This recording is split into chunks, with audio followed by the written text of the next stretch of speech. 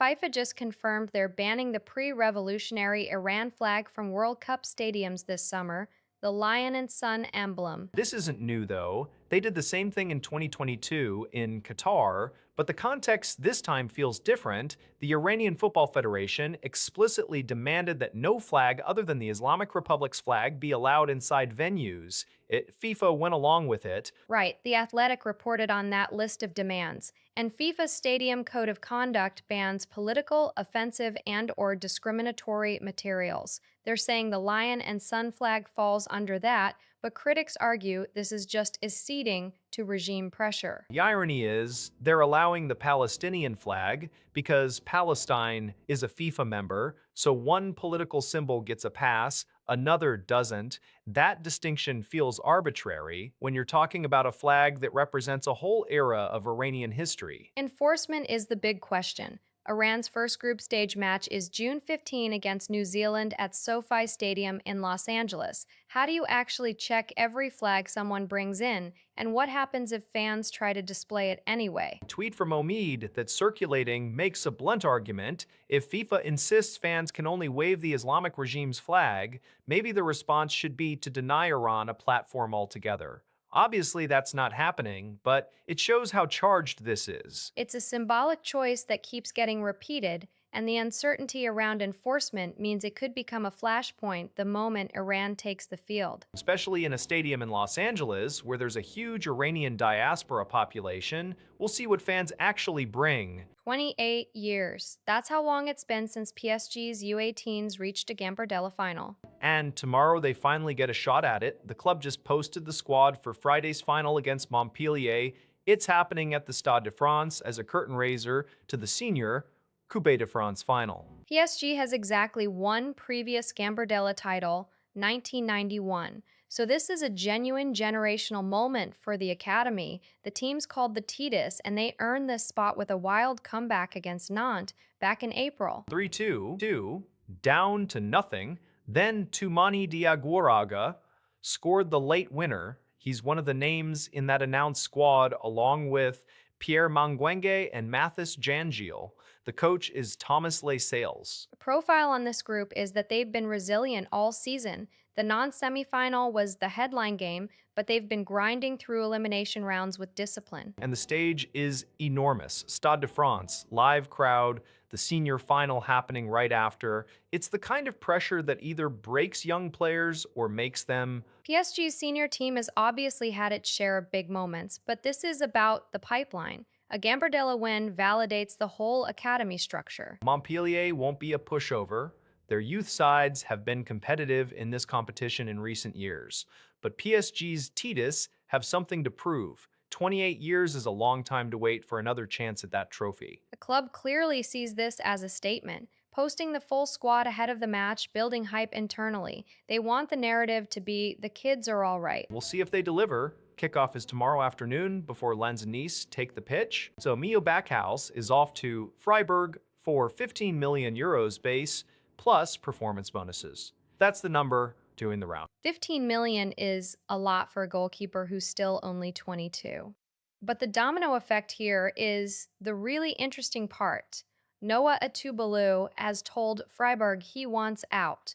Brighton and Milan are circling. Right, and today is literally his likely last match, the Europa League final. That's a big stage to go out on. Meanwhile, Freiburg are locking Backhouse down until 2031. And Bremen are already planning for life without him. They're activating a €3 million option to bring in Karl Hein from Arsenal. So it's a three-club shuffle, Atubalu out, Backhouse in at Freiburg. Hein becomes Bremen's new number one. The Pledagol tweet from tonight says the clubs are in close contact trying to get a quick agreement, and a lot rests on Adebolu, where he lands determines the fee and the timing. That 15 million is Freiburg's record signing, by the way. They've never spent that much on a keeper. It tells you how highly they rate Backhouse. But it's contingent. If Atubolu's move stalls, does this whole thing fall apart? The tweet says both Freiburg and Bremen want it done fast, but the keeper himself is the bottleneck. Tuvalu's representatives have already informed the club. He's played his last game for them. I think this gets announced within the week. I hope so. Otherwise, we're just watching a very expensive game of musical chairs. We have grown accustomed to Iranian bullying. That's UAE presidential advisor Anwar Gargash calling Tehran's Strait of Hormuz ambitions a pipe dream born from what he calls a clear military defeat. And he's not holding back. The context here is that Iran recently set up a Persian Gulf Strait authority that now requires all vessels to submit a vessel information declaration for passage. They're charging up to $2 million per ship. 2 million. That's not just posturing, it's a revenue grab. Gargash specifically accused Iran of trying to impose a new regional reality, and he said the international community has grown accustomed to their bullying. Trust is broken. UAE is citing UN Security Council Resolution 2817, which condemns Iranian disruption of the waterway and calling for the strait's immediate reopening. But meanwhile, just days ago, the IRGC announced a new maritime control area extending into the Gulf of Oman. So it's not just the strait itself, Iran is pushing outward. Gargash called the whole thing unrealistic, but the PGSA is already operational. Ships are filing declarations. The fees are being collected. Right, and that's the tension. The UAE says this is a fantasy after a clear military defeat. Iran acts like it's the new normal. Enforcement of that UN resolution is the missing piece. Exactly. Gargash framed it as Tehran trying to lock in wartime gains through regulation. Whether the rest of the world backs the UAE's position with more than just words, that's the open question. For now, shipping through Hormuz comes with a form, a fee, and a diplomatic standoff that isn't cooling down. So the Pentagon is reportedly trying to pull an $80 million loan to Re-Element Technologies, a rare earths refiner based in Indiana, and apparently that's causing a full-blown clash with the White House. Yeah, this is a fascinating reversal because that loan only got announced back in November 2025, so about 6 months ago, through the Pentagon's Office of Strategic Capital. The whole point was to expand Element's recycling and processing operations to help the US stop shipping rare earth ore to China for refining. Right, and the context here is wild. MP Materials, which runs the Mountain Pass mine in California, currently has to send its ore to China because we just don't have the domestic processing capacity. That's the bottleneck. So this $80 million loan was part of a much bigger push. The One Big Beautiful bill included $7.5 billion for critical minerals, and the OSC also put $400 million into MP Materials directly, plus another $620 million for a magnet maker called Vulcan Elements. So the Pentagon's own investment arm was basically all in on building a domestic rare earth supply chain, and now reportedly they're trying to pull the plug on one piece of it. What's the argument that Re-Element isn't delivering? The tweet doesn't say why they're reconsidering, but pulling an $80 million loan from a company that's trying to recycle rare earths while you're simultaneously trying to reduce dependence on China, that's a real mixed signal, and the White House clearly sees it that way, hence the clash. It's also just bad timing. China still controls something like 90% of rare earth processing. Every dollar you pull back from domestic capacity is a dollar that keeps the supply chain in Beijing's hands. So either the Pentagon has a very specific concern about Re-Element, or this is a broader policy fight playing out in public. Yeah, and we don't know which yet, but the fact that it's leaking, that this is a reported consideration rather than a done deal, suggests the fight is still very much active. Right. The loan was conditional, so maybe the conditions weren't met. But if the Pentagon walks away from this, they'll have to explain why they're comfortable keeping the US reliant on Chinese refineries. Exactly, and that's a hard sell when you just spent billions signaling the exact opposite. Anna Swanson's NYT piece is basically a shopping list of headaches these CEOs brought to Beijing. NVIDIA's H200 chips cleared by commerce for 10 Chinese firms, but Beijing hasn't signed off on any purchases. So Jensen Huang gets a green light from his own government and then hits a wall on the other side. And the motivation on China's end seems pretty clear: protect their domestic chip makers. The H200 is still a premium product they want, but they're not going to just hand NVIDIA the market. Micron's in a different kind of bind. Banned by China's cybersecurity review back in 2023, their China revenue went from 14% of total to just over 7% by last year. They've poured over 4 billion yuan into a Xi'an plant. That's more than $600 million trying to stay visible in the market. But the ban's still largely in place. So you've got these massive American chip companies all carrying specific messy problems into a single diplomatic trip. And it's not just semiconductors. Visa's there, Coherent, Illumina. Illumina was blocked from gene sequencer exports in 2025, only saw some easing late last year, but approvals are still required. Trump brought about 17 CEOs total. It's a very concentrated lobbying effort dressed up as a state visit. The question is whether any of these roadblocks actually got resolved on the ground. So Aston Villa's victory parade through Birmingham just wrapped up. Thousands of fans lining the streets, flares going off, the whole thing. And this is for the Europa League, right? They beat Freiburg and Istanbul yesterday. 3-0 at Besiktas Park.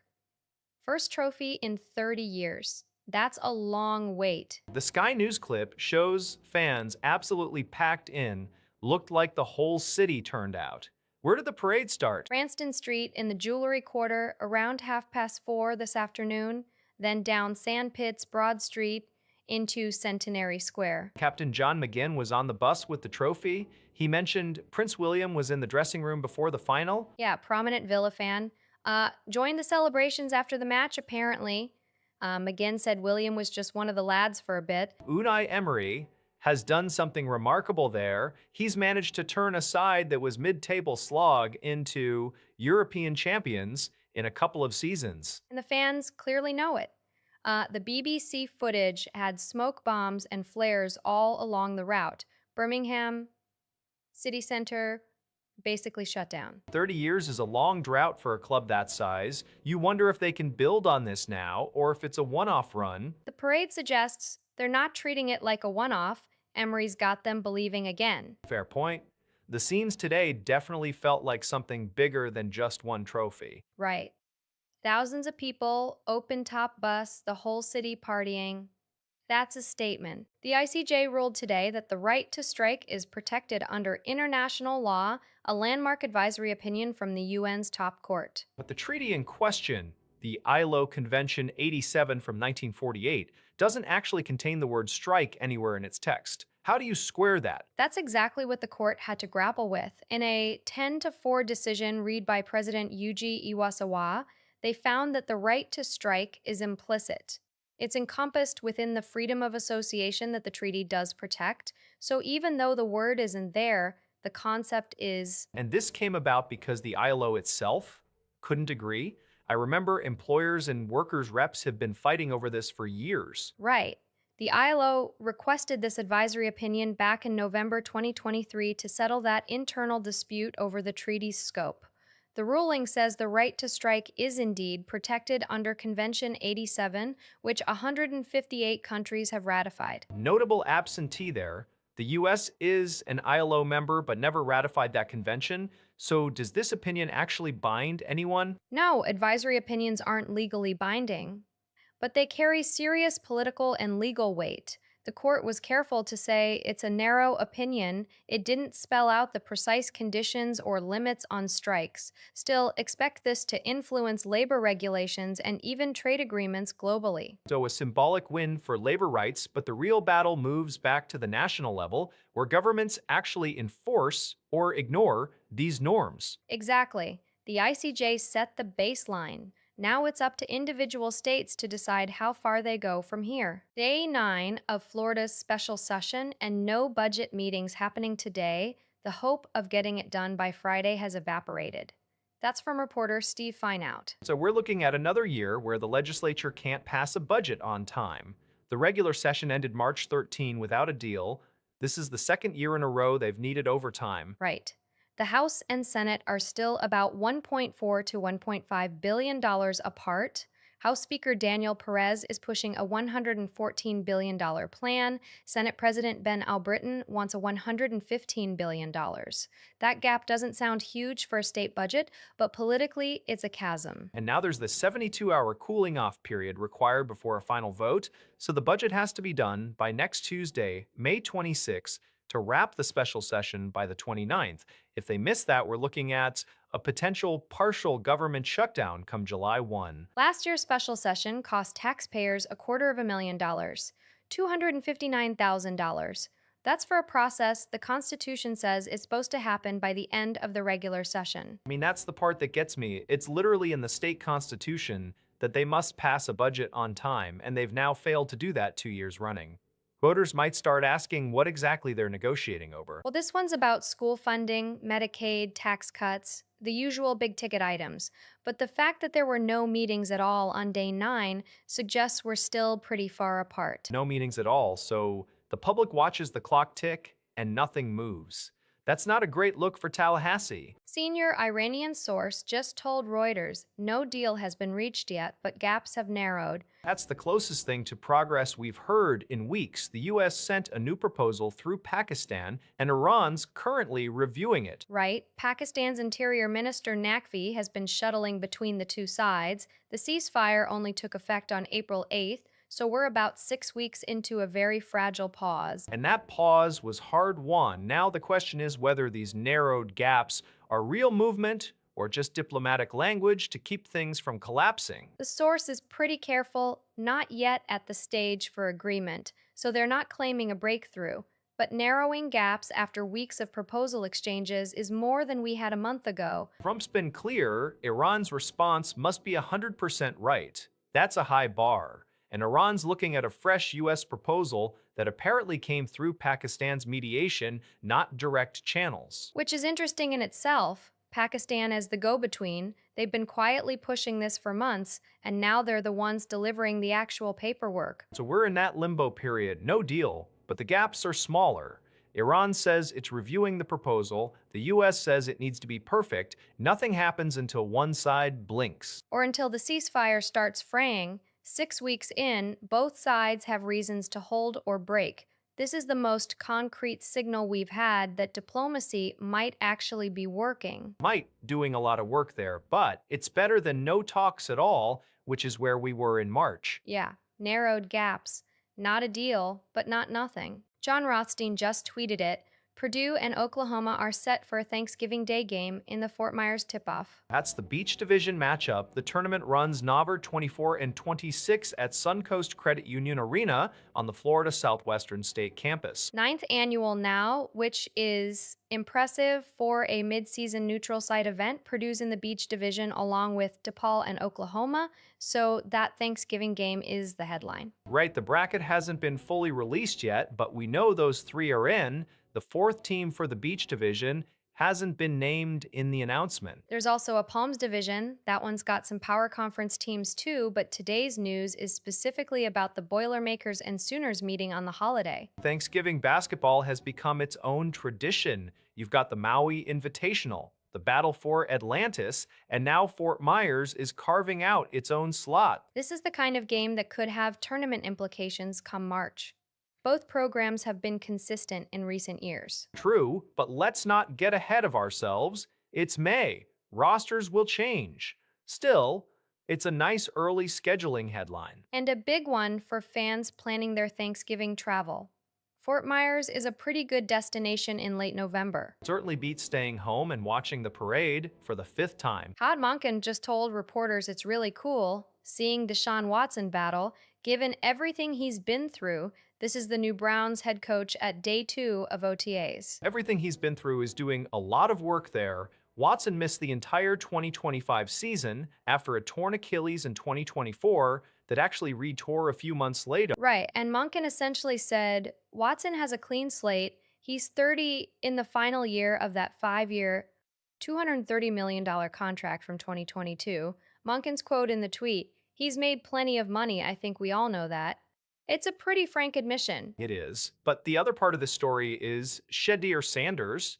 He started the final 7 games last season, went 324, and Munkin says he's come miles in his progressions. Both guys are splitting first team reps right now. That's the real tension. You have the former franchise quarterback on a mega deal recovering from a catastrophic injury, and the second year rookie who actually played meaningful snaps last year. Munkin's not handing Watson anything. No, and he shouldn't. Watson hasn't played meaningful football since 2023 at this point. But Munkin's tone is interesting. He's giving Watson credit for wanting to battle while also making it clear the job is open. Wants to battle is the phrase, and Munkin said he's giving Watson a new playbook, new opportunity. It sounds like they're genuinely trying to reset the dynamic, not just run out the contract. The contract is the elephant. That cap hit doesn't go away, but if Watson can't beat out Sanders in a fair competition, Cleveland has a real decision to make before next season. Mehmetçik dustlu endan emin olunan kuvvet demektir. That's Erdanya speaking today at the EFS 2026 exercise in Esir. EFS 2026, Joint Military Drill, 50 countries involved, over 1,300 foreign troops on the ground. That's a statement of scale before he even opens his mouth. Right. He called the Turkish army the Army of Peace, Stability, and Independence. But the sharper line was about not allowing this trust front to be shaken. A direct shot at anyone making calculations against Turkey. And he didn't stop with general deterrence. He specifically referenced Israeli operations in Gaza and Lebanon, calling the perpetrators genocide networks. That's the language Ankara has been leaning into for months now. The exercise itself is showcasing domestic defense products, a real hardware flex. But the message is political. We're reliable to our friends. We're a problem for our adversaries. 50 countries participating, though, that's a lot of buy-in. Not all of them would sign on to the genocide network's framing. So there's a tension there between the coalition building of the exercise and the unilateral rhetoric. Erdanya seems to be threading it. Defend humanity's common values while making clear Turkey won't be pushed around. The speech frames the whole thing as policing a sensitive period. Sensitive period. That's putting it mildly. You've got a joint exercise with half the world's militaries, and the host is calling out specific countries by their operations. The diplomatic dance must be exhausting. It's a balancing act, but the crowd in Izir today heard a clear promise: the Mehmetçik is a friend you can count on and a line you shouldn't cross. So the DNC autopsy of Kamala Harris's 2024 loss is finally out after months of delay and a pretty intense pressure campaign. And the key detail here is that Pennsylvania Governor Josh Shapiro called DNC Chair Ken Martin about a week ago, and that call reportedly left Martin rattled. According to NBC, Shapiro expressed unhappiness that the report hadn't been made public. Right, and that call seems to have been the tipping point. Martin announced the release today, May 21, after sitting on it since early 2025. He'd commissioned it right after he became chair, hired a consultant named Paul Rivera, who conducted hundreds of interviews. But here's where it gets messy. Rivera apparently missed a lot of top Biden and Harris campaign officials during those interviews. And the report itself? No source material provided, no conclusion written. It's being described as incomplete. The autopsy does take some swings, though. It criticizes the party's over-reliance on identity politics and says they neglected local party infrastructure. But it largely spares Harris herself. Which feels like a political choice, not a factual one. Martin apologized for the delay today, saying he initially held it back to avoid a distraction before the 2026 midterms. But the distraction ended up being the delay itself. Yeah, the internal furor was real. Multiple sources describe a party chair under siege from governors and donors. Shapiro was just the one who got through. Do we finally have the autopsy? The question is, does it actually change anything? Or is this just a document that everyone will disagree about and then move on? I think that's the real story here. The report exists now, but the party's still fighting about what it means. 15 indictments, $90 million. That's what federal officials just announced in Minnesota, largest Medicaid fraud case they've ever brought in the state. And these weren't phantom schemes. The charges target 7 state programs serving children with autism, disabled individuals, the most vulnerable populations you can imagine. Right, and the press conference had some heavy hitters.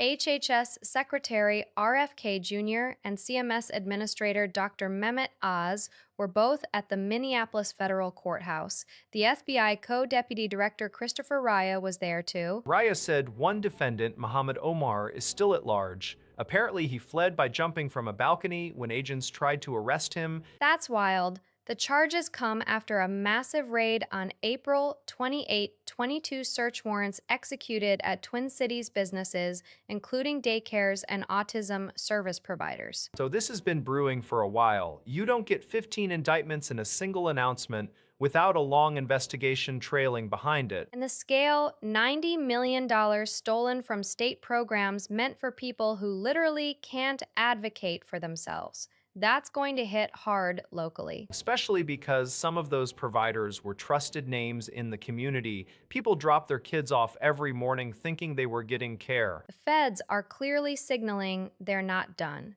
When you bring the HHS secretary and the CMS administrator to a local courthouse, that's a statement. It's also political. Minnesota's been ground zero for fraud stories in recent years. This keeps the pressure off. And with one defendant still out there, the story isn't over. Jumping from a balcony, that's not someone who thinks they can talk their way out of this. No, that's someone who knows exactly what the evidence looks like. President Trump tells Reuters the U.S. will go into Iran, retrieve the country's highly enriched uranium, and likely destroy it, all at a nice leisurely pace using heavy machinery. Leisurely pace.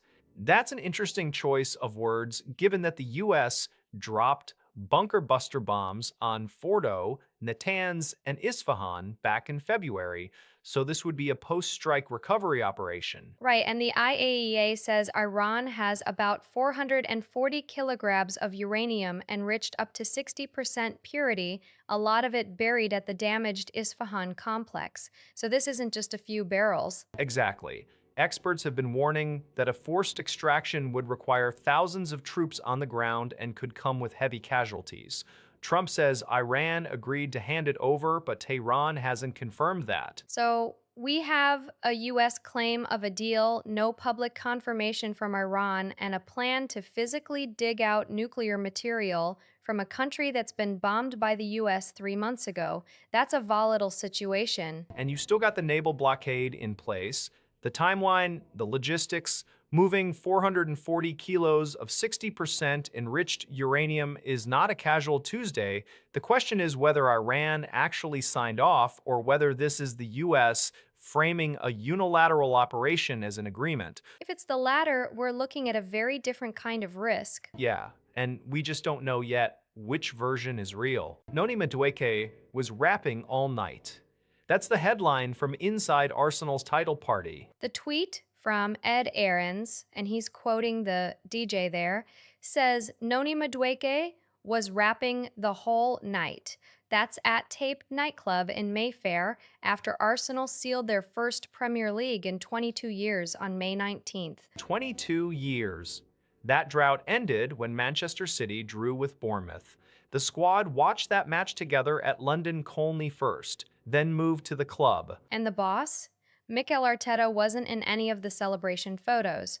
Multiple outlets are reporting he stayed away from the nightclub entirely. Which is fascinating. You win the league for the first time in over 2 decades, and your manager doesn't join the players at the club. There's some speculation he wanted the squad to have their own moment without him hovering, but the photos that did come out, Bukayo Saka, Ian Wright popping bottles, the whole squad doing a 5 a.m. walk around the Emirates pitch, no Arteta in any of them. Saka's sass, as one report put it, and a 5 a.m. Emirates stroll. That's a party that went all night. Noni Madueke on the mic, the trophy there. It's a very specific kind of celebration. The Athletics Inside Story mentions lots of bottle, which I think is both literal and metaphorical. 22 years of waiting, and the squad let loose. And yet the manager chose to step back. I'd love to know what was said in that dressing room before they left for Mayfair. Whatever it was, it worked. The players got their night, Arteta got his distance, and now the real question is what they do next season. Can they hold off City again? Right. because one title breaks the drought, two starts the dynasty. But for now, Noni Madueke rapping all night is the image that's going to stick. Did River Plate just lose to Vélez in the Youth League? Their official account says 1-0 in the Torneo Proyección, but the details don't quite add up. Yeah, I saw the tweet. It's from the club's verified account, so it's not a hoax. But when you check the Proyection schedule, there's no recent match with that scoreline. The only Velez 1-0 win over River was in the first division back in February. Manuel Lanzini scored the only goal at the Jose Amalfitani. So the club might have mixed up the competition tags? That's a pretty basic error for an official account. Could be. Or it's a Proyection match that just happened today and the reporting hasn't caught up yet. But earlier Proyection results tell a different story. River beat Vélez 2-1 in the second fecha of the 2026 Copa Proyection with goals from Alexis Gonzalez and Jonas Luna. And there was another River 2-1 win in that league back in 2024. So a 1-0 loss would actually be a swing. That's interesting. But then why tweet it if it's maybe not even the right league? That's the weird part. The tweet says, Final del Partido, Vélez Yibe River 0, and tags High Torneo Proyección. If it really was the Proyección, you'd expect some match report or lineup post by now. Nothing. So either it's a very recent game with delayed coverage, or someone in social hit send on the wrong result. Or maybe they meant the senior team loss from February and just retreaded it as a throwback? But the language doesn't sound like a retro post, it's a plain final score. Right. No on this day framing, it reads like live news, which means either a Proyection game happened today that we haven't seen previewed anywhere, or there's a mix-up. Either way, River fans are probably confused right now. And Vélez fans are celebrating a win they might not have earned yet. Exactly. We'll see if more details surface, but for now, that tweet is sitting there with zero context and the research doesn't back it up. Unusual for a club that size to drop something that ambiguous. Over 64,000 troops. That's the scale of the joint Russia-Belarus nuclear drills that just wrapped up today. Putin and Lukashenko monitored the final day by video link. And this was live participation, not just a briefing afterward. First time both leaders directly oversaw a nuclear exercise together. The numbers are staggering: 200 missile launch systems, 140 aircraft, over 70 warships, 13 subs. Russia's defense ministry confirmed nuclear munitions were moved to field storage facilities of a missile brigade in Belarus. They test-launched intercontinental ballistic missiles, plus Zircon and Dagger hypersonic missiles. Belarusian forces also fired Iskander missiles. Which is the part that gets attention, non-nuclear ally, nuclear weapons on its soil, live drills. Lukashenko called them purely defensive. Putin said nuclear use remains an extreme and exceptional measure, but the signal is unmistakable. Ukraine certainly read it that way. They announced enhanced security measures in their northern regions right along the Belarus border. The drills ran May 19 through 21, so this finished today. So you've got the first direct leader-to-leader participation in a nuclear exercise in a war context, with Belarus hosting actual munitions. That's a threshold crossed, even if both leaders insist it's routine posture. And the question is whether this becomes a repeating pattern or a one-off display. Putin's framing as extreme and exceptional suggests he's still calibrating how far to push, but a live video link with nuclear forces at his command. Right. The imagery alone. John Rothstein just dropped his latest Rothstein 45, the daily off-season rankings, and there's a new top 5. Florida at number 1, Illinois 2nd, Duke 3rd, Michigan 4th, UConn 5th. That's a pretty big shakeup from where things stood a month ago. Back in April 21st, Rothstein had Michigan at number 1, Florida at 2, UConn at 3. Now Florida jumps to the top, Illinois comes out of nowhere into 2nd, and Michigan slides to 4. Exactly, and the whole point of these daily updates is that rosters are still far from final. The transfer portal is still open, so programs are adding and losing pieces every day. Rothstein's list is basically a live snapshot of where talent is pooling. So Florida's rise makes sense if they've had a productive late portal window. They were already a top seed in his March bracket projection. Illinois jumping to number 2 is the real surprise. They weren't in the top 5 in April. Who did they add? The tweet doesn't specify, but the research says the lists shift daily as teams finalize. Could be a big transfer commitment that just went public. Duke and UConn staying near the top isn't surprising. They're always in the mix this time of year. Right, and this is all hosted on FanDuel Research, so it's part of a broader betting adjacent content push. Rothstein's been doing these for years. It's essentially his personal power index, updated every single day through the offseason. Which means by tomorrow, the top five could look completely different again. That's what makes following it fun and maddening if you're a fan trying to lock in expectations. True. But for now, Florida is king. Illinois is the new hot thing, and Michigan fans are probably staring at that drop from first to fourth and wondering what changed in 4 weeks. So, this BBC headline about a surgeon being blackmailed for drugs after having sex with a patient, it's one of those stories where every detail makes it worse. Yeah, Chirag Patel, consultant neurosurgeon at University Hospital Wales in Cardiff. He operated on patient A in September 2019, spinal surgery, and then started a sexual relationship with her shortly after. That's already an enormous abuse of position. Then, between May 2022 and January 2023, he prescribed her morphine sulfate and diazepam without ever recording it in hospital notes or telling her GP. His defense was that she was blackmailing him, threatening to expose the relationship if he didn't keep supplying the drugs. The tribunal actually acknowledged that claim, but still found the misconduct persistent, repeated, and an abuse of professional position. They did note genuine remorse and said the risk of repetition was reduced. But an 8-month suspension feels light for a surgeon who had a sexual relationship with a patient while she was still under his care, then prescribed controlled substances off the books. The tribunal clearly weighed the blackmail context. They didn't dismiss it entirely.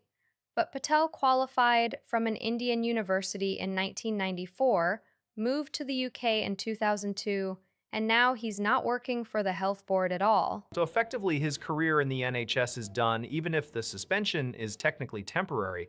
I just wonder if the blackmail claim is true, why didn't he go to the authorities in 2022 instead of writing the prescriptions? Right. That's the hole in the story. He kept supplying drugs for 8 months.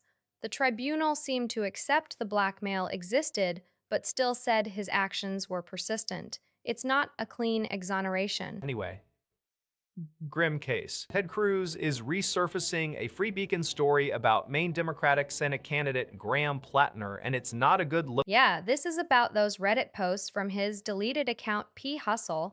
Plattner's a Marine Corps veteran himself, which makes some of this especially jarring. Specifically, in a 2019 post, he commented on a video of a wounded soldier, later identified as PFC, Ted Daniels, who earned a Purple Heart after being shot 4 times by the Taliban in 2012, and wrote, quote, "Dumb mother farmer didn't deserve to live," criticizing the soldier's tactical decisions. The soldier was shot 4 times, and Plattner, a fellow veteran, called him that. He's since apologized, attributing it to depression and PTSD, calling it "snot meant to be taken seriously." But it's not just that one post. The research on this is deep. He's also described himself as a communist, used homophobic slurs, and posted graphic sexual content. This is the presumptive Democratic nominee to unseat Republican Senator Susan Collins in November. So the question becomes, does this actually move the needle in a Maine general election?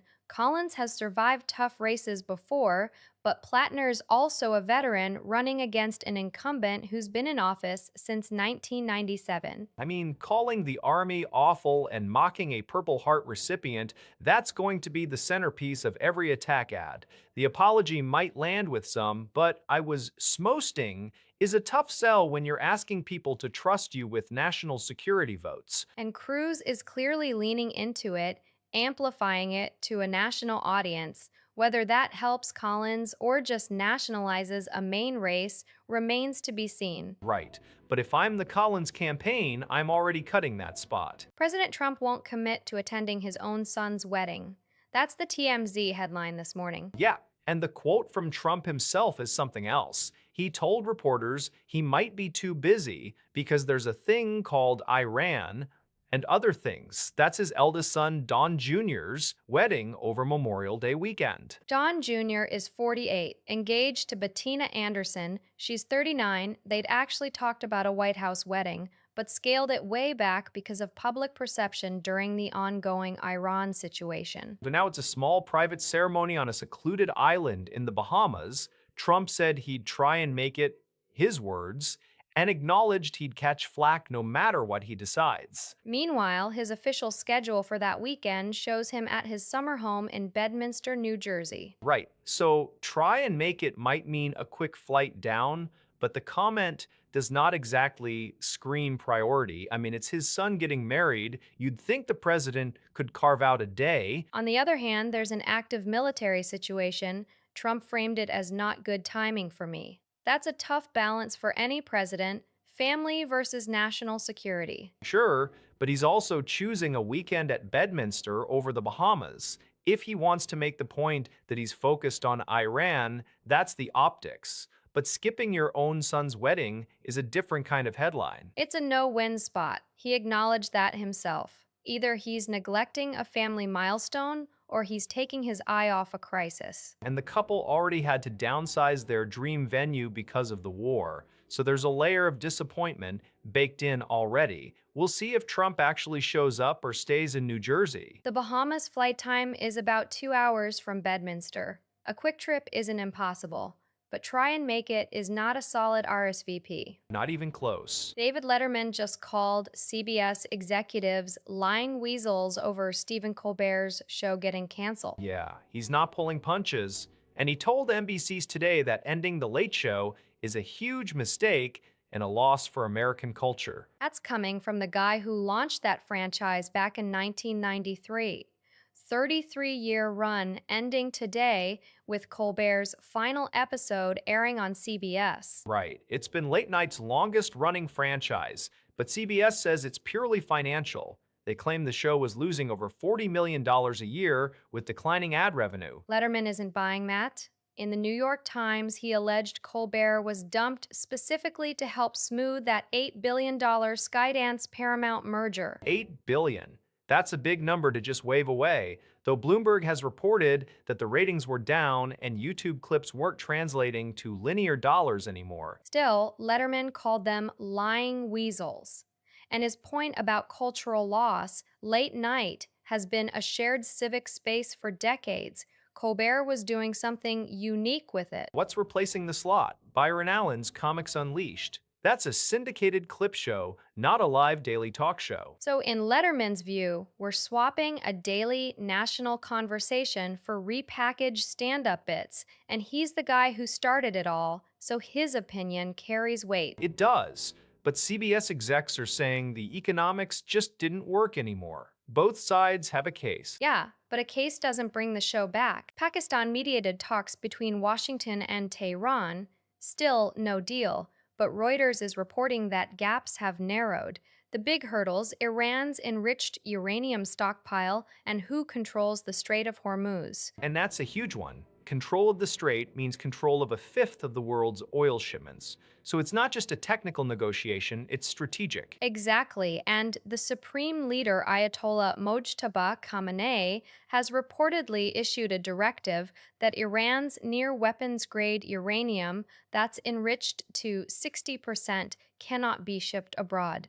That directly clashes with what the U.S. is likely demanding. Right, because if you're the US, you want that material out of the country, or at least down-blended, but Iran's position is, it stays here. Trump has been saying the talks are in the final stages, but the Iranian source tells Reuters there's no deal yet, so either the two sides are really close, or one side is spinning. Or both.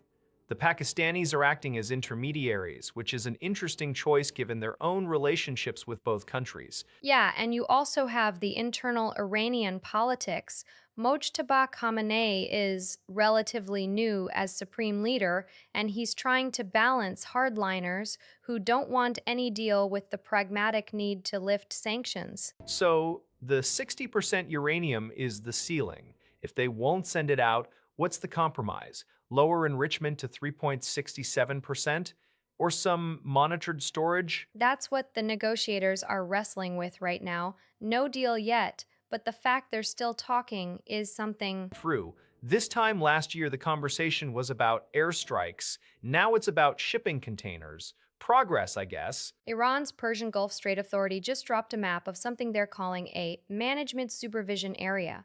It covers over 22,000 square kilometers. 22,000. That's basically redrawing the Strait of Hormuz, and it was announced yesterday, May 20th.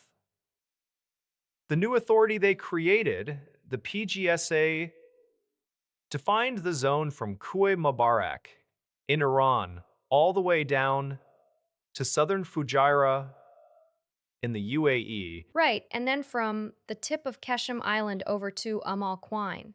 So it's not just a claim over the strait itself, it pushes straight into Emirati and Omani territorial waters. The Telegraph is reporting neighboring countries are angered, which feels like an understatement. Yeah, angered is diplomatic language for this is a direct challenge to maritime sovereignty.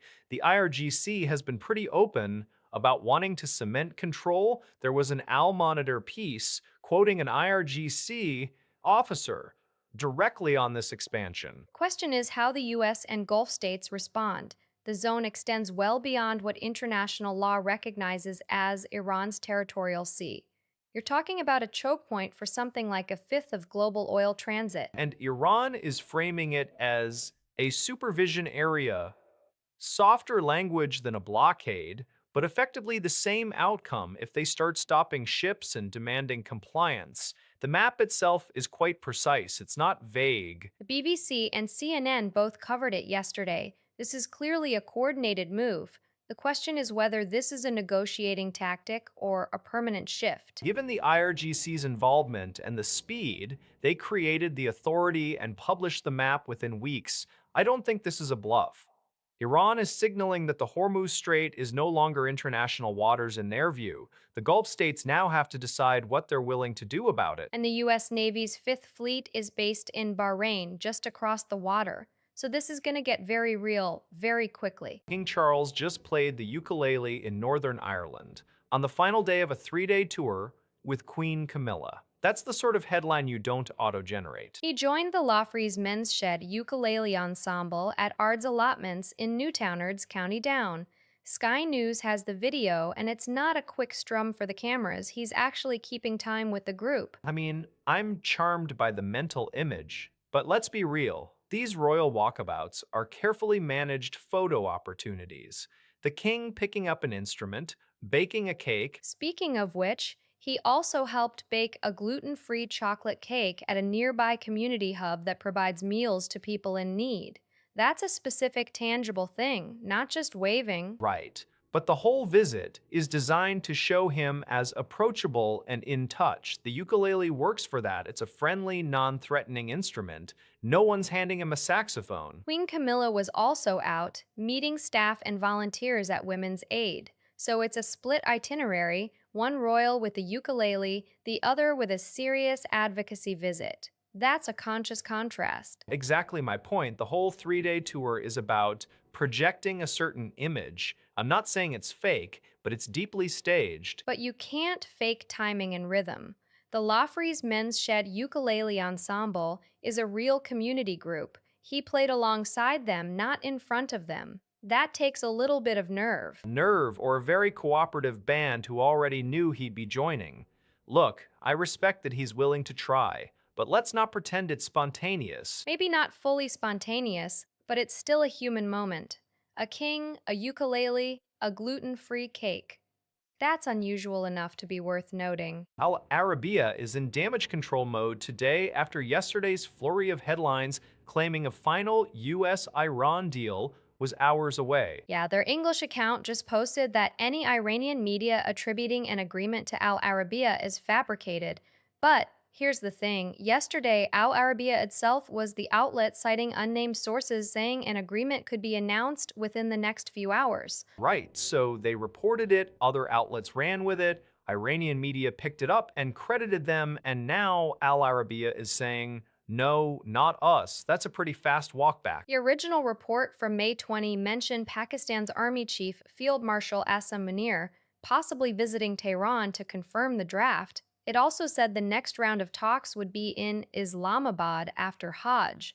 There was even speculation about easing the Strait of Hormuz blockade. None of which has been officially confirmed by either government. And meanwhile, Iran's chief negotiator Ghalibaf accused the US of seeking a new war. So you got a massive credibility gap between the mediated talks involving Pakistan, Qatar, others, and what's actually been signed. I think what Al Arabiya is trying to do is firewall themselves from claims that they were the source of a false breakthrough.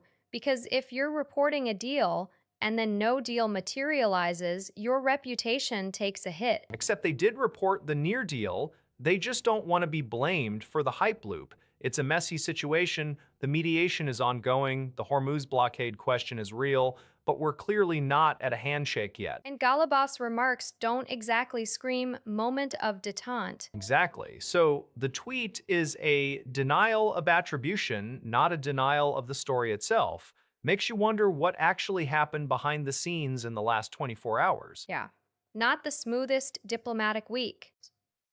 $1.4 trillion consulting tax, that's the number Forbes is using to describe what Accenture-style firms charge for enterprise IT migrations, and the piece profiles a startup that says it can do the same work with AI agents for a fraction of the time and cost. We're at Tessera Labs.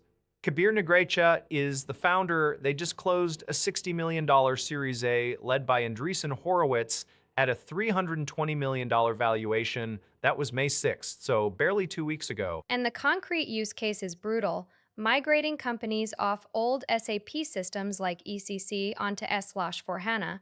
Normally, that's a multi-year engagement with armies of consultants billing by the hour. Tessera claims they can compress that timeline from years to weeks and cut costs by more than half.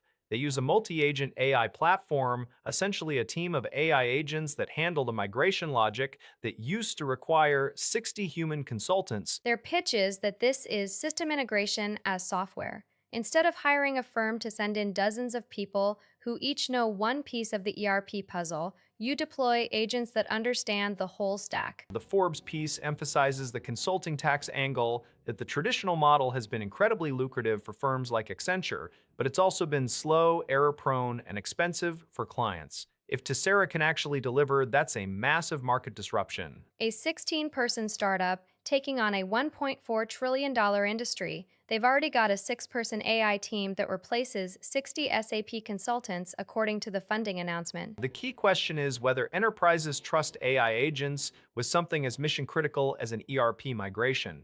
One bug and payroll stops working, but a 16Z clearly sees the math. $320 million valuation suggests they're betting the trust problem gets solved. Either way, the consulting industry just got a very loud wake-up call. Tomorrow, May 22nd, Disney releases The Mandalorian and Grogu.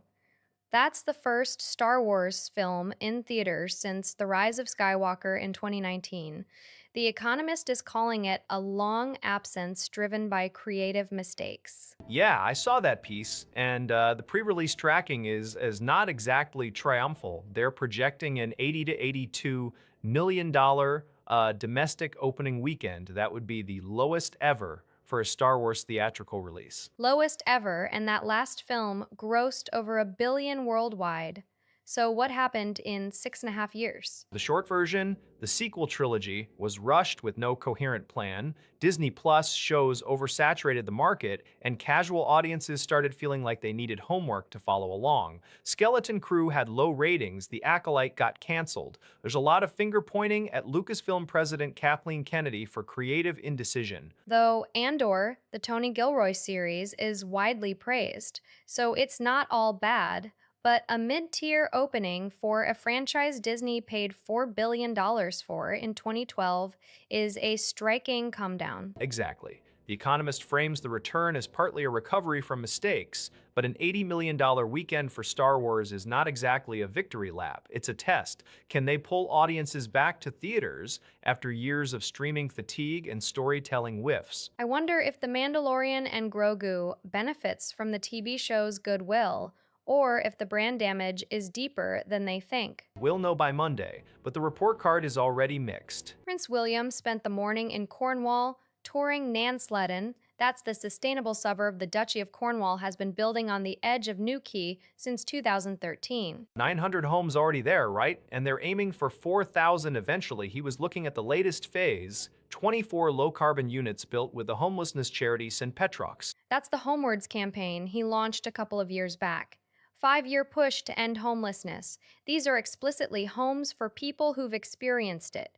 First batch was supposed to finish last autumn, so they should be occupied by now. The interesting bit is, the Duchy's wider plan, announced just days ago, they're selling off 20% of the estate over the next decade to raise £500 million for affordable housing and environmental projects.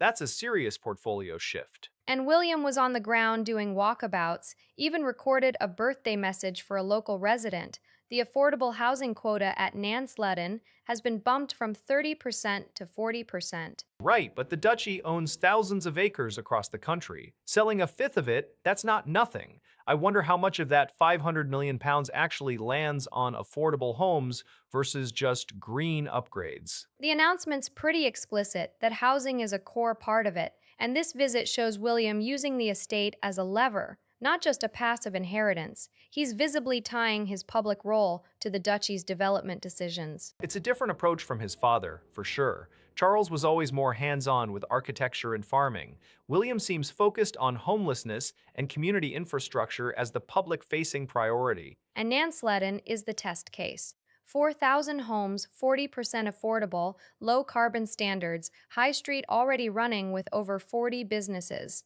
If that model scales, Big if, but it's the most concrete home-building effort from a royal in decades. Brian Mast just sent Marco Rubio a letter about Argentina's Paraná River tender. The House Foreign Affairs chair is warning that a Belgian dredging firm might be acting as a front for Chinese state-owned companies. The Paraná River, that's the big agricultural export route, right? Handles most of Argentina's soy, corn, wheat. Exactly. 25-year contract to dredge and operate the waterway, projected investment of $10 billion.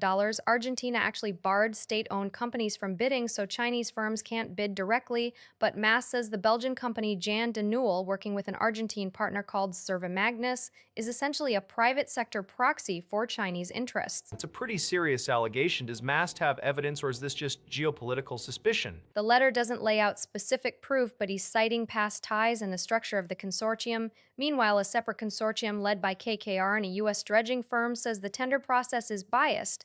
They claim the auction favors the group with those past China links. So you've got two overlapping disputes, one about Chinese influence, one about whether the bidding process itself is rigged. And this is happening under Javier Milei, who campaigned as a pro-U.S., anti-China libertarian. Right, and that's the irony. Malay's government opened the tender, and now Washington is essentially saying your auction might let China in through the back door. The State Department hasn't commented yet, but Rubio now has the letter. I wonder how Milei responds. He needs the investment. $10 billion is a lot for an Argentine administration trying to stabilize the economy. But brushing off a warning from the House Foreign Affairs chair would be a pretty loud signal. Especially with a Republican majority that's been hawkish on China. No easy out here. No easy out at all. A $2.9 billion federal loan just got approved for a mining project in Idaho, and it's not just about gold. That's the Perpetua Resources Stibnite project, right? I saw the Exim board vote was unanimous. Unanimous, the Export-Import Bank signed off on a 13-year credit facility, $2.4 billion of it hitting upfront to fund construction. And the reason isn't the gold, it's the antimony. Stibnite is the only known domestic reserve of the stuff. Antimony, that's the mineral used in armor-piercing bullets and certain munitions.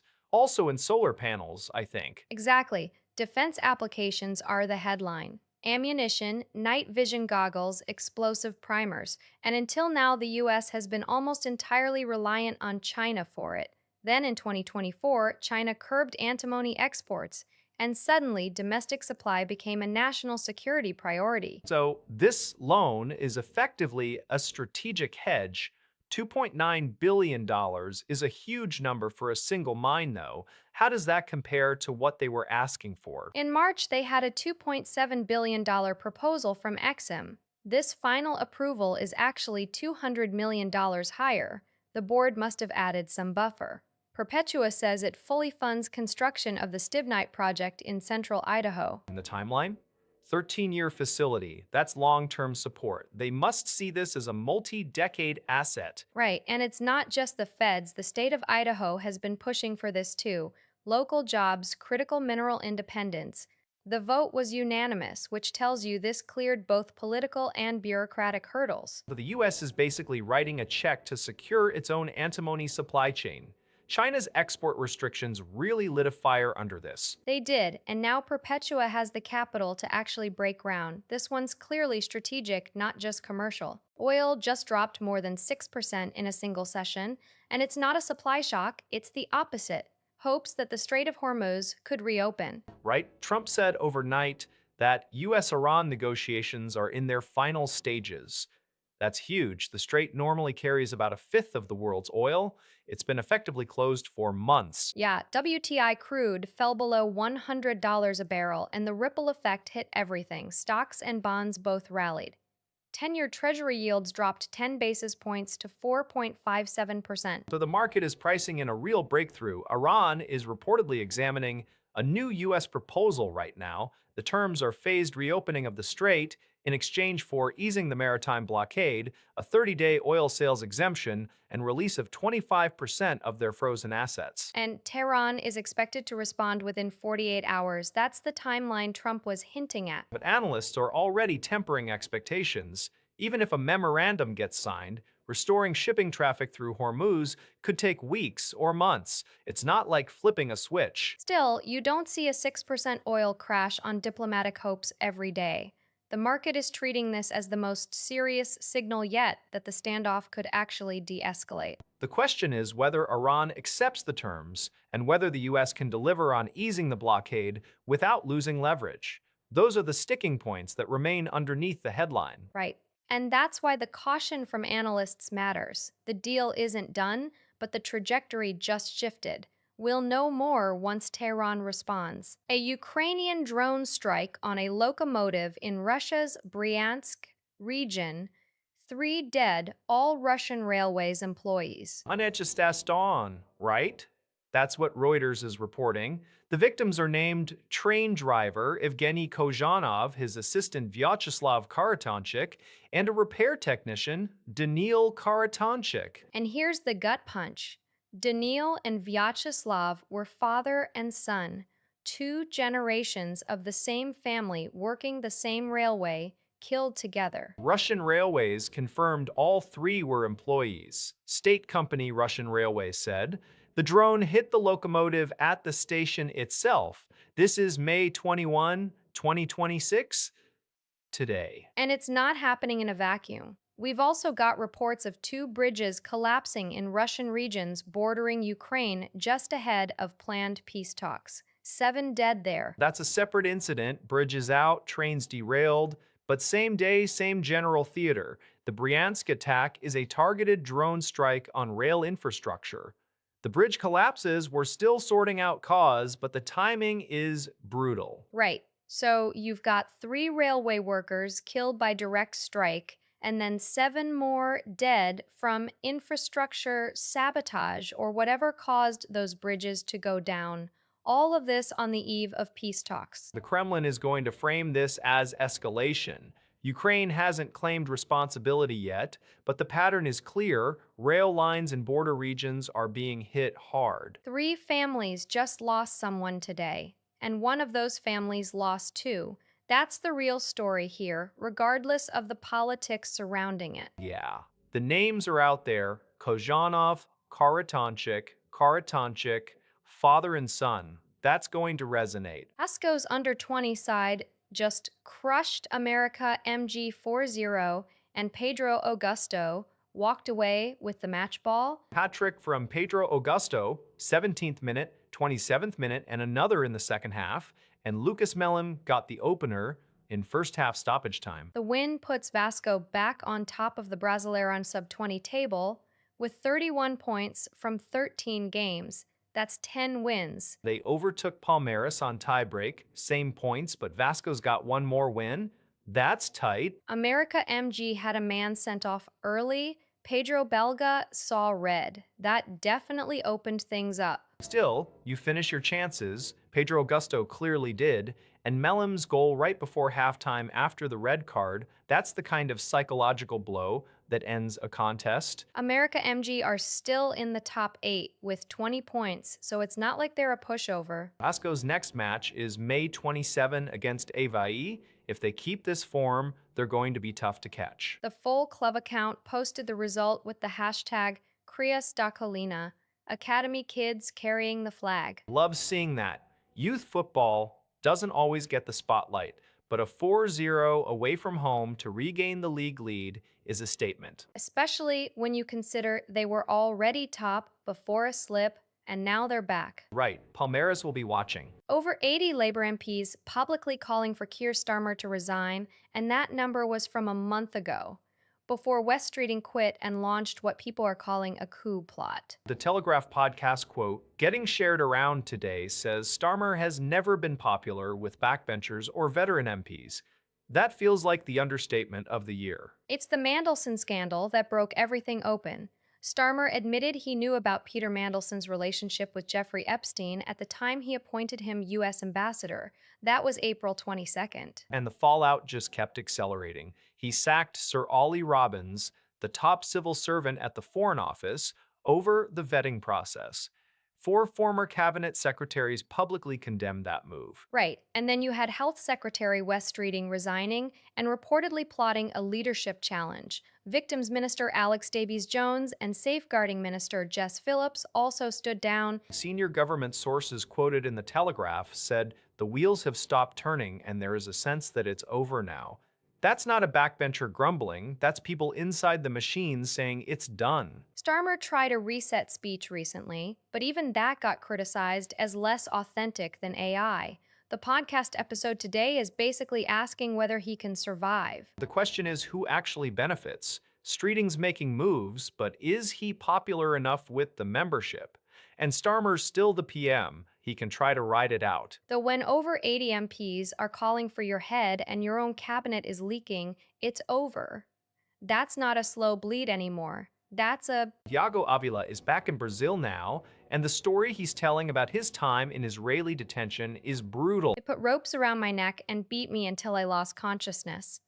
That's his own words. Avila was one of 2 activists Israel pulled off the Global Sumud Flotilla back in April. That's the humanitarian mission trying to break the Gaza blockade. Right, the flotilla was intercepted April 30 in international waters near Crete. Over 50 vessels, 175 activists. Most were released in Greece, but Israel flew Avila and a Palestinian Spanish activist named Saif Abu Keshek to Israel and held them. Avila spent 10 days blindfolded and in isolation, first at Shikma prison, then a Shin Bet interrogation facility in Ashkelon. He says the abuse happened during the seizure itself. Ropes, beatings, lost consciousness. Israel charged both men with contact with a terrorist group and aiding the enemy. He was released May 10, so just over a week ago. Abu Keshek is still being held, I believe. The tweet here is from a Turkish outlet quoting Avila's account. Why do you keep coming here? That's apparently what interrogators kept asking him. The question cuts to the core, right? These are humanitarian activists, not combatants. The flotilla's whole point was carrying aid. Israel calls it a violation of the naval blockade and treats it as a national security matter. And Avila says the response was literal strangulation. I'm not sure we have independent verification of all the details yet, but the consistency of his account and the fact that he was released without trial, that's going to keep this story alive. Brazil has already condemned the detention. It's a reminder that the flotilla incidents aren't just 2010 history. This happened 3 weeks ago, and one activist is still in Israeli custody. Yeah. Saif Abu Keshek Still waiting. We'll see what comes next. Jalen Williams just exited game two of the Western Conference Finals with left hamstring tightness, didn't even make it through the first quarter. And this is the same hamstring he's been nursing since April. He missed 6 playoff games already, the last 2 against Phoenix and the whole Lakers series, with a grade 1 strain. Right. He comes back for game one on May 18, puts up 26 points in 37 minutes, looks fine. Then game two, 24 minutes later, he's grabbing at it and walking to the locker room. Jams is reporting day-to-day, game-to-game. He'll get treatment and rehab based on how he feels, but second injury to the same hamstring in under 1 month is not a phrase you want attached to your star perimeter defender. Thunder actually won game two without him, 122-11-13, tied the series at 101. So there's that. But game three is tomorrow in San Antonio, and his status is uncertain. He's getting an MRI. And let's not pretend this is a new problem. Williams has missed 55 of the Thunder's first 91 games this season. Hamstring, wrist, you name it. At some point, day-to-day starts looking like a pattern. The team put out the usual cautious language: evaluate, treat, see how he responds. But when you're in the conference finals and your second most versatile player can't stay on the floor, It's a hammer and tongs series as it is. The Spurs are going to test that Thunder rotation hard if he's limited or out. I'm not saying they can't win without him, they just did, but over a 7-game series, that's a lot of minutes to ask of Shai and the rest. so we wait on the MRI and we see how he feels walking into the arena tomorrow. The next 24 hours matter a lot for Oklahoma City's title hopes. Trump just posted on Truth Social, says based on the successful election of Poland's president, Karol Nawrocki, who he endorsed, he's pleased to announce that the United States will, and then the post cuts off. Will what? That's a heck of a cliffhanger. Well, we don't need a lot of guesswork. Back in September of last year, Trump hosted Nawrocki at the White House. At that meeting, he made pretty clear the U.S. would keep troops in Poland and possibly even increase the presence there. This looks like the formal follow-through on that pledge. Right, I remember that visit. Nawrocki came to Washington in early September. Trump said something like, "We'll stand with Warsaw," specifically about deterring Russia. The U.S. has thousands of troops rotating through Poland already. And Trump's endorsement of Nawrocki in the spring 2025 election was a big deal. Nawrocki won, and this announcement seems to be the reward, a public reaffirmation that American boots stay on the ground. Is it new money or just a restatement? Because during the September meeting, they also talked about moving some troops from Germany to Poland. That alignment was already in motion. The tweet doesn't give dollar figures or specific numbers, just a pledge to maintain and potentially increase. Given the security situation with Ukraine still simmering, Poland has been a key frontline state for NATO. This locks in that commitment formally. So Trump is essentially doubling down on his own policy from last fall. Not a surprise, but it does send a signal to Moscow that the U.S. isn't pulling back from Eastern Europe. Exactly. It's a one-line announcement, but the subtext is all about continuity. Poland stays a priority partner, and the troop presence isn't getting cut anytime soon. We'll see if the full statement adds any specifics about basing or timelines. As it stands, this is a headline that European defense ministries will be watching closely. There's a tweet making the rounds today from Emily Schrader amplifying Castro Arabi's point that from 2009 onward, Khamenei started leaning hard into Mahdism, the apocalyptic belief in the imminent return of the 12th Imam. And this isn't fringe theology inside Iran anymore. The Middle East Institute laid it out. After the 2009 unrest, the IRGC systematically promoted Mahdism as a central pillar of their ideology. They started purifying the clerical establishment, elevating the most extreme voices. Right, and the research shows the IRGC's promotion system began rewarding ideological conviction over technical expertise. The most zealous officers rose fastest. That's a structural shift, not just rhetoric. And it directly ties into their foreign policy. Hostility toward the U.S. calls for eradicating Israel. But the part that grabs me is the link to the nuclear program and ballistic missiles. This isn't just about the afterlife, it's shaping today's weapons decisions. Exactly. When you have a leadership that genuinely believes they're hastening an apocalypse, it changes how you calculate deterrence. Their militia network, missile development, it's all been reframed through this eschatological lens. But is the IRGC actually acting on that belief in any operational sense, or is it more of a motivational tool? The tweet doesn't get into that distinction, but the analysts seem to argue it's more than just window dressing. I think that's the open question. How seriously do we take the apocalyptic framing when there's also a very rational power struggle inside Iran? The doctrine is real, but whether it drives day to day decisions or justifies them retroactively, Mark Carney tweeted this morning in French, which is not his first language, so that's a signal right there. He's addressing a French-speaking audience, specifically, or just signaling Canada's bilingual identity abroad. I think it's both. He's referencing a conversation with German Chancellor Friedrich Merz and Norwegian Prime Minister Jonas Gahr Sture, building on their in person meeting back in March up in Bardufoss, Norway. Right, that was during exercise Cold Response, the big Arctic drill, 30,000 personnel from 14 nations. Carney went up there to watch. Exactly. March 13th, they were standing together in the snow, and Carney said Allied readiness to defend the Arctic was not in question. He also talked about Canada strengthening its own presence up north. And now today's call, they're outlining priorities for the next NATO summit. Specifics are sparse, but the tweet itself is a coordination signal. Merz, Sture, and Carney forming what looks like a small Arctic caucus inside NATO. It's interesting because the March visit also covered Russia's war in Ukraine, the Middle East conflict, critical minerals, energy cooperation. So this isn't just about ice and permafrost, it's the whole security and resource package. Carney also attended a Canada-Nordic summit in Oslo on March 15th, right after the drill.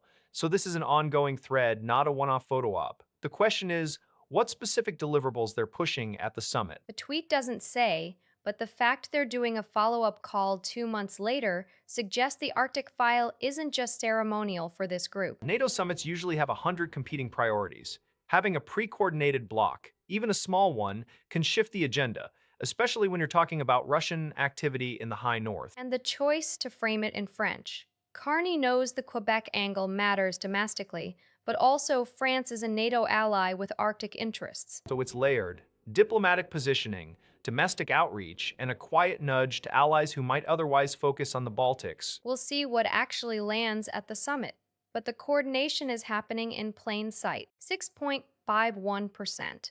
That's where the average 30-year fixed mortgage just landed, highest it's been since last August. And that's a problem because May is supposed to be peak home buying season. The WSJ is calling it more bad news for shoppers who are already squeezed. Freddie Mac's numbers out this morning, up from 636% just last week. So that's a pretty sharp jump in 7 days. What's driving it? Because it's not just mortgage lenders being grumpy. It's the bond market. The 10-year Treasury yield hit 4.67%. That's the benchmark for mortgage pricing. And that move traces back to the April CPI report. Right, inflation came in at 3.8% year over year. Still sticky. Especially energy, up 17.9% annually because of the Iran conflict. So investors are pricing in higher for longer rates, and mortgage rates are following. And applications are already dropping. We saw mortgage applications fall 2.3% just last week. People are tapping out. It's a weird spot. Rates aren't at the 7% plus peaks we saw in 2023 and 2024, but they're climbing when they usually ease into spring. You'd expect demand to cool even more. But inventory is also tight, so prices aren't really falling yet.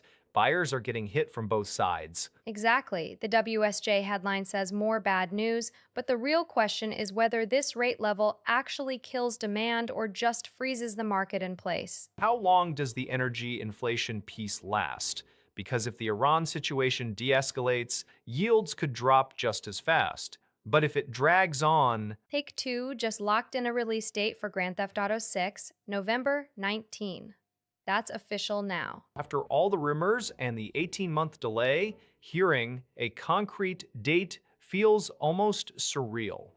Strauss-Zelnick confirmed it today? Yeah, the CEO himself. Marketing kicks off this summer, which is only a few weeks away. Pricing and pre-order details will come around then. So they're keeping the window tight. Summer campaign, November launch.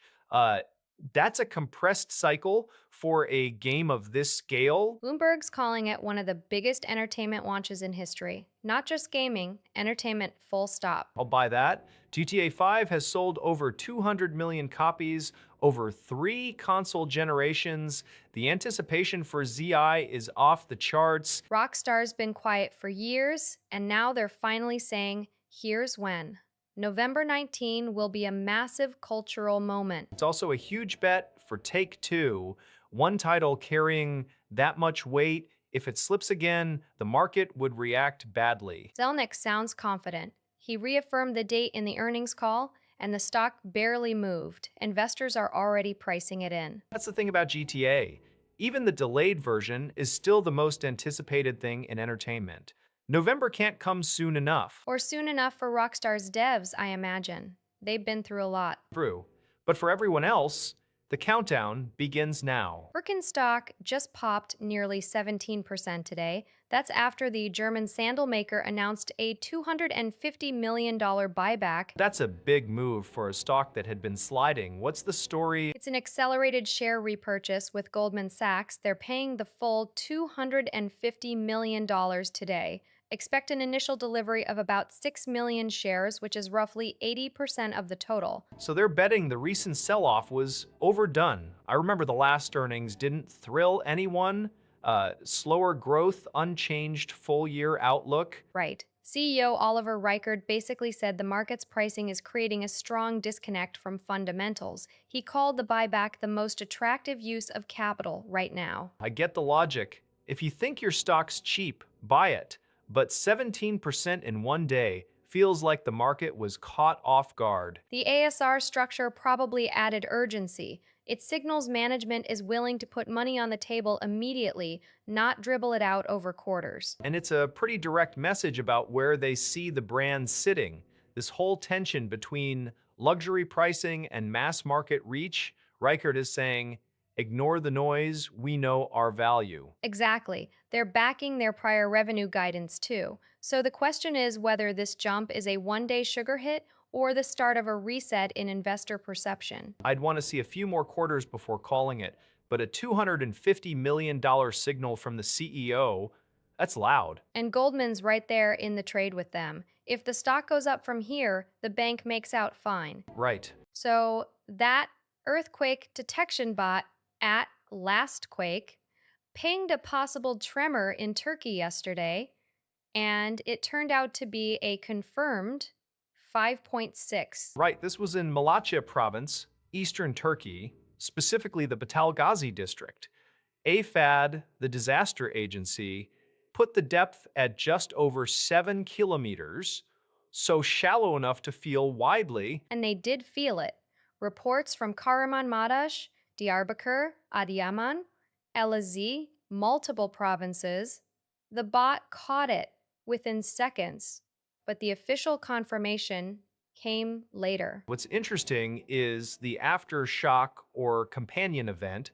There was also a 5.4 near Yarpuzlu in Adıyaman province around the same time, same seismic cluster presumably. And the good news here is that no damage or casualties were reported. AFAD sent teams for field inspections and found nothing negative. That's almost lucky given how shallow it was and how many people in that region still live in vulnerable housing after the 2023 quakes. But this one seems to have been a jolt rather than a disaster. Still, for people in Malatya, any shake is probably nerve-wracking. The region hasn't fully recovered from the February 2023 sequence. Exactly. So a reminder that the early warning systems are working. This was an automatic crowdsourced detection, not seismically verified yet when it posted, but the human response still has to be there. AFAD was on it quickly. Yeah, a 5.6, shallow, in a region that's been through so much, and it's a nothing burger in terms of damage. That's the best outcome. Hard to argue with that. 340 pages. That's the size of the statutory guidance the UK government just published on single sex spaces. And it only took them, what, 13 months after the Supreme Court ruling? Exactly. The ruling last April said sex means biological sex under the Equality Act. This guidance is meant to tell organizations like gyms, hospitals, refuges how to actually apply that. So the legal clarity was there. This is the operational clarity. And the Women and Equalities Minister, Bridget Phillipson, is saying trans people still have protections under gender reassignment. It's not a blanket exclusion. That's the tricky bit. The guidance says single sex spaces are defined by biological sex, but trans people still have a protected characteristic. So providers have to balance competing rights. And an MP is calling the year-long wait damaging. I can see why organizations have been in limbo since the ruling. They've been making their own calls or just waiting. The code covers England, Scotland, and Wales. It's statutory, so it carries legal weight. It's meant to be the definitive how to for anyone running a women only service. But it's 340 pages. That's almost a textbook. For a gym owner trying to figure out their changing room policy, is that helpful or overwhelming? Probably a bit of both. The question is whether it actually reduces legal risk or just creates more room for challenge. Right. Because you can have the guidance, but until a court tests it against a specific scenario, a refuge, a hospital ward, we're still in theoretical territory. And in the meantime, the political row isn't going anywhere.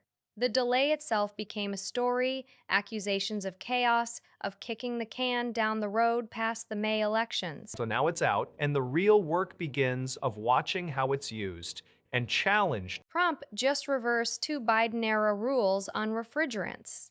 He signed the original law himself in 2020. That's the part I keep circling back to. The bipartisan AIM Act to phase down HFCs. And now the EPA under Lee Zeldin is pulling back two specific regulations, extending compliance deadlines on the technology transitions rule and exempting refrigerated trucks from leak repair requirements under the emissions reduction rule. The White House says this saves Americans $2.4 billion, $900 million from the deadlines, up to $1 from the truck exemption.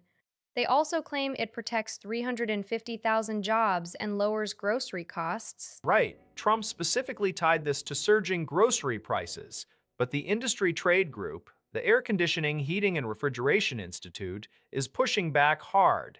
Their CEO, Stephen Urich, says extending deadlines actually increases demand for existing refrigerants while supply keeps dropping, so prices would go up, not down. So the administration says one thing, the actual manufacturers say another, and then environmental groups are calling it a climate pollution giveaway. Yeah, because HFCs are thousands of times more potent than CO2.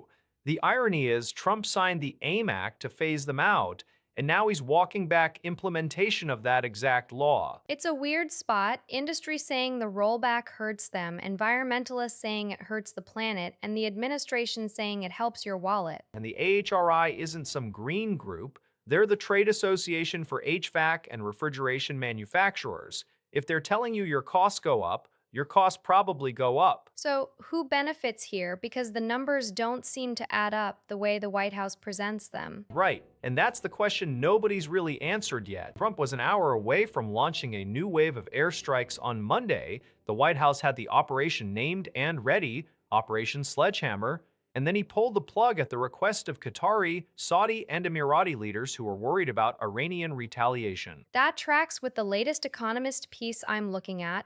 They say Trump is still chasing a quick fix and that some of his allies are trying to convince him a few more airstrikes will deliver one. But the risk of renewed conflict is growing by the day. The pause was apparently quite dramatic. The Gulf states basically begged him not to strike, and he listened. But there's a widening rift with Netanyahu. They had a tense call on May 19 where Netanyahu was pushing for immediate renewed attacks, and Trump kept saying give diplomacy a few more days. That's the clock that's really ticking. Trump's given Iran until roughly May 22 to May 24 to accept terms. We're right at that deadline. His public line is that he's willing to wait a few days to get the right answer on a peace deal, but the military option is sitting there, prepped and ready. What's striking is how personal this seems to be for him. The Economist is blunt. They say he's a man enamored of quick fixes, not a deep strategic thinker who's mapped out the endgame, just someone who wants the problem to go away fast. And the problem is that a 6 week ceasefire after the February 28th US Israeli strikes hasn't really moved negotiations forward. Stalled on the nuclear program, the Strait of Hormuz blockade, sanctions relief. So the frame is diplomacy hasn't worked, Trump's patience is thin, and the guys whispering, just bomb them, still have his ear. Right, but he literally stopped a bombing run mid-flight at the request of Gulf partners. So he's not deaf to diplomacy, he's just oversold on what one more round of strikes can fix. We'll know by the weekend which version of Trump shows up. 171,000, that's the new UK net migration figure just released by the ONS, year to December 2025, lowest since early 2021, back when pandemic travel restrictions were still in place. So basically, we're back to lockdown era levels. That is a dramatic drop. It's been running well over 500,000 in some recent years. What's driving it? The data shows it's more than halved from the peak. And the Migration Observatory's director, Madeline Sumption, was on Sky News talking through the breakdown. A lot of it is policy changes, student dependent visas tightened, skilled worker routes adjusted. Right, but isn't the government already claiming credit? I saw Starmer saying, my government is delivering on this. He did say that, and the numbers do support a significant reduction. Also worth noting, the number of asylum seekers housed in hotels has fallen 35%. So there's a tangible operational shift. 171,000 is still a big number in absolute terms, though. It's just not the crisis peak anymore, and the political debate will shift to whether it's low enough or whether the economy can sustain with that level of worker inflow. Sumption made the point that this isn't just a one-off, it's the product of multiple rule changes over the last couple of years. But she also flagged that migration trends can be volatile, so 1 year's data doesn't set a permanent trajectory. Fair.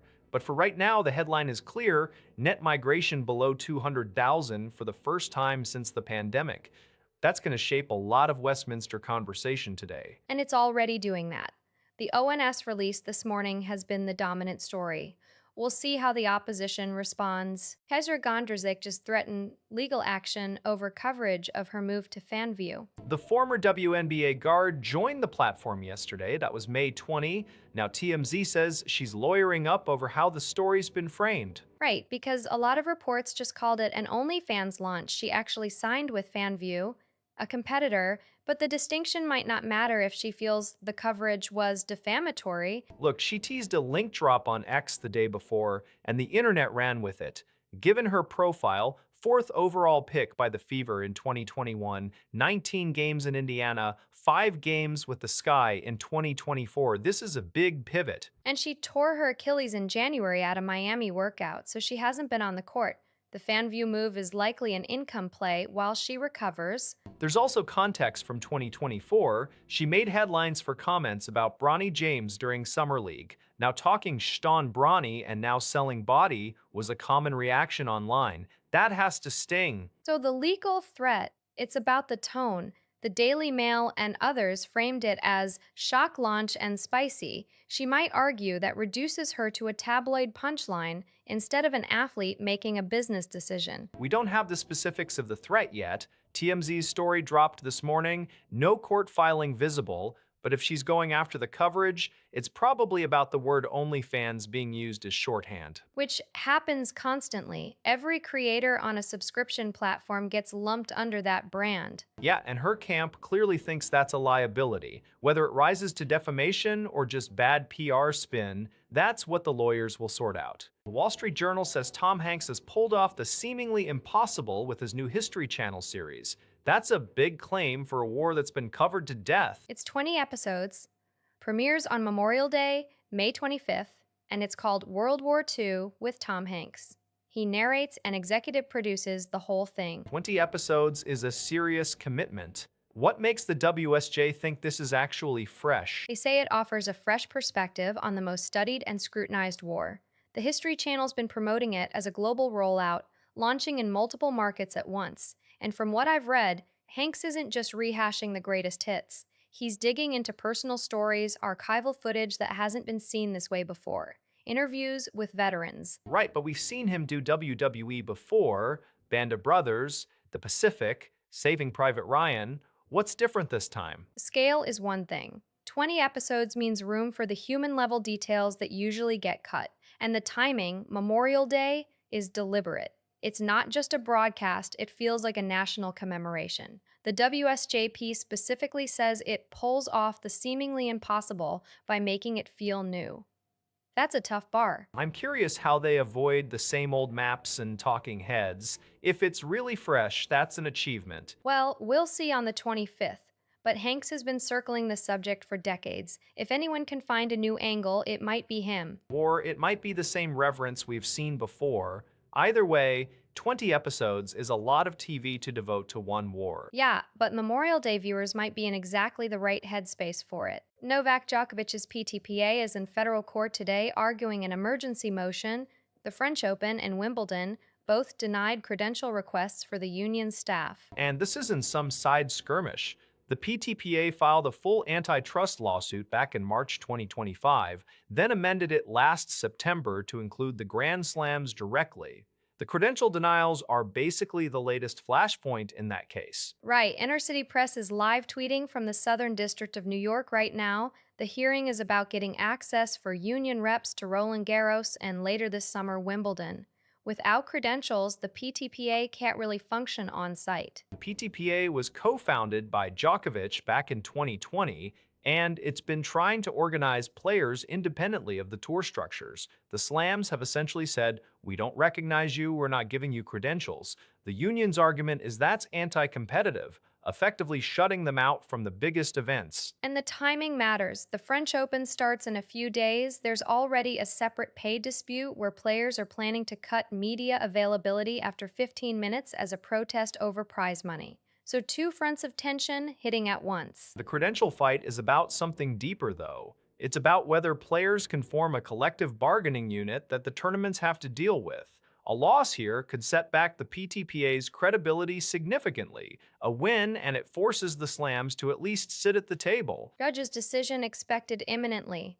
We'll see if the union gets temporary access or gets locked out for the clay and grass seasons. So the winners of Race Across the World Series 6 have been crowned childhood best friends Joe Diop and Cush Berman, both from Liverpool. Right, I saw that. They crossed the finish line in Hatgal, Mongolia, 3 hours ahead of the second-place team, a father and daughter pair, Molly and Andrew. 3 hours is a huge margin after 51 days and 12,000 kilometers. That's 7,450 miles, starting in Palermo, Italy, through Greece, Turkey, Georgia, Kazakhstan, Uzbekistan, Kyrgyzstan, no phones, no credit cards, just 23 pounds per person per day. That's a grueling budget. No smartphones, no GPS, no way to book anything ahead. They must have been navigating with paper maps and word of mouth. And they managed to build a lead that wide. The final episode aired this week. Series 6 started airing on April 2nd. So it's been a 2-month race for viewers as well. Did any other teams stand out? I remember there were 4 in the final leg. Father-son siblings Katie and Harrison took third, and in-laws Mark and Margot came fourth. But the winners really seem to have a synergy.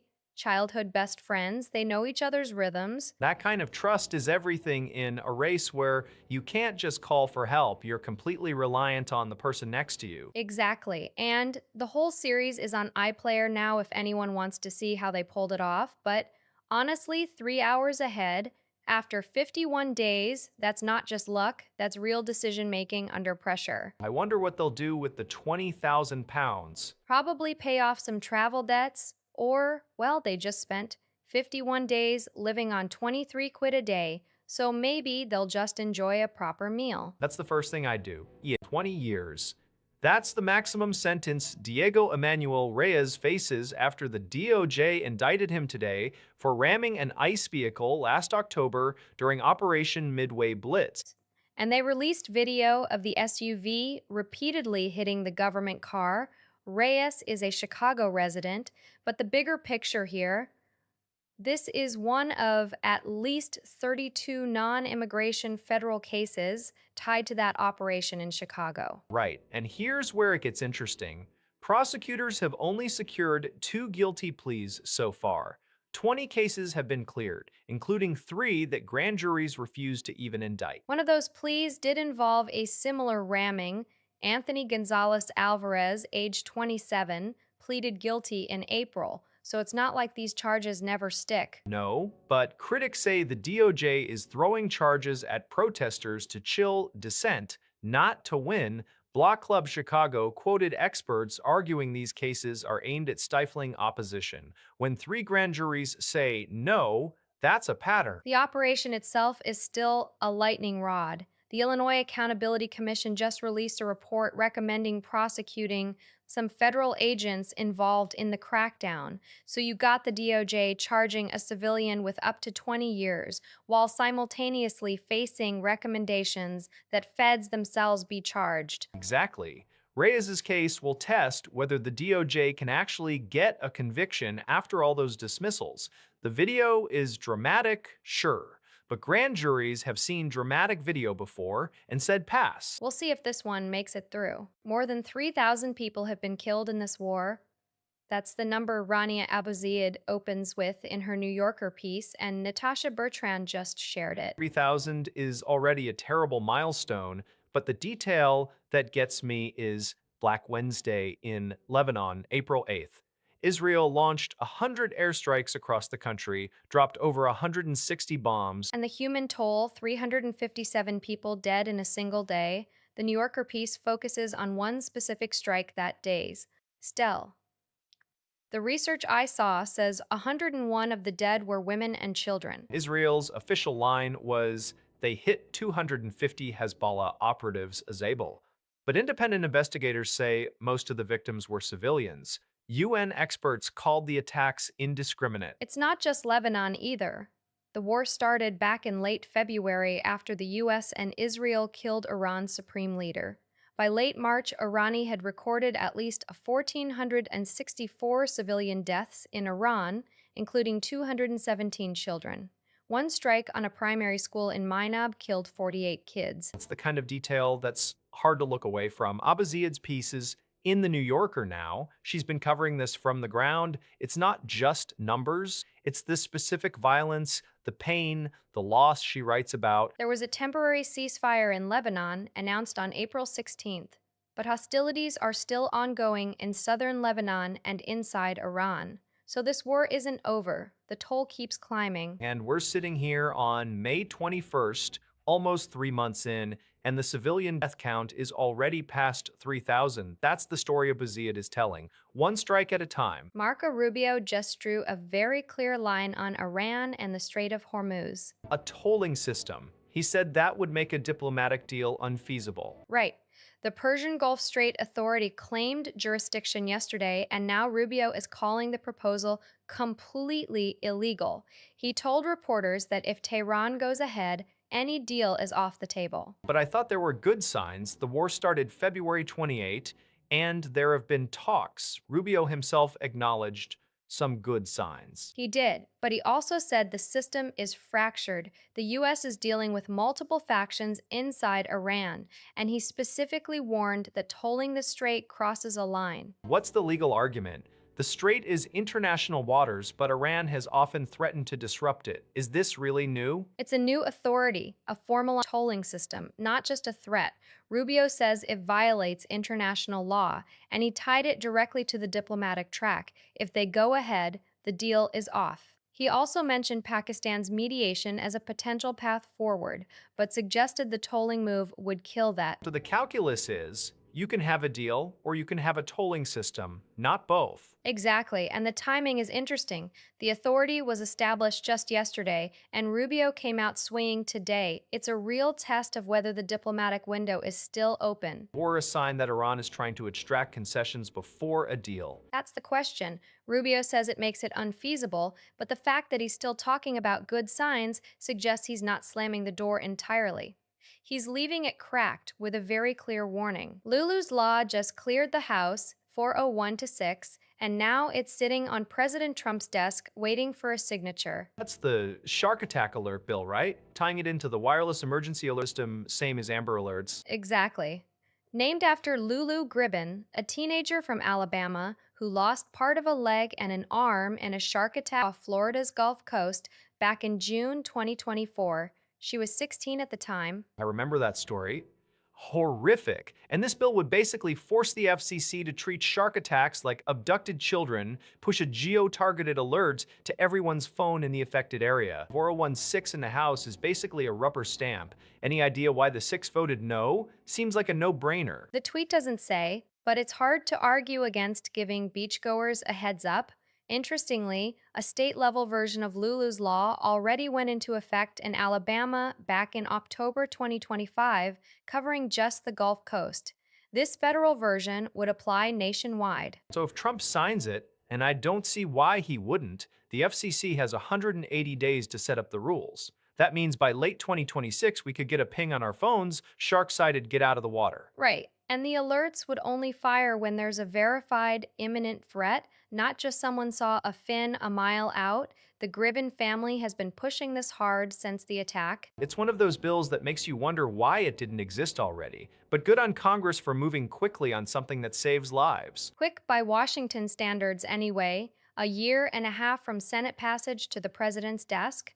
But yeah, Lulu's Law is about to become federal policy. A crowded primary to replace Jerry Nadler in New York's 12th, and one candidate says she's fighting to be heard past the boys' club. Nina Schwalbe, public health researcher, first-time candidate, Gothamist, had a piece today that really lays out how she's struggling to break into a race where four men dominate the media coverage. Micah Lasher, Alex Bors, a former Republican attorney, those are the names you see in every headline. Lasher has Nadler's endorsement, so he's the heir apparent. Right, and Schwalbe's argument is basically that the party machine just anointed the next guy without really considering who else might be better for the district. She's got a background in global health, worked on pandemic response. That's not nothing. But the primary is June 23rd, just over a month away. First-time candidate, no built-in political network trying to elbow into a conversation that's been dominated by insiders for months. And the tweet calls it the boys' club explicitly. She's not wrong. The four leading contenders are all men. The question is whether voters in a deep blue Manhattan seat see that as a problem worth correcting. Or whether they just go with the known quantity. Nadler held that seat since 1992, so the electorate is used to stability. Schwalbe's got a real messaging challenge. Yeah, elect a public health researcher is a harder sell than elect the guy Nadler picked. But that's how primaries work. Insurgents need a spark. We'll see if she finds one in the next 5 weeks. Tony Yoka's got a fight lined up July 11th in Russia against Murat Gassiev for the WBA regular heavyweight title. That is a massive step up for Yoka. Gassiev's a former unified cruiserweight champ. He's ranked 5th by BoxRec right now. Yoka's at 31st. And Yoka's record is 15-3. He's 34. Feels like a crossroads fight. Gassiev is 32, 33-2.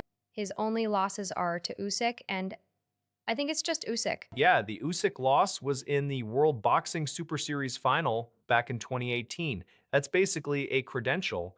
Gassiev's been campaigning at heavyweight since he's legit. L'Equipe is reporting talks. Not a done deal yet, but if it happens, Yoka's going to Russia to take on a guy who's been a champion before. And Gassiev's the WBA regular champion. That belt's always a bit weird, but it's still a world title shot for Yoka. He hasn't fought anyone near that level since, well, maybe never. He did lose to Ajadba last year, and before that, Bakole. Those are respectable heavyweights, but not elite. Gassiev is a different tier. The risk is real. If Yoka loses again, that's a 4th loss, and he's 34. The comeback narrative gets very thin. But if he somehow wins, he's a world champion overnight. That's the gamble. French media is framing it as a huge opportunity, and honestly, for a guy ranked 31st, getting a title shot against the 5th-ranked fighter is generous. Or it's a showcase for Gassiev.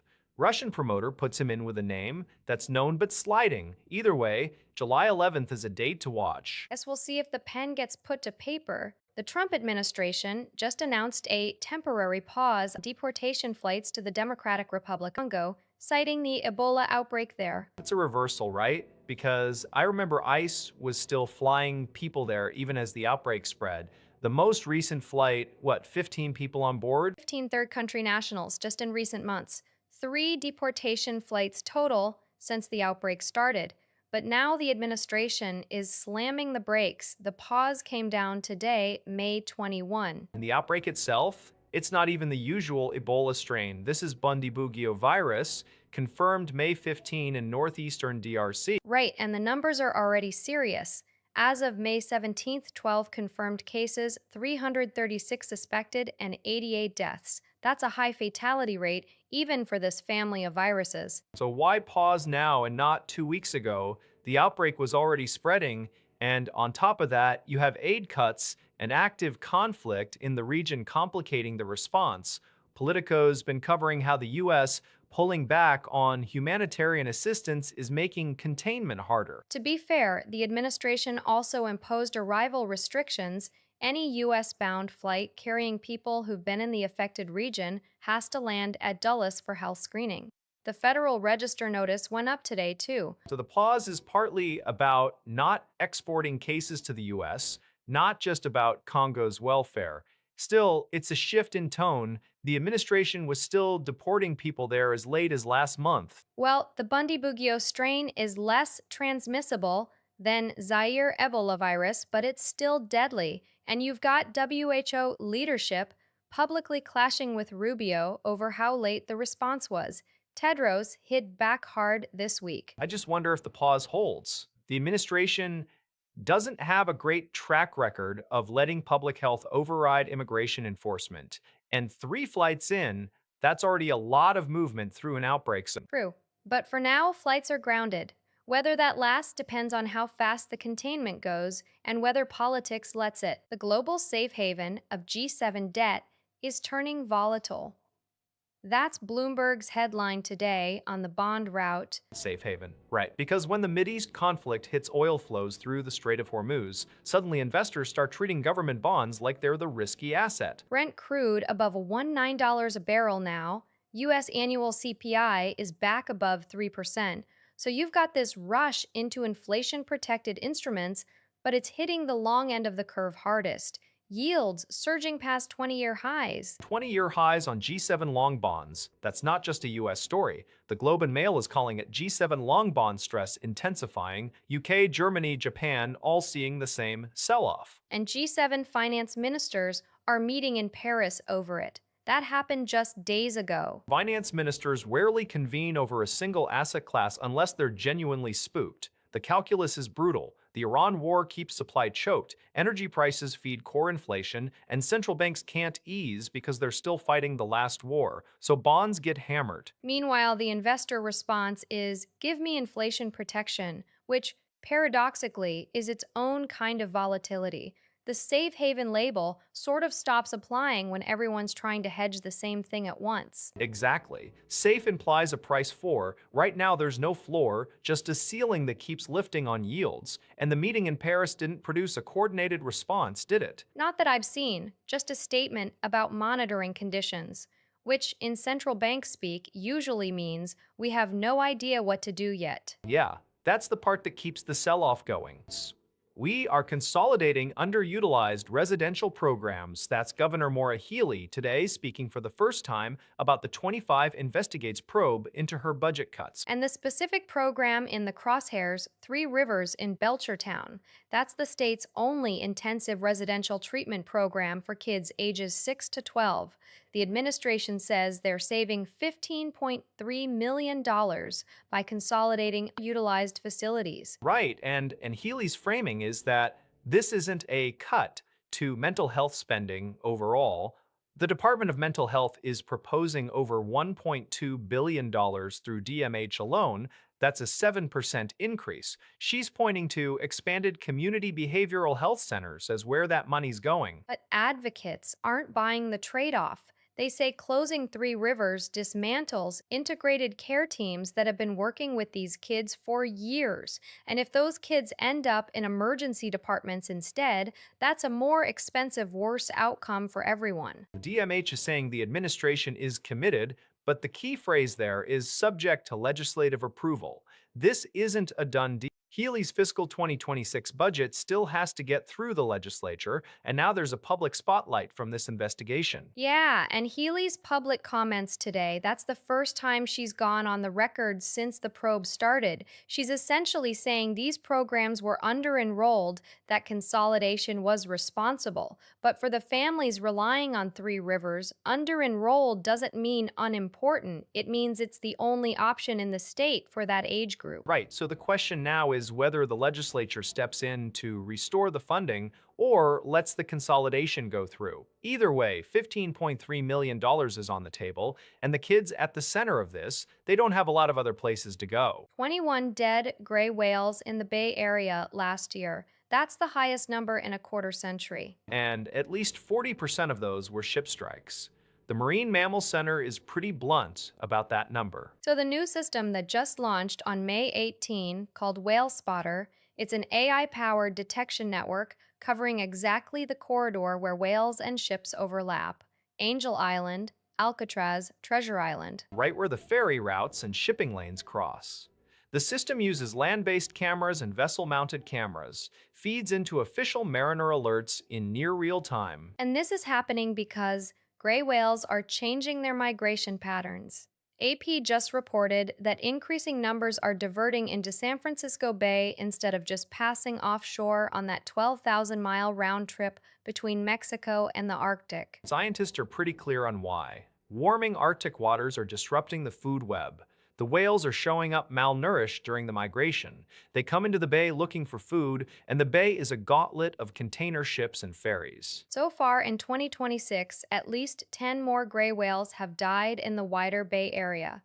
That's already nearly half of last year's total, and we're not even through May. And here's the number that really got me. One study found that 18% of gray whales that enter San Francisco Bay die there. 18%. That's not a side note, that's a kill zone. So Whale Spotter is trying to buy them a little more space. It's not going to fix the Arctic food web, but if a camera spots a whale and a ship gets an alert in time to slow down or change course, It's a stopgap. But when 18% of animals that enter a body of water die in it, you take the stopgap. CDC just put travel restrictions into effect for anyone coming from the DRC, Uganda, or South Sudan.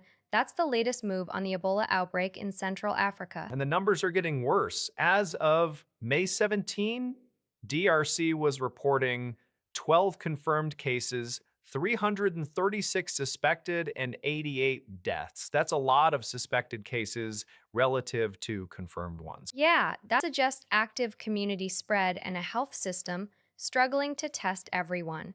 This is the Bundibugyo strain, not the more famous Zaire strain, but still deadly. Uganda has also reported imported cases. And the WHO has declared this a public health emergency. Meanwhile, there's word that a U.S. doctor working in the region has been infected. CI DRAP is reporting that. That makes the CDC's order feel less hypothetical. The CDC tweet says there are no suspected or confirmed Ebola cases inside the United States, and the risk to the American public remains low.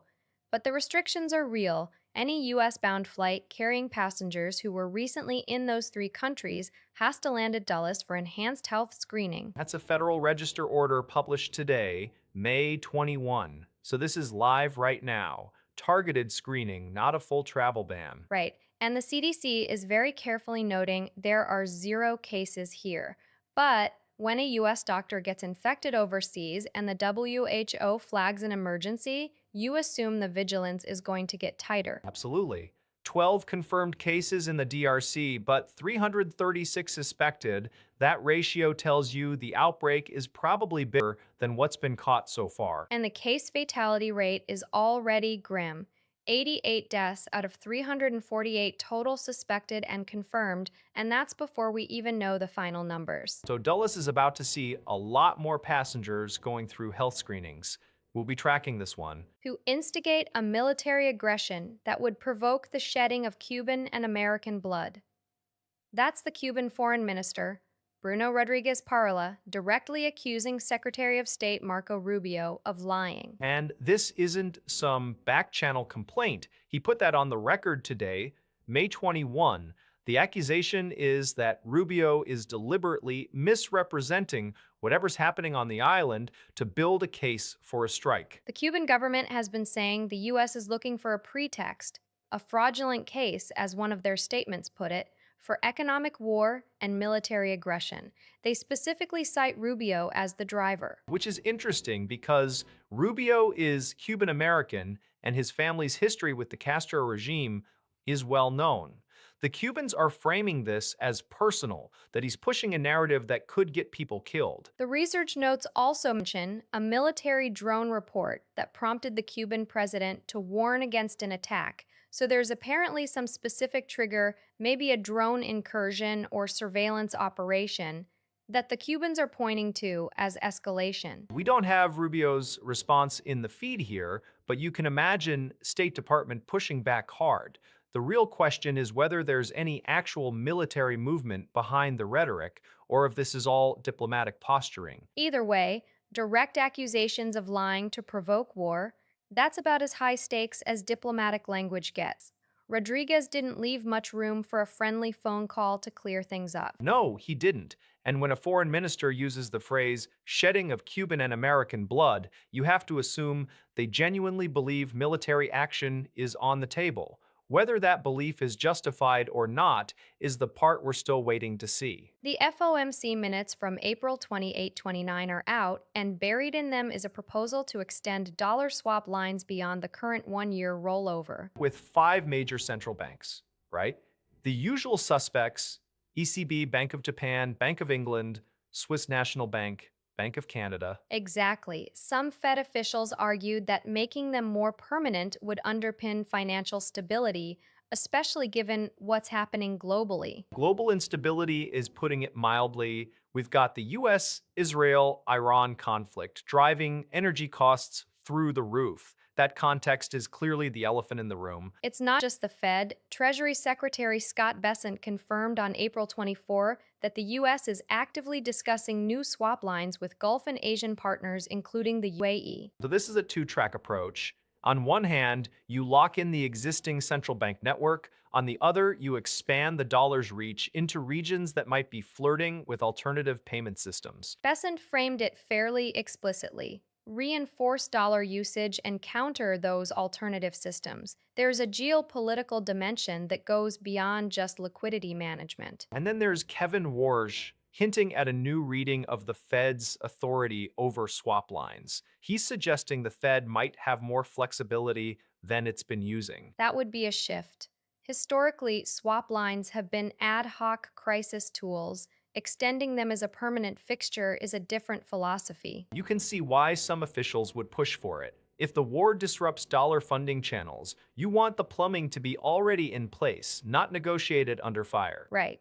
The minutes note the discussion was about prolonging current lines, not expanding them, but Bessent's outreach suggests expansion is very much on the table. It's a signal to markets that the dollar's dominance isn't just taken for granted anymore. The Fed is actively defending the architecture. And with energy prices squeezing everyone, the last thing you want is a dollar liquidity crunch layered on top. Exactly. So the question becomes, do these proposals move from minutes to policy before the next rollover deadline? HHS put out a reminder that May is Lyme Disease Awareness Month, but there's actual policy behind the awareness push this year. Right, because Secretary Kennedy convened a roundtable of patients, clinicians, and researchers back in December.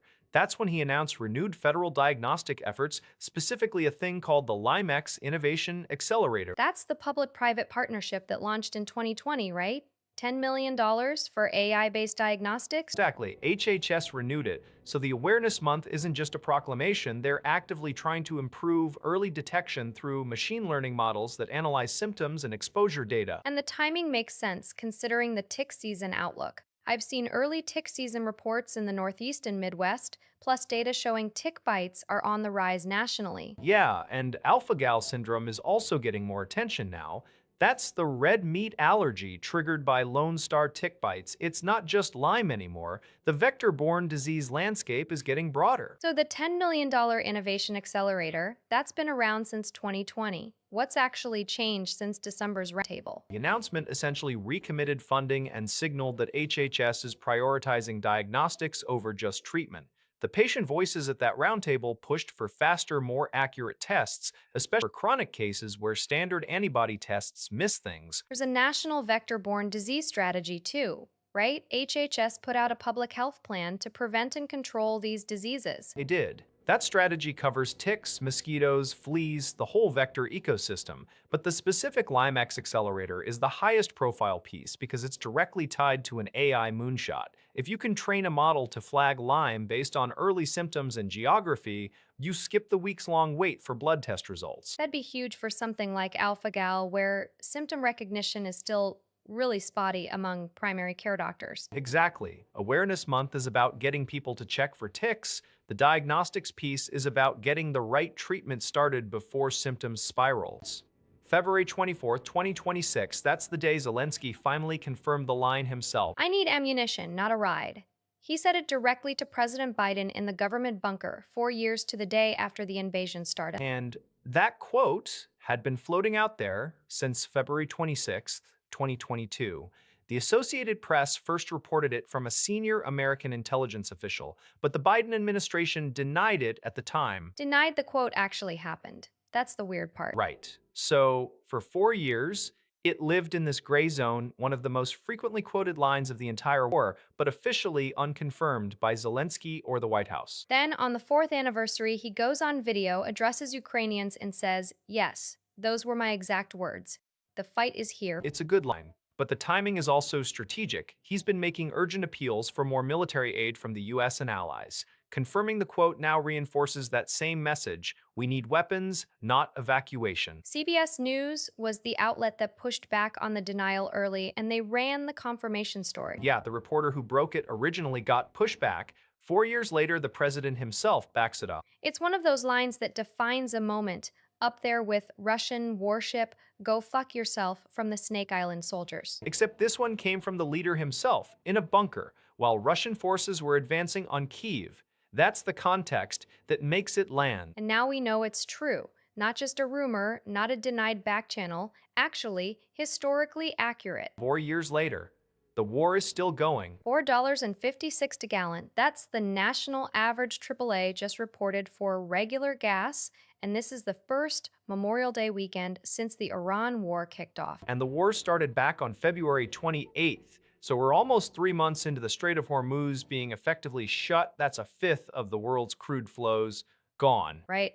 ABC News is calling it the pinch at the pump for anyone hitting the road this weekend, and the data shows it's not uniform. Some states are way above that national average. Newsweek has a state-by-state map out, and it's ugly. You've got places where it's already pushing past $5. The question is whether the White House can do anything about it. Trump's been floating a gas tax holiday. That's an ABC report from earlier this week. A gas tax holiday would shave off maybe 18 cents a gallon, give or take, but that's a band-aid when the core problem is the Strait of Hormuz and Iran's war. The military operation hasn't ended, so neither has the supply disruption. And you hear the administration talking about strategic reserves and maybe pressuring allies to release more, but 4.56 is the national average. That's back near the record highs we saw in 2022. Only this time it's driven by an active conflict, not just post-pandemic recovery. PEPALA's data this morning shows the average is actually ticking up week over week.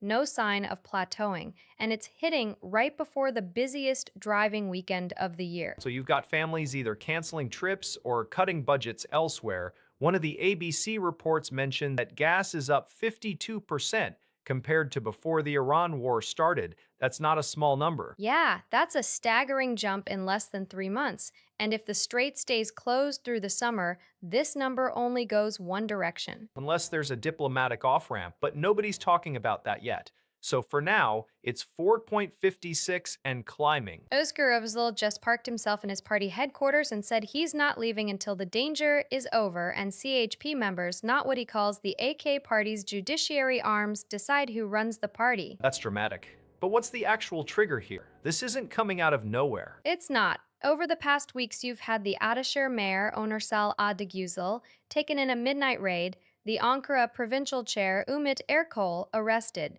a pattern of legal pressure against CHP officials. And Özel is framing this as the government weaponizing the courts. He's been calling for early elections, right? I remember he challenged 50 to 55 resignations to trigger. Exactly. He's dared them, bring dishonorable, and then last month at the April 23 National Sovereignty Day reception, he refused to shake Erdogan's hand, said the public expects the CHP to stand tall and bring the ballot box to power. So he's escalating the confrontation, but does a sit-in actually change anything? I mean, he's already the party leader. He's not about to be removed by the courts unless there's a case filed. He's betting it's about optics. A leadership challenge wouldn't come from the judiciary directly, it would come from internal pressure if prosecutors go after enough local officials. By staying put, he's trying to signal total defiance and rally the base. It also puts the government in a bind. If they try to remove him physically, that's a massive PR problem. If they ignore him, he keeps the story alive. But the real test is whether CHP members buy that this is existential or just dramatic positioning. He said something else. That quote translates roughly to, "We'll give our necks if necessary, but we will not bow to these people." He's leaning hard into martyr imagery. That works until it doesn't. If the arrests keep coming and no election materializes, the question becomes, then what? UBS is calling Neil Barofsky biased. That's the lawyer overseeing the probe into Credit Suisse's Nazi-era accounts. They're accusing him of overreach, and this thing is escalating fast in Washington. Overreach from the guy they've already withheld 23,000 pages from. Senate Judiciary Chairman Chuck Grassley called that obstruction outright. Right, and Borofsky's the independent ombudsperson appointed to investigate. He's found 890 accounts potentially tied to Nazis so far. So UBS's countermove is to attack the messenger. They're saying these documents are protected by attorney-client privilege, and they've set a July 31st deadline this year to finish producing them. Which Grassley is not buying. He's called for a follow-up hearing. Meanwhile, a federal judge in Brooklyn just denied UBS's request to clarify that a 1999 settlement bars further litigation, called it an attempt at an advisory opinion. That 1999 settlement was part of a broader Holocaust victims compensation framework. There's now a related $1.25 billion settlement that this standoff is complicating. So the bank's strategy seems to be fight on multiple fronts, claim bias, drag out document production. And the accusation of bias against Borofsky, has UBS offered specifics?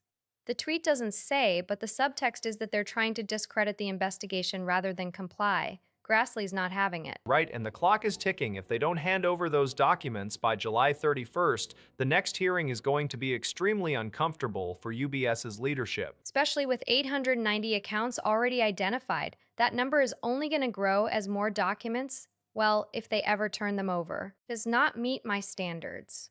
That's DNC Chair Ken Martin on his own party's autopsy report for the 2024 losses. He released a 19-20-page post-mortem and then immediately disavowed it. It's a remarkable moment. The report was written by strategist Paul Rivera, and it's riddled with errors, claiming Democrats netted 2 House seats when the actual gain was 1, calling Pennsylvania, Michigan, and Wisconsin reliably Democratic, despite Trump winning them in 2016 and 2024. Skip. DNC even added a disclaimer saying the document reflects the author's views, not the party's. And Martin says he does not endorse what's in it. So why release it at all? He had promised to put out an autopsy, then reversed course, and now we have this, a report the chair himself says is flawed. Skip. It also omits some huge topics: President Biden's age, Kamala Harris's choice of Tim Walz, internal divisions over the Israel-Hamas war. Those were central to the campaign debates. And activists are furious. David Hogg called for Martin's resignation, calling the delayed release a demoralizing joke. Donors are frustrated too. Martin's in a tough spot. He's been chair since February, inheriting a party still reeling from 2024. But releasing a report you don't stand behind, that's a new level of dysfunction. It makes you wonder what the point of the exercise was.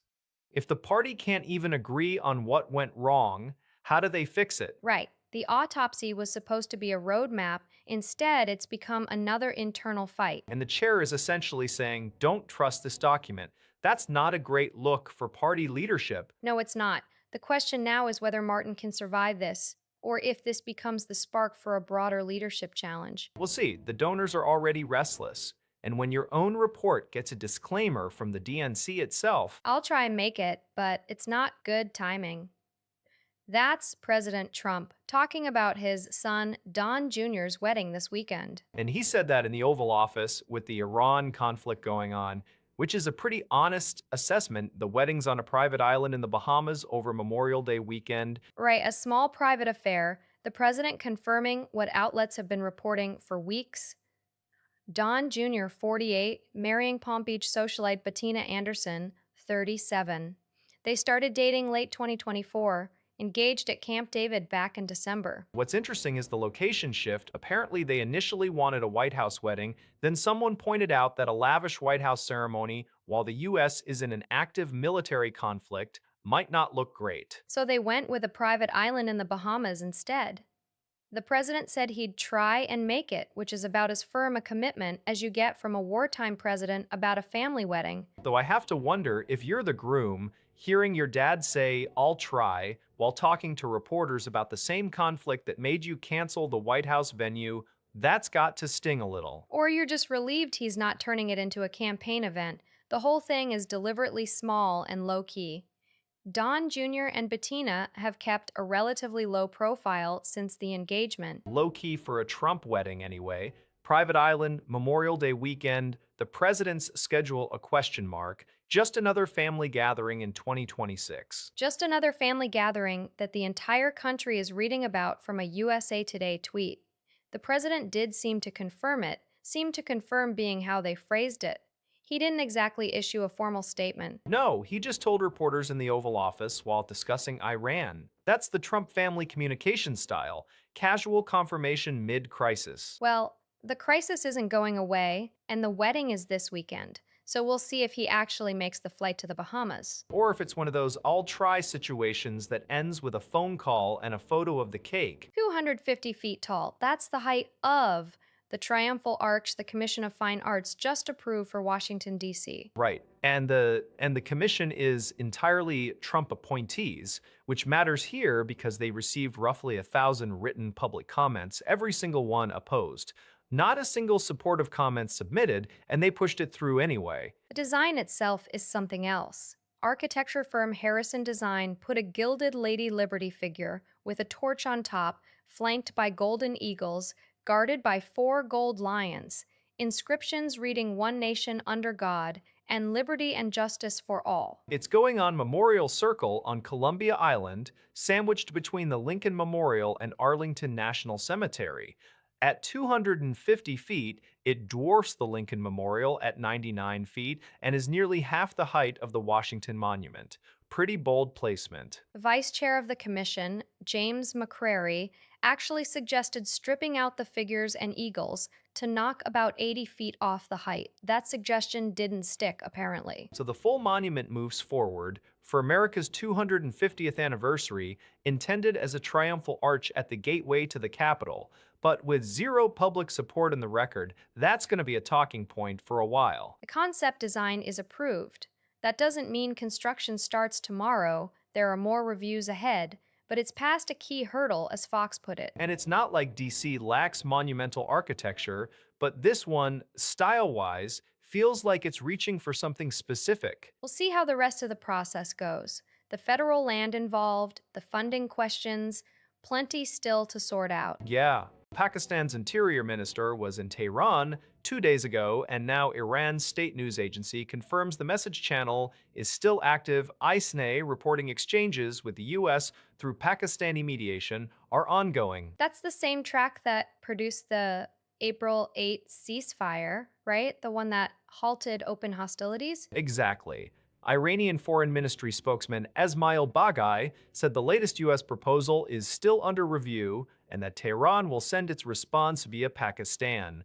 Mohsen Naqvi went to Tehran on May 20 specifically to discuss a fresh U.S. offer with improved incentives on frozen assets and sanctions. So what's actually in the proposal? I've seen mention of a 14-point counter proposal from Iran. That's right. Iran's counter focuses on ending the war and maritime security. Nuclear issues are not yet under discussion at this stage, and apparently both sides are working with Pakistan to condense multiple drafts into a single-page memorandum of understanding. That's a sign they're trying to narrow differences. A single page MOU feels like a move towards something executable. That's pretty concrete. Maybe, but we've seen mediation tracks before. The key question is whether both sides are willing to move past the ceasefire into a real agreement. The fact that nuclear isn't being discussed yet suggests this is still at the de-escalation phase, not the resolution phase. Still, Pakistan's role here is interesting. They're not just a messenger, they're actively shaping the document. For now, it's the only channel producing results. Let's see if that MOU actually materializes. Andrew Botros just dropped the case against the remaining Broadview 6 defendants, and he didn't mince words. He admitted prosecutors committed misconduct before the grand jury. That's a stunning reversal. 6 people were facing felony conspiracy charges, up to 6 years in prison, for protesting outside an ICE facility in Broadview last September. Now it's just gone? Don is exactly right. The 4 who were left, former congressional candidate Kat Abugazaleh, Oak Park trustee Brian Straw, committee person Michael Rabbit, and staffer Andre Martin originally had felony conspiracy dropped in early May, leaving only misdemeanor counts of forcibly impeding a federal agent. Today, Boutros dropped even those. And the misconduct? What did they actually do? According to the court record, a prosecutor was vouching for the case to grand jurors and having improper outside conversations. Judge April Perry had already vacated the May 26 trial date after a closed-door hearing about redacted grand jury transcripts. This all stems from that huge protest during Operation Midway Blitz, the Trump deportation campaign. 6 people arrested, national attention, and now it ends with the government admitting it messed up the grand jury process. Exactly. The protest was September 26, 2025, almost 8 months ago, and the government's own conduct is what sank it. I mean, vouching for a case to a grand jury, that's basic stuff. You're not supposed to be an advocate in there, you're supposed to present evidence. Right. And Boutros, the top federal prosecutor in Chicago, essentially conceded that. The charges are gone. The question now is whether anybody faces consequences for the misconduct itself. That's always the follow-up nobody wants to answer. Thomas Tuchel has dropped Phil Foden and Cole Palmer from England's World Cup squad. Wait, both of them? Those are 2 of the most naturally gifted players England has. That's exactly the point. Tuchel said back in April that Foden was not a guarantee after those friendlies against Uruguay and Japan, and he's followed through. Foden started only twice in the Premier League since mid-January and hasn't scored since December 14th. That's brutal, but the numbers are the numbers. What about Palmer? Fitness issues and poor form according to the reports. He's out too. And it's not just them. Harry Maguire, Levi Colwill, Adam Wharton, and Luke Shaw are all left out of the 26-man squad. That's 6 big names. Who is Tuchel taking instead? The official announcement isn't until Friday. The Athletic's Jack Pitbrook highlighted the quote, "Tuchel always said he'd drop the most talented players if he had to. He's making good on that. The question is whether it pays off." It's a gamble. You leave out players with that much skill, and the media will hammer you the moment England struggles to break down a low block. But Foden wasn't breaking down anything at City this season. You can't pick someone on reputation alone. Tuchel is being ruthlessly form-based. I get it. I just wonder if he's being too harsh. Cole Palmer was part of the Euro 2024 setup, but if he's not fit, he's not fit. Right. And the squad is set, no room for sentiment. We'll see who Tuchel has trusted instead when the list drops tomorrow. Yeah, it's going to be a long week for those 5 or 6 players and for the fans who bought their shirts. Absolutely. Tuchel knows he's making enemies, but he's betting on results. $500,000 for 2 handbags. That's what just happened in Ho Chi Minh City. These are Hermes Birkins seized from Trong My Lan, the Vietnamese property tycoon who's currently in jail. Government auctioned them off today. One of them was diamond-studded.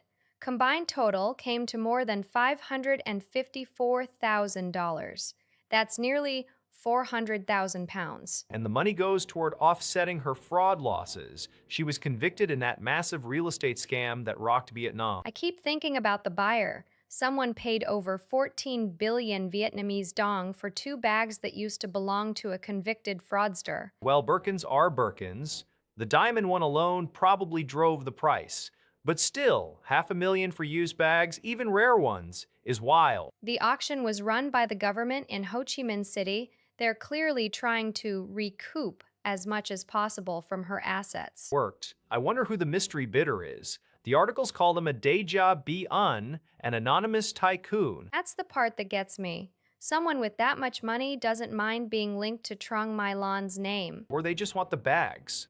Hermes doesn't exactly sell these off the shelf. A diamond-studded Birkin, that's collector territory. So the state gets its money, the buyer gets the status symbol, and Trong My Lan stays in prison. Right. Meanwhile, the rest of her assets are still being liquidated. This was just 2 items. Two items that basically paid for themselves. I mean, the resale value on Birkins is absurd. Absurd but real. And now we know exactly how absurd. A $554,000 absurd. Anyway, so Mark Wayne Mullen, the new Homeland Security Secretary, just told airline executives that the Trump administration could yank customs processing out of airports in sanctuary cities. And this isn't a random Fox News interview anymore. This time, he's warning the travel industry directly. Big difference. Right. The threat covers major hubs: New York, San Francisco, Los Angeles, Chicago, Philadelphia, Seattle.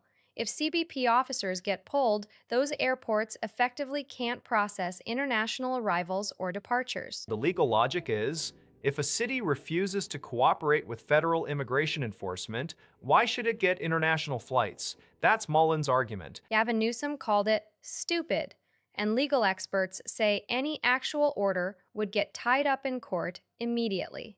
But this also lands in the middle of a partial government shutdown over DHS funding. That's the key context. The shutdown is ongoing. So Mullen's pressure tactic lands differently when the agency itself is partly unfunded. He gave his first major interview back in April, floated it then.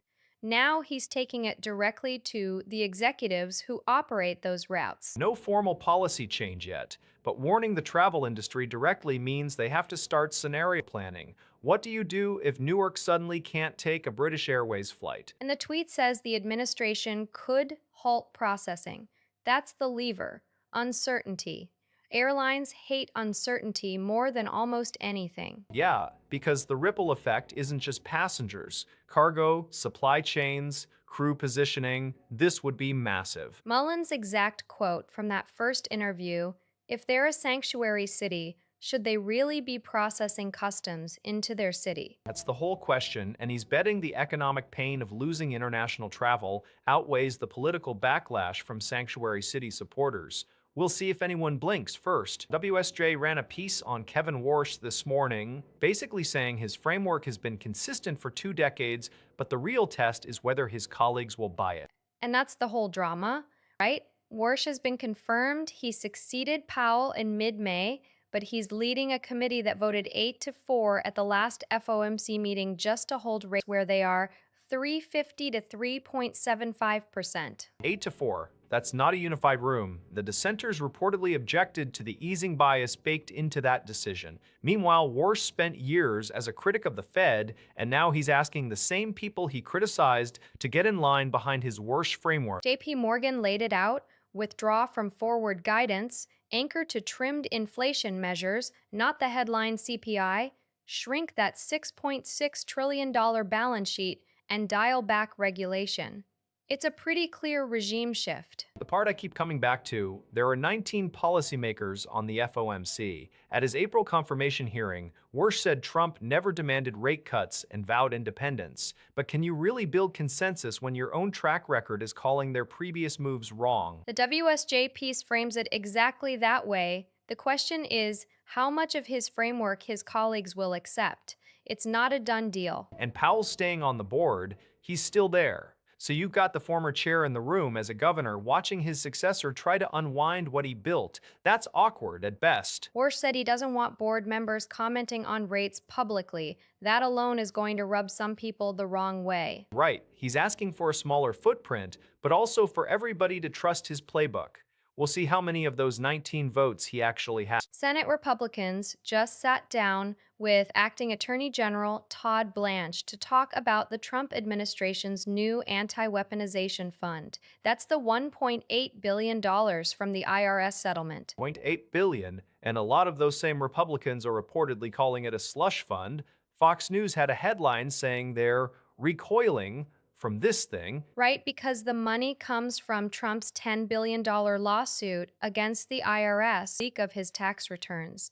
The settlement was revealed this week, and it's supposed to compensate victims of what the administration calls political weaponization. But the details are thin. John Thune, the majority leader, said senators have very legitimate questions about how it actually works. That's understated. Meanwhile, ABC News asked J.D. Vance and Todd Blanche whether January 6th rioters could get payouts, and they didn't rule it out. Right, that's the part that's really making some Republicans uncomfortable. One GOP congressman is already vowing to kill the fund. The whole thing is this weird tension where the administration says it's about victims of government overreach, but the definition of victim is basically up for grabs. And senators are in the room trying to figure out if this thing has any guardrails at all. Blanche came to sell it, but the reception sounds icy. Yeah.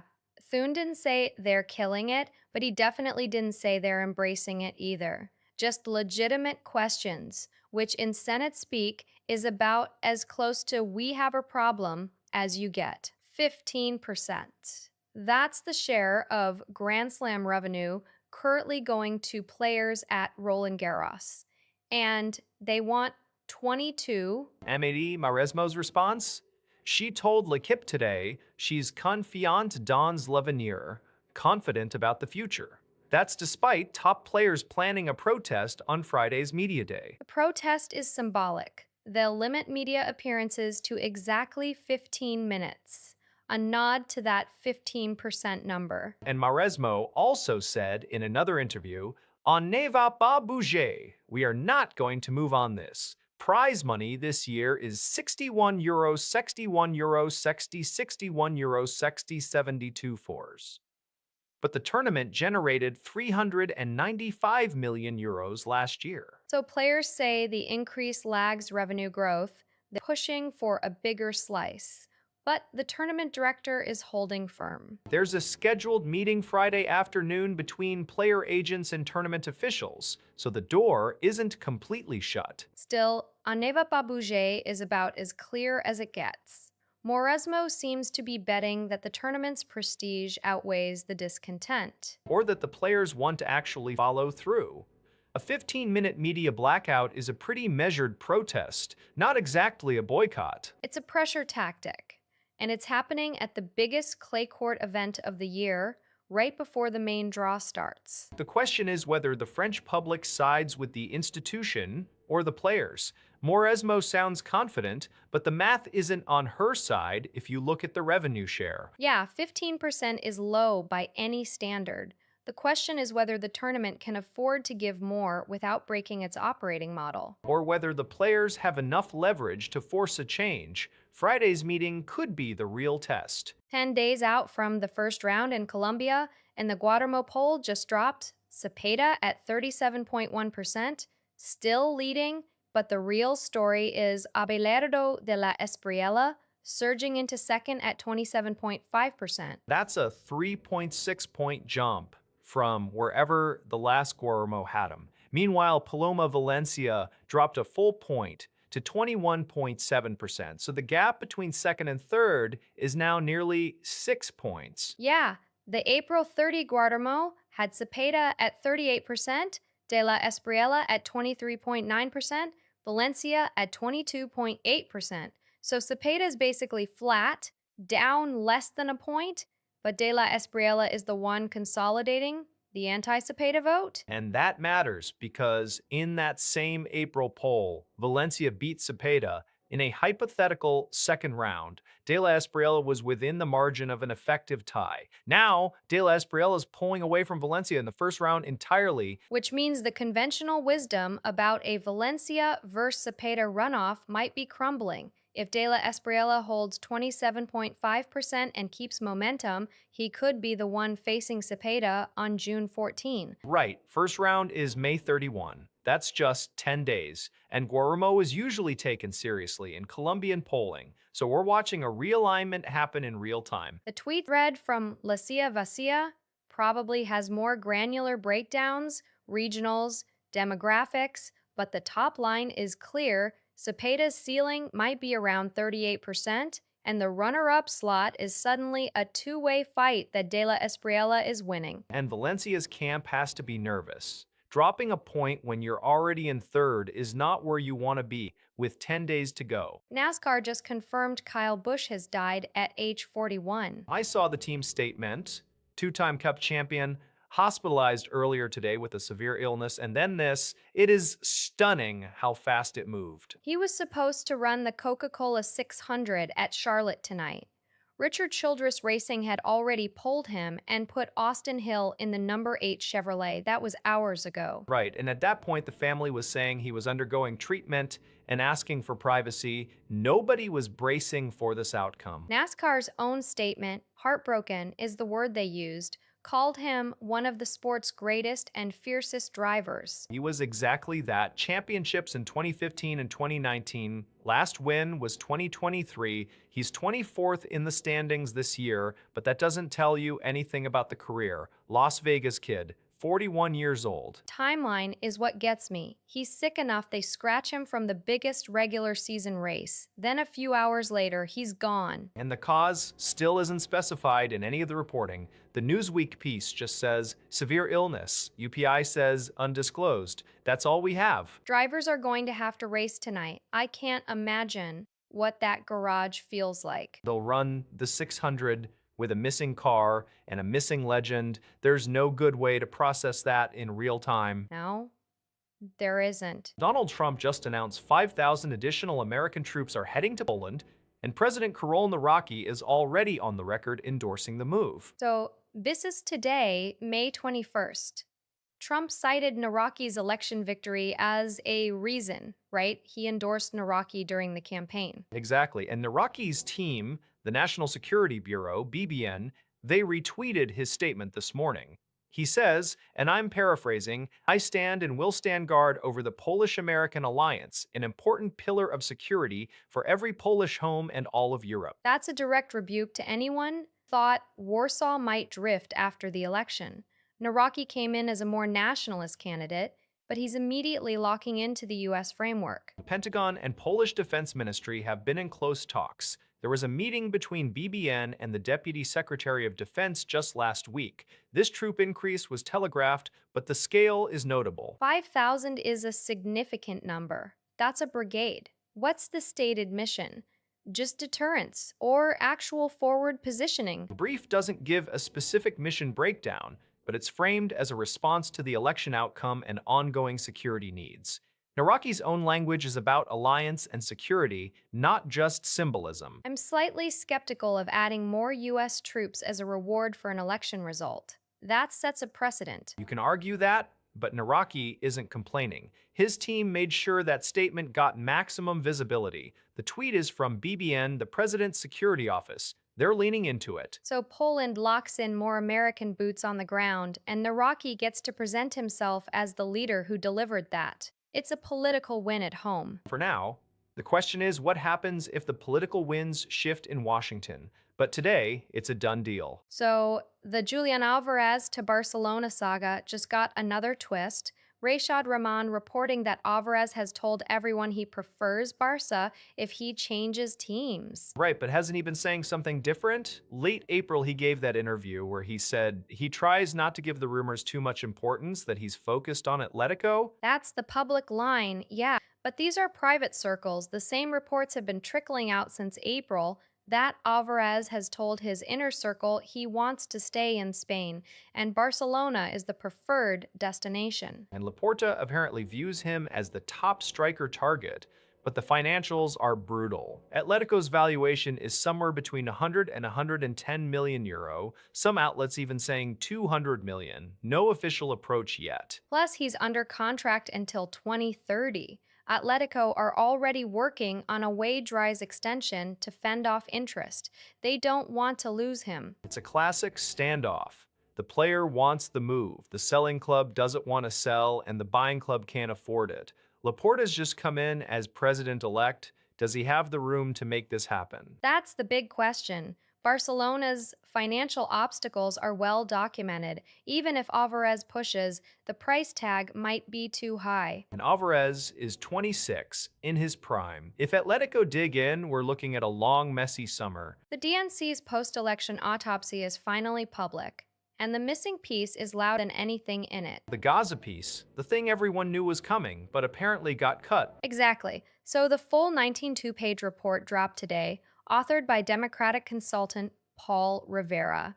But here's the catch. Back in July of last year, Rivera met privately with the pro-Palestinian group IMU Policy Project and told them the DNC's own data showed the administration's support for Israel was a net negative in the 2024 election. And that finding just doesn't appear in the final report. Correct. The IMU is now accusing the DNC of suppression, and the report's handling has been messy from the start. DNC Chair Ken Martin actually shelved it back in December, called it a distraction. Right, and now he's apologized for how he handled the release, but he also said he doesn't endorse what's in this report or what's left out of it, which is a pretty remarkable thing for a party chair to say about their own post-election review. It's almost like a preemptive disavowal. The report exists, but the chair won't stand behind it, and the one data point that could have reshaped the party's stance on Israel was left on the cutting room floor. Politico is calling it a huge omission.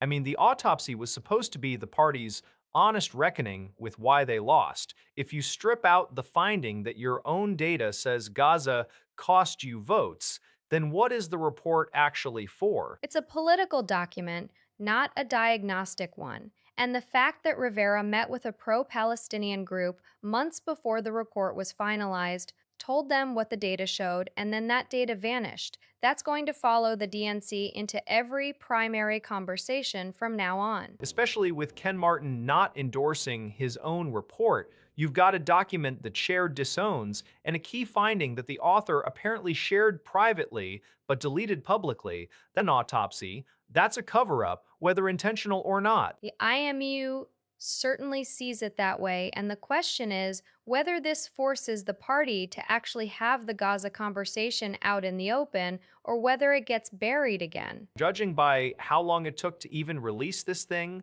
I'm not optimistic. Trump just announced he's sending 5,000 troops to Poland, posted it on Truth Social a few hours ago. That's interesting because 2 weeks ago, May 14, the Pentagon canceled a deployment of 4,000 troops from the Army's 2nd Armored Brigade combat team to Poland, and it was part of a broader order to reduce U.S. forces in Europe by about 5,000. Right, so we went from canceling 4,000 to announcing 5,000.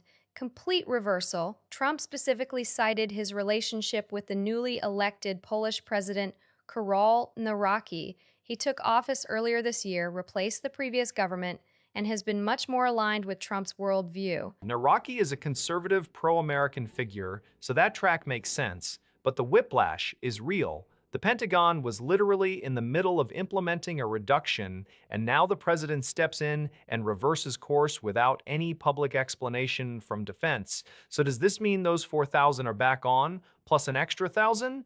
Or is this a separate new deployment? The announcement doesn't give those details, it just says 5,000 additional troops. The research suggests the earlier cancellation blindsided Polish officials. They said they were a proven ally and were caught off guard. Now they're getting a bigger number than originally planned, which honestly is a pretty dramatic win for Nawrocki domestically. It also raises questions about the European posture overall. If Trump is pulling troops from Germany, which was part of that earlier reduction order, but adding them in Poland, that's not a reduction in Europe, it's a realignment. Poland becomes the new hub. Exactly, and the timing, announcing it on a Thursday afternoon, no joint presser, just a Truth Social post, that's very on brand, but the substance is significant. 5,000 troops is a meaningful force. It'll be interesting to see how NATO allies react, especially those who just got their deployments cut. But for now, Poland's the clear winner out of this. The Aaron Fox and Dylan Harper both listed as questionable for Game 3 tonight in San Antonio. That's a brutal injury report for a team trying to take a series lead. The Spurs lost Game 2 yesterday, 122-113, and now they might be without their all-star guard and their starting rookie. Fox hasn't played since he re-aggravated that high ankle sprain in Game 6 of the second round against Minnesota. He missed both games of this series so far. And Harper, he left Game 2 with adductor soreness. Sportsnet is reporting he couldn't finish the game. He and Jalen Williams both went for MRIs after, but at least the Thunder guard is apparently fine on their side. Yeah, Williams is not on the Thunder's report. Meanwhile, the Spurs are already down a star, and now their first-year starter, who averaged 18 points in the playoffs, is iffy. Mitch Johnson called Fox's injury tough after Game 2. That's not reassuring. The series is tied 1-1, Game 3 at home, and you've got two key guys with question marks. The Spurs already lost Game 2 on their own floor.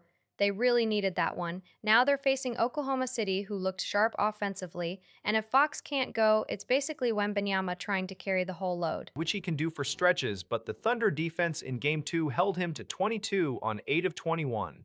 That's a lot of volume for not enough efficiency. Without Fox's creation and Harper's secondary playmaking, the offense gets stagnant. So the big question tonight is, do you risk either of them? Especially Fox, who's already tried coming back once and re-injured it. One wrong step and it's a much longer problem. And the adductor thing for Harper, that's the groin area, which can linger. The Spurs are in a tough spot. They could push for a 2-1 lead, or they could be down 2-1 before they get healthy. No good answer yet. Two-time NASCAR Cup champion Kyle Busch has died at 41, according to a joint statement from his family, Richard Childress Racing, and NASCAR. And this is the same day he was hospitalized with a severe illness and pulled from the Coca-Cola 600 at Charlotte Motor Speedway. That news broke earlier this morning. ABC is reporting his death as sudden and tragic passing. The family hasn't disclosed the nature of the illness. Busch was in his fourth season with Richard Childress Racing, ranked 24th in the 2026 standings with just 2 top 10s in 12 races. He was a Las Vegas native. Won back-to-back titles, no, actually 2015 and 2019. 2 championships, and he was only 41 years old, still an active driver. The timeline here is jarring. He's withdrawn from the 600 earlier today because of a severe illness, and now, hours later, his family confirms he's gone. NASCAR and the racing community are going to be reeling. Busch wasn't just a champion, he was one of the most polarizing and competitive drivers on the grid. His 2019 title with Joe Gibbs Racing, then moving to RCR, he was still very much in the mix. Yeah, even with a down year statistically, he was still Kyle Busch. The tweet from ABC uses breaking. This is the first major confirmation we've seen from a national outlet. I'd expect a flood of tributes in the next few hours. Right now, the focus is on his family. The statement describes it as sudden and tragic, and that's really all we know. No cause, no details beyond the hospitalization earlier today. A terrible day for NASCAR. 2-time champion gone at 41. Marco Rubio just stood at Homestead Air Reserve Base in Florida and called Cuba a consistent threat to U.S. national security. That's a pretty sharp escalation in rhetoric. It's not just rhetoric, though. The Justice Department unsealed a murder indictment against former Cuban leader Raul Castro the day before. So this is a coordinated 2-step. Right, and Rubio saying a diplomatic deal with Cuba's current government is not high on the list, though he did add that Trump's preference is always a negotiated agreement. That's a very careful hedge. Meanwhile, the administration is pointing to an Axios report that Cuba acquired 300 drones from Russia and Iran, drones that could potentially reach Guantanamo Bay. That's the specific threat they're zeroing in on. Russian and Chinese intelligence presence on the island, now drones with possible range to hit a U.S. base. Cuba's Foreign Minister Bruno Rodriguez is calling this a fraudulent case for military intervention. He's not wrong to be suspicious. The language from Rubio mirrors exactly the kind of prelude we've seen before from this administration toward other countries. You have an indictment, you have a public threat assessment, you have a senior official saying diplomacy isn't likely. Rubio did say Trump's preference is always negotiation, but he also said the president has the right to meet national security threats. That's a pretty elastic phrase. And it's not like Cuba is in a position to push back hard. They're economically crippled. They rely on those same Russian and Iranian connections. Rodriguez calling it fraudulent doesn't change the fact that the US has all the leverage here. What's the end game, though? A blockade, a strike, a negotiated surrender? The tweet doesn't say. The Spurs are officially listing Dylan Harper as questionable for Friday's Game 3, and I'll be honest, the injury designation changed. Changed? How? We knew he left game 2 with a leg issue. Right, but the initial reports after Tuesday night said right leg, maybe string. Now the injury report calls it an adductor issue specifically, same guy, different label. Adductor is groin adjacent. It's not the same as a hamstring. Are we talking about two different problems or just the team getting more specific? That's the question. Harper grabbed his hamstring when he went down in the third quarter, 12 points, 3 assists, 2 boards in 25 minutes before he exited. Thunder won that game, tied the series at 1 apiece. Now it's a quick turnaround to Friday, and he's questionable with an adductor designation. And the Spurs are already without De'Aaron Fox, right ankle, out for a while. If Harper can't go, their backcourt is suddenly very thin against a Thunder team that just proved it can win in San Antonio. Questionable gives them until Friday's tip to see how he feels, but the shift from hamstring to adductor, that's the kind of detail that tells me they're ruling out the worst case structural stuff. Or it tells me they're not sure what they're dealing with yet. Day to day on Wednesday, questionable on Thursday. That's not exactly a reassuring trajectory. The DOJ just unsealed a superseding indictment. 7 Chinese executives and 4 shipping container manufacturers charged with conspiring to fix prices on standard dry containers. 7 executives from 4 companies. That covers basically the whole market, doesn't it? About 95% of the global market. We're talking China International Marine Containers, CIMC, Dongfeng International, CXIC Group, and Singames Container Holdings. The charges go back to November 2019 and run through at least January 2024. So, right through the supply chain crisis where everyone was screaming about container shortages and sky-high shipping costs, the indictment says they were actively restricting output. Prices more than doubled between 2019 and 2021. Prosecutors say the cartel deliberately created that shortage to drive up prices. And one of the defendants already got picked up. Vic Ma, a marketing executive at Singames, was arrested in France back in April. He's pending extradition. Each defendant faces 1 count under the Sherman Antitrust Act. The FBI's San Francisco office handled the investigation. They put out an ICYMI on it earlier. The companies control 95%. I keep coming back to that number. That's not a cartel, that's an effective monopoly. The question is whether criminal charges actually undo the damage to global supply chains or just scapegoat a few executives. The indictment is superseding, meaning it builds on earlier charges. So the DOJ has been building this case for a while. We'll see how the extradition from France plays out. Right. And whether the companies themselves face any real consequences beyond the executives. Politico posted that the U.S. is sending 5,000 troops to Poland as it draws down forces in Germany. That tweet is going around. Except that's not what's happening right now. The Pentagon actually canceled that deployment a couple weeks ago. The 2nd Armored Brigade combat team, about 4,000 troops, was supposed to rotate into Poland, and it got scrapped in mid-May. Right, so the tweet is conflating 2 separate moves. There is a drawdown in Germany, 5,000 troops being pulled out after that feud between Trump and Chancellor Merz over the Iran war. But those troops aren't being sent to Poland. Polish President Naraki and the defense minister had said they were ready to host them. The Pentagon even talked about moving forces east, but instead, they canceled the Poland rotation entirely, from 4 brigade combat teams in Europe down to 3. And Defense Secretary Hegseth has been trying to reassure Poland that the commitment still stands, but the optics are rough. You withdraw from Germany, cancel the Poland deployment, and reduce your overall footprint in Europe. So the tweet reads like a throwback to the original intent, not the actual outcome. What actually happened is a net reduction, troops leaving Germany, no replacement rotation into Poland. That's a very different story than sending troops to Poland. James Garner made his senior England debut against Uruguay earlier this month, and now he's been voted Everton's Men's Player of the Season for 2025-26. His response: I feel like I'm only just getting started. That quote is exactly the kind of confidence you want from a 25-year-old who's been the heartbeat of that midfield. He's played nearly every Premier League match this season. Club legends Derek Mountfield and Kevin Ratcliffe both backed him for the award. Ratcliffe called his campaign top drawer. Captain James Tarkowski had some pretty high praise too. After Garner put in a man of the match display and a 2-0 win at Nottingham Forest, goal and an assist, Tarkowski said Garner absolutely everything. That's from the captain of the club. And he's not doing it alone. The midfield trio of Garner, Idrissa Gana Gueye, and Kiernan Dewsbury Hall has been the engine driving Everton's push for European football. With 7 games left, they were 3 points off the Champions League places. That's real momentum. Garner's only 25, already an England international, and now the club's player of the season. Saying I'm only just getting started isn't bravado, it's probably true.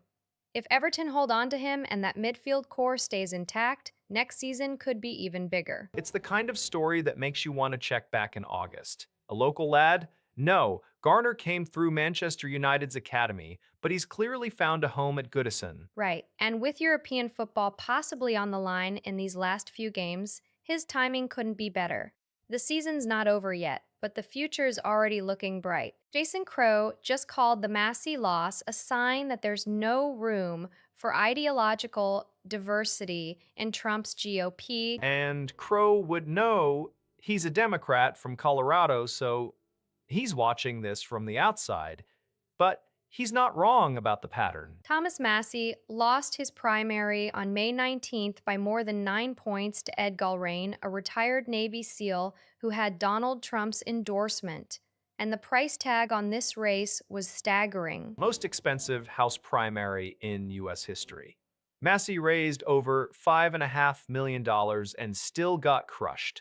That tells you something about where the party's center of gravity is right now. Massey has been in Congress since 2012. He's a libertarian-leaning Republican, voted against leadership, voted against spending bills. He was never going to be a Trump loyalist. And that's exactly what Trump used against him. The president told Republican voters to reject Massey, and they did. Crow's point is pretty direct. If you're a Republican who diverges from Trump on anything, the party doesn't have space for you anymore. Massey himself warned Trump not to shrink the party after the loss. He said pushing out ideological diversity makes the coalition smaller, not stronger. But the data from this primary suggests the opposite calculation is working. Trump backed a challenger.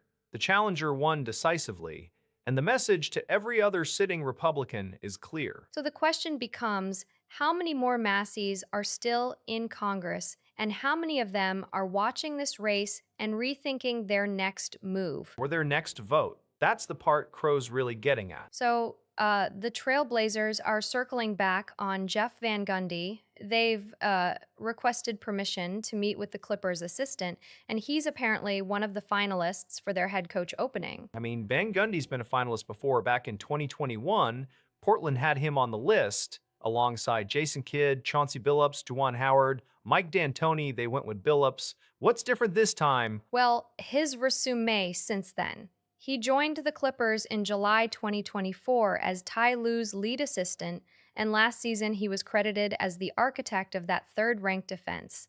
Kawhi Leonard specifically praised the team's renewed defensive spirit.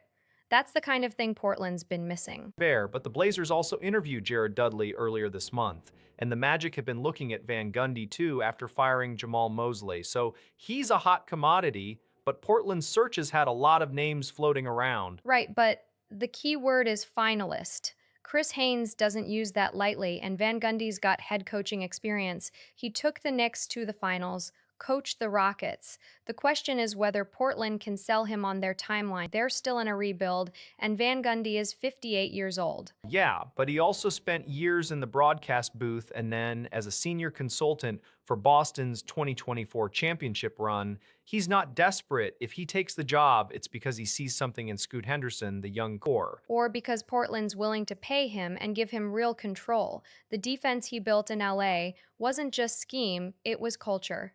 That's what Chauncey Billups could never quite establish. Let's see if the meeting actually happens. The Clippers are still in the playoffs, so permission could get complicated. Either way, Van Gundy's name is back in the coaching carousel in a serious way. So, Mikel Arteta didn't even watch the match that won Arsenal the title. That's the wild part of this. Arsenal finally win their first Premier League in 22 years, and the manager is at home building a fire in his garden. Let me get this straight. The big plan was that the whole squad would watch Manchester City versus Bournemouth together. City drop points, title confirmed, everyone celebrates as a team. Arteta just bails? He explained it in the press conference after Burnley, said he felt like he couldn't bring the right energy to that group gathering. So he told the players to have their own moment, went home and built a fire, didn't watch a single minute of the game. That is either the most self-aware coaching decision ever or the loneliest way to win a title. Captain Martin Odegaard apparently called him on video and was like, "Where are you? Come over." Arteta joined them a few hours later, but initially, no, he wanted them to have it without him hovering. It's May 18th, 2026, 22 years since the Invincibles, and the manager is in his backyard staring at flames while his players are going mental. And they did go mental. Declan Rice, Bukayo Saka, pictures outside the Emirates at 5 in the morning. The title was confirmed with one game to spare after City drew with Bournemouth. I respect the intentionality, I do, but also you spend years building this, you finally break the drought, and you're not in the room. He said he couldn't bring the necessary energy. That's the kind of self-awareness most managers don't have. He knew he'd be a wet blanket, so he removed himself. Fair. But I bet Odegaard's FaceTime was the only call he actually wanted to take that night. Marco Rubio's thanking the Czech PM and the healthcare workers in Prague. That's after an American doctor exposed to Ebola arrived there yesterday for monitoring. Yeah, Dr. Patrick Laverchelle, a missionary with Sergi, is asymptomatic, but they've got him in strict isolation at Bulovka Hospital for up to 3 weeks. The Czech health minister confirmed all that. And he's not the only one. Another American doctor, Peter Stafford, actually tested positive and was evacuated to Germany. Stable condition, according to the CDC. So the U.S. is sending exposed and infected doctors to Europe instead of bringing them home. The Washington Post reported the White House resisted letting them return. The White House denied that, but it's a pretty stark picture. This is all part of the Bundibugyo Ebola outbreak in eastern DRC and Uganda. Over 130 people dead. The WHO declared it a public health emergency of international concern on May 16. The Rubio's tweet is thanking Czech PM Andrej Babiš and the Prague medical staff for taking in one of our own. Politically convenient for the administration, but it does raise the question, why not treat them on U.S. soil? The official line is that Bulovka has a specialized high containment unit and the Czechs volunteered. But it's hard to ignore the timing, with the White House already facing criticism over its response to the outbreak. And while the doctor in Prague is asymptomatic, he'll be in isolation for up to 3 weeks. Meanwhile, the outbreak keeps spreading. No U.S. cases yet, but the optics of sending exposed Americans abroad are not great. Yeah, Rubio's thanking them, but a lot of people are wondering why the thanks are needed in the first place. Rocky says he's standing guard over the Polish-American alliance, but the Pentagon just quietly canceled the 4,000-soldier rotation. That's a pretty big gap between rhetoric and reality. It's not that simple. The cancellation was specifically for the 2nd Armored Brigade combat team. Poland still hosts about 10,000 U.S. troops on rotation, and the Rocky is in Washington right now, invited by Trump. Right, but Warsaw was blindsided. They sent 2 deputy defense ministers to the Pentagon for clarification. That's not the move of an ally that feels secure. And the Deputy Defense Secretary, Elbridge Colby, did give assurances that Poland remains a priority. The BBN said that after the meeting, Assurances are cheap. Poland is spending nearly 5% of its GDP on defense. That's the highest in NATO. They want permanent basing, not rotational troops that don't build real interoperability. Naraki's entire CPAC speech in March was about the Russia threat and the need for a permanent U.S. footprint. So his reaffirmation today is partly a signal, both to Washington and to domestic voters, that he's still pushing for that permanent presence. And partly a warning. He said, I stand and will continue to stand guard over the Polish-American alliance.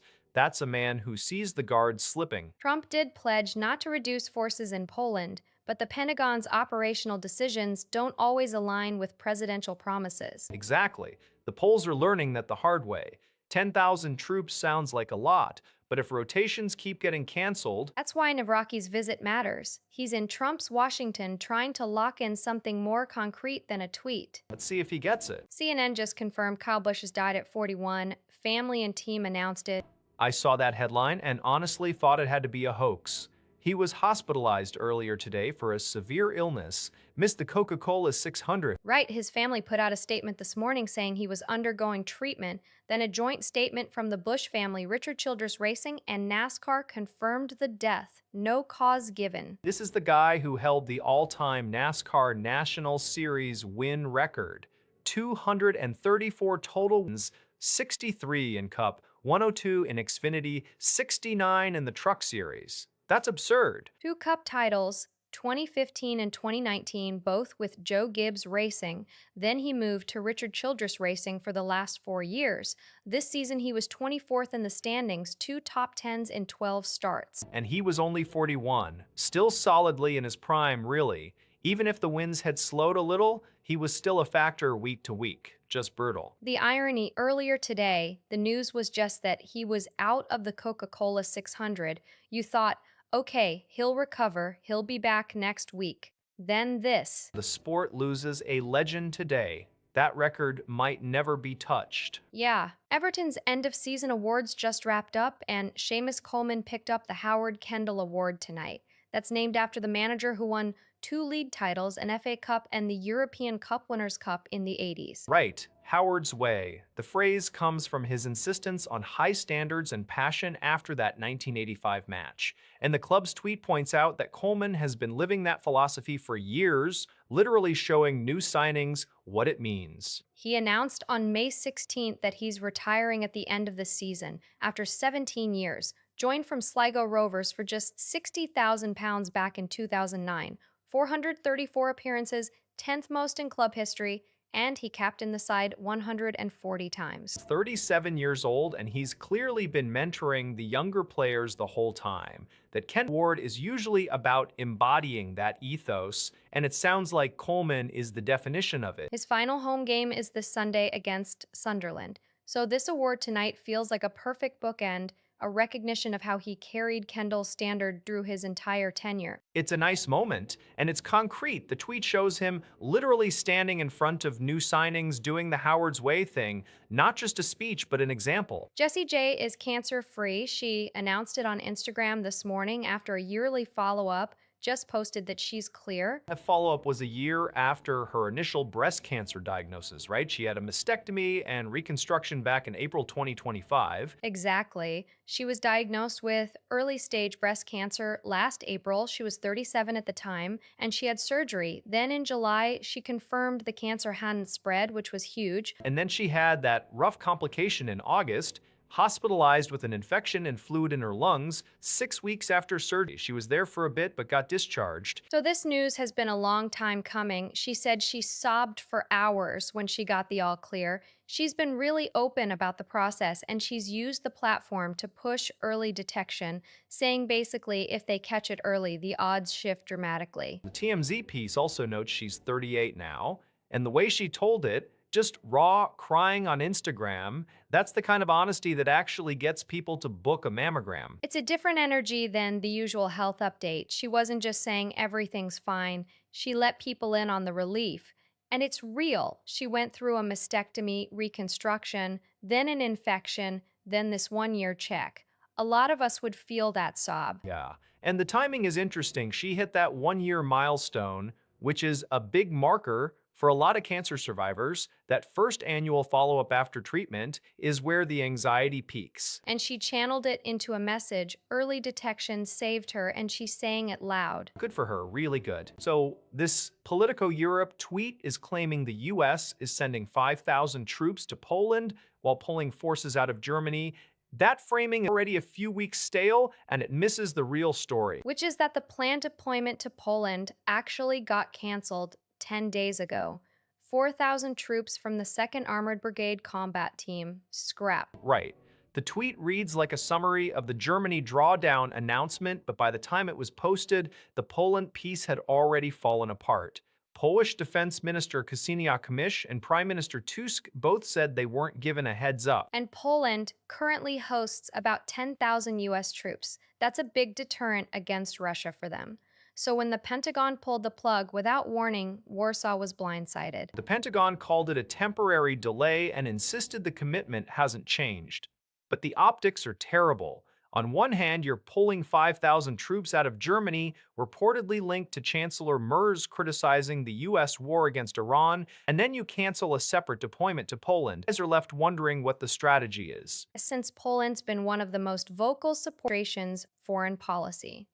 Tusk's words, a proven and reliable ally, and they're being treated like an afterthought. That's the part that's getting lost in the shuffle. The tweet's still floating around as if everything's on track. It's not. So where does this leave the Germany drawdown? Still happening? The troop numbers there are shifting, but the Poland piece is the one that actually changed course. As of now, the Germany reduction is moving ahead, but the Poland cancellation shows how quickly Washington can reverse course without telling its partners. That's the real headline the tweet doesn't capture. Guy jumps from a fourth-floor balcony to avoid arrest, and within hours, he's in cuffs anyway.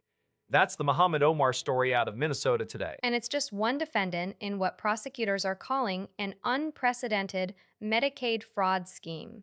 15 indictments unsealed today, at least $90 million siphoned from 7 different Minnesota programs. 7 programs, including the Housing Stabilization Program, which was so badly gutted it actually collapsed. The annual cost went from $2.5 million to over $100 million before the Fed stepped in. That growth alone should have been a red flag, but the details on Omar are something else. He and a co-defendant set up 2 fake home health companies, then billed Medicaid for services to patients who were already hospitalized or, in some cases, dead. They pocketed $3.2 million, and Omar allegedly wired money to buy property in Kenya while the fraud was running. FBI Director Kash Patel tweeted a few hours ago that Omar has been arrested. He's charged with conspiracy to commit healthcare fraud and 4 counts of healthcare fraud. The chase is over, but the questions about oversight are just starting. Right, because this wasn't a one-off bad actor.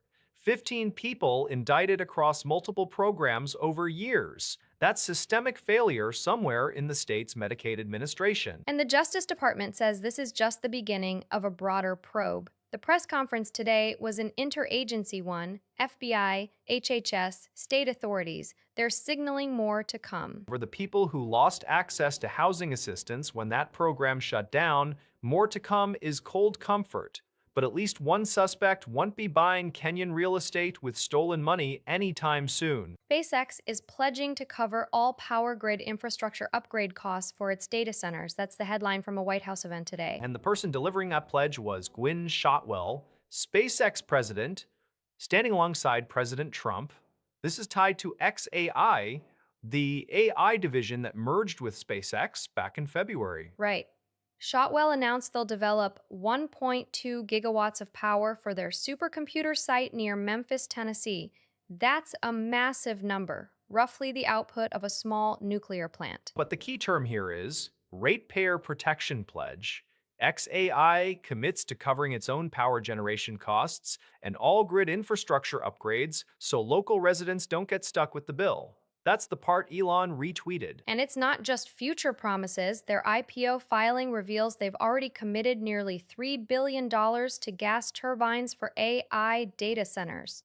That's real hardware spending. The same filing pegs a $2 trillion valuation target. So when you say cover all grid upgrade costs, we're talking about a company that sees itself as an AI infrastructure giant, not just a rocket builder. Shotwell framing this at the White House gives it federal visibility. And it's a smart political move. Nobody wants their electricity rates hiked for someone else's data center. Yeah, but the scale is staggering.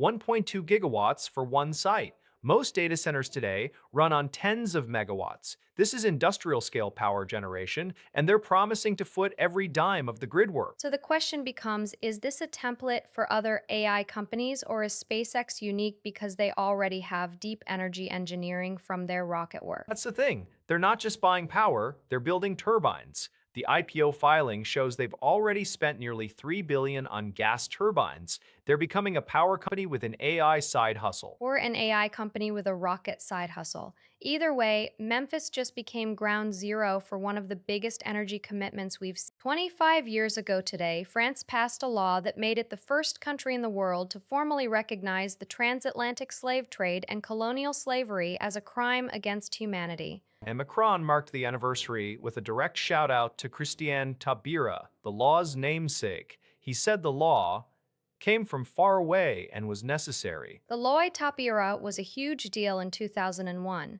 It didn't just name the crime, it forced French schools and museums to teach the history of slavery, and it created a National Remembrance Day. That's the part that's still contested, right? The research notes that applying the law has been an ongoing fight.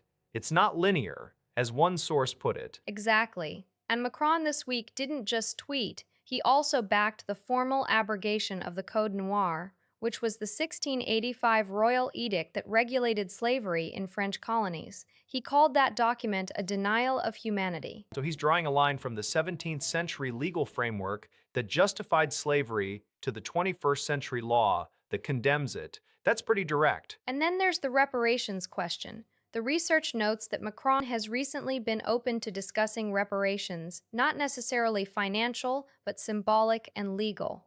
That's a live debate in France right now. It is. And the anniversary gives it a fresh push. Tabira herself has been reflecting on the legacy. She said the law was a victory for memory, but memory's still unfinished. 25 years later, France is still wrestling with how to turn that recognition into something concrete.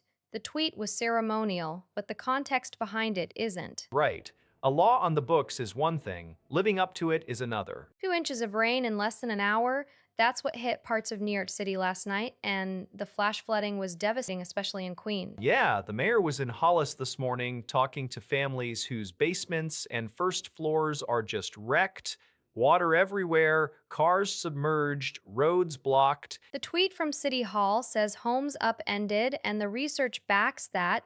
Knee-high flooding in Bushwick, Brooklyn, drivers on the Long Island Expressway actually reversing to avoid high water. That's serious. One of the local reports quoted a Forest Hills shop owner saying poor drainage causes flooding nearly every time it rains hard. So this isn't a one-off. It's a systemic problem that just got a lot more attention. Mayor Adams thanked the emergency responders working around the clock, and state officials were also briefed.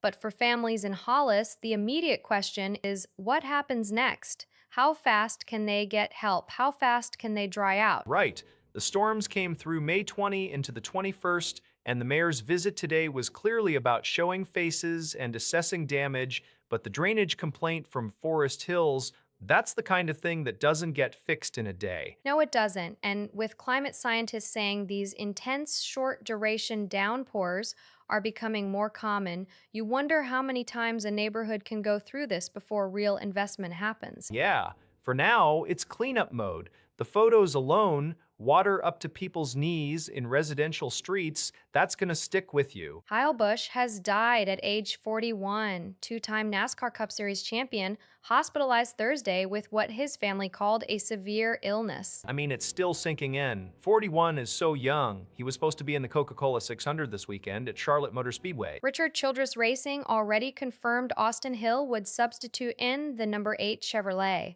And then this news came through. The family statement was brief, just that he had been hospitalized, and then the update today. The CBS report quotes the NASCAR family, calling him a future Hall of Famer, a rare talent. He was exactly that. 2 championships, and he was still competitive. You don't expect to hear this kind of news on a Thursday in May. It feels like a gut punch for the whole sport. The Coca Cola 600 is one of the crown jewels on the schedule, and now it'll be run with that weight hanging over everything. Austin Hill stepping in under these circumstances, that's not how anyone wanted that seat change to happen. Remember, he was only 41.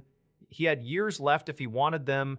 And you think about the rivals he had, the fans he had, love him or hate him, Kyle Busch was box office. He made the sport louder. The family hasn't released more details about the illness. The focus right now is on them and on the team. NASCAR put out a statement as well. It's going to be a long weekend. Yeah, it really is. There's a photo making the rounds from Bangladesh, an albino buffalo with a blonde mane, and the name tag says Donald Trump. And apparently, it's not just a name.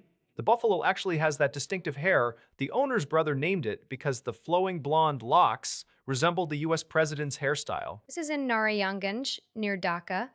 The buffalo is 4 years old, weighs 700 kilograms, about 1,500 pounds, and it's become a major social media star ahead of Eid al-Adha. Which is where this gets complicated. The buffalo is set to be sacrificed for the holiday. That's the tradition. During Eid al-Adha, over 12 million lakh are slaughtered in Bangladesh. The owner, Ziauddin Murdha, says he's going to miss it, but that's the core spirit of Eid. And the crowds have been so intense that the buffalo actually lost weight from stress. Murda had to limit public viewing. So you've got this rare animal. Albino buffaloes are extremely rare, pinkish white coat, no melanin, drawing thousands of people to snap selfies with it, and then it's being sacrificed. There's something surreal about that contrast. The AFP video shows people flocking to pose with it. I mean, a buffalo named after a sitting US president about to be sacrificed for a Muslim holiday. It's a story that's somehow both heartwarming and kind of bizarre. Murda seems genuinely attached. He said he'll miss Donald Trump, but the religious obligation takes priority. So for now, the buffalo is enjoying its last few days of celebrity. It's a strange kind of fame, 15 minutes, then off to the slaughter. But in Bangladesh right now, this buffalo is the talk of social media. And in a few days, well, it'll be the talk of someone's dinner table. Yeah, that's the reality. Davide Calabria on Sky Calcio Unplugged, that new video podcast with Lisa Offside, Gianluca DiMarzio, and Stefano Borghi that launched back in February, and he goes straight to his mother. I owe everything to my mother. It's not the first time he said that. He did a Radio Serie interview 2 years ago where he laid out the whole family picture. Father worked as a bricklayer, mother was a clerk, later ran a bar, and she drove him to training every single day. Right, and in that same 2024 interview, he called Milan my life, said his dream was to win the Champions League, and called Rafael Leão a potential Ballon d'Or winner. The Sky Calcio Unplugged appearance just reinforces the same core messages. Which is interesting, because you usually hear players talk about their journey early on and then move on. Calabria keeps circling back to the same people and the same motivations. It seems like he genuinely can't separate himself from the club or his upbringing. He's the captain, so it tracks. But there's something specific about crediting his mother over and over. It's not just generic gratitude. She was the one who made the daily sacrifice possible. He's been pretty consistent about that framing for years now. And his dream is still the Champions League. That's a lofty target for this Milan side, but it's the kind of public ambition that either gets you labeled as romantic or as a leader setting a high bar. I'm not sure which one it is yet. Maybe both. But the fact that he keeps saying it out loud in front of the same national audience means he's betting the squad can actually get there.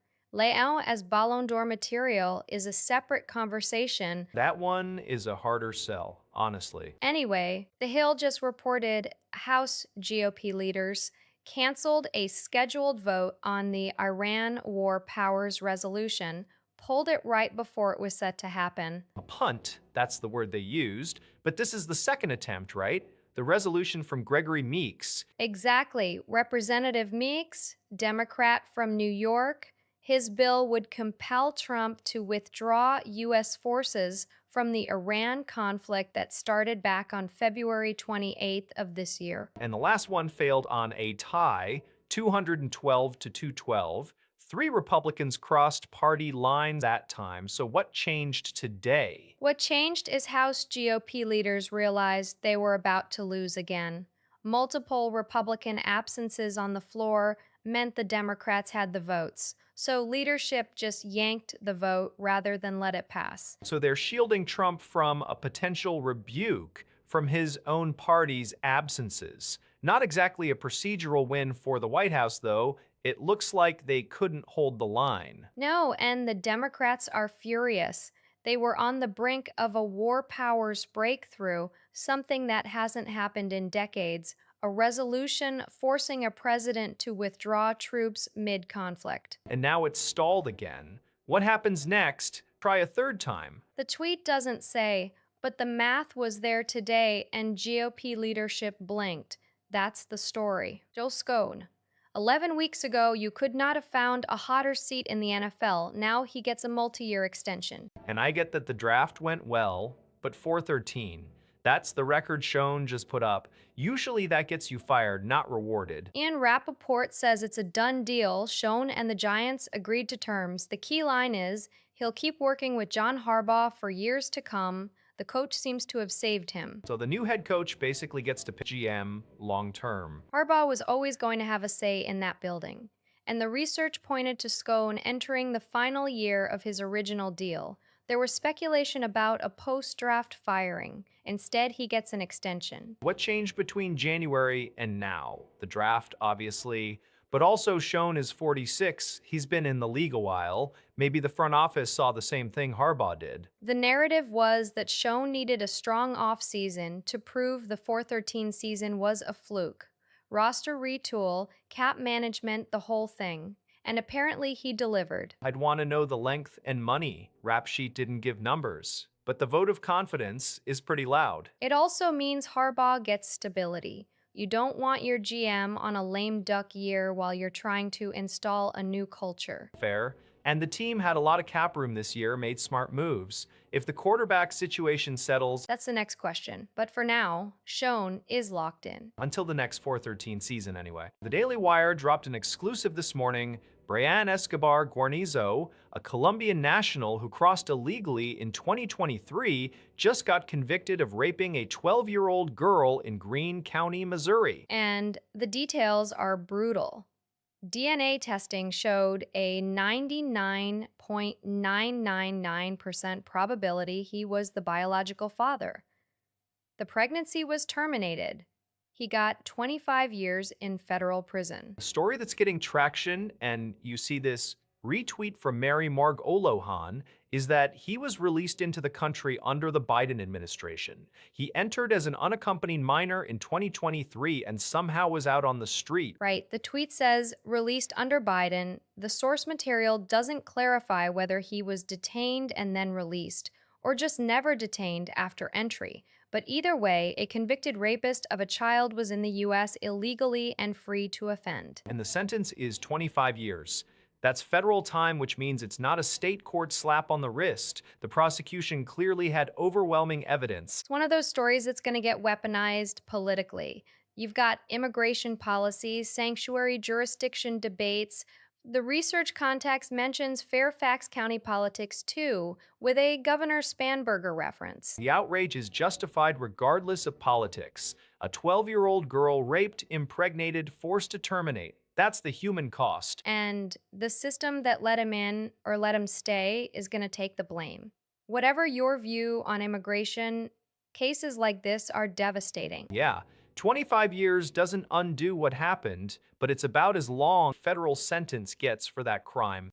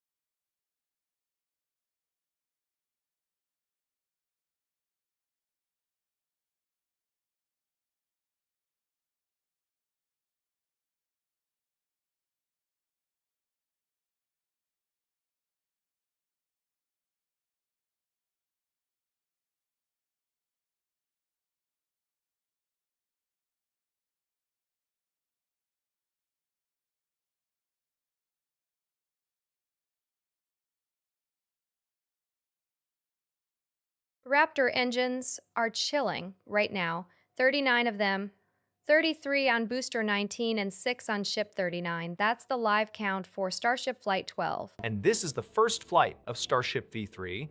The upgraded version, I mean, the numbers are just absurd. 408 feet tall, nearly 5,000 metric tons fully stacked. They were originally targeting 6:30 p.m. Central, but upper level winds pushed it back an hour. So now it's 7:30 p.m. Eastern, 230 UTC. The engine chill sequence is underway at Starbase. No return to launch site catch today, though. That was the big question after Flight 11. Would they try to grab the booster again? SpaceX says no. Super Heavy is going to splash down in the Gulf of Mexico. And the upper stage, Ship 39, is going on a suborbital arc, aiming for the Indian Ocean about 65 minutes after launch. That's a longer flight than some of the previous tests. They're also carrying dummy Starlink satellites this time, and they want to test an in-space engine relight. That's a big step toward orbital capability. If they can restart a Raptor in space, that changes the mission profile completely. Right. Because to deploy actual Starlinks and then deorbit, you need that relight. So this is a major technical milestone, even if they don't catch the booster. It's the first B3 rocket ever. The stakes are high. SpaceX has been iterating fast, but this is the first time we see the full 39 engine configuration in flight. 33 on the booster, 6 on the ship. The live stream is already running over on Spaceflight Now. We'll see if those upper level winds cooperate in the next hour. Everything's green for fueling, according to SpaceX, so we should be good to go at 7:30. Standing by. So the Giants just handed Joe Scowen a multi-year extension. Yeah, and I keep waiting for the punchline. 22 and 45 over 4 seasons, 1 playoff appearance, and they fire the head coach but extend the GM. That's the part that's making people do a double take. Brian DeBull got shown the door after a 413 disaster in 2025, and now Schoen gets rewarded. To be fair, Schoen was the one who hired DeBall, built the roster. If you hold the GM responsible for the product on the field, 22, 45, and 1 is brutal. But ownership clearly sees it differently. They see the rebuild differently. John Mara basically said Schoen needed more time and a new coach to execute the vision. They've already brought in John Harbaugh as head coach. Right, and that's the big context. Harbaugh is the real story here. You don't hire a Super Bowl winning coach and then let the GM who hired him walk into a lame duck year. You lock him in so the new coach and GM are tethered together. Paul Schwartz from the New York Post broke it first, then Josina Anderson confirmed it's a done deal. So the message is clear. Schoen gets to pick his second head coach and run this thing his way. But the record is what it is. 22 wins in 4 years is not a lot of rope to work with. It's also not nothing. The cap was a disaster when he took over. They cleared dead money, got younger. The results haven't come yet, but the front office argument is that the foundation is there. The foundation is 22 wins. I get the logic, but if Harbaugh doesn't flip this thing fast, Schoen's extension will look very different in 2 years. So, Pennsylvania's Senate Majority Leader, Joe Pittman, just put a freeze on basically all energy bills until the state Supreme Court rules on RGGI. That's the Regional Greenhouse Gas Initiative, the cap and trade program. Which means what exactly? How many bills are stuck? Well, he told reporters last June that it's unproductive to advance anything, including Governor Shapiro's EDGE tax credit, until the court decides whether RGGI is legal. That hearing was in May of last year, and we're still waiting on a final ruling. So it's been nearly a year of gridlock on energy policy because of one court case. Exactly, and the ripple effect is hitting data center regulation too. A whole package of data center bills passed the Democratic-controlled House with bipartisan support just this month, May 2026. But Pittman says he wants a holistic approach instead of individual bills, so those are stalled in the Senate. That's interesting because data centers are blowing up in Pennsylvania. Power demand, pollution, local pushback. The House moved quickly, and now it's just sitting in the upper chamber. Pittman's argument is that the RGGI ruling will dictate the course of energy production in the state, so why waste time on piecemeal legislation? But critics say that's just a convenient excuse to slow walk things he doesn't want. Or an acknowledgement that energy policy is such a tangled mess. carbon pricing, tax credits, data centers citing that you really can't untangle any of it until you know whether RGGI stands or falls. Right. And the court hasn't given a timeline, so state lawmakers are basically in a holding pattern, waiting on a decision that could reshape everything. So, the Commission of Fine Arts just signed off on the final design for Trump's proposed 250-foot triumphal arch on Columbia Island, that strip between the Lincoln Memorial and Arlington National Cemetery. And the commission is entirely Trump appointees, so this was never really in doubt. But the details are something else. Lady Liberty figure on top, gilded eagles, inscriptions reading "One Nation under God" and "Liberty and Justice for All." They did drop the gold lions from the base after the backlash, but the bigger story is the public response. The commission received about 1,600 comments, and more than 99.5% were opposed. Not a typo. 99.5% against, and it still gets approved. That's going to fuel the lawsuit that's already been filed. Veterans and a historian arguing the arch breaks the sightline between the Lincoln Memorial and Arlington House. The National Capital Planning Commission still has to review it on June 4th, so this isn't a done deal. And preliminary site surveys already started last week, so physical work is quietly moving forward even as the legal challenge lands. It's a classic clash of process and politics.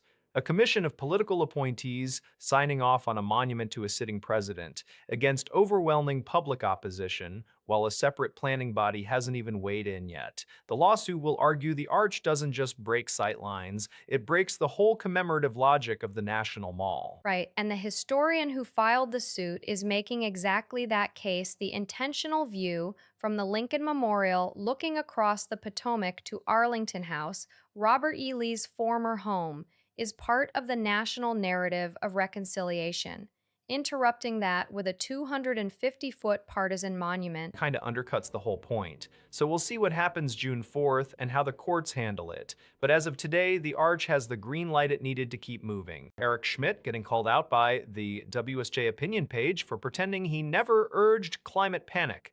Barton Swaim writes that Schmidt exemplifies tech titans who now distance themselves from the apocalyptic rhetoric they once pushed. It's a specific accusation that these figures want us to forget they ever said the sky was falling.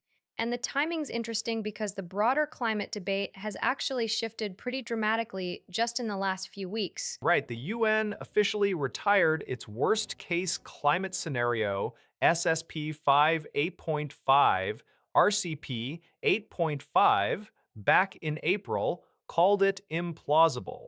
That's a huge deal coming from the body that popularized those doomsday projections. And it's not just the UN. The Energy Department put out a report questioning catastrophic greenhouse gas narratives. Multiple WSJ op-eds have made similar arguments, one from Stephen Koonin, another taking aim at Gavin Newsom's fire risk claims. So you've got institutional agencies walking back alarmism, and now individual advocates like Schmidt seem to be quietly stepping away too. But Swaim's point is that they're not admitting they were wrong, they're just pretending they never said it. That selective memory is the critique, and it's consistent with a pattern we've seen across several tech figures. They rode the panic wave for attention or policy influence, and now that the science has moderated, they're acting like they were always cautious. The Spectator had a piece recently framing it as AI Armageddon has replaced climate hysteria. Same doomsday machinery, just a different threat.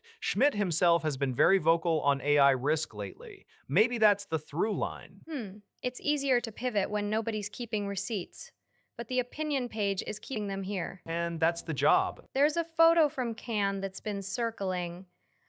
Sharon Stone on the red carpet in something silver, and the Washington Post is basically saying this is the year of the Grandes Dames. Right. The festival has always leaned into older actresses commanding attention, but this year it feels almost programmed.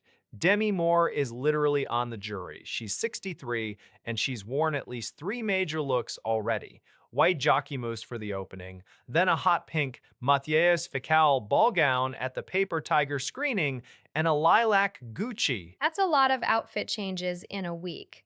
And Kate Blanchett, she did Givenchy for the opening and then a custom Louis Vuitton. The Post's roundup highlights all three: Moore, Blanchett, Stone. It's not just about age, it's that these women are owning the narrative. It's a specific tradition Cannes has. The festival opened May 12th, runs through the 24th, and the jury president is Park Chan-wook. But you got Ruth Nega and Chloe Zhao on the jury too. Moore's role as a juror puts her front and center. And the fashion coverage is leaning into the age no bar framing. Times Now actually ran a piece about Hollywood divas over 50 ruling the red carpet. So this isn't just the Post's take, it's a broader conversation. It's also smart marketing for the festival itself. You get these iconic faces, the gowns are outrageous, that hot pink ball gown Moore wore is practically a sculpture, and it generates exactly this kind of press. The question is whether it's genuine celebration or just a predictable runway. Does it matter if the outcome is stunning photos? I mean, Blanchett in Louis Vuitton, Stone in something that looked liquid. I'm not sure the intent changes the effect. Fair. But I'd be curious to see which look gets the most coverage by the time the festival wraps. Moore's lilac Gucci is already being called one of the best of the week. And the Post is betting the tradition continues. I think they're right. It's not going anywhere. Kim Hyun just landed back in South Korea and told reporters she can't hear out of her left ear anymore. That's Haeko, her activist alias. She says Israeli forces beat her multiple times while she was being detained. She and another activist, Kim Dong-hyun, were part of that international flotilla trying to break the Gaza blockade. Over 50 ships, about 430 activists from 40 countries. She was seized on May 19th aboard a vessel called the Lina al-Nabulsi. Kim Dong-hyun was grabbed a day earlier on the Kyriakos X. They were released on May 20th and deported without being held in detention facilities. South Korea made diplomatic requests, and Israel apparently complied. But the physical toll is what's getting attention now.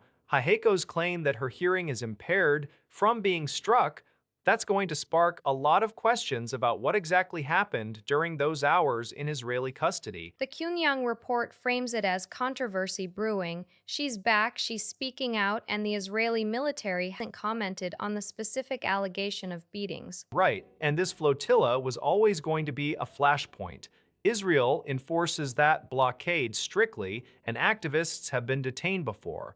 But allegations of physical abuse during detention raise the stakes. Especially when a South Korean president has already weighed in, calling it excessive, according to Yonhap. Yeah, that's unusual.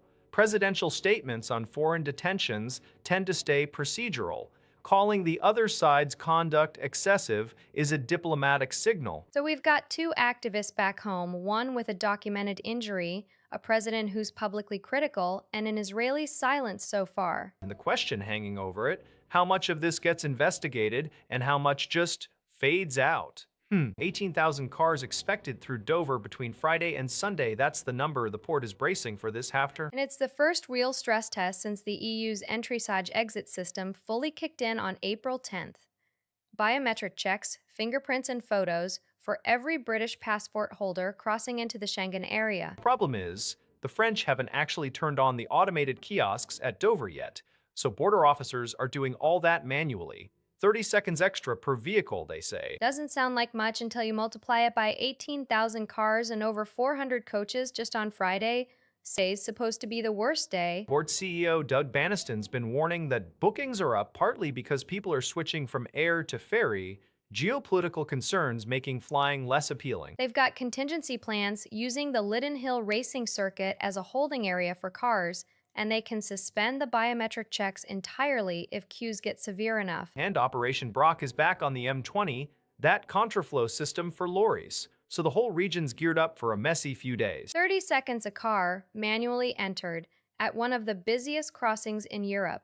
It's not a technical failure yet, but it's fragile. Right. One glitch and that 30 seconds turns into 30 minutes. Kyle Busch, two-time NASCAR Cup Series champion, died today at 41. His family confirmed he was hospitalized with a severe illness. 41 is young. Do we know anything more about what this illness was? Nothing official yet. The family statement used the phrase severe illness, and he'd already been pulled from this weekend's Coca-Cola 600 because of the hospitalization. So he was scheduled to race, got sick, withdrew, and now he's gone. That's abrupt. Really abrupt.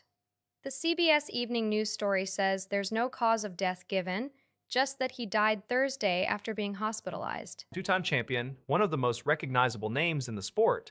The reaction on social media is immediate, lots of shock from drivers and fans. Yeah, Fox 5 Atlanta is covering the outpouring. People are stunned, but without a specific cause, there's going to be a lot of speculation. And the family asked for privacy, so we might not get details soon. Still, 41 is no age to go. Kyle Busch's career, 2 Cup Series titles, wins across all 3 NASCAR National Series. He was a constant presence. Yeah, feels like he should have had another decade behind the wheel. Instead, today the sport is mourning. Right. Joe Scowen just got a multi-year extension from the Giants, and the record to this point is 22-45-1 over 4 seasons. Yeah, I saw the rap sheet and Garofalo post. That is a brutal record, 1 playoff appearance, and last year was 413, which cost Brian DeBull his job. So why is Schoen staying? Because he survived the off-season reset and then led the coaching search that landed John Harbaugh a Super Bowl winner. The argument is that Schoen earned the chance to run it back with his hand-picked coach. The new structure reportedly gives Harbaugh direct reporting to ownership and significant roster influence. That sounds like Schoen got a title extension while ceding real power. Co-owner Chris Mara described the decision-making as collaborative. Schoen clearly thinks he can work with that. He said in a statement that they're aligned on building a winner. Still, you're 22 and 45. You just fired your head coach, and now your new coach reports above you. That's not a vote of confidence, that's a leash with a lot of slack. Or it's an acknowledgement that the GM role has evolved. Schoen ran the search, landed a big name, and the ownership wants stability during the rebuild. A multi-year extension gives them that. And Harbaugh gets to essentially be co-GM with roster input. I just wonder how long that collaboration lasts if the losses keep piling up. That's the bet. Schoen's first draft picks are entering their prime. Saquon's gone. Daniel Jones is gone. It's a blank slate with Harbaugh. The extension buys them 2 or 3 years to show progress. Progress from 413, that's a low bar. Exactly. And if they clear it, this extension looks smart. If not, then we're having the same conversation in 2028, just with different names. So Knowledge Atlas and Minimax, 2 of China's hottest AI companies, are officially joining the Hang Seng TH Index on June 8th. And the market is already pricing that in. Bloomberg's reporting these stocks have surged over 400% since their Hong Kong IPOs back in January. They're the best performing new listings of the year. It's wild when you consider the broader Hang Seng TX index is actually down more than 11% year to date. These 2 are completely defying the gravity. Right, and it's all about the mechanical inflows. Index tracking funds are going to have to buy them. We're talking $1.25 billion to $1.75 billion in passive buying just from the index edition alone. But the bigger story might be the Southbound Stock Connect. That's the channel that lets mainland Chinese investors trade Hong Kong stocks. Morgan Stanley thinks Knowledge Atlas gets Stock Connect access on June 8th, same day as the index. And Minimax? Because of their weighted voting rights structure, they'd qualify around August 6th.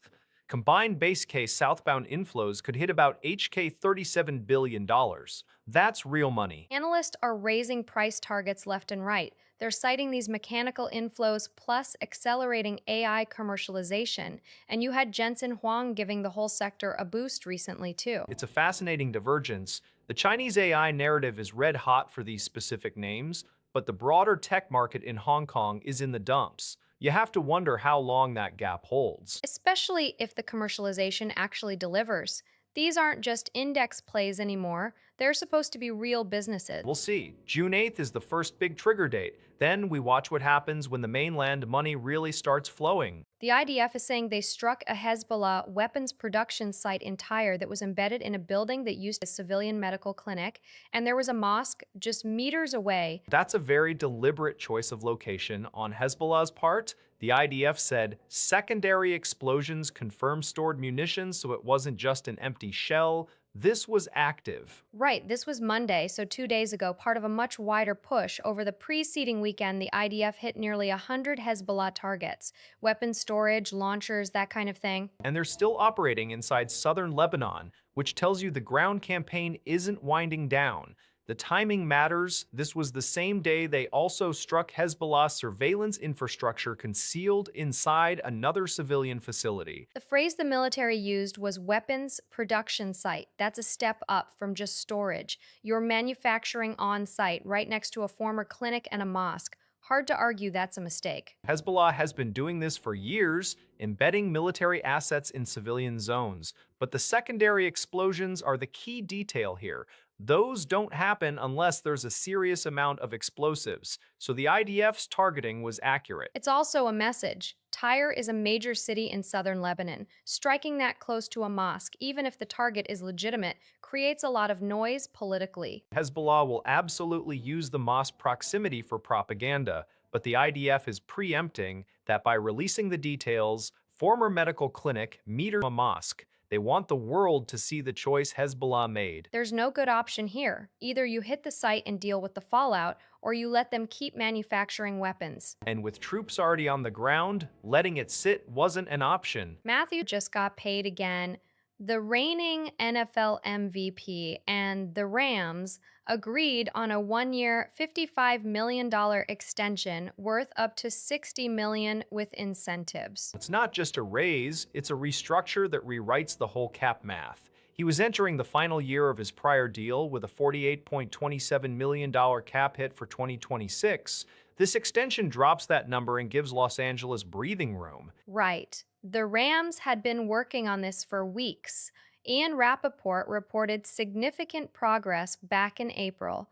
GM Les Snead and Sean McVay both sounded confident, with McVay saying they had great dialogue. And now, Stafford has 2 years and up to $105 million remaining on his deal total. For a 38-year-old quarterback coming off an MVP season in 2025, where he led the league in both passing yards and touchdowns, that's a pretty strong vote of confidence from the front office. It also lets them pivot to locking up other key players. The extension buys them cap flexibility while keeping their MVP under center.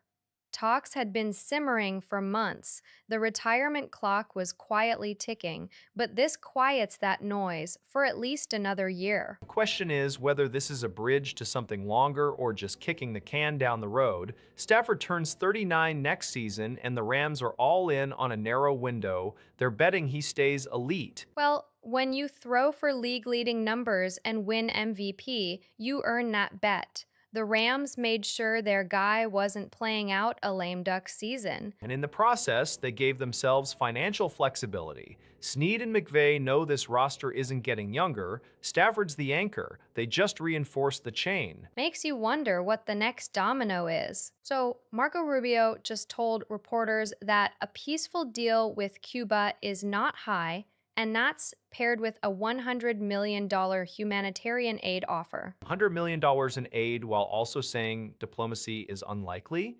That's a weird signal to send. It's even weirder when you look at what happened yesterday. The U.S. indicted former Cuban President Raul Castro on murder charges for ordering the 1996 shoot-down of 2 civilian planes. Right, the Brothers to the Rescue planes. That's been a simmering grievance for 30 years. And now Washington drops a criminal indictment right as Rubio is publicly ruling out a negotiated outcome. Cuba's current president, Miguel Diaz-Canel, called the indictment a pretext for military aggression.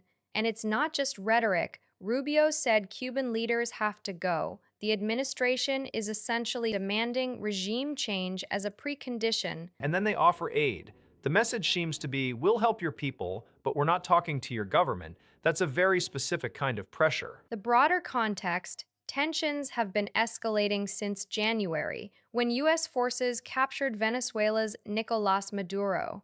Cuba has been a key ally of Venezuela, so the administration sees Havana as part of the same problem. Has there been any actual military posturing? Because the aid offer plus the indictment plus the public pessimism It feels like a diplomatic off-ramp is being deliberately removed. The U.S. intelligence community is reportedly analyzing how Cuba might respond to military action, and Cuban officials have warned of a bloodbath if sanctions keep tightening. So the stakes are real. $100 million, but no deal in sight. That's a strange kind of generosity. Or maybe it's not generosity at all. Rubio's exact phrase, not high, which in diplomatic language usually means zero. So time is running. A piece on Zoran Mamdani's city owned grocery store plan, and there are actual locations now, not just campaign rhetoric. Yeah, the mayor's office confirmed 2 sites. First one's in East Harlem, a 9,000 square foot space near La Marqueta. That's not expected until 2029, though. But the second one in Hunts Point, that's a 20,000 square foot store at the Peninsula Complex, the old Spofford detention site. That one's supposed to open next year, 2027. Right, the Bronx site is the first to come online, and the full plan calls for 5 stores, one in each borough, by the end of Mamdani's first term, backed by $70 million in proposed capital funding. The model is interesting. City owns the land, covers construction and overhead, then a private operator runs day-to-day through a request for proposals process, and they have to price a core basket of staples below the citywide average, contractually required. That pricing mandate is going to be the real test. Mamdani cited a nearly 66% rise in NYC grocery prices over the past decade, outpacing the national average. So people are feeling the squeeze. It's a big promise and a huge operational lift. You're essentially asking a private company to operate on thinner margins because the city subsidizes the real estate and build out. And the city's never done this before. The mayor's office framed it as a way to fight food deserts and high prices, but the timeline is staggered. The East Harlem store isn't opening for 3 years. Still, having a physical site confirmed, a 9,000 square foot store, a vacant lot near La Marqueta, that's a concrete step. The Hunts Point store will be the proof of concept. If it works in the Bronx, you'll see the political pressure to move faster on the other boroughs. If it doesn't, the whole idea stalls. High stakes for a 2027 opening. And for a mayor who ran on exactly this. Ilhan Omar is going after Donald Trump over his parenting, saying if he skips his own son's wedding, that says something about him as a dad. This is in response to Trump telling reporters in the Oval Office that he'd try and make Don Jr.'s wedding to Bettina Anderson, but called it not good timing because of the ongoing conflict with Iran. Right, the wedding is scheduled for Memorial Day weekend on a private island in the Bahamas, and Trump basically said he might be too busy with a war to show up. He also joked that he'd get killed by the fake news whether he attended or not, so he's already bracing for the coverage either way. Omar didn't find it funny. She essentially asked, if you can't make time for your own kid's wedding during a crisis, what kind of parent are you?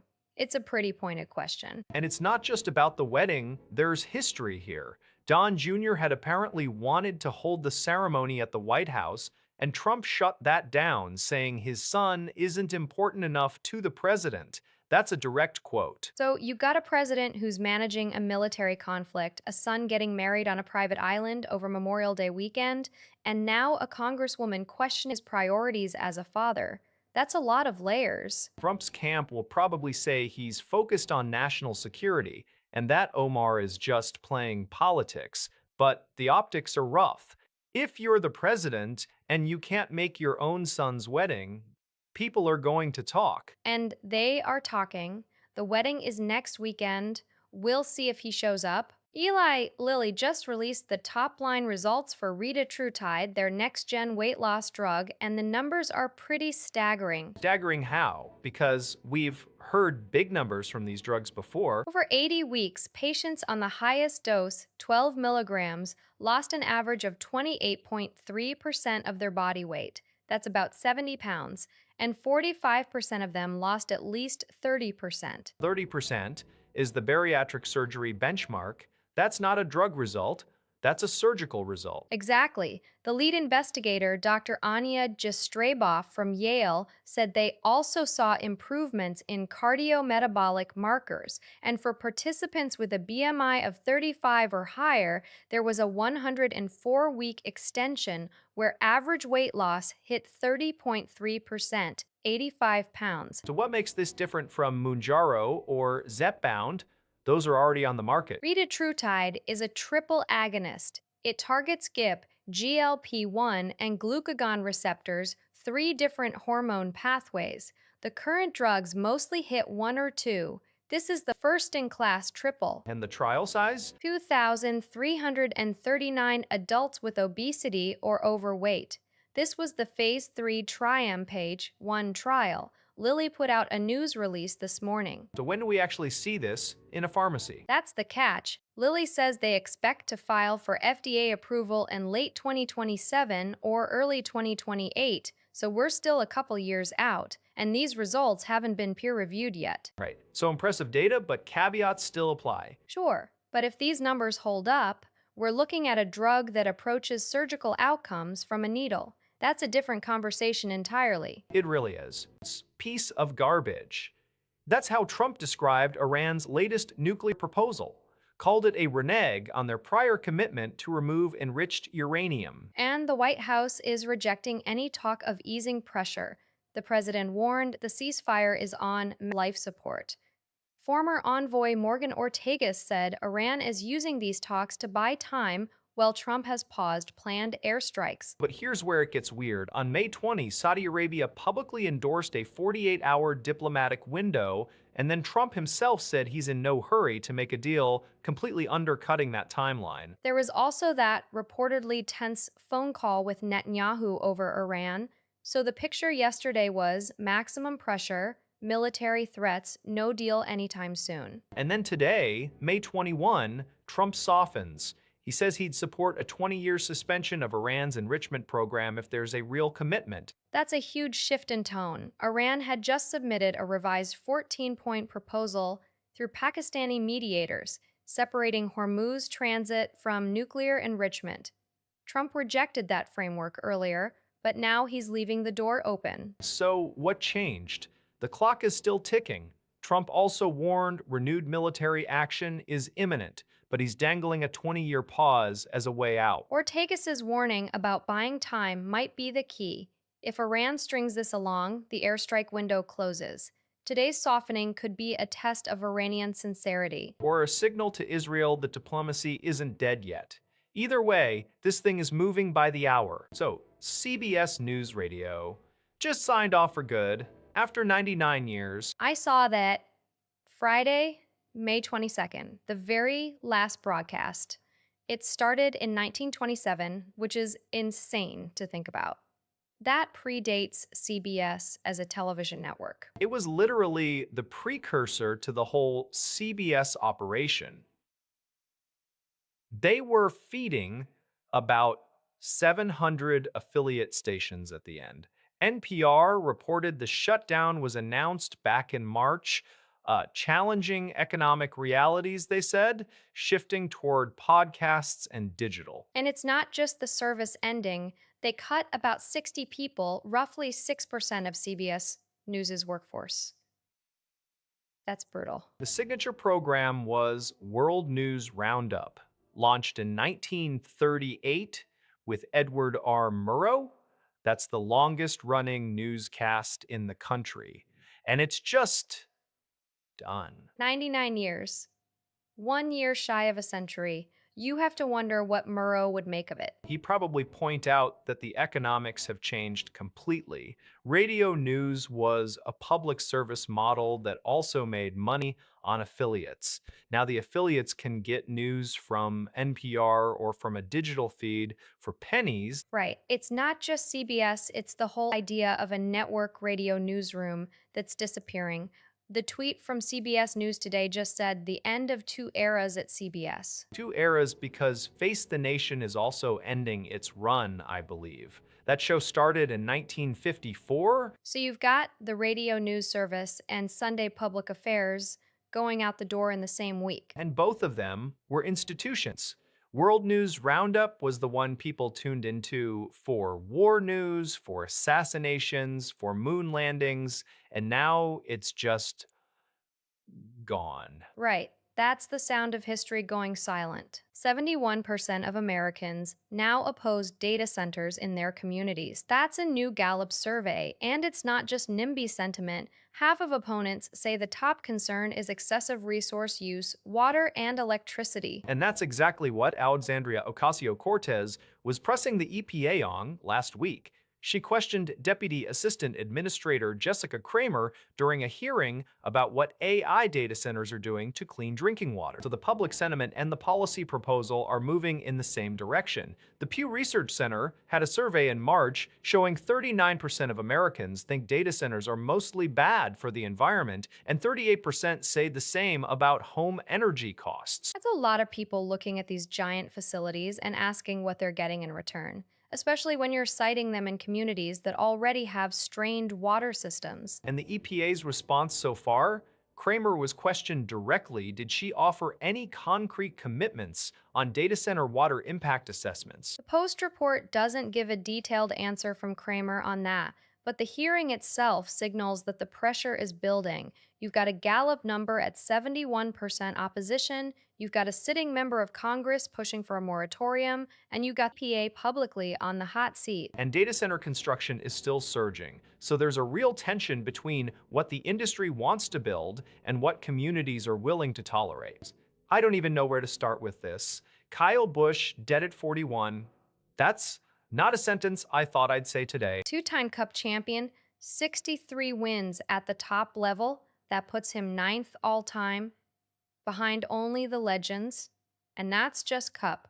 Across all three national series, he had 234 wins. Nobody's ever done that. 69 of those were in the Truck Series, where he also won 7 championships. The man raced everything, won everywhere. He was scheduled to race at Charlotte this weekend. It would have been his first missed Cup race in over a decade. The illness came on suddenly. He was hospitalized, and then the family announced he was gone.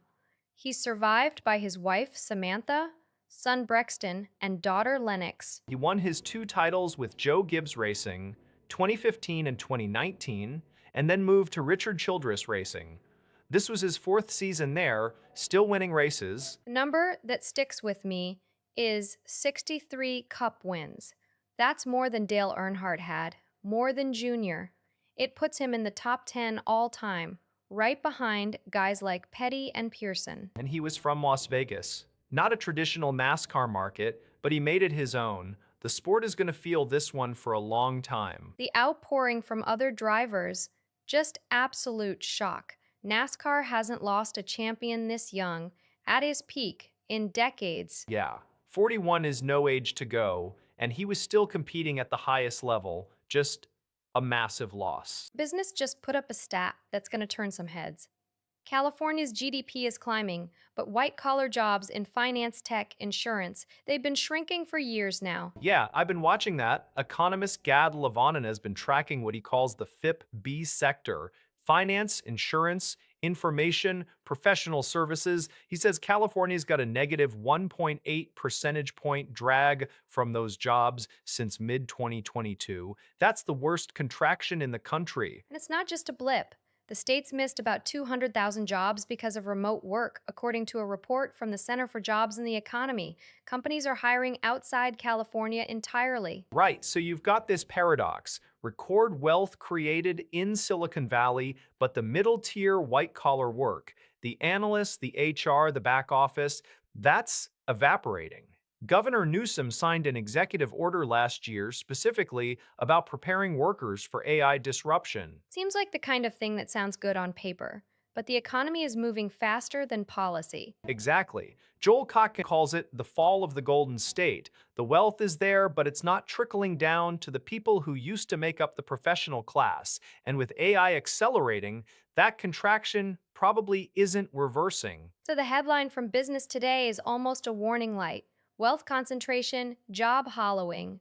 Two Californias. Lizzo just stepped onto the red carpet at the Amphar Gala in Cannes wearing a cobalt blue Robert I Spring 2026 couture dress with prosthetic nipples and a diamond necklace literally hanging from them. I saw the photos. That necklace is not draped around her neck. It's suspended from those prosthetic nipples. It's genuinely shocking, even by can standards. And then she accessorized with matching blue gloves that have a second set of hands sewn onto them. It's very Robert I, surreal, sculptural, but the nipple necklace is the thing everyone's talking about. Right, and context matters. This was the Amphar R Gala, the annual fundraiser for HIV/AIDS research. The organization has raised nearly $1 billion since its founding, so she's doing this for charity. Absolutely. She also performed at the event, so it's not just a wild look for the sake of it, it's a statement piece at a fundraising gala. Still, the dress code at Cannes is famously strict about overt nudity, and she's wearing a dress with literal nipples built in. The prosthetic nipples are part of the garment,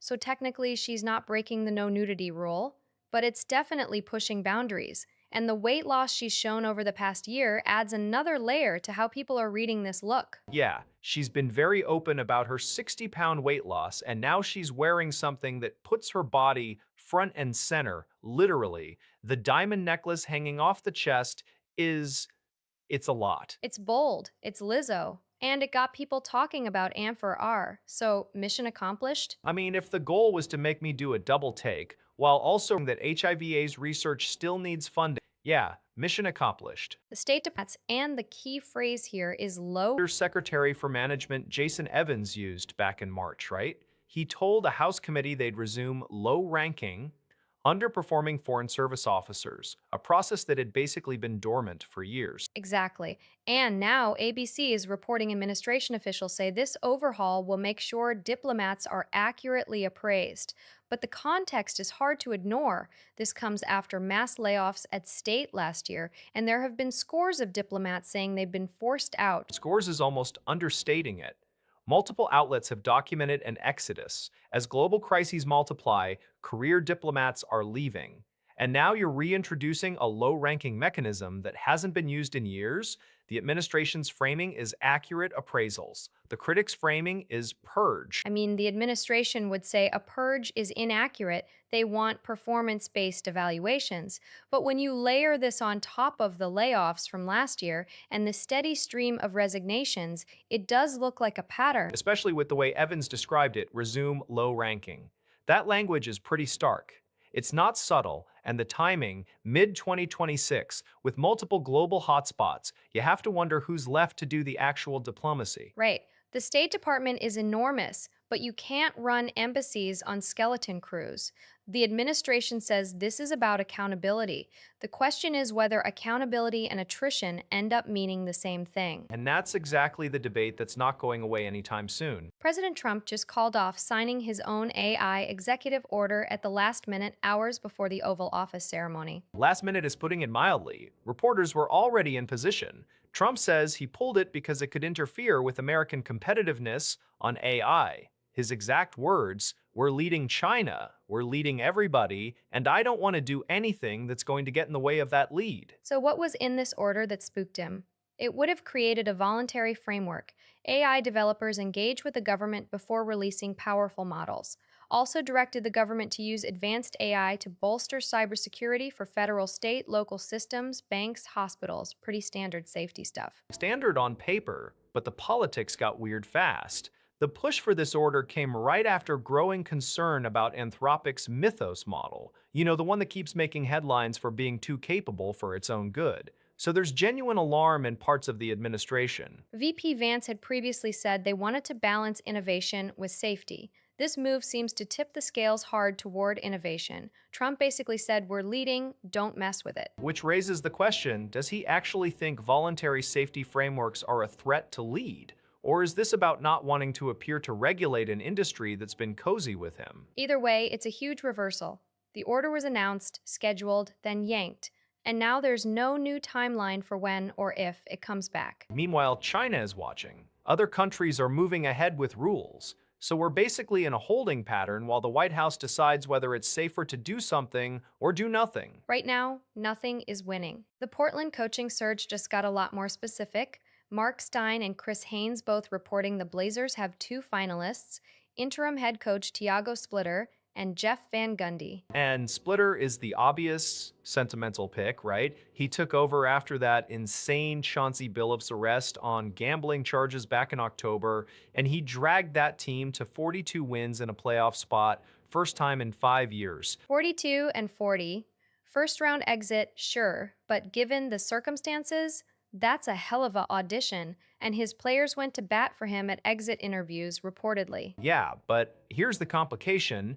Owner Tom Dundon, who bought the team in March, is reportedly not a big fan of Splitter. There's allegedly a strained relationship after Splitter was lowballed on a below-market contract offer. That's a wild layer. The guy who saved the season might be out because the new owner doesn't want to pay him fairly, and Dundon's reputation around the league reported some assistants declined to interview because of concerns over his approach and salary. Right, so Van Gundy becomes the other path. Veteran coach, been around, hasn't coached in a while, but has the name cachet. General manager Joe Cronin did say it's a thorough search and Splitter remains a candidate, but that feels like GM speak. Splitter also has interest from Chicago, so if Portland passes, he's got options. But you've got an owner who apparently isn't sold on the guy who just delivered his first playoff team in half a decade. It's a fascinating power dynamic. Van Gundy's the safe, experienced hire, Splitter's the guy the players want, and Dundon holds the checkbook. Exactly. We'll see if the thorough a courtesy to Splitter or something real. Argentina just cut its wheat export tax again, down to 5.5% from 7.5%, according to President Milei. That's a pretty aggressive pace. This is what, the third cut in about a year and a half? Yeah, they started at 12% back in early 2025, dropped to 9.5% in January of that year, then down to 7.5% late last year, and now this. Malay's really leaning into agricultural deregulation. And it's not just wheat. Soy's at 24%, corn at 8.5%, barley at 7.5%. The whole export duty structure is getting flattened. Right, and the timing makes sense. Argentina's harvesting a record wheat crop this season. You lower the tax when you want farmers to actually sell into the global market rather than hold back. Economy Minister Caputo announced the previous permanent reduction, so this is part of a consistent strategy, not a one-off. Malay's been pretty clear since taking office that he views these levies as a drag. Every percentage point cut is a signal to producers that the government isn't going to keep squeezing them. Though 5.5% still isn't zero, some of the more libertarian voices in his coalition were pushing for a full elimination. Sure, but you've got to balance the fiscal math. Cutting from 12% to 5.5% in under 18 months is already a pretty dramatic shift. And with a record harvest coming in, the volume might make up for the lower rate in total revenue. So farmers win, the Treasury still gets something, and global buyers see cheaper Argentine wheat. Hard to find a loser here. Unless you're a competitor in the US or Europe watching Argentine supply get more competitive. But that's their problem. Anyway, the EFL has released the full written reasons for their punishment of Southampton, and the word they used is deplorable. That's the Independent Disciplinary Commission's language. And it gets worse. They found manager Tonda Eckert orchestrated a contrived and determined plan from the top down to spy on opponents. This wasn't a rogue intern. Right, which is the part that stood out to me. A junior member of staff was pressured into filming Middlesbrough's training on May 7, 2 days before a playoff semifinal first leg. The employee reportedly felt the acts were morally wrong, but went along with it. And it wasn't just Middlesbrough. Southampton admitted to 3 counts, that Middlesbrough incident, watching Oxford United on December 23rd and 24th of 2024, and monitoring Ipswich Town. So this was a pattern. The punishment is severe, expelled from the playoffs entirely. So Middlesbrough will face Hull City in the final on May 23 instead of Southampton, plus a 4-point deduction for the 2026-27 season. Which completely reshapes the promotion race, and Eckert is squarely blamed. The commission said this came from the top down. The club's conduct was called deceitful in the same report. It's a massive fall for a club that was one game away from a shot at promotion back to the Premier League. Now they're watching from home with a points penalty hanging over next season. And a reputation that's going to take a long time to repair. The EFL didn't hold back. So, the Bloomberg Chinese briefing this morning, Iran saying the U.S. latest proposal narrowed differences, but the actual backstory is a lot sharper than that. Right, because Iran submitted a 14-point peace plan back on May 10, 30-day temporary ceasefire, focus on Hormuz Strait security, and they want compensation for war damages, lifting of the naval blockade, unfrozen assets, and future Iranian management of the strait. And Trump's response the same day? Completely unacceptable. So, narrowed differences is doing a lot of work in that headline. It's almost diplomatic framing from Iran's side. They also offered a second phase where nuclear talks resume and Iran pauses enrichment, but the U.S. isn't biting yet. Meanwhile, Kevin Warsh gets sworn in as Fed chair today. That's a big shift. Trump's pick taking over right as all this geopolitical uncertainty is hitting markets. And markets are definitely feeling it. Turkey's central bank sold about $60 billion in foreign exchange yesterday to prop up the lira. Half of that came right after a court overturned the main opposition party's leadership election results. Istanbul's BIST 100 index closed down 6.1%, triggered a circuit breaker. 5-year credit default swaps jumped 12 basis points to 253. That's the biggest intervention since March, when Turkey burned through $434 billion in reserves during the Iran war pressure. So you've got a new Fed chair, a volatile lira, and nuclear talks that are basically stalled. 3 stories that don't directly connect, but they're all threading through the same needle. Uncertainty about where the U.S. administration goes next on Iran and how central banks brace for it. So the reigning MVP just got paid. Matthew Stafford and the Rams agreed to a 1-year $55 million extension yesterday. $55 million for 1 year, and apparently there are incentives that could push it to 60. That's right. The deal gives the 38-year-old 2 years and up to $105 million remaining on his contract with Los Angeles. Coming off an MVP season at 38. That's wild. He's entering his 18th NFL season and his 6th with the Rams. Schefter broke it. They reached the agreement Thursday, so Stafford's locked in for another run. I'm trying to wrap my head around a quarterback getting a raise at that age. Usually you see the decline start, not an MVP trophy, and then a renegotiation. He threw for what, over 4,500 yards last season? The Rams' offense was humming, and they clearly don't see any drop-off coming. $55 million is a lot of faith. But if anyone's earned it this year, it's the guy who just won MVP. The structure matters too. It's a 1-year extension on top of his existing deal. So he's not locked in forever, but the Rams are betting on the short term. And Stafford's betting on himself. He could have held out for more guaranteed years, but he took the big single-year number. Right, and the team gets cap flexibility. Everybody wins on paper. Now we see if the MVP version shows up again at 39. That's the question. So, Acting Navy Secretary Hung Sao told a Senate subcommittee yesterday the U.S. is pausing arms sales to Taiwan because of the war with Iran. The munitions are needed for Operation Epic Fury. That's a very different explanation than what President Trump gave just days ago. He said holding that $14 billion arms package in abeyance was a negotiating chip after his Beijing summit with Xi Jinping. Right, Trump was in Beijing May 14 through 16. The summit's over, and now we have Sao telling Congress the real reason is stockpile depletion. A synthesized report says the Iran war has consumed up to 80% of THAAD interceptors. That's staggering, and Defense Secretary Pete Hegseth has repeatedly dismissed stockpile concerns publicly. Skip. So you've got the White House saying one thing, the Navy Secretary saying another. Congress approved that Taiwan arms package back in January 2025. Trump just never transmitted it for final approval. Now we're hearing it's because the Pentagon literally doesn't have the hardware to spare. Taiwan's Defense Minister Wellington Koo says he's cautiously optimistic transfers will continue, Cautious optimism doesn't sound like someone who has a firm commitment. The conflicting justifications are drawing scrutiny on the Hill. Was this a diplomatic gesture to Xi or a genuine inventory crisis?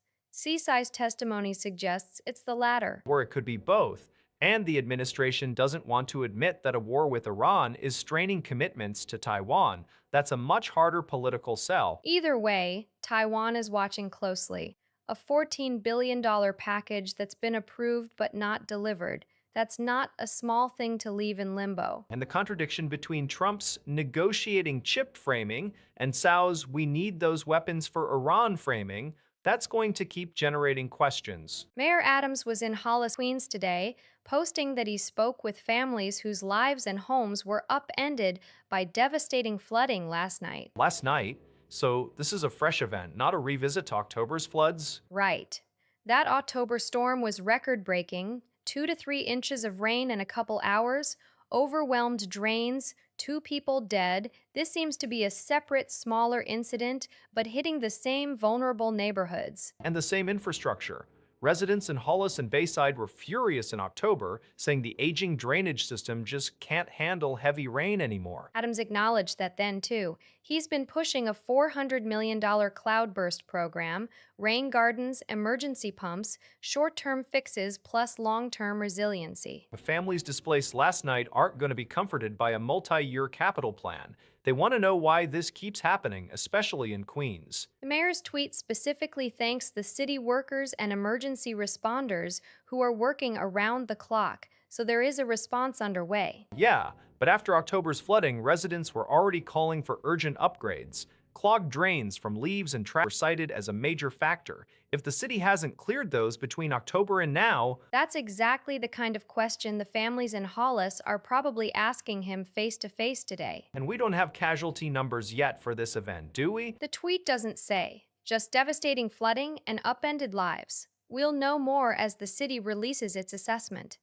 Keep an eye on Queens. Thiago Splitter just led Portland to the playoffs for the first time in 5 years, and now the Bulls want to interview him for their head coaching job. That makes sense on paper. The guy took over one game into the season after Chauncey Billups got placed on indefinite leave because of a federal gambling probe when 42-39 got them to the postseason. Jake Fisher reported Tuesday that Chicago is expected to formally request permission to talk to Splitter. But here's the twist. Splitter is still under contract with Portland for next season, and the Blazers might not grant permission because he's still in the running for their own job. Except multiple reports now say it's unlikely Splitter keeps the full-time job under new owner Tom Dundon. Dundon is conducting an absurdly broad search, up to 30 candidates, so Splitter might be available whether Portland wants to let him go or not. And the Bulls are casting a wide net too. They're also looking at Wes Unseld Jr., Micah Nori, James Borrego.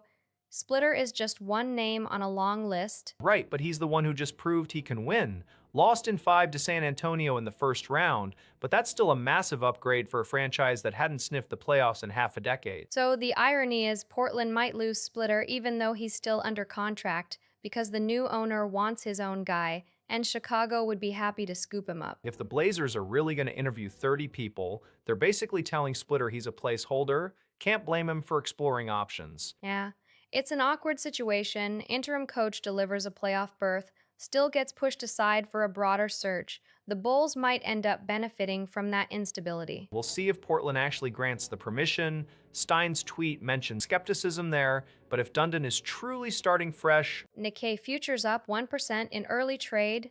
For Squawk just put that out. that's a decent move, but it's actually on the milder side given what we've seen recently. Just yesterday, they were up 2.4% early. We've had a 1.5% day on May 11, a 0.5% day on May 14. This market's been choppy. The underlying spot index hit 59,062 back in April, which was a 1% daily gain. So we're still in that neighborhood, but the futures moves are telling a story of volatility. Global bond sell-offs and Middle East tensions have been the main drivers, plus the Bank of Japan keeps signaling rate hikes. Every hawkish whisper from the BOJ sends a ripple through those futures. So a 1% move today might actually be a relief compared to some of the bigger swings. Right, it suggests maybe some of that uncertainty is settling, or at least traders aren't piling into a single narrative. But first Squawk's alerts are real-time. This is from early trade this morning, so we'll see if the cash session holds. If you're looking for context, the Nikkei's been riding a wave from those April highs. The question is whether global macro drags it back down or the BOJ stays aggressive enough to keep investors interested. Exactly. We've got rate hike expectations, a yen that's been moving, and bond markets that can't decide which direction to panic in. A 1% futures pop feels almost calm by comparison. Almost boring, in a good way. Let's see how long that lasts. Florida executed a seventh person this year last night, Richard Knight, 47, for a double murder back in 2000. I was just looking at that. Killed his cousin's girlfriend and the couple's 4-year-old daughter, stabbed the woman 21 times, then strangled and stabbed the child. Knight got the 3-drug lethal injection at Florida State Prison near Starkey. He'd been convicted in 2006. From crime to execution, 26 years. That makes him the 7th this year in Florida alone. CBS is reporting that. And last year, 2025, the state carried out 19 executions. That's the most since the death penalty came back in 1976. 19 in 1 year under Governor DeSantis. That's a staggering number. And we're not even halfway through 2026. Pace doesn't seem to be slowing. Knight's execution came just about a month after Chadwick Willesee on April 21st. Right, that was the one for the 1990 killing during a burglary. So it's a steady drumbeat. And the details of Knight's case are brutal. The victims, Odessia Stevens, 23, and her daughter Hanessia Mullings, all just 4 years old. The cousin connection makes it even more disturbing. There's no real debate about guilt in this one. He was convicted. But whether the state should be executing people, another story. Florida executed 19 year. Texas executed something like 9 or 10. That gap is unusual. Well, DeSantis has made it a priority, and the courts have been clearing the way. Knight's last appeals were denied. 7 down, and there are more on the calendar. The death chamber in Starkey is busy. Anyway, Brian Mast, the House Foreign Affairs Committee chair, just sent a letter to Secretary of State Marco Rubio, and it's about a river dredging contract in Argentina. A river dredging contract?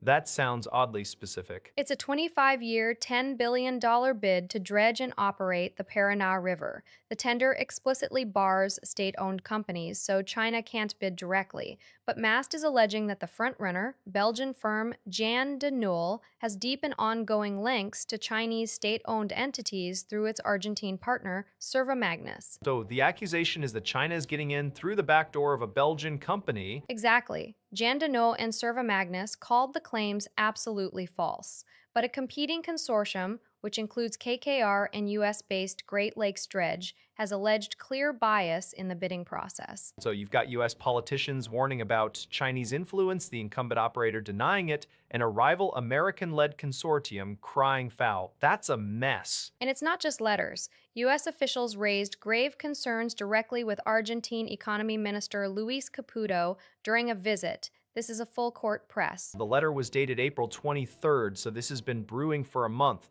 What's the endgame here? Does Washington want the contract scrapped? The tweet doesn't say, but you have a Republican committee chair going directly to Rubio over a commercial tender in South America. That signals this is being treated as a national security issue, not just a business dispute. $10 billion, 25 years, and a river that carries a huge chunk of Argentina's grain exports. I can see why everyone's circling. Right. And the fact that the tender itself tried to block China and it still ended up here, that's the part that's got the committee nervous. 141 to 8. That's the vote at the UN General Assembly, a resolution affirming that countries have a legal obligation to mitigate climate change. The United States was one of the 8 no votes. That is some uncomfortable company. Who else? Belarus, Iran, Israel, Liberia, Russia, Saudi Arabia, Yemen.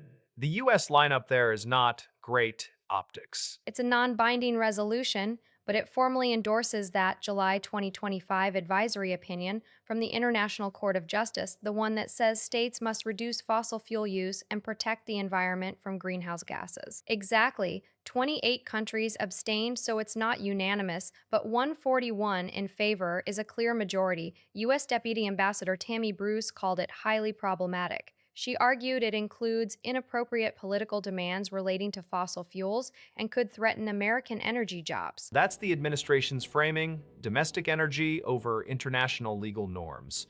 Meanwhile, Antonio Guterres called the vote a powerful affirmation of international law, climate justice, science, and the responsibility of states to protect people. So you've got the UN Secretary General on one side, the US Deputy Ambassador on the other. The resolution itself doesn't force any country to do anything, but it's a statement of where global opinion sits. And where the US sits is increasingly isolated on this. 8 votes against, that's a small club.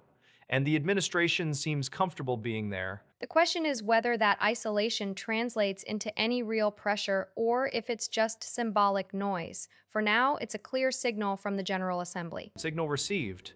Whether Washington acts on it is another matter. 3 years. That's the standard IRS rule for how long you need to keep most tax records after filing. And then everyone I know just leaves shoeboxes of 1099s in the garage until the paper turns to mulch. Right, which is exactly why Forbes published this guide today. It breaks down by document type and situation. For most people, 3 years is the baseline because the IRS has that long to audit you after you file. But there are exceptions worth knowing.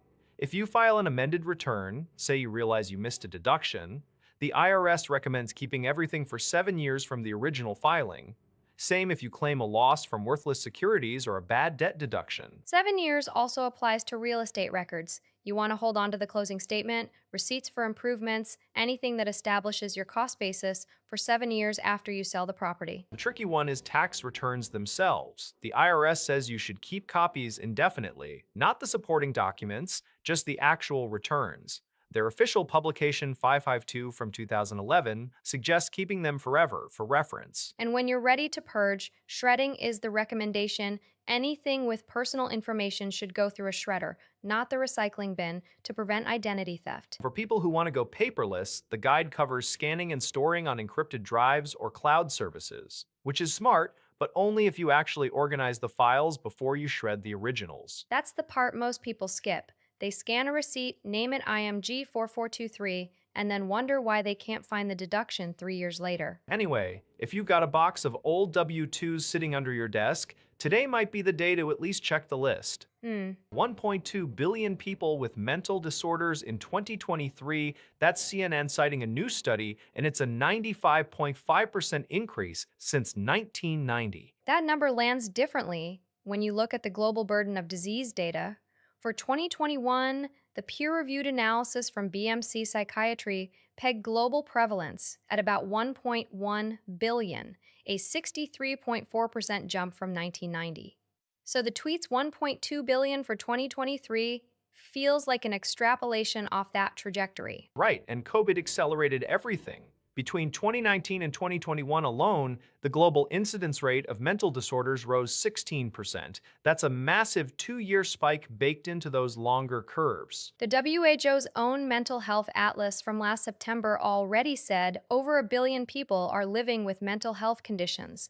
Anxiety and depression are the big drivers, which tracks with what we've seen clinically since 2020. I'm curious about the new study's methodology. CNN doesn't say which journal or whether it's an update to the GBD 2021 data. The GBD 2021 paper on SSRN projected the burden rising through 2040, so a 2023 figure of 1.2 billion is consistent with that trend. Yeah, and 2023 is the most recent year we've got estimates for. Our World in Data shows estimated cases at about 1.2 billion for 2023 too, so it's not coming out of nowhere. Still, a 95.5% increase in about 3 decades. That's not just population growth. That's heightened prevalence, better diagnosis, and a genuine public health crisis converging. The Lancet Psychiatry has been flagging this for years. The GBD 2021 messages there highlighted that mental disorders now account for over 155 million disability-adjusted life years globally. And yet the WHO says services are still not scaling up fast enough. The Atlas report from 2025 was pretty stark on that front. So the headline grabs you, 1.2 billion, but the real story is the acceleration post-pandemic and the persistent gap between burden and resources. Exactly. That's the part that keeps me up at night. So, Stephen Colbert's final episode aired last night, And now a sitting member of Congress is weighing in on whether he should run for office. Representative Becca Balint of Vermont? Yeah. TMZ cornered her and asked if Colbert has a political future. She gave a pretty pointed answer. She said something along the lines of, and I'm paraphrasing, that he's already done more for the country in comedy than most people do in public service. She didn't say yes, he should run, but she didn't say no either. Which is smart, because Colbert himself has been very clear. He told Barack Obama the idea of a presidential run is stupid. He told Slate's Political Gabfest he would absolutely not run. That's about as definitive as it gets. Right, but Bolint's comment suggests some Democrats see his brand of satire as politically useful.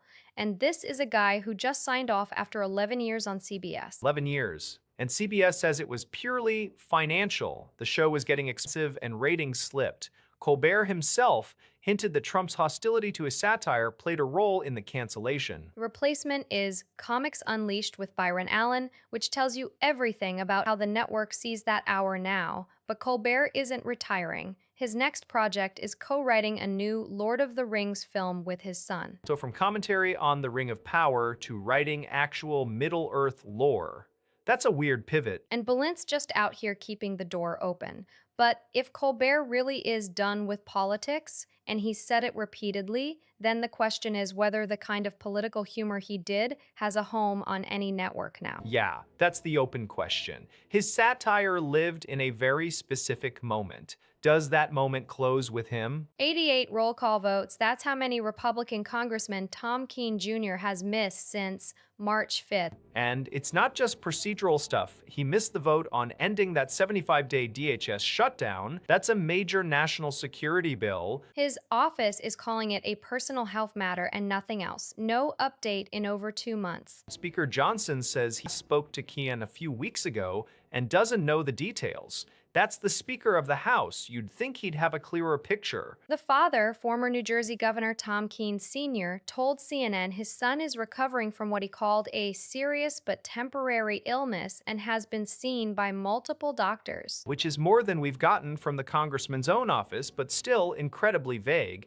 And meanwhile, constituents in New Jersey's 7th District are literally asking NBC News, where is our representative? Keene is 57. He's running unopposed in the June 2nd Republican primary for a swing seat that Democrats are targeting hard in November. So you have a sitting member of Congress who's been completely absent for almost 3 months, no public statement, no timeline for return, and he's just automatically advancing in the primary. If he doesn't come back, that seat becomes even more vulnerable. His colleagues are starting to panic. But nobody in leadership seems to know what's actually going on.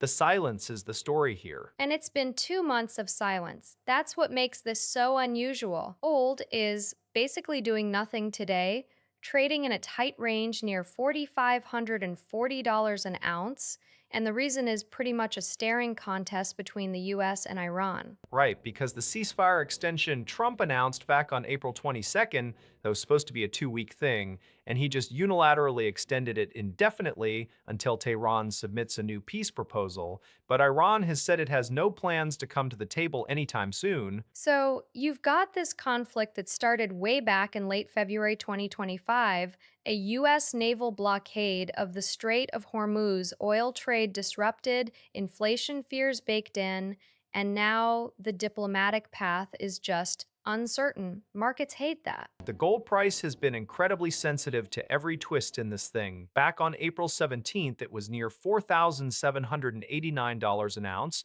Today, it's around $4,540.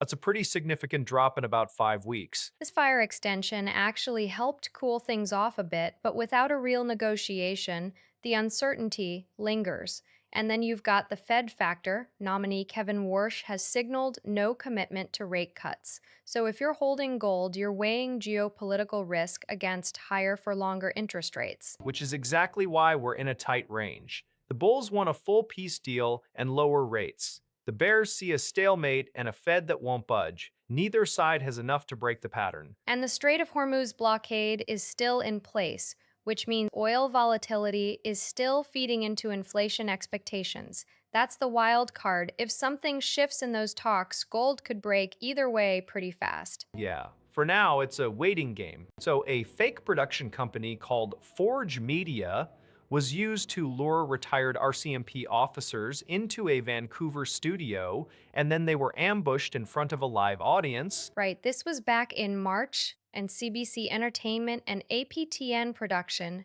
The officers were told they'd be honored for their service. Instead, Indigenous activists confronted them on stage, and the RCMP Veterans Association called it traumatizing. Pierre Polyev is hammering this today. Your tax dollars used to target, harass, and humiliate retired RCMP officers. He's demanding an apology. But what's interesting is how wide the pushback is. National Police Federation, that's the union representing about 20,000 active RCMP members, sent a letter to Canadian Identity Minister Mark Miller on May 20th.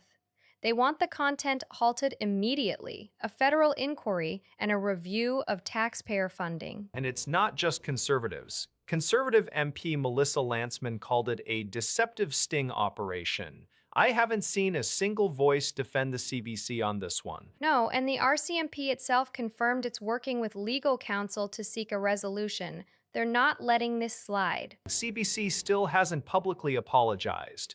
That's the part that sticks with me. 2 months later, and the public broadcaster that pulled this hasn't said a word to those retired officers. And the union is calling it an intentional misrepresentation. The question is whether the government will actually order a review or let the CBC handle it internally. If the minister's office doesn't act, this is going to keep building. The NPF letter was pretty explicit. Halt the content, open an inquiry. That's not suggestion, that's a demand. Lee Zeldin just said the Trump administration is saving businesses and consumers more than $2.4 billion by delaying two Biden-era refrigerant rules. That's a big number, but it's not the whole story. This delays compliance on hydrofluorocarbons, HFCs, which are super potent greenhouse gases used in fridges and AC units. The EPA under Biden had two rules, one on technology transitions, another on emissions reduction and reclamation. And the argument is that extending those deadlines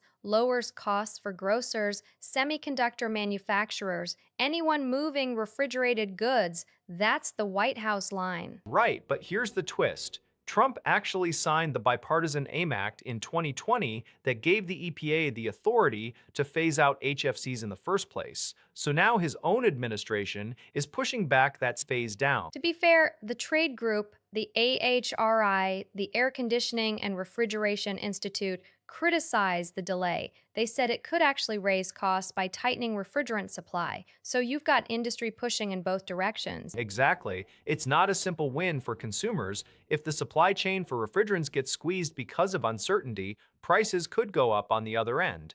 The administration's framing is cost relief, but the details are messier. We'll see how the semiconductor manufacturers and grocers react in the coming weeks.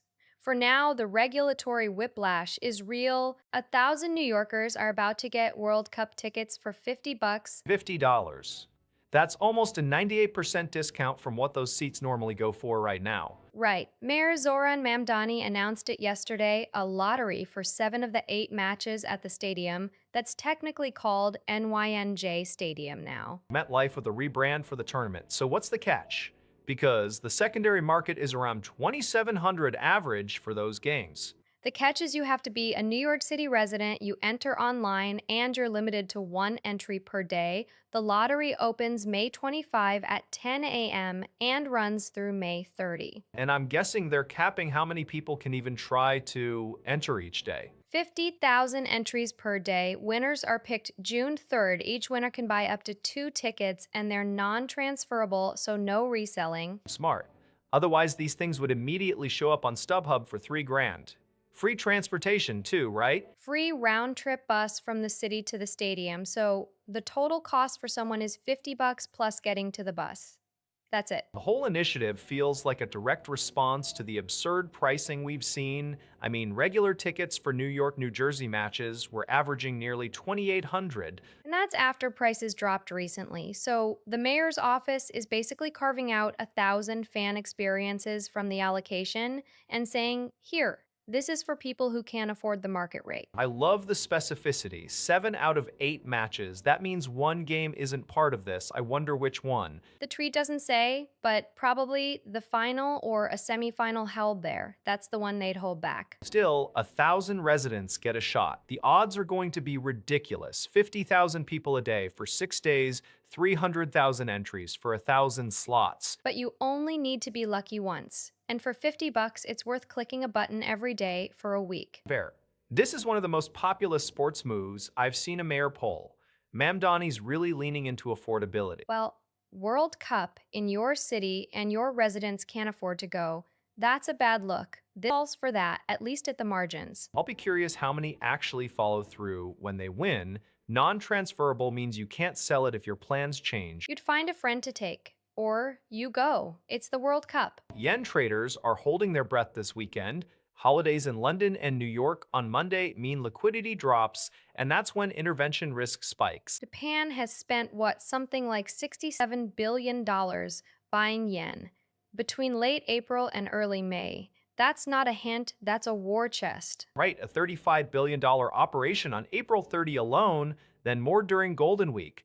The yen is still hovering near 159 against the dollar, basically its weakest since late April. Finance Minister Katayama keeps using the phrase decisive action against speculative selling. The top currency diplomat, Atsushi Mimura, says Tokyo is ready to step in again. And Monday is exactly the kind of low liquidity window where a small intervention can have an outsized effect.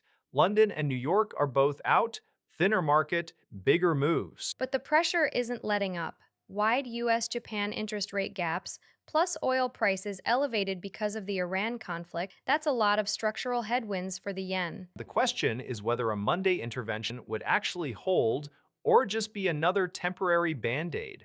Japan has already proven they'll act. The question is how much firepower they're willing to burn this time. And traders know that the moment the holiday passes and liquidity returns, the yen could slide right back. So you're basically betting on whether the Bank of Japan's resolve outlast the market's pressure. Right. And with the yen at 159, the trigger point is already in view. If it breaks through, Havoc just closed a $100 million Series A, and they're betting their drone boats are exactly what's needed for the Strait of Hormuz right now. Words is framing it as surging interest, but Havoc is still a small player. Anduril and Saronic have raised billions. Saronic alone pulled in 1.75 billion. Havoc's total is around 200 million since they founded in 2024, but they've already delivered more than 30 autonomous surface vessels to the Department of Defense and logged 25,000 hours of testing. That's actual hardware in the water. The co-founders are Navy vets, Paul Lowen and Joe Turner, so they understand the operational side, and the investor roster includes Lockheed Martin Ventures and SAIC, which gives them defense credibility. Timing is everything. Tensions in the Strait of Hormuz are dragging on, and Havoc's CEO is claiming their software could secure that choke point. One operator controlling swarms across sea, air, and land. It's a compelling pitch, but the question is whether the Pentagon bets on a startup with 200 million when the competition has 10 times that. And in a crisis, you need proven reliability, not just a promising demo. 25,000 hours of autonomous testing is more than a demo. That's years of real-world data. It's real data, sure, but the margin for error in a contested strait is basically zero. Havoc might have the right tech, but scaling it against Anduril's manufacturing muscle is going to be the real fight. They're based in Providence, Rhode Island, building software, not just boats. That's their differentiator. It's a different approach. We'll see if it wins contracts. Or just headlines. Al Arabiya just put out a pretty categorical denial, calling reports of a US-Iran agreement false and fabricated, and pinning the blame on Iranian media for circulating the story. Right, and this is the same network that 2 days ago on May 20 was the one reporting that a draft agreement was being finalized within hours. They even named Pakistan's army chief, Field Marshal Asim Munir, potentially heading to Tehran to announce it. So did they get spun by their own sources, or is this a case of Iranian outlets running ahead of something that wasn't ready to be announced yet? Because the original Al Arabiya report was pretty specific. Next round of talks in Islamabad after Hajj. draft in its final stage. And the denials are just as specific. The network says the information attributed to them by Iranian media is inaccurate. That's a direct accusation of fabrication on the other side. Which would make sense if you look at the bigger picture. You've got the US-Iran conflict that started February 28, almost 3 months now. Trump has been saying talks are on the borderline between a deal and renewed strikes. Pakistan is mediating. That's a lot of pressure, a lot of competing narratives. Exactly. And with stakes that high, you're going to get leaks, trial balloons, maybe deliberate misinformation to test reactions. Al Arabia's initial story could have been genuine sourcing that got ahead of reality, or it could have been fed to them. Either way, the fact that they had to walk it back this emphatically tells you the deal isn't as close as some wanted people to think. Or maybe it is, and the denials are part of the negotiating dance. That's the thing. We just don't know. And when a state affiliated network calls a story false and Iranian media is blamed, you've got to wonder who's trying to shape what. Trump's quote from today, "This was not meant for Chinese billionaires. This was meant for the babies of slaves." That's his framing for the birthright citizenship case at the Supreme Court. And he actually showed up to oral arguments back in April. First sitting president to do that, made the exact same claim in person. The 14th Amendment Citizenship Clause, post Civil War, was about granting citizenship to freed slaves. But the 1898 ruling, United States v. Wong Kim Ark, established that anyone born on U.S. soil is a citizen regardless of parents' immigration status. Trump's administration is arguing that case only applies to children of legally domiciled immigrants. Justices across the ideological spectrum were skeptical of that reading. Lower courts had already blocked his executive order issued January 25, 2025, calling it blatantly unconstitutional. Trump is betting that originalist interpretations of the clause can override 125 years of precedent. His order directs agencies not to recognize citizenship unless at least one parent is a citizen or lawful permanent resident. The tweet from AF Post captures his latest public statement. It's almost word for word what he said during those April 1 oral arguments. You step in our country and all of a sudden you're a citizen. The case is Trump v. the United States. No decision yet. If the court upholds his order, it fundamentally redefines who is American at birth. And the Chinese billionaires line, that's a deliberate dig at birth tourism. But the historical record is clear. The clause was written broadly, and the court sounded like they know that. 9,000 miles. That's how long the underwater heat wave is that's rolling across the Pacific right now. In some spots, the water is 7.5 degrees Celsius above normal. 7.5 degrees. That's not just unusually warm, that's like a fever in the ocean. And the Washington Post is saying this could fuel one of the strongest El Niños on record. Yeah, the global forecast is really eye-opening. NOAA's latest outlook gives nearly a 60% chance of a strong El Niño by fall 2026, at least a 1 in 3 chance it becomes a super El Niño. That's when sea surface temperatures run at least 2 degrees Celsius above average. And the European Center for Medium-Range Weather Forecasts is projecting the key equatorial Pacific region could warm by 3 degrees. That would put it up there with the monster events of 1877 and 2015. The 1877 El Niño is a big reference here. That event was linked to devastating droughts and famines that killed millions across Asia and South America. Meteorologists are already warning this one will likely spike global temperatures and set new heat records in both 2026 and 2027. Though we're looking at cascading effects well into next year, the wave is already in motion. It's just a matter of how strong the atmospheric coupling gets. We don't know the exact outcome yet, but the odds just keep climbing. And that's the part that has climate scientists paying very close attention. This isn't a hypothetical, it's a 9-mile mass of warm water that's already there, moving eastward. How the atmosphere responds over the next month or two will tell us a lot about what kind of summer and winter we're in for. The U.S. indicted Raul Castro on Monday for the 1996 shootdown of 2 civilian planes, and now CBS News is reporting that the intelligence community is actively analyzing how Cuba might respond to potential American military action. So this isn't just saber rattling. They're actually developing military options for the president That's a significant escalation. It is. And the timeline here is tight. The indictment was unsealed May 20th in Florida, charging Castro and five others with murder and conspiracy in connection with the brothers to the rescue shootdown that killed four people. Right, that's a 30-year-old case, but the administration has been squeezing Cuba for months. Sanctions, choking off fuel, threatening tariffs. The indictment is the latest pressure point. And there's another layer. Cuba's foreign minister is accusing the U.S. of building a fraudulent case for military intervention, pointing to reports that Cuba has acquired 300 attack drones capable of targeting U.S. sites. Which the US is using as part of the justification. But what's interesting is that CIA Director John Ratcliffe was actually in Havana the same week, offering humanitarian aid and a path to negotiation, ostensibly. So it's a dual track, pressure and diplomacy, but the military planning track now public, and that changes the calculus.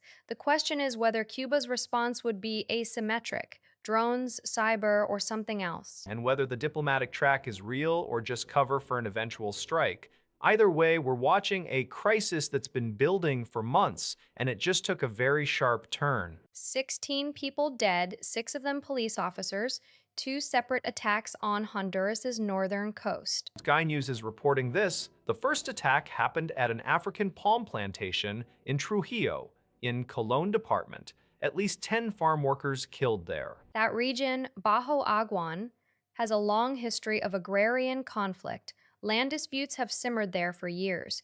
And then, separately, the six police officers were killed in what appears to be a coordinated ambush. The timing is what stands out. Two attacks, same day, same coastal region. It doesn't look random. Honduras has been struggling with gang violence and drug trafficking for years, but targeting farm workers and police in a single day suggests something more organized. The police haven't released many details yet, no named suspects, no clear motive.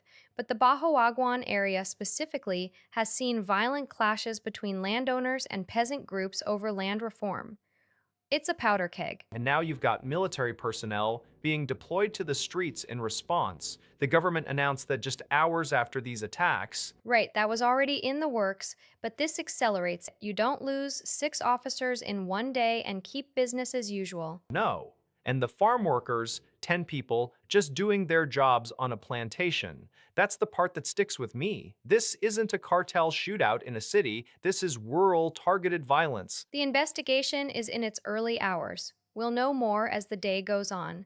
But for now, 16 families are mourning. And a country that's already one of the most violent in the region is bracing for what comes next. Colombia's final in-Vamer poll before the May 31 first round just dropped, and it's suddenly a real race. That number that jumps out is Abelardo de la Espriella. He went from 21.5% in April to 31.6% now. That's a 10-point surge in 1 month. Yeah, while Paloma Valencia dropped 6 points to 14%, she's basically out of contention for second place at this point. Meanwhile, Ivan Cepeda still leads with 44.6%, almost identical to his April number. He's been stuck there for a month. And that's the problem for him. 44.6% is still short of 50%, plus one needed to avoid a runoff. So if De La Espriella keeps climbing, Right. June 21 runoff becomes very real. This poll surveyed 3,800 people across 149 municipalities. Margin of error 1.89%. So Cepeda's lead is solid, but not insurmountable. especially if the anti-Cepeda vote consolidates behind De La Espriella. The opposition is clearly splintered. Valencia's drop likely bled to him. The interesting thing is Cepeda didn't lose votes, he just didn't gain any. His coalition may have maxed out. With 8 days to go, momentum is with De La Espriella. And the center candidates? Pretty much buried. This race is narrowing to two names. May 31 is just 9 days out. If this trend holds, Colombia is heading to a second round. The DNC finally released that 2024 election autopsy yesterday, and it's already being described as disorganized, incomplete, and essentially disowned by its own party chair. Right? Ken Martin said he'd been sitting on it since December, called it not ready for prime time. Then why release it now? Because the internal pressure got too loud to ignore. The report itself is 119 pages, written by Democratic consultant Paul Rivera, finished way back in December 2024, but it's missing the executive summary and the conclusion, and it carries a disclaimer saying it reflects the author's views, not the DNC's. So the party is publishing a report it doesn't stand behind with key sections torn out. That's a new level of accountability theater. It does take some sharp swings. The report criticizes Kamala Harris's campaign for writing off rural America, for inadequate negative messaging against Donald Trump, and for over-reliance on what it calls identity politics. But it completely sidesteps the two elephants in the room: Biden's decision to run for re-election and the Gaza war. You write a postmortem on a catastrophic loss and you don't mention those? That's not an autopsy, that's a selective obituary. Martin apologized for the whole mess, said the withheld report had become an even bigger distraction, but that transparency required its release. So transparency means dumping an incomplete consultant draft with a disclaimer, then apologizing for it. I don't know how that rebuilds trust. It might not, but after months of stonewalling, it's finally out there. Whether the party actually learns from it is another question entirely. Yeah. Hard to learn from a report that won't even say who wrote it or what the conclusion was supposed to be. 70,000 members, down from a peak of 500,000. That's where the North Korean diaspora in Japan is now. For people who don't follow the geopolitics closely, this is Chosen Soren, right? The General Association of Korean Residents in Japan. It's not just a social club, it was basically a state within a state for decades. Exactly. Founded in 1955, they ran their own schools, credit unions, hospitals. At one point, they were funneling billions of yen a year back to Pyongyang. This was the main channel between Japan and North Korea outside of official diplomacy. And business is reporting the channel is basically eroding into nothing now. The big rupture was 2002. Kim Jong-il admitted North Korea had abducted Japanese citizens. Chosen Soren had spent years denying those claims. After that admission, you saw mass defections, families quietly cutting ties, kids being pulled from the group's schools. By 2016, Japan's public security agency put the number at maybe 70,000. So what's left? I mean, what does decline actually look like on the ground? Smaller class sizes in those schools. Credit unions consolidating or closing. The family visits that used to happen between Japan and North Korea have basically stopped. The whole infrastructure that kept that informal link alive is just withering. And the ties that remain, they're not being replaced by anything, are they? That's the point of the story. There's no second track forming, no new civil society bridge. The rift has only deepened, and we've seen it get worse just this year. Meanwhile, Tokyo and Pyongyang still have no formal diplomatic relations. So you have to wonder. Princeton Digital Group is reportedly selling its China assets, could bring in up to $1 billion, according to the FT. That's a big chunk of change. PDG is the Warburg Pincus-backed Asian data center operator, right? They run more than 20 facilities across China, Singapore, India, Indonesia. Yeah, they're pretty spread out. Goldman Sachs is advising on the strategic review, which the FT says is still at a preliminary stage. So nothing's signed yet. Interesting timing. In March, they announced a plan to raise up to $5 billion in debt financing this year. Now they're looking at selling China assets on top of that? Seems like they're prepping for something bigger. Or focusing capital where they see more growth. The market for Asian digital infrastructure is red hot right now. AI and cloud demand are driving that. PDG's other backers include Stonepeak, which put in $1.3 billion last year, plus Mubadala and Ontario Teachers' Pension Plan. So selling China could let them double down on markets like India, Indonesia, Japan. Makes sense if the China regulatory environment keeps shifting. But $1 billion sale is non-trivial. That's roughly the same size as Stonepeak's investment. Right, and PDG was co-founded in 2017 with Warburg Pincus. They've built a lot of assets in less than a decade. This sale, if it goes through, would be a partial unwind of that China footprint. I wonder who the buyers are. The FT doesn't name names yet, But given the appetite for data centers, there'll be interest. Just a question of price and whether Beijing signs off. Exactly. May raise as much as $1 billion. Dollars. The May is doing a lot of work here. Preliminary stage, as they say. Still, it's a signal. PDG is clearly reshaping its portfolio, worth watching. The Wall Street Journal just tested a $2,000 pair of robotic legs that let you walk straight up a mountain. The Hypershell X Ultra S. I've been reading the reviews all week. This thing launched on May 20th, so 2 days ago, and the specs are genuinely wild. 4.5 to 5.5 pounds strapped to each leg, a 1,000-watt motor, dual batteries that give you roughly 18 miles of range. But the headline feature is this AI motion control system they call Hyper Intuition. Which responds in 0.31 seconds and claims 97.5% synchronization with your body. Wired tested it, Popular Science tested it, Gizmodo tested it, and they all say the same thing. It dramatically cuts your heart rate and oxygen consumption while climbing. Up to 39% reduction in oxygen cost. That's not a small number. That's the difference between finishing a hike exhausted and finishing it energized. And it has 12 assist modes: stairs, gravel, snow, sand dunes. The device basically figures out what terrain you're on and adjusts torque in real time. But here's the catch the WSJ piece touches on. It's not a medical device. It's marketed as a range extender for hikers and runners, not as something for people with bad knees or mobility issues. Right. Gizmodo's review was titled Still Not Built for Your Bad Knees. So if you have an actual joint problem, this isn't the solution. Well, the company did get to Rhineland verification, which is a serious German safety certification, so it's not junk. They also have a Pro S for $999 and a Max S for $1499 if you don't need the flagship. But the X Ultra S is the one getting all the attention. 18 miles of assisted hiking. I'm trying to think of a hike that's exactly 18 miles long and has a brutal vertical gain. Most of the Pacific Crest Trail day hikes, honestly. But the question nobody's answered: what happens when the battery dies at mile 17? Then you're carrying 5 pounds of dead weight per leg. But until that moment, NBC News sent a reporter to Tom Jersey, knocked on the door, no answer. that tracks.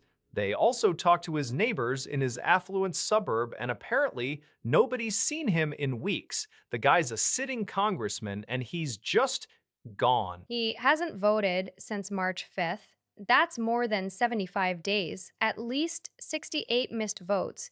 One of those votes was on legislation to end a 75-day shutdown of the Department of Homeland Security. He wasn't there for it. His office says he's attending to a personal health matter, but that explanation came weeks ago, and there's been no update. No photo, no statement from him directly, no confirmation he's even in the state. The mystery deepens when you realize a reporter from NBC News physically went to his home. If he were just sick at home, you'd expect someone to answer.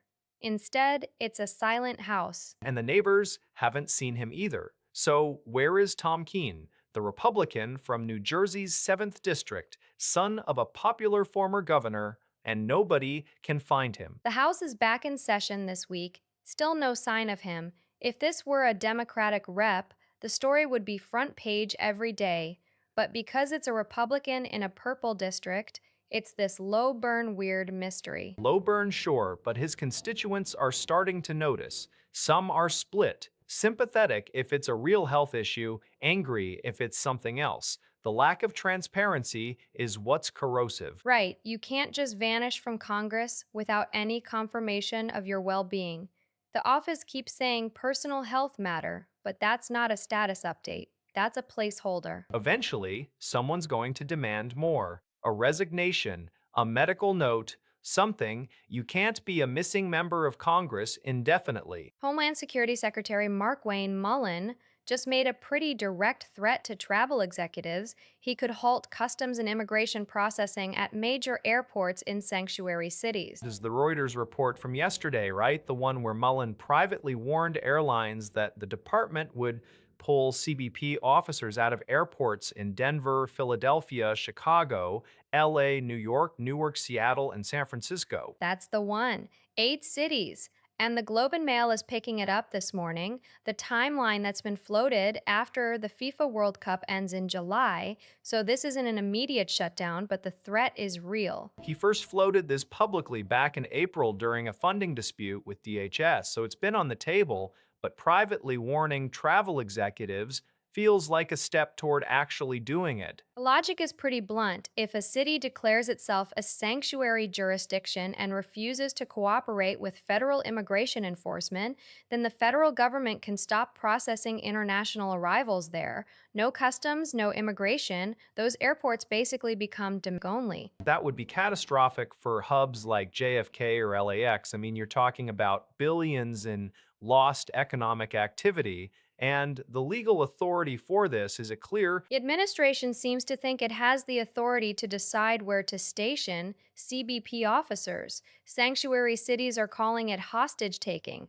I think the Travel Industry Association is going to fight it hard. So the clock is ticking. They're waiting until after the World Cup. Then the pressure really starts. 3 people dead in a New Mexico home, and now more than a dozen first responders have been decontaminated after exposure to something nobody can identify yet. This is the Mountain Air case from a couple days ago, May 20th.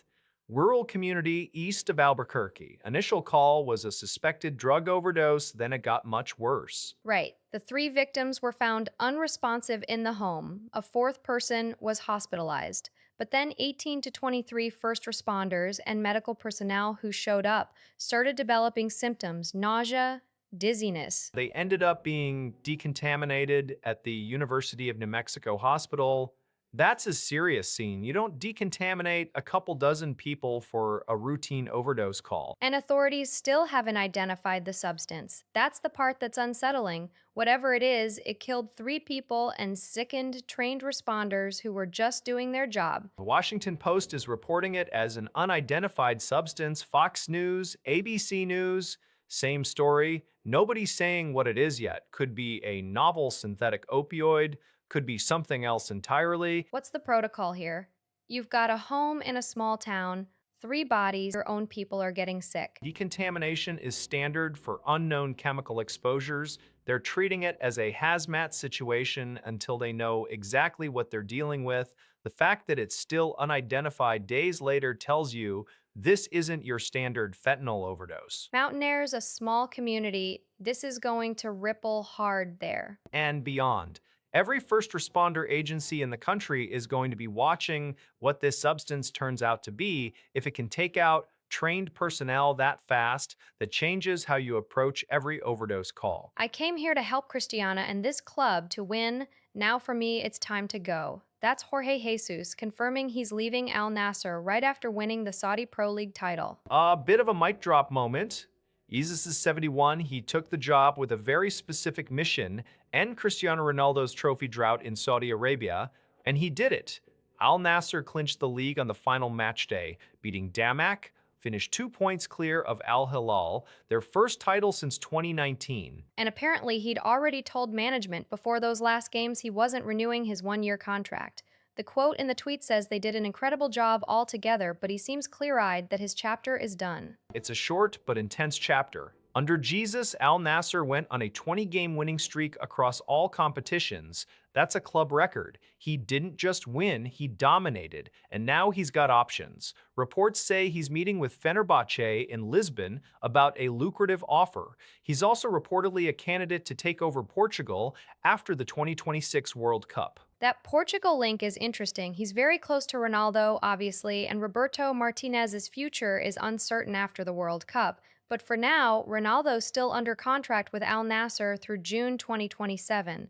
So he's staying put even as the coach who came specifically for him walks away. Right. And the question is, what's next for Al Nassr? They just won the league, they've got Ronaldo, but they lose a manager who engineered a 20-game streak and a title. That's a tough act to follow, especially with Al Hilal breathing down their neck. 3 known finalists for the Trailblazers coaching job, per Mark Stein: Micah Nori from Minnesota, interim guy Tiago Splitter, and Jeff Van Gundy. Splitter being a finalist is interesting given what we've heard about new owner Tom Dundon not being a big fan. Splitter took over after Chauncey Billups got arrested back in October, money laundering conspiracy charges, and somehow drag Portland to their first playoff berth in 5 years.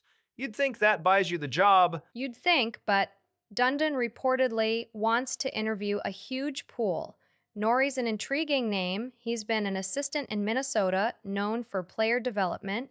Van Gundy's the veteran, been out of head coaching for a while. The list of other candidates that have been linked is long.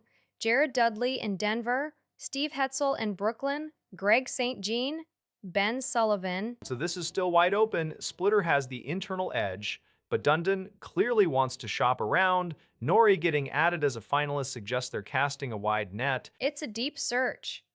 The Blazers have options, and they've got time before the draft, free agency. The question is whether Dundon trusts the guy who got them to the playoffs or goes for a fresh voice. Right. And Van Gundy's name keeps popping up in these searches, but never lands. Could this be the one, or is he just the experienced consultant type again? Hard to say. Stein lists Nori, Splitter, Van Gundy as known finalists. Doesn't mean others aren't still in play. We'll see how it shakes out. Rubio just made it pretty clear he doesn't see a deal with Cuba happening. Likelihood not high, his words. That's a notable shift, especially given the administration has been talking to Cuban officials. Rubio said this before heading to the NATO foreign ministers meeting in Sweden. But here's the part I find interesting. Cuba actually accepted $100 million in U.S. humanitarian aid, so there's at least some channel open. Right, but Rubio framed that as separate. He said Trump is pushing for regime change in Cuba. That's his language, while also denying the U.S. is doing nation building. It's a careful distinction. We'll send aid, but we're not trying to rebuild their system. We're addressing a national security threat. And those meetings his top aides had, Rubio himself, CIA Director John Ratcliffe, they came away unimpressed. That's according to reports, led to additional sanctions instead of any diplomatic progress. So the diplomatic track is basically stalled unless the Cuban government changes its posture. Rubio's not expecting that anytime soon. He said the U.S. prefers a negotiated settlement, but you don't talk about regime change as a preferred outcome if you think talks are viable. It's also personal for Rubio. He's Cuban American. He's been hawkish on this for years. But it's not just him. The whole Trump administration seems locked in on pressure, not compromise. And Castro's government has held power since 1959. Neither side looks ready to budge. Yeah, so we're looking at more sanctions, more tension, and $100 million in aid that's been accepted, but might not change the political dynamic at all. Not much movement. Not much. The Economist is running a pretty stark piece on Indonesia's President Prabowo Subianto, saying he could undo 20 years of economic and political progress. And they're not alone. That piece dropped same day Prabowo announced he's centralizing exports of palm oil, coal, ferroalloys, all through a state-owned company under the sovereign wealth fund Danantara. That's a massive move. He claims it could recover up to $908 billion over 34 years from under-invoicing and transfer pricing, but the response from markets was immediate and negative. Yeah, this is being called the biggest assertion of state control since Suharto, and it's not just the export plan. Since taking office late 2024, Prabowo launched an expensive school meals program, created Danantara, removed long-serving finance minister Sri Mulyani Indrawati, and pressured tycoons into buying Patriot bonds. Fitch Ratings cut Indonesia's credit outlook to negative in March.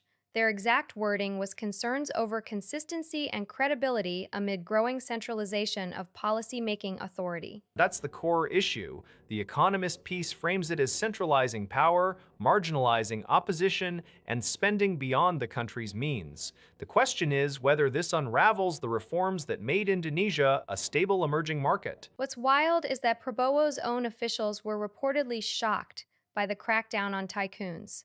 The Straits Times reported that. Right. And the Bloomberg and Asia Times analysis point to a pattern. This feels less like reform and more like a return to the old playbook. Investors are spooked. So we're watching a real-time test. Can a leader centralize that much authority without triggering capital flight or a fiscal crisis? Or maybe the test is whether Indonesia's institutions can push back. Because so far, the signal from Fitch is that confidence is eroding. Yeah. That's the part that keeps me up, because once you lose that credibility, Clawing it back takes years. The recovery team just released their findings on those Italian divers in the Maldives. The ones who died last week, 5 of them, right, in the Babu Atoll cave system. Exactly. AFP is reporting that recovery experts now believe they took the wrong tunnel on their way out and ended up in a dead end corridor. A Finnish team from Dan Europe found the bodies on May 18, about 50 meters deep. So that's 4 days after the May 14 dive. And the fifth body, the diving instructor, Gianluca Benedetti, was recovered near the cave mouth that same day. Right. The remaining four, including University of Genoa professor Monica Montefalcone, her daughter Georgia Samacal, biologist Federico Gualtieri, and researcher Muriel Odenino, were all found in that dead end passage. Dan Europe's CEO, Laura Moroni, said the divers likely had about 10 minutes of air supply at that depth. If they made a wrong turn, they'd have no time to backtrack. 10 minutes at 50 meters. That's essentially a one-way ticket if you get disoriented.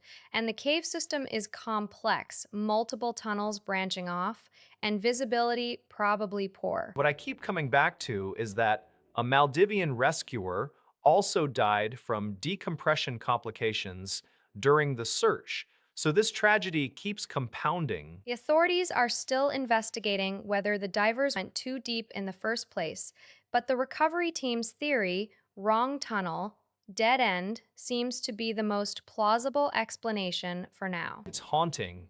5 people, experienced divers, and one navigational mistake in an underwater maze. That's it. Yeah, 450 indictments since April 1st. That's the number the DOJ just put out on its fraud task force. And today's batch includes 15 people in Minnesota, what they're calling the largest Medicaid fraud case the state has ever seen. Largest ever in Minnesota. That's a big claim. How much money are we talking? Over $90 million.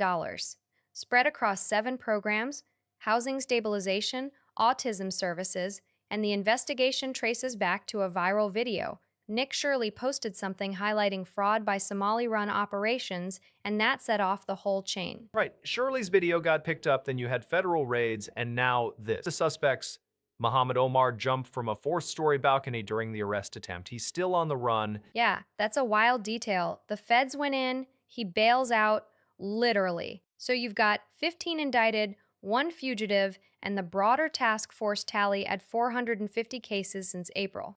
That's a pretty aggressive pace. It is, but I'm curious about the scale. 450 indictments across the whole country since April 1st versus this one case in Minnesota that's 15 people and 90 million. Is the Minnesota piece the outlier, or is that typical of what the task force is finding? The DOJ is framing this as a flagship case. The fraud schemes targeted programs that were supposed to help vulnerable populations, housing stabilization, autism therapies. So it's not just dollar amounts, it's the breach of trust. And the Somali community angle is obviously sensitive. Shirley's video was polarizing, but the indictments are based on evidence, not a video. The question is whether this becomes a template for other states. That's what the task force seems designed for. 450 indictments in 7 weeks.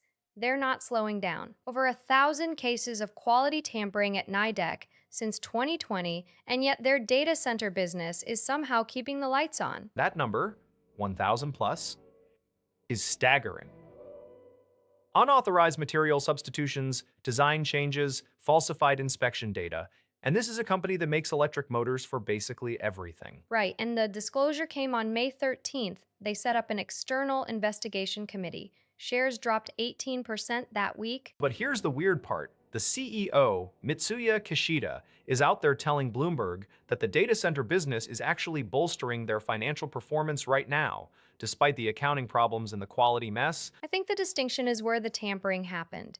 The company says these issues were concentrated in home appliance and automotive motor divisions, not their data center segment. So that part of the business is apparently clean. Apparently. And they're also claiming no immediate safety or functionality issues have been identified from the tampering, which feels like a very careful legal hedge. It does, but the market reaction was brutal.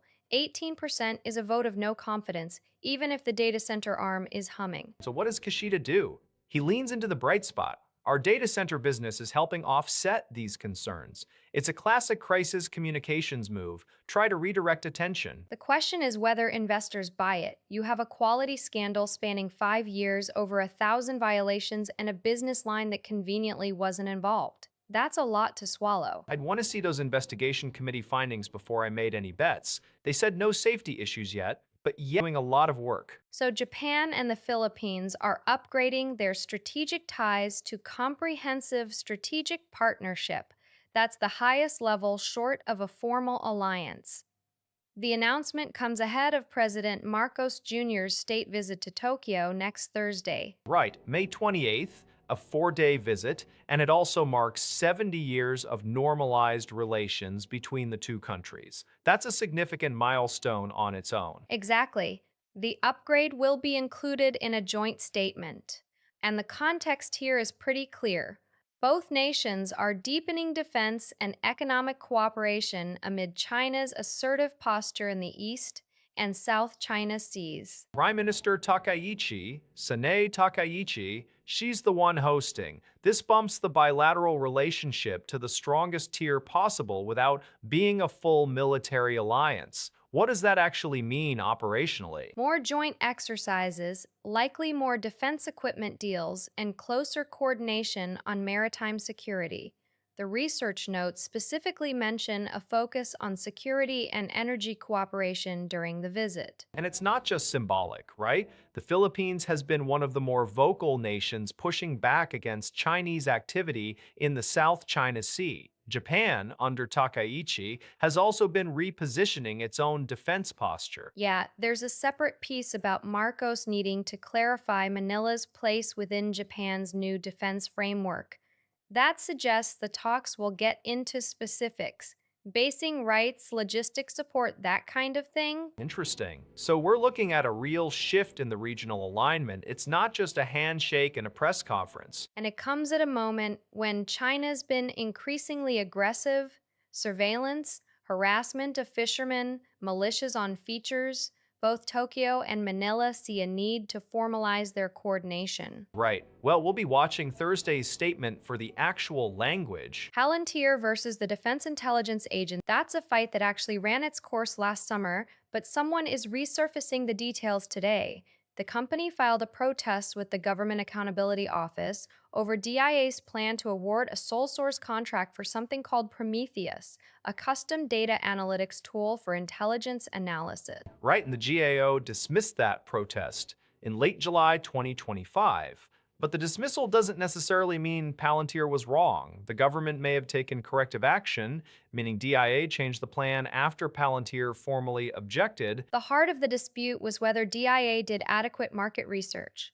Palantir argued the agency violated the Competition and Contracting Act by not looking at commercial alternatives before going sole source. The contract was supposed to be a small business innovation research transition. And Palantir analogized this to its 2016 case against the Army over the Distributed Common Ground System, which Palantir actually won, so they clearly saw a pattern. DIA wanted custom software. Palantir said, "We already make a product that does this." A tweet mentioning this from Mayadeen English cites an Axios filing, but it's referencing a July protest that already got resolved. Still, the underlying question is live. How far does the military have to go to open up its software contracts to commercial vendors? Especially when the contractor in question is Palantir, a company that already has deep ties across the intelligence community. You have to wonder whether the corrective action DIA took actually addressed the core concern or just papered over it. Right.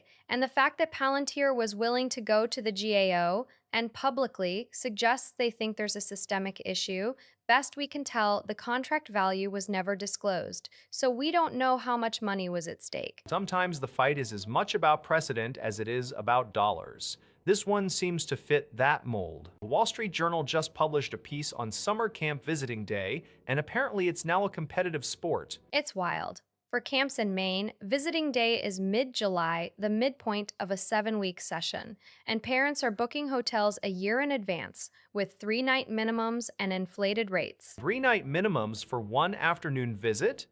That's insane. And dinner reservations in Portland vanish by 9 a.m. the day they open. Some parents set alarms exactly 60 days ahead to grab a table. I read that tuition for these sleepaway camps can exceed $17,000 a summer, plus equipment, plus trips. Then you fly in Nobu sushi for your kid on visiting day. Yeah, the article mentions parents bringing luxury gifts, personalized items, even $150 perfume, catering sushi from Nobu. And during COVID, when camps canceled visiting day entirely, a lot of parents and kids reportedly found it a relief, which tells you something about the pressure. The broader sign up frenzy starts as early as December. Popular day camps fill within minutes of registration opening. So this is now a year-round stress cycle. You're booking for next summer before this summer even finishes. The WSJ piece offers tips to make the annual run worthwhile and a little less stressful.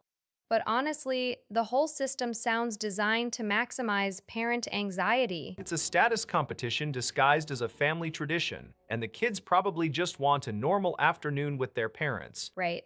But if you're not bringing Nobu, are you even trying? Apparently not. Short-sighted and corrupt. That's Senator Dick Durbin's language in a letter he just sent to Health Secretary RFK Jr. over these flavored vape rule changes. He's specifically asking RFK to resist the Trump administration's push to ease regulations, right? This is 2 days old, from May 20th. Exactly. Durbin's arguing the moves are driven by industry lobbying, not public health. And the timing is interesting. In recent weeks, the FDA authorized fruit-flavored vapes for the first time ever and issued guidance letting unauthorized vapes and nicotine pouches stay on the market without pre-market approval. That's a massive shift. And it directly led to FDA Commissioner Marty Mack resigning, if I remember from the reporting. Resigned, yeah. So Durbin is essentially saying, RFK, you're the health secretary now. Push back against this. Don't let the industry steamroll what's left of the regulatory framework. I wonder what RFK Jr. actually thinks privately. He's historically been skeptical of pharmaceutical interests, but this is the vaping industry, a different kind of influence. Does he see it the same way Durbin does? The letter's public, so we'll see if he responds. Durbin's calling the approach short-sighted, arguing that loosening rules on flavors will hook a new generation, and that the Trump administration is essentially rolling back protections that took years to build. And it's not just Durbin. There's been backlash from massa influencers too, the Make America Healthy Again crowd. Some of them are not happy about this either. Strange coalitions forming. Right, you've got a Democratic senator and wellness-focused conservatives, both uneasy. That's the kind of pressure RFK is going to have to navigate. The question is whether he'll side with the public health voices or the industry. And whether he even has the political capital to resist the administration if they're dug in. Durbin's putting him on the spot. The trial in Southampton just took a turn. The jury watched phone footage of the confrontation between Vikram Digwa and Henry Nowak. And it sounds like the clip is pretty damning. Nowak is filming Digwa and says, "You're a bad man," and Digwa replies, "I am a bad man," right before the stabbing. Yeah. Digwa's defense is that he was acting in self-defense. He says Nowak used a racial slur, punched him, and pulled off his turban. That's why he feared Nowak would grab the kirpan, the ceremonial Sikh blade he was carrying openly in a sheath around his neck. But the kirpan is 21 centimeters. That's over 8 inches. The prosecution is arguing that's an extremely large knife, not just a religious symbol. Right. And there's another wrinkle. Digwa's mother, Karan Kaur, is also on trial.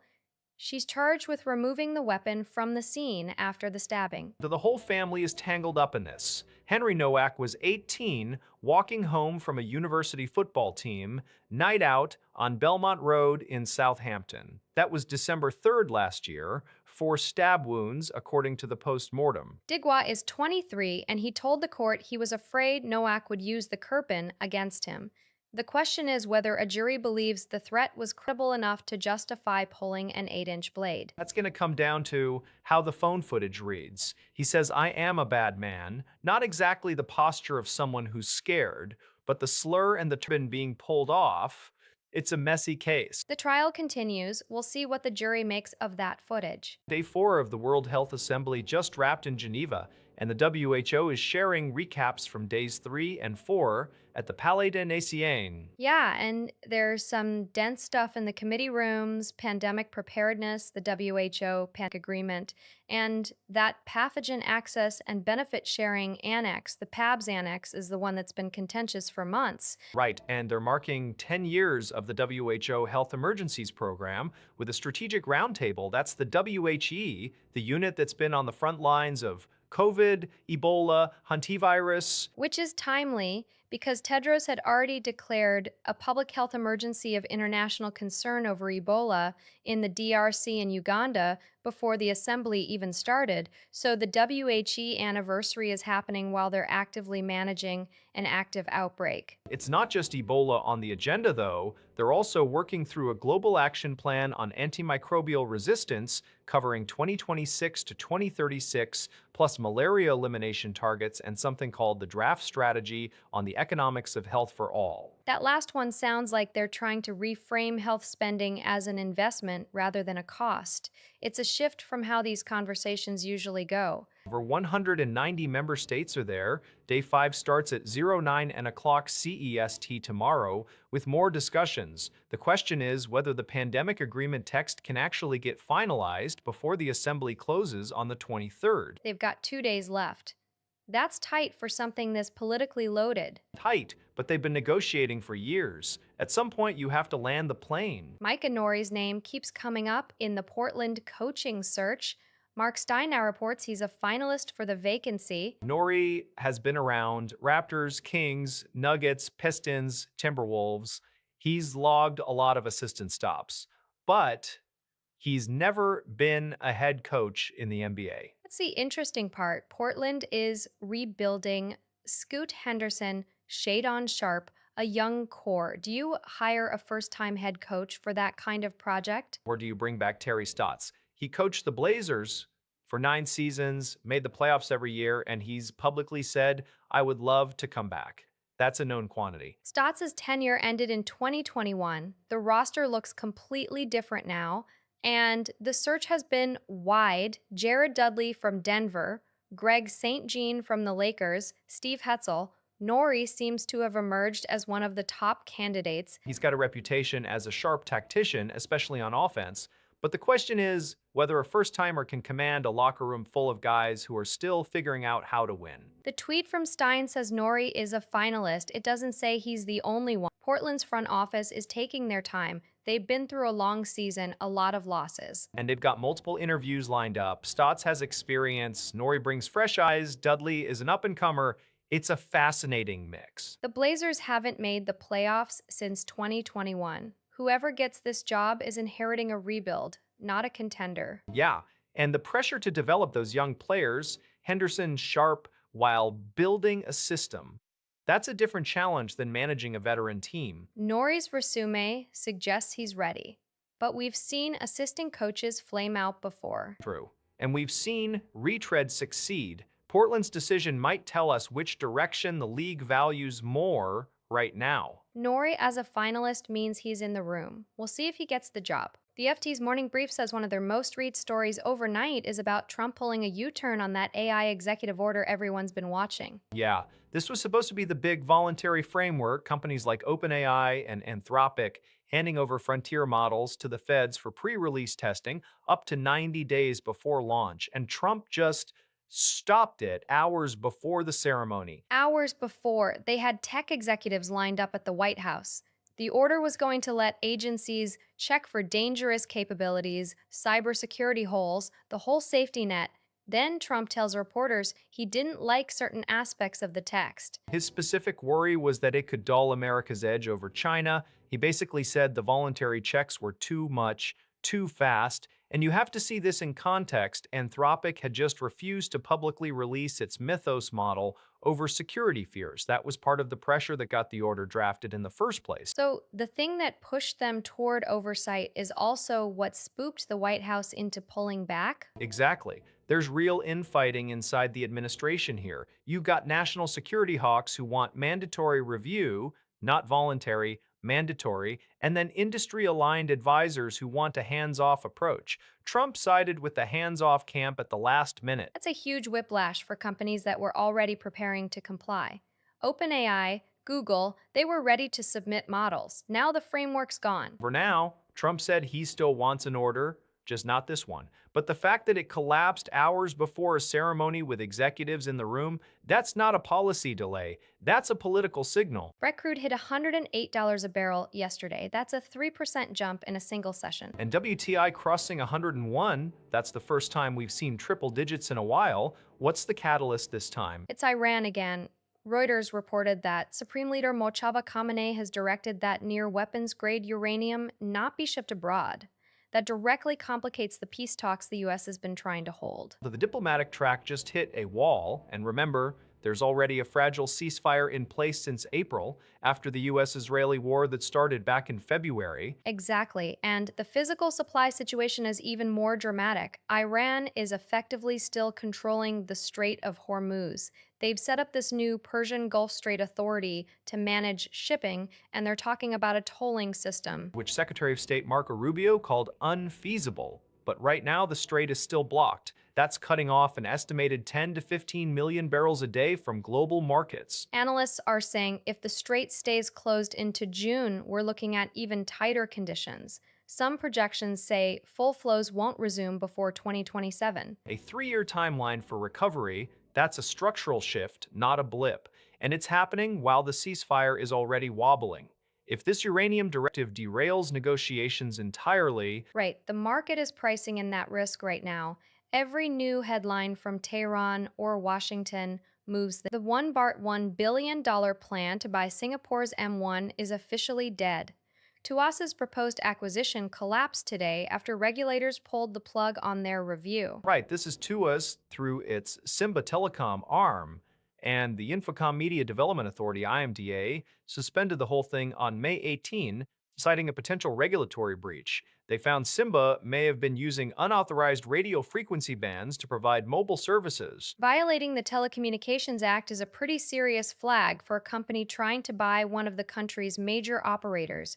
M1's parent company, Keppel, then stepped in and said it would let the deal lapse on the May 21 deadline. So Keppel effectively said, "We're not extending, this thing is done." Now M1 goes into restructuring with a focus on right-sizing. That's the language from the business press. Worth remembering the scale here, the deal was S1 Bart $43 billion, around US 1 Bart $1 billion. Simba is owned by Australia-listed Tuas. They were trying to consolidate in a pretty tight Singapore market. The IMDA suspension came first, then Keppel's announcement the next day. The question is, does Simba try again after resolving the spectrum issue, or does Keppel look for new buyers entirely? Straits Times and Business Times both report Keppel is already exploring other options. So it's not just a pause, it's a full collapse. Right, and for a company like Tuas, which had been positioning this as a major growth play, this is a pretty big setback. The unauthorized bans thing could hang over them for a while. Yeah, regulators don't tend to move fast when there's a compliance question still open. ICE just arrested the sister of the man who runs Cuba's military conglomerate,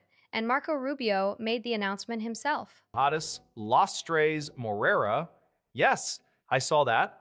She'd been living in Florida as a lawful permanent resident since 2023, and ICE revoked her residence, citing national security. Rubio's exact words, she was managing real estate assets and living in Florida while also aiding Havana's government. That's a pretty specific accusation. The brother is the executive president of GESA, the Cuban military's business arm. The Trump administration claims GESA controls about 70% of Cuba's economy, siphoning billions from fuel, food, tourism. So she's been in Florida for 3 years, apparently managing properties tied to that network, and now she's in custody pending removal proceedings. This doesn't happen in a vacuum. We've seen a real escalation against the Cuban government this week. Raul Castro was indicted just days ago on murder and conspiracy charges stemming from the 1996 shootdown of two civilian planes. Right, and there's also a proposed 100 million humanitarian aid package on the table, which Rubio is framing as a new path for Cubans. So the arrest fits a pattern of tightening the screws. I wonder how much of this is about disrupting Gesa's U.S. holdings versus sending a message to Havana that no one connected to the regime is safe operating here. Rubio made sure everyone knew he was personally involved in announcing this one. That's not accidental. No, it's not. And given the indictment of Castro himself, you have to assume more actions are coming. The question is whether Cuba responds with concessions or defiance. Or whether this accelerates any internal pressure on the regime. The sister was in Florida, not Havana. That's a real vulnerability. True, if you're a Cuban official with family in the US, you're watching this very closely right now. Friedrich Merz just sent a letter to Brussels that's got everyone talking. He wants the EU to create something called associate membership for Ukraine. And by associate, he means Ukraine gets a seat at the table, summits, non-voting reps in the Commission and Parliament, but no actual vote, plus access to the EU budget and the Mutual Assistance Clause. Right. Full membership takes too long. Merz's letter to von der Leyen and Costa basically says Kyiv can't complete accession shortly. That's his phrase. So this is a fast-track status that's not membership light, he insists. He even built in a snapback mechanism. If Ukraine backslide on reforms, the status gets yanked. That's pretty serious teeth for something billed as a bridge. The Commission called it a geostrategic investment, but stressed it has to stay merit-based, so they're not fully embracing it yet. And some EU diplomats are questioning the legality and the timing, especially with Hungary expected to lift its veto in June. That's the elephant in the room. Hungary's been blocking everything Ukraine-related. If this associate status can bypass Budapest somehow, that'd be a huge workaround. But here's the tricky part. Zelensky has previously rejected symbolic membership offers. He wants the real thing. So Merz has to sell this as not just a consolation prize. It's a bet that Ukraine will take half a loaf now rather than wait years. And given the war's still grinding on, maybe that's a bet Merz has to make. We'll see if Kiev bites. Read Mackenzie Shirilla's toxic texts. TMZ just published the messages she sent to Dominic Russo before she killed him. They were part of the police investigation, and they're absolutely chill. I've seen some of what's in these. Roughly 93,000 texts exchanged between January 2020 and July 2022.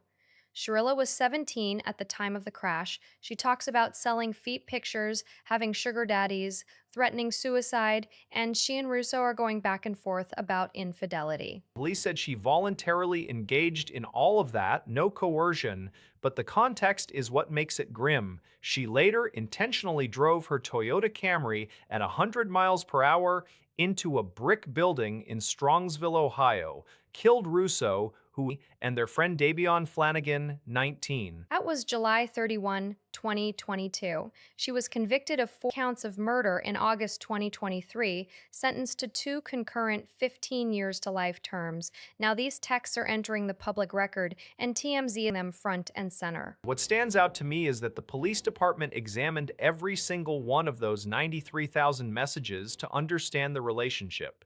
They determined Shirilla's actions were voluntary. There's no suggestion she was manipulated or forced into any of it. The texts show a real toxic dynamic. She threatens suicide. He accuses her of cheating. She flaunts sugar daddies. It's messy and dark.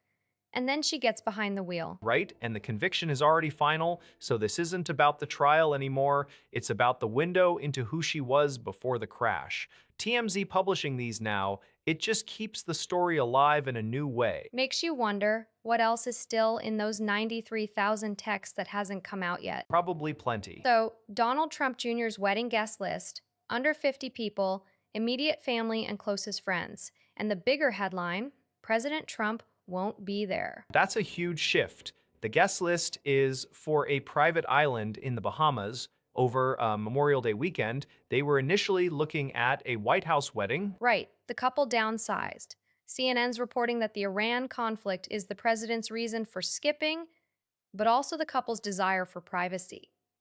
The backlash fears over the war played into scaling it back. It's Trump Jr.'s second marriage. He was married to Vanessa Trump, then engaged to Kimberly Guilfoyle for a few years. Now he's marrying Palm Beach socialite Bettina Anderson. Her bridal shower was at Mar-a-Lago just last month. The guest list includes siblings. Don Jr.'s brother and sister are expected, but the father, the sitting president, not attending his own son's wedding, that's pretty extraordinary, even with the Iran situation. It's also politically smart, avoids a massive media spectacle during an active conflict, and the couple gets their small island ceremony without the circus. Under 50 people, no press. The wedding was initially considered for the White House. That would have been a massive production. Now it's a private island in the Bahamas with a tiny guest list.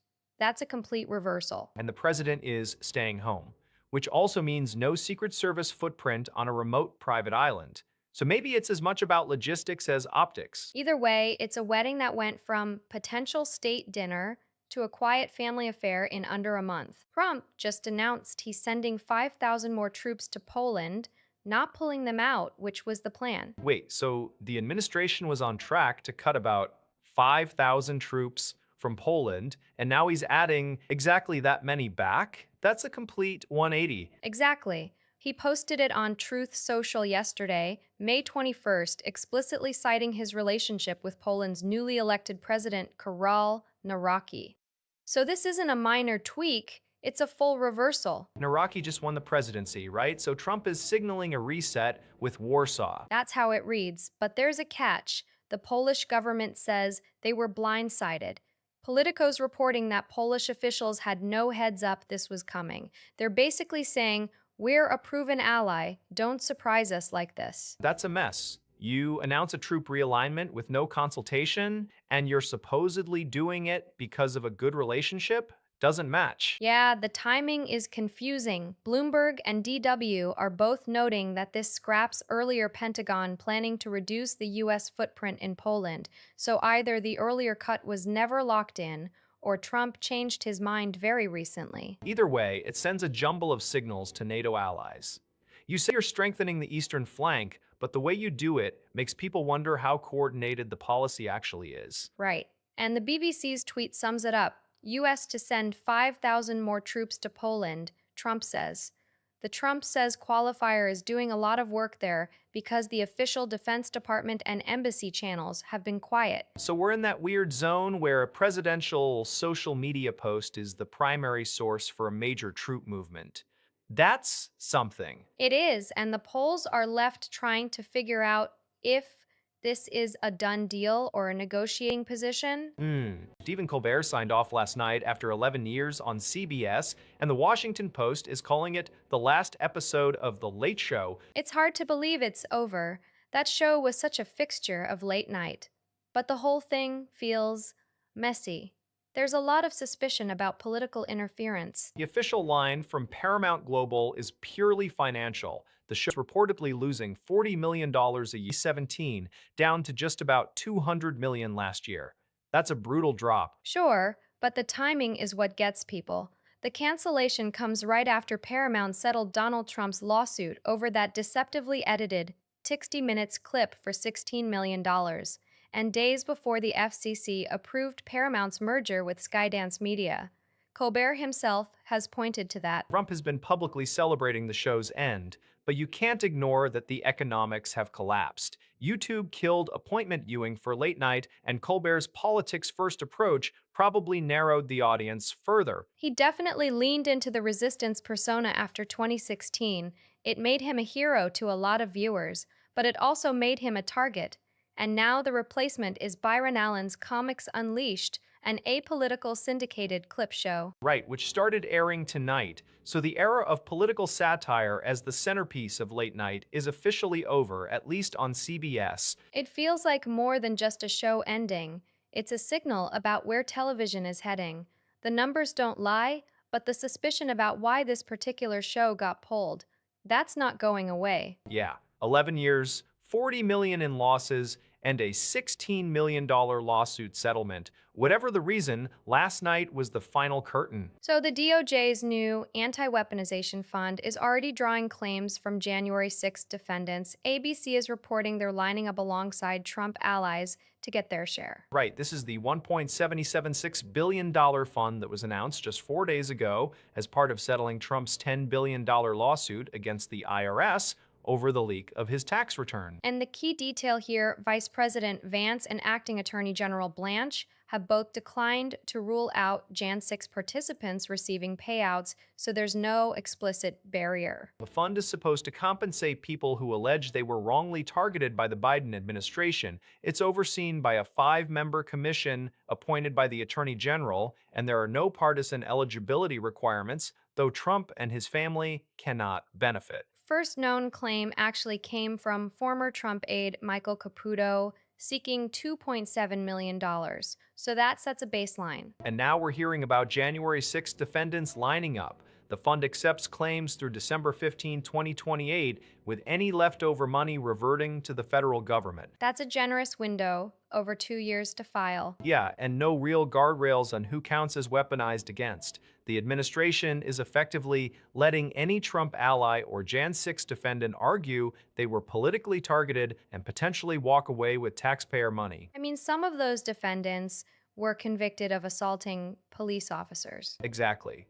That's the tension. The fund was built around IRS leak victims, but the settlement language is broad enough to cover a lot of people. The question is whether the commission draws any lines. And so far, they're not saying where those lines are, just that the money's available. 53% to 64%. That's the shift in Israeli-controlled Gaza territory since the October ceasefire. Wait, so the yellow line that was supposed to hold at roughly 53% has just moved? The Board of Peace's lead envoy, Nikolay Madnov, laid this out at the UN Security Council yesterday. The October 2025 agreement established that line after Israeli forces withdrew, but now they're operating from what's being called an orange line, and that covers about 64% of the enclave. And Madnov's warning was that this division could become permanent unless a ceasefire actually takes hold. The Reuters tweet quotes him saying over 2 million people could be crowded into less than half the territory. Right.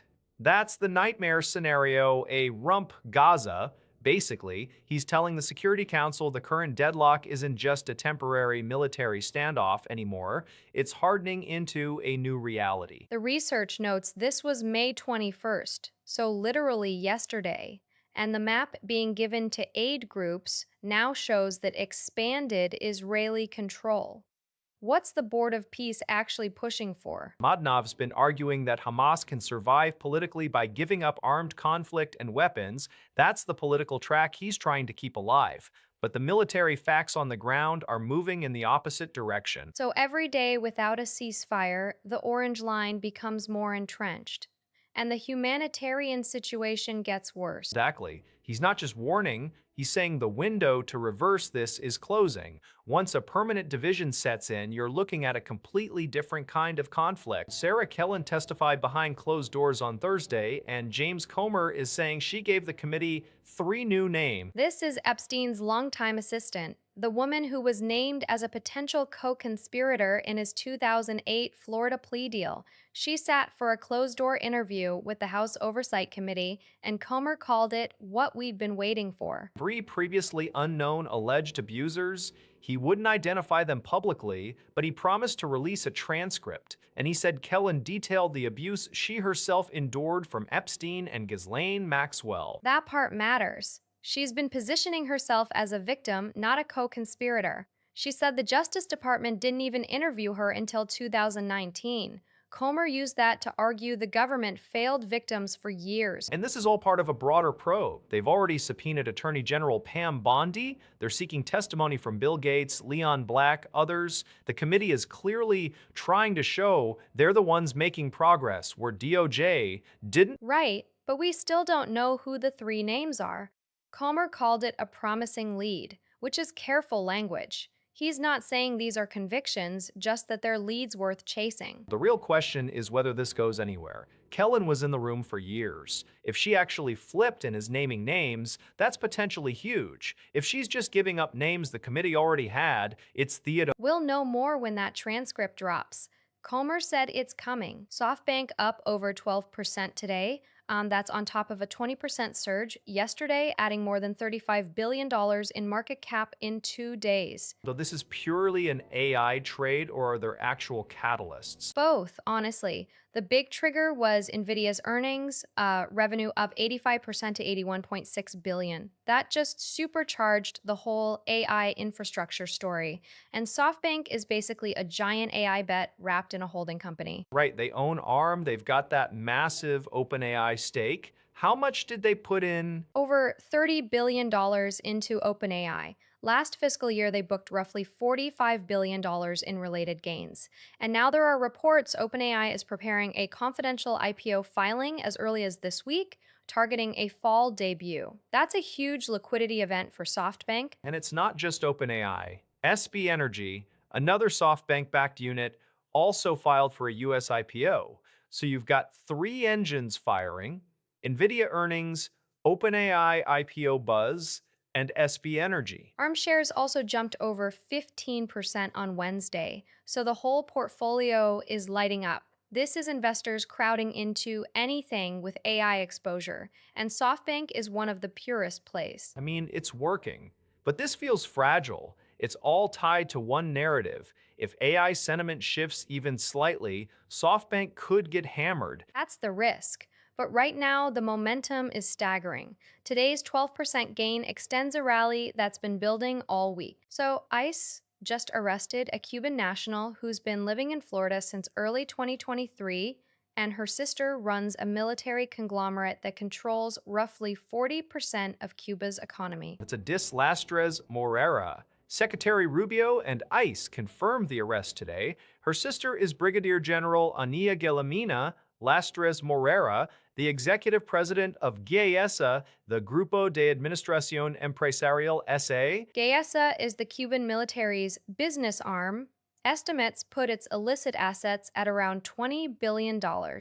And Addis was quietly managing two real estate firms in Florida, Remass Investments and Santa Elena Investments. Which is exactly the kind of arrangement the Trump administration has been targeting. On May 1st, President Trump signed Executive Order 1444 aimed at adult family members of sanctioned Cuban officials. Then on May 7th, Rubio formally designated GAES, Ania Lastres Morera, and a nickel mining joint venture called Moa Nickel under that order. And now, 2 weeks later, the sister gets arrested. No detailed arrest report has been released yet, but the timing lines up pretty directly with that executive order. It's a pretty clear signal. The administration is saying, if you're a family member of a sanctioned Cuban official living in the US and running businesses, you're not safe. Addis arrived in January 2023, set up shop in Florida, and now she's in ICE custody. So the question becomes, how many more people in similar positions are there? And are they watching this and rethinking their status? Right. Because if you're the sibling or child of a GAESA executive and you've got a Florida LLC, this arrest just made your risk calculus very different. A quarter of Japan's foreign visitors came from China. That's vanished after Beijing's tourism curbs. That's one of the retaliatory moves.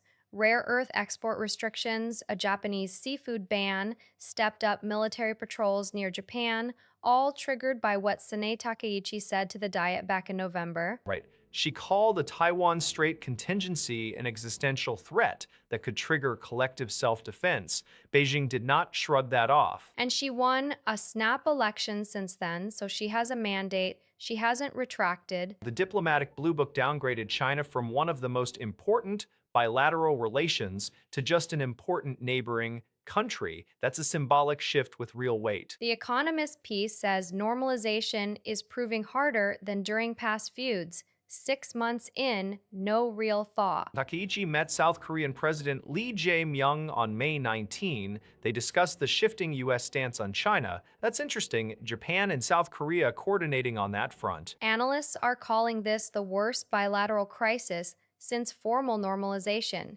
The economic damage is mounting on both sides. Chinese tourists used to account for about a quarter of inbound visitors to Japan. That pipeline is essentially shut, and Japan's seafood industry is taking a hit from the ban. But Takeichi's position is domestically popular. The public backs her stand on the Taiwan question, even with the economic cost. So you have a leader unwilling to retreat, a Chinese government applying comprehensive pressure, and both sides digging in. The economist's language, locked in a bitter standoff, feels understated at this point. Japan and China have found ways to reset before, but the conditions now look different. The question is whether either side has an off ramp they're willing to take. 4.4 trillion yen, that's what Japan just auctioned in 3-month Treasury discount bills today. And this is the second straight week at that exact same size. May 15 was also 4.4 trillion. A week before that, May 1st, it was 4.6 trillion. So they're basically holding steady. Right, the Ministry of Finance doing its regular debt management thing. These bills mature August 25th, 2026. The May 1st auction had a weighted average yield of 0.8316% at the accepted price. Not nothing. But the context here is a bit more interesting.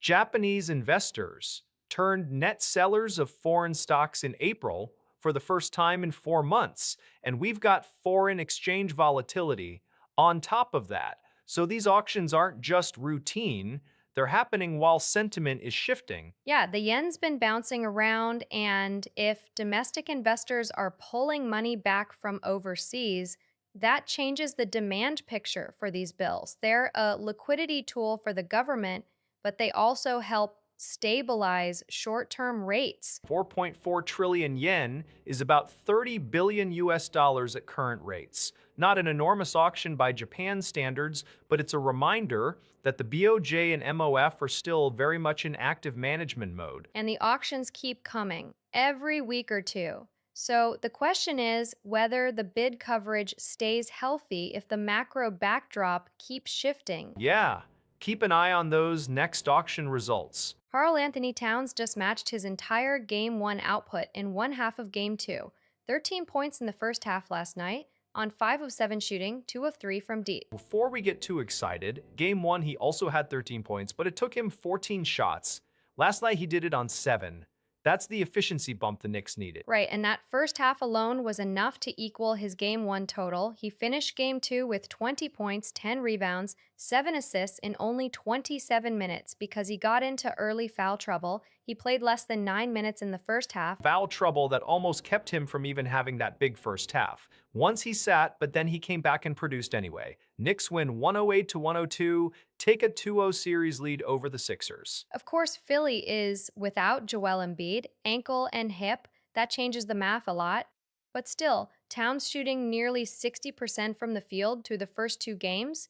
That's the version of KAT that makes New York dangerous. It's a small sample, but after Game 1, people were questioning his shot selection. 6 of 14, 1 of 5 from 3. Game 2 first half, he's 5 of 7, 2 of 3. Almost like he adjusted. The question is whether he can sustain it when Embiid eventually comes back. If Embiid comes back, until then, KAT is feasting, and the Knicks are up 2-0. Ken Martin released a 1920-page autopsy of the 2024 election and then immediately apologized for it. That is not your report to land. He literally said it wasn't ready for prime time and that he does not endorse its contents. The DNC chair publicly disavowed his own party's document. That's almost impressive. The report was written by Democratic consultant Paul Rivera, but it's missing key sections, the executive summary and the conclusion.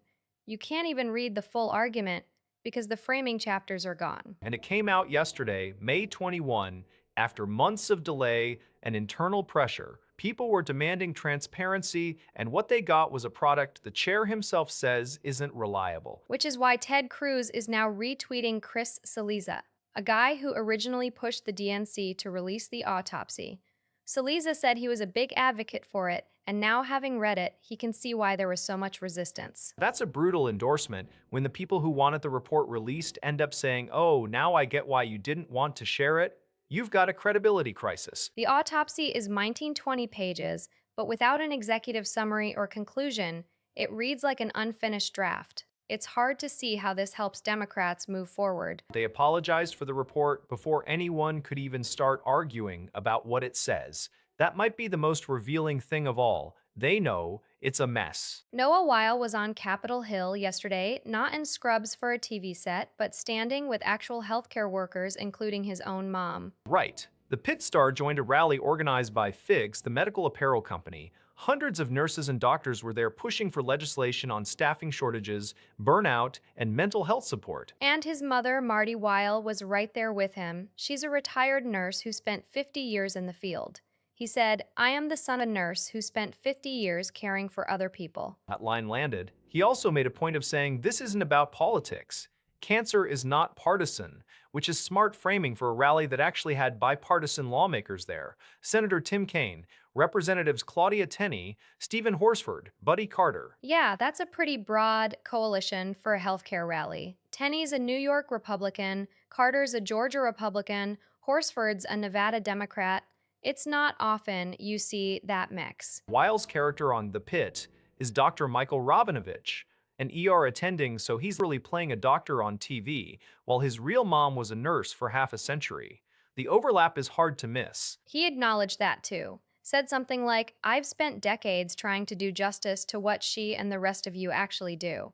It's one thing to play a healer on screen, another to stand next to the people doing it for real. And the ask is specific. Better staffing ratios, more mental health resources for frontline workers. This wasn't just a photo op. They want actual bills moving. Whether that happens with this Congress, well, that's the question, but it's hard to argue with a nurse's son standing beside 100 nurses. One boy, $8 billion.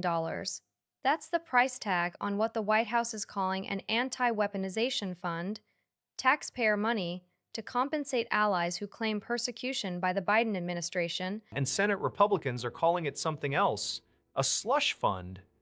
This revolt is getting loud. Loud enough that Jong Thune had to pull a $72 billion immigration enforcement reconciliation bill from the floor. The fund and a separate billion-dollar request for Trump's East Wing ballroom broke the coalition. Let's name names. Bill Cassidy, who lost his primary after Trump's endorsement, publicly trashed it. Tom Tillis, too. The specific concern is that this fund could send checks to January 6 defendants who assaulted police. There's no accountability mechanism written in. That's the complaint. And it's not just senators. House Republican Brian Fitzpatrick says he'll block it legislatively. So where does this come from? The fund is part of a settlement between Trump and the IRS to drop a $10 billion lawsuit. The idea was to compensate people the administration says were targeted. But the GOP conference didn't sign off on the structure. Now Democrats are signaling they'll force amendment votes to strip the whole thing.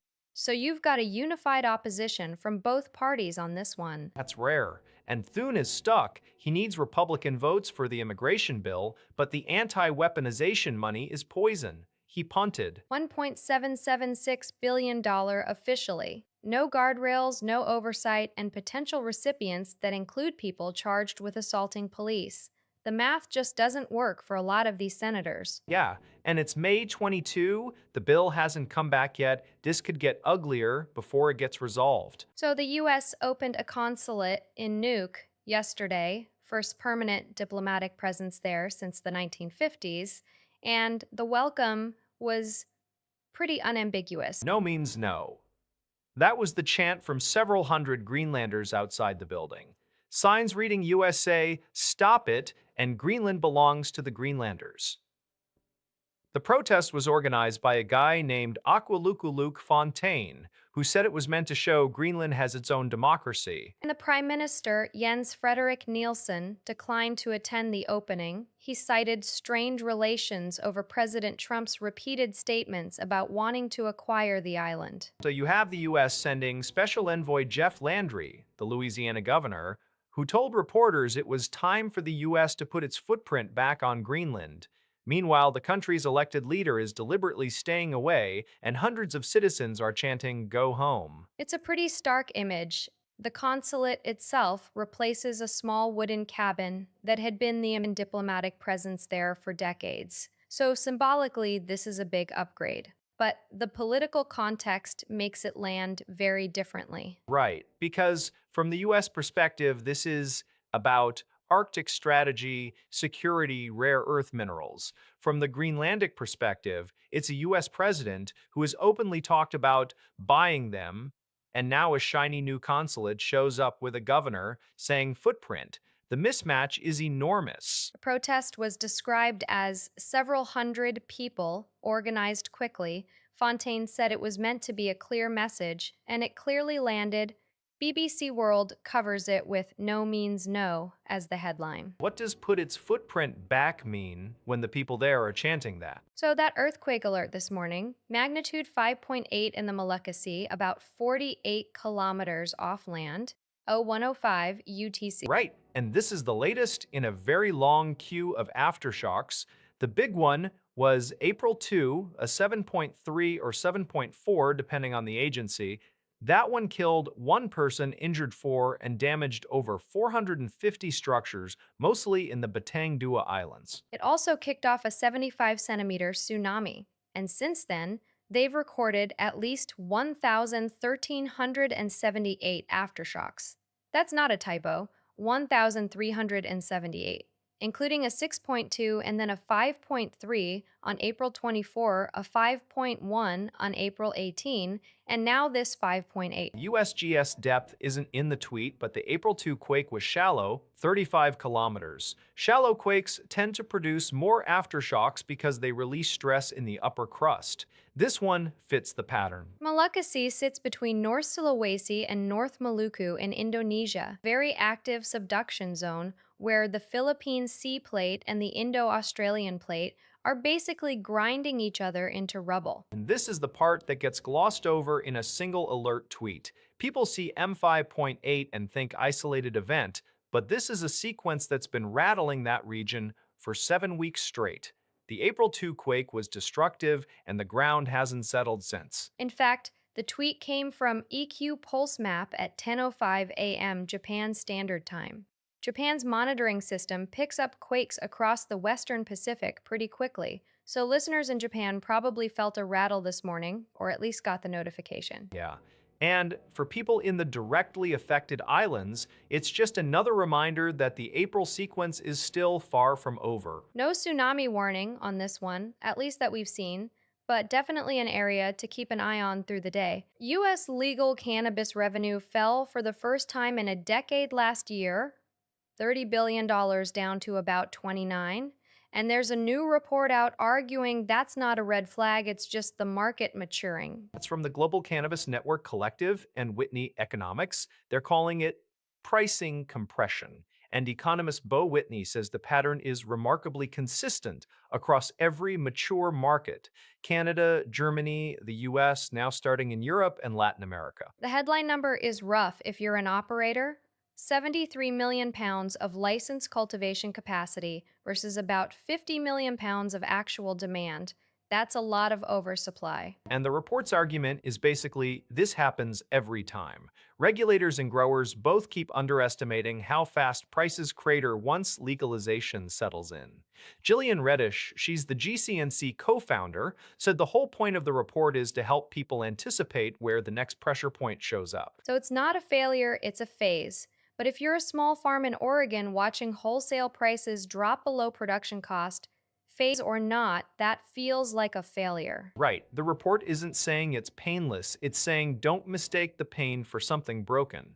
The question is whether regulators actually listen and adjust licensing or just watch the same cycle repeat in the next emerging market. B. Whitney's data says they've been watching it repeat for years. So maybe this time? The U.S. Treasury just dropped sanctions on 9 people tied to blocking Lebanon's peace process and shielding Hezbollah's grip on state institutions. And the headliner here is Iran's ambassador to Lebanon, Mojtaba Amani, who's now on the list. That's a pretty direct shot. It is. The Treasury statement specifically calls out these individuals for obstructing presidential elections and blocking disarmament efforts.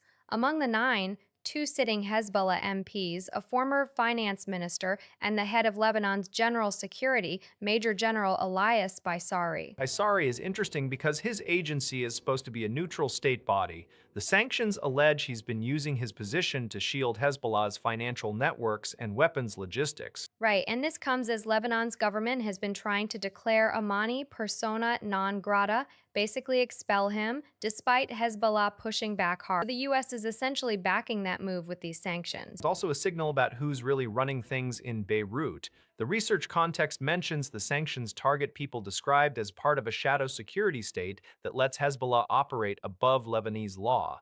That's not subtle language. No, it's not. The Treasury is saying these individuals are actively blocking any reform that would weaken Hezbollah's hold, from customs revenue to airport security. So the question becomes, does this actually shift behavior inside Lebanon? Or does it just deepen the stalemate because Hezbollah has weathered sanctions before? That's the open question. The sanctions freeze any U.S. linked assets and bar Americans from dealing with them. But if these officials don't have U.S. holdings, the leverage is more diplomatic than financial. Still, putting Iran's ambassador on a sanctions list is an escalation. That's not a routine move. Not routine at all. And it lands right as Lebanon's political class is supposed to be negotiating a way out of its years-long crisis. We'll see who blinks first. So, Spotify and Universal Music Group just announced a deal that lets premium subscribers pay extra to make AI-generated covers and remixes of songs from participating artists. And this is a paid add-on, right? Not just something thrown into the existing subscription. Right, it's an additional charge on top of premium. The tool is opt-in for artists and songwriters, and they earn royalties from whatever gets generated. That's the key detail that actually makes this interesting. Most AI music stuff so far has been a legal minefield, artists getting their voices cloned without consent, labels suing startups. This is the opposite, a licensing framework before the product even launches. Exactly. UMG and Spotify announced it yesterday, May 21st, and the language is very specific: fan-made covers and remixes, not generate a new Taylor Swift single. It's more like letting fans remix existing tracks within boundaries. I can already hear the purists saying it cheapens creativity. But if the artist opts in and gets paid, what's the argument? It's basically a karaoke machine on steroids. Spotify also laid out some bold growth targets alongside this. The Reuters report frames it as part of a broader AI push. They're clearly betting that user-generated AI content keeps people on the platform longer and justifies higher spending. The question is how many artists actually opt in. If it's just a handful of legacy acts who see it as easy money, the tool feels thin. If you get the entire UMG catalog, Drake, Taylor, Billy, everyone, then this is massive. And it's entirely opt-in for artists and songwriters. That's the safeguard, but it also means the library could be pretty sparse at launch. Right. We'll know in a few months whether this becomes a new revenue stream or just a headline. So China's national team just pulled something like $67 billion out of ETFs in 6 trading days. That's not a trim, that's a fire sale. And that was just January. Morgan Stanley estimates they've moved about $80 billion total in the first 2 months alone. The tweet says they're on track to cut domestic ETF holdings by 90% in the first half of 2026. 90%. Lead investor is Central Huijin, the state-backed fund. Flagship product, the Huatai Pinebridge CSI 300 ETF. They went from owning over 40% of it at end of last year to below 20% by end of Q1. Right? And below 20% is the key number. That's the regulatory disclosure threshold in China. Once you drop under that, you're not required to report holdings anymore. So we don't actually know exactly how much they've sold since April filings. Which also means the market is flying a bit blind. The national team was the giant stabilizing force during the 2024 rout. Everyone knew they were in there. Now they're deliberately going stealth. And the official reasoning is to rein in an overheated rally, drain speculative excess, especially in tech.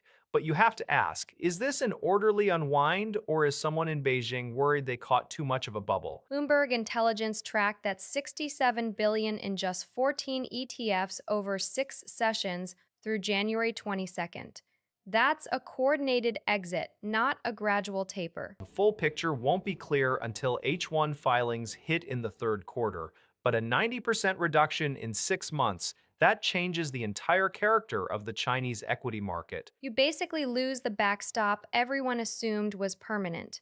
That's a big psychological shift for retail investors who've been riding the rally. Yeah, and for a market that's already sensitive to policy signals, this is about as loud a signal as you get. 7.2%.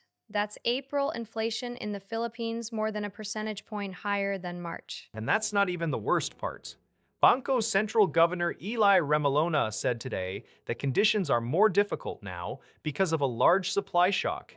The Strait of Hormuz closure is the culprit, pushing global oil sharply higher. Transport costs up 21% year on year, food up 6%. That second round effect spreading well beyond fuel. City's already raised its 2026 inflation forecast to 0.3%. The BSP's target band is 2 to 4%.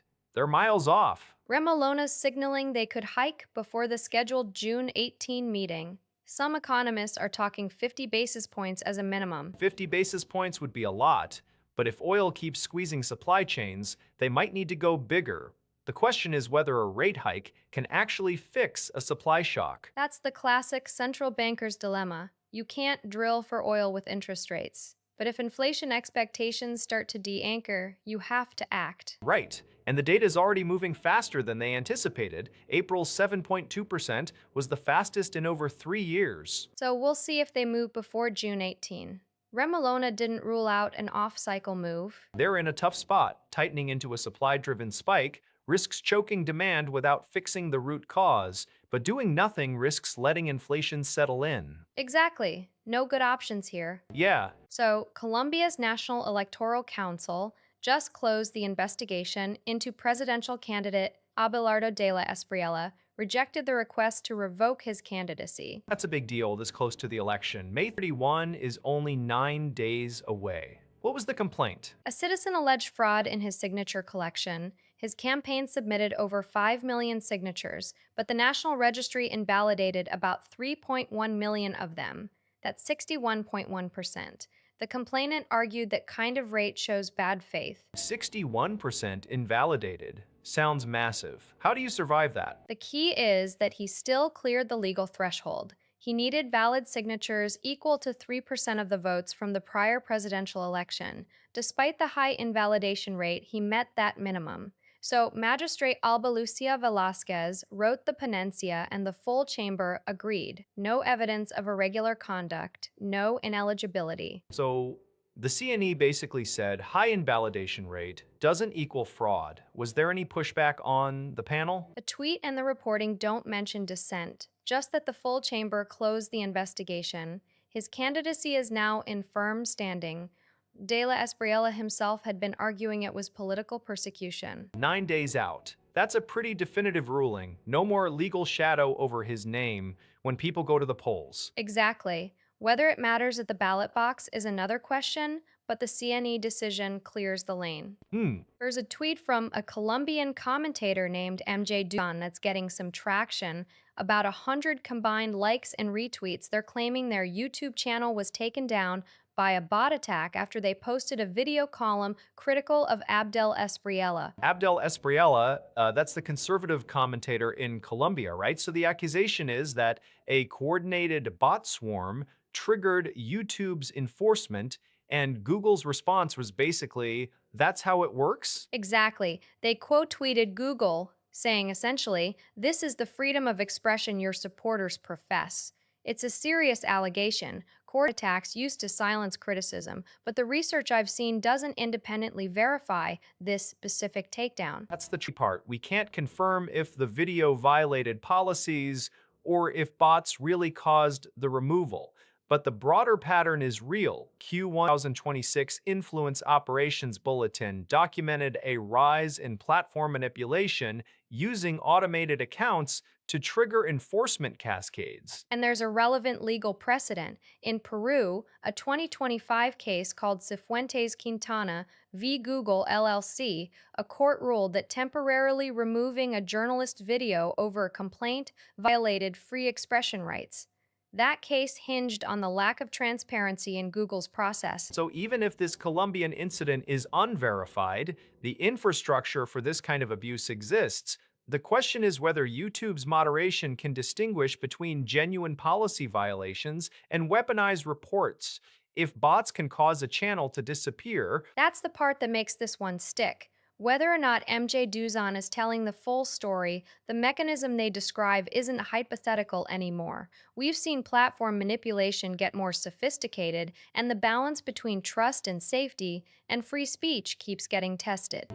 So the Dow just closed at a record 50,350, and the catalyst is a potential US Iran peace deal that could be announced within hours. that's a massive number. And the reason is oil, right? Crude finally slipped below $100 for the first time since late April. Exactly. Brent crude was still at almost 107 on Thursday, but the drop below 100 on the day tells you markets are pricing in de escalation. The deal is being mediated by Pakistan. Iran's foreign ministry confirmed it's reviewing the latest U.S. proposal. Trump said he'd wait a few days for a response, but also warned of renewed attacks if no deal. That's a pretty tight window. And the oil context is important. This conflict started when Iran blocked the Strait of Hormuz and the U.S. blockaded Iranian ports. Brent crude had risen about 45% since the war began, so any sign of peace is going to spark a relief rally. 45% is brutal, but analysts are already saying previous peace deadlines have slipped. How real is this one? The Dow surged on the report, so the market's buying it for now,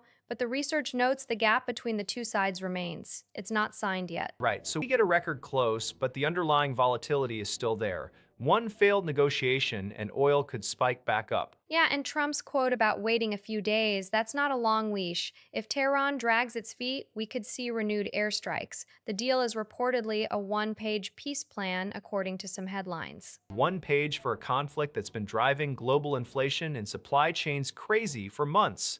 I'm not holding my breath until I see a signature. Fair, but for today, Dow 50,350 is the number. So, Polymarket just appointed a representative in Japan, a crypto influencer, going by Zenryoku-san, and they're preparing to lobby for authorization of prediction markets over there. Right, but the key detail from the reporting is that their Japan-specific service would initially be view only, no betting. That's a pretty clear nod to the fact that Japan's National Police Agency still classifies online wagering as a crime under Article 185 of the Penal Code, even if the platform operates overseas. And no Japanese regulator has ever authorized cash-based retail prediction markets. So, Polymarket is essentially planting a flag while acknowledging they can't actually take bets there yet. Exactly. The domestic alternatives are all points-based or data-focused. There's Pi P, and Gumi has a pilot called Yosoku Hiroba,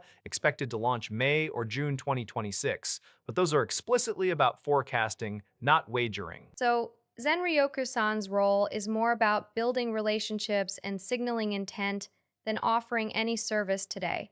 Polymarket clearly sees Japan as a huge potential market, but the legal path is non-existent in the near term. Right, the reporting is pretty clear that legalization of direct cash betting remains unlikely anytime soon. They're basically pre-positioning while the regulatory environment is still hostile. It's a long play. Lobbying, hiring a local face, floating a view-only tier, all designed to show they're willing to comply even if the current law says no. And the tweet says they're preparing to lobby, not even actively lobbying yet. So this is very early stage. Still, for a platform that just went through the US election cycle and faced regulatory heat there, expanding into a third market with a totally different legal framework is interesting.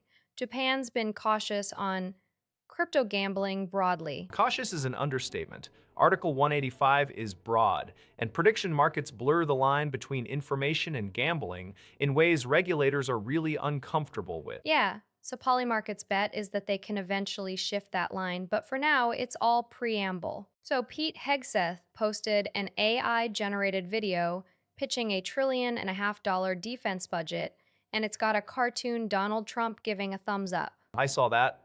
2 minutes and 35 seconds of what people are calling AI slop. The American flag in the background had about 30 stars instead of 50. It's not even a good fake. 30 stars. That's like early days generative AI, where nobody checked the output. Hegseth called it a generational down payment on national defense. He's asking for $1.5 trillion for fiscal year 2027, roughly a 50% increase over the current budget. The tweet we're looking at mocks the number, says $500 billion budget and can't afford a proper artist. That's sarcasm. The actual request is three times that. Right, and it's not just the aesthetics. Both sides on Capitol Hill are questioning this. Senator Roger Wicker, Republican from Mississippi, and Representative Seth Moulton, Democrat from Massachusetts, they're asking why defense gets a massive hike while domestic programs get cut. The video is pure green screen with animated graphics. Hegseth standing there talking about an arsenal of freedom. It's hard to take seriously when the visuals look like a student project. What's the message, though? He's trying to sell a war funding package to the public, and the rollout is an AI cartoon. Doesn't exactly scream competence. The irony is that the Pentagon's actual budget proposal is enormous. You'd think they'd hire a real animator for a couple $1,000. Instead, they got a flag with 30 stars and a thumbs up Trump. It's become a meme before anyone even debates the numbers. And the numbers are the real story. $1.5 trillion. That's a lot of money even by Pentagon standards. Yeah, but nobody's talking about the spending because everyone's too busy laughing at the cartoon. The Washington Post dropped a number this week that is honestly kind of staggering. 300 advanced interceptors fired by the U.S. defending Israel during the war with Iran. And nearly half of America's entire THAAD stockpile just gone. Over 200 THAAD interceptors alone, plus more than 100 SM-3s and SM-6s from Navy ships. Meanwhile, Israel fired fewer than 100 Arrow interceptors and about 90 David Sling. So the U.S. is bearing the brunt here, and the Pentagon's own assessments make that explicit. This is from 3 U.S. officials cited by the Post, and it updates earlier numbers from June 2025, where the estimate was 15 to 20% of global THAAD stockpile used in a 12-day window. Now we're looking at roughly half. Operation Epic Fury is what they're calling the broader campaign, and the math gets uncomfortable fast.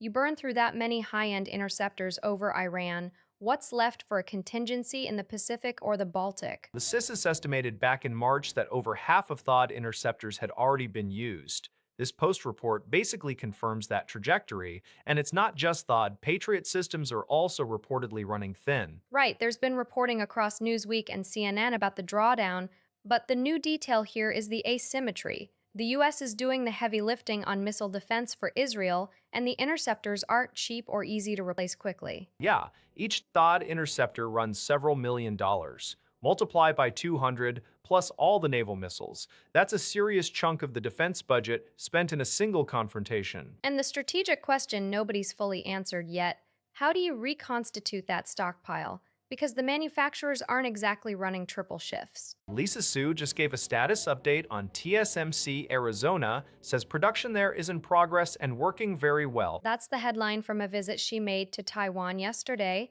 But the bigger story is what she announced alongside it. The EPYC Venice processor, 256 Zen 6 cores on TSMC's 2nm node, first HPC chip on that process. Right, 70% compute uplift over the previous generation, and it's already ramping in Taiwan. So the Arizona fab is making chips, but it's not making the flagship yet, though Su confirmed they plan to ramp Venice there eventually. She actually revealed back in April that 5th gen EPYC is already being made in Arizona, AMD's first US-produced chip. The dual-track strategy is interesting. Keep volume high in Taiwan, build redundancy in the States. The visit also apparently included a secret meeting with TSMC's CC Wei. That part didn't make the tweet, but it's in the reporting. $10 billion in investment, a new chip on a brand new node. It's a lot of moving parts, but the key line from Su is that Arizona production is working very well. Which is notable because everyone's been watching that fab's ramp since construction delays years ago. Seems like it's on track now. And with tariffs and supply chain pressure still in the air, having that U.S. capacity matters even more. 256 cores on 2 nanometers, made in both Taiwan and Arizona eventually. That's the direction they're heading. Right, and today's tweet just confirms the first step is already humming. About 10 vessels through the Strait of Hormuz, in the past day. One of them was a Chinese container ship, the Zhonggu Nan Chang. And that makes it notable because the waterway has been essentially shut since the US-Iran standoff escalated. The Reuters report says this ship was among a handful that actually got through. Right, the strait has been effectively closed, blockades, checkpoints, diplomatic deadlock. So 10 ships in a 24-hour window is not normal traffic. That's a ghost highway compared to the hundreds of tankers and container vessels you'd usually see. The Zhonggu Nanchang is a Chinese-operated container ship, so Beijing confirming its transit through official channels, not just tracking data, is a statement. China has ships crossing the strait, and they want everyone to know it. The report from May 21st says the deadlock to open the waterway remains unresolved. So this isn't a reopening, it's more like a crack in the door. A few vessels are getting clearance, likely through back channel deals or specific diplomatic arrangements. Iran has been running what some analysts call an expanding transit system, checkpoints, passage fees, diplomatic deals, so you might see a trickle of ships, but it's not a free waterway. The global oil trade is still at risk. And that's the tension. 10 ships is a trickle, not a trend. But if you're China, you want to show you can still move goods through a contested choke point. Whether that holds is another question. For now, the strait is effectively a checkpoint, not a shipping lane, and the deadlock shows no sign of breaking. The U.S. has frozen the Permanent Joint Board on Defense with Canada. That's the binational body that's been meeting since 1940, since World War II.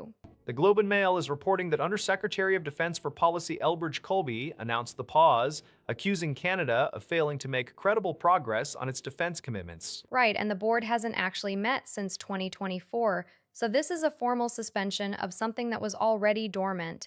The Pentagon briefed reporters on May 21, saying Canada lacks a detailed plan to hit NATO's 2035 target of spending 3.5% of GDP on core defense. And they're also saying Canada is still reviewing its F-35 purchase. That's a big sticking point. Prime Minister Mark Carney and Defense Minister David McGuinty pushed back hard. Carney is saying Canada already fulfilled the 2% NATO commitment last year, and they've announced $80 billion in new military spending, Arctic radar, submarine procurement. Carney downplayed the board's significance, saying defense cooperation continues through NORAD, but the optics are rough.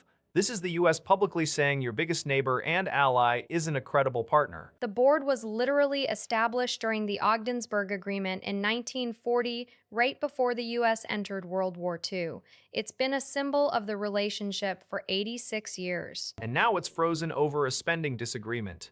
The Globe source, a Pentagon official, framed it as a lack of credible progress. That's a pretty direct insult. Meanwhile, Carney's argument is essentially, we're hitting the targets we agreed to, and this board's symbolic anyway, but the U.S. seems to want more than symbols right now. Israeli defense officials just warned that Iran could be planning a surprise missile attack, not just on Israel, but on Gulf states too. This came out of a situational assessment with Defense Minister Israel Katz and top military leaders.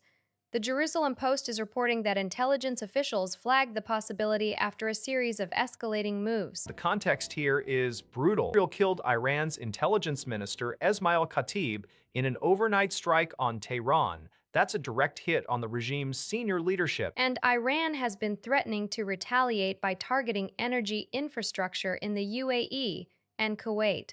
So the Gulf states are very much in the crosshairs here. The Israeli assessment is interesting, though. They're saying Tehran currently lacks the desire and capacity for a full-scale war, but the regime feels cornered by economic collapse and ongoing protests, so the fear is a last-ditch strike. The IDF has raised its alert level. They're monitoring Iranian missile readiness and the warning time for a ballistic missile, 12 minutes. 12 minutes, that's nothing. Defense Minister Katz said back in April that Israel is prepared to renew the war against Iran and is waiting for a green light from the U.S. to strike the most painful places. So you've got both sides talking about escalation, and the Gulf states are caught in the middle. Iran's threatened their energy sites. Israel's already struck Tehran. The question is whether this is brinkmanship or something worse. The officials are saying the odds of a surprise strike are low, but they're not zero. And with the regime feeling squeezed, that's the worrying part. Joe McCann is calling that viral hotel chase video an atrocious deep fake. His attorney, Edward Andrew Paltzik, put out a statement yesterday promising legal action against whoever created or spread it. The video was supposedly McCann chasing his fiancée Ashley Janae through a hotel, but he's saying it's fabricated. And this is already an impossibly tragic situation. Ashley Janae, real name, Ashley Janae Robinson, was a 31-year-old influencer who died on April 10th in Tanzania. That was just days after McCann proposed to her. The timeline is brutal. She was found unresponsive after a domestic dispute on April 9th, where the couple was separated into different hotel rooms. Local police initially ruled it a suicide, but her family commissioned an independent autopsy. McCann was questioned by police, cleared to return to the U.S., and now, a month later, a deepfake surfaces that makes him look violent? That's either a cruel hoax or someone trying to bury him. The attorney's language was strong, atrocious, deep fake, and they're promising to go after the source. It's a reminder that even with all the AI detection tools out there, these fakes can still go viral before the truth catches up. Especially in a case this emotionally charged, people see a video that matches a narrative they've already formed, and it spreads before anyone asks where it came from. McCann says he's been communicating with Ashley's mom, who left him on red, apparently, so he's grieving, dealing with a family that may not trust him, and now this. Yeah, the attorney didn't name any specific targets yet, but he said legal action is coming. We'll see who they're pointing at. There's a number floating around on Polymarket right now. 37% chance of a U.S. airstrike on Cuban soil by December 31st. And that's after someone dropped $866,000 betting no, that the strike doesn't happen. Yeah, Rubio's been warning of imminent action. The market's real. The Nimitz carrier strike group just pulled into the Caribbean. Carrier, the USS Gridley, a supply ship. That's not a casual repositioning. You don't sail a carrier group to Cuba's doorstep for a tourism stop. And the charges against Raul Castro, murder for the 1996 shootdown of those civilian planes, that came out of DOJ 2 days ago. That's a huge escalation. You're charging a former head of state for something 3 decades old while the CIA director is sitting in Havana warning talks won't stay open forever. Ratcliffe's meeting with Cuban officials last week, he didn't go to deliver a fruit basket. Diaz-Canel's response: any U.S. military aggression would provoke a bloodbath. That's direct. So there are 2 Polymarket contracts now, the 37% one for airstrikes and a one for a full invasion, 24% by year end. 24% is not nothing. That's better than coin flip territory in betting terms. And the administration hasn't exactly tamped down the rhetoric. The Nimitz arrival, the Castro indictment, Rubio's public warnings, they're all pointing in the same direction. Yeah, the question is whether the escalation is meant to force a diplomatic break or if they're actually preparing to pull the trigger. Right now, the market leans towards something happening, but not the full ground war. That's Representative Tom Suozzi on the House floor today saying people will stand up to the new DOJ fund. I know the public's going to stand up to it, and I think the elected officials are starting to stand up to it. And he's not just talking. Suozzi co-introduced a bill with Republican Brian Fitzpatrick on May 20th to block the entire thing.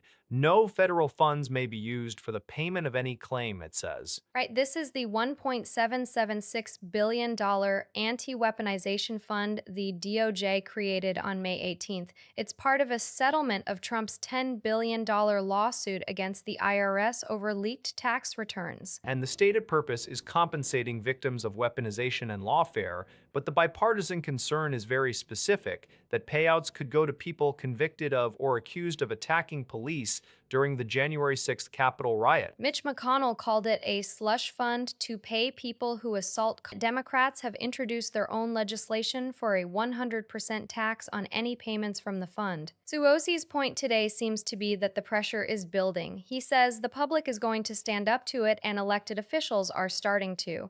The question is whether that translates into enough votes to override a potential veto. Because Trump clearly wanted this fund. It's named in a settlement he negotiated. So you're asking Congress to take away something the executive branch just gave itself through a legal settlement.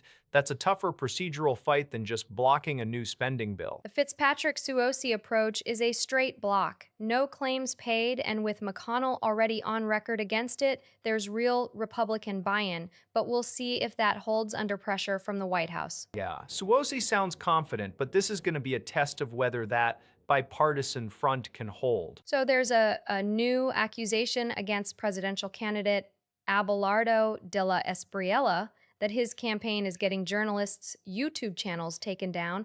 The Flip, Colombia's Press Freedom Foundation, is calling it censorship. The tweets from a journalist, MJ Duzon, tagging the Flip directly, and this isn't coming out of nowhere. The Flip has been documenting De La Espriella's legal harassment of reporters for months, at least since January. Right. In January, columnist Ana Bejarano published a piece called Alex Abelardo in Cambio and Los Danieles, questioning his ties to Alex Saab. The campaign responded by threatening legal action and demanding a rectification. The Flip called that a textbook slap. Strategic lawsuits against public participation, and it's a pattern. They've documented it since 2008. In 2024, he filed a tutela against 5 journalists for reporting on his links to Saab and the DMG scandal. That tutela was thrown out, but it opened the door for criminal complaints anyway. And by May of this year, the Flip was also condemning him for using AI-manipulated videos to discredit journalists like Daniel Coronel, plus degrading comments toward women reporters. The tweet about YouTube channel takedowns, our sources don't name specific channels that were removed, but it fits exactly the harassment playbook.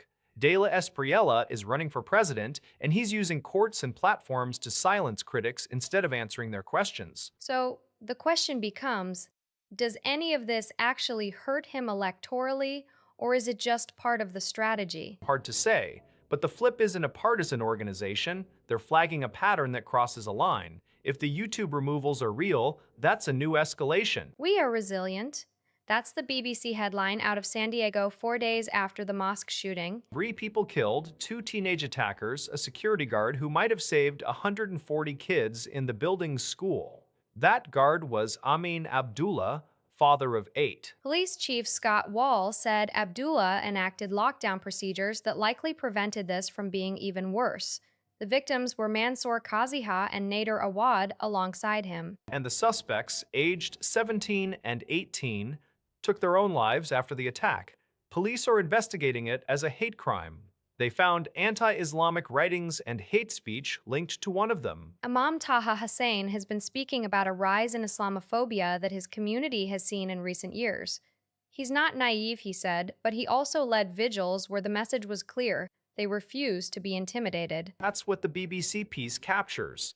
The community reeling but refusing to pull back. It's been 4 days, there are funerals happening, and yet the public statement from leaders is about unity and tolerance. There's something about that guard's story that stays with me.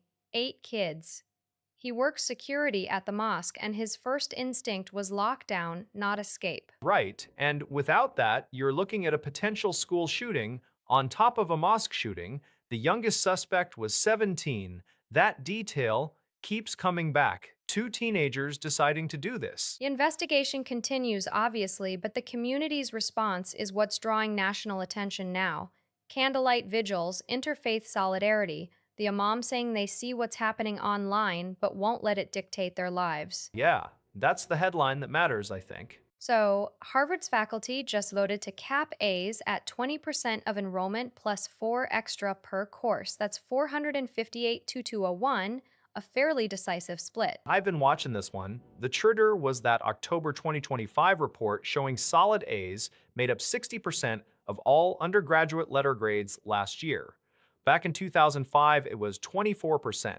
So over a 35-year span, grade inflation basically doubled. Proponents say it dilutes the meaning of an A and discourages intellectual risk-taking. Why take a hard course if you can nail a soft one and keep the GPA high? And they rejected an opt-out provision that would have let professors assign a satisfactory plus grade for students who wanted a pass-fail track. So it's a flat cap, no exceptions, starting fall 2027. That's interesting. The policy also replaces GPA with average percentile rank for internal honors and prizes. So they're basically trying to signal relative standing instead of absolute grade points. Which makes sense if you think about it. If everyone's an A, the transcript tells you nothing. But a hard cap, blunt. A professor teaching a great seminar with 15 brilliant students can only give out, what, 7 A's? 20% plus 4. So 7, yeah. And the policy gets reviewed after 3 years. That's probably the escape hatch if it causes chaos. Or if it works. The question nobody's answering yet is what happens when those A-capped students apply to grad school against schools that didn't cap.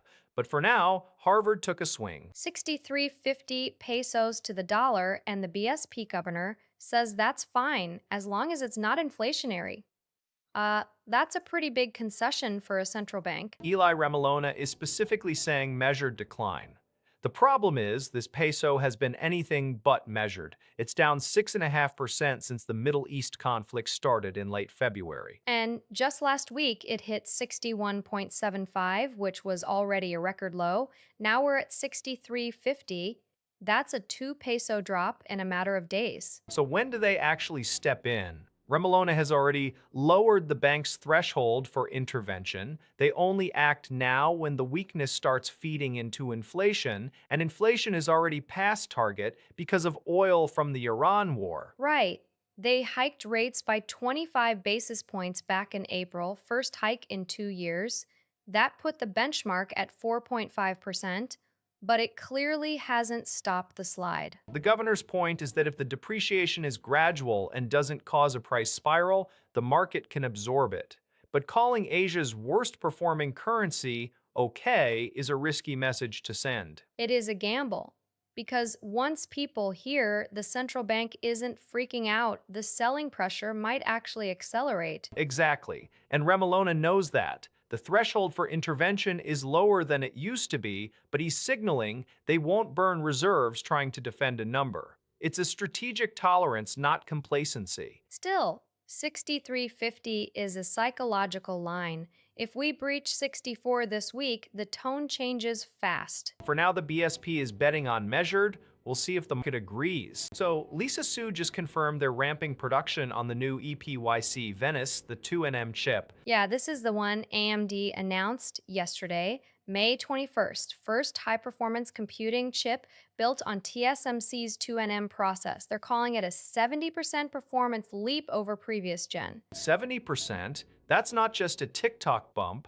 And the core count? Up to 256 Zen 6 cores, that's a staggering jump. The press release says they've already begun volume ramp, which means we could see systems shipping by Q3 or Q4. And Sue's been pretty vocal about the server market opportunity. I think on the Q1 earnings call, she mentioned something like $120 billion in potential revenue for AMD in AI server CPUs alone. Right, she's betting big on agentic AI driving demand. They're also investing $10 billion in Taiwan AI R&D, more 2nm capacity. So this isn't just a paper launch. It's a direct shot at Intel's upcoming Granite Rapids and whatever NVIDIA is doing with Grace. But the real question is whether AMD can actually deliver those quantities without yield issues.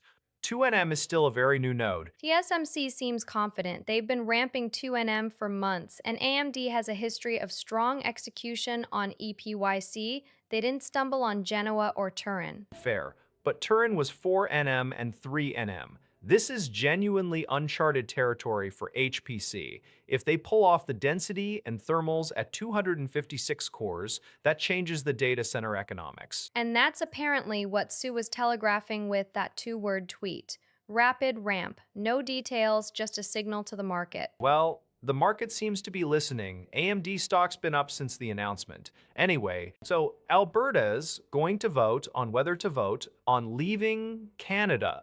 Premier Daniel Smith just confirmed an October referendum, but it's non-binding. Right, a referendum on a referendum. The question is something like, should the province start the constitutional process toward a binding separation vote? Not leave yet, just begin the legal road. And that legal road is long. The Canadian Constitution doesn't have a handy exit clause. But this came out of two dueling citizen petitions. One, pro-separation, got over 300,000 signatures. That's a real number, enough to force the government's hand. And there was a counter petition pushing back, so Smith is trying to straddle both sides. She's framing this as letting Albertans decide. Decide what, exactly? The ballot asks whether to commence the legal process required under the Canadian Constitution to hold a binding provincial referendum.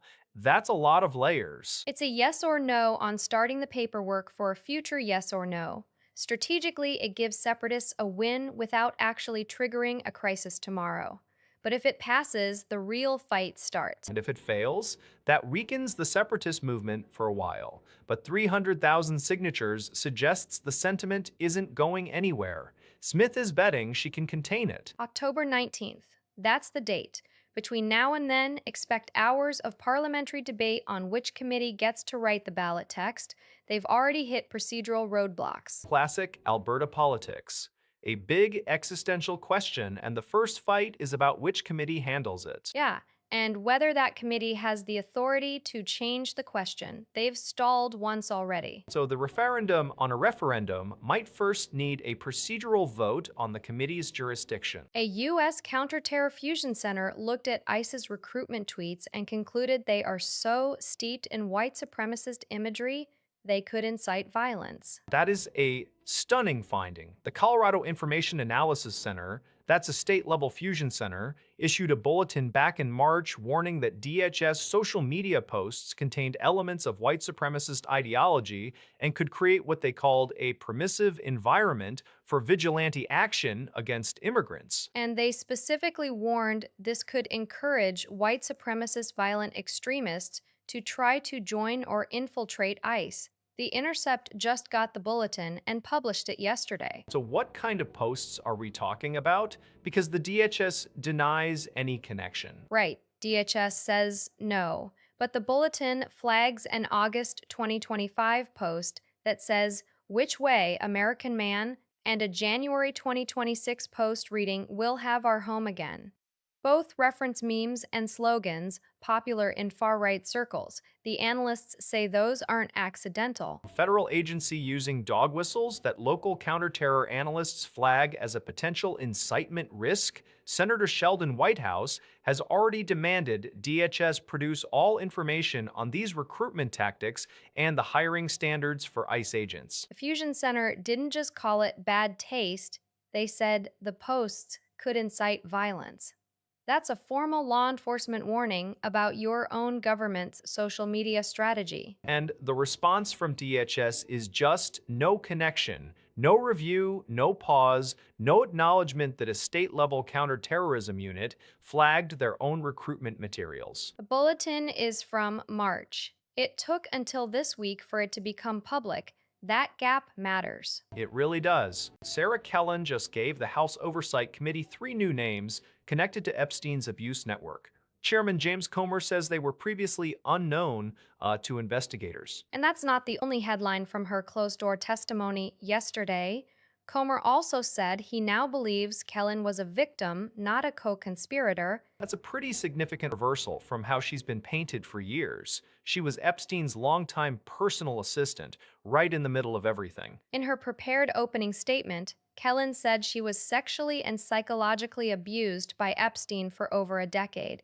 The committee called it the most substantive interview they've had since the investigation launched in February 2025. So where does this go next? Comer said they plan to release the full transcript, and the oversight probe is supposed to produce a report by the end of this year. Right, 3 new names is a big deal, but we don't know who they are yet.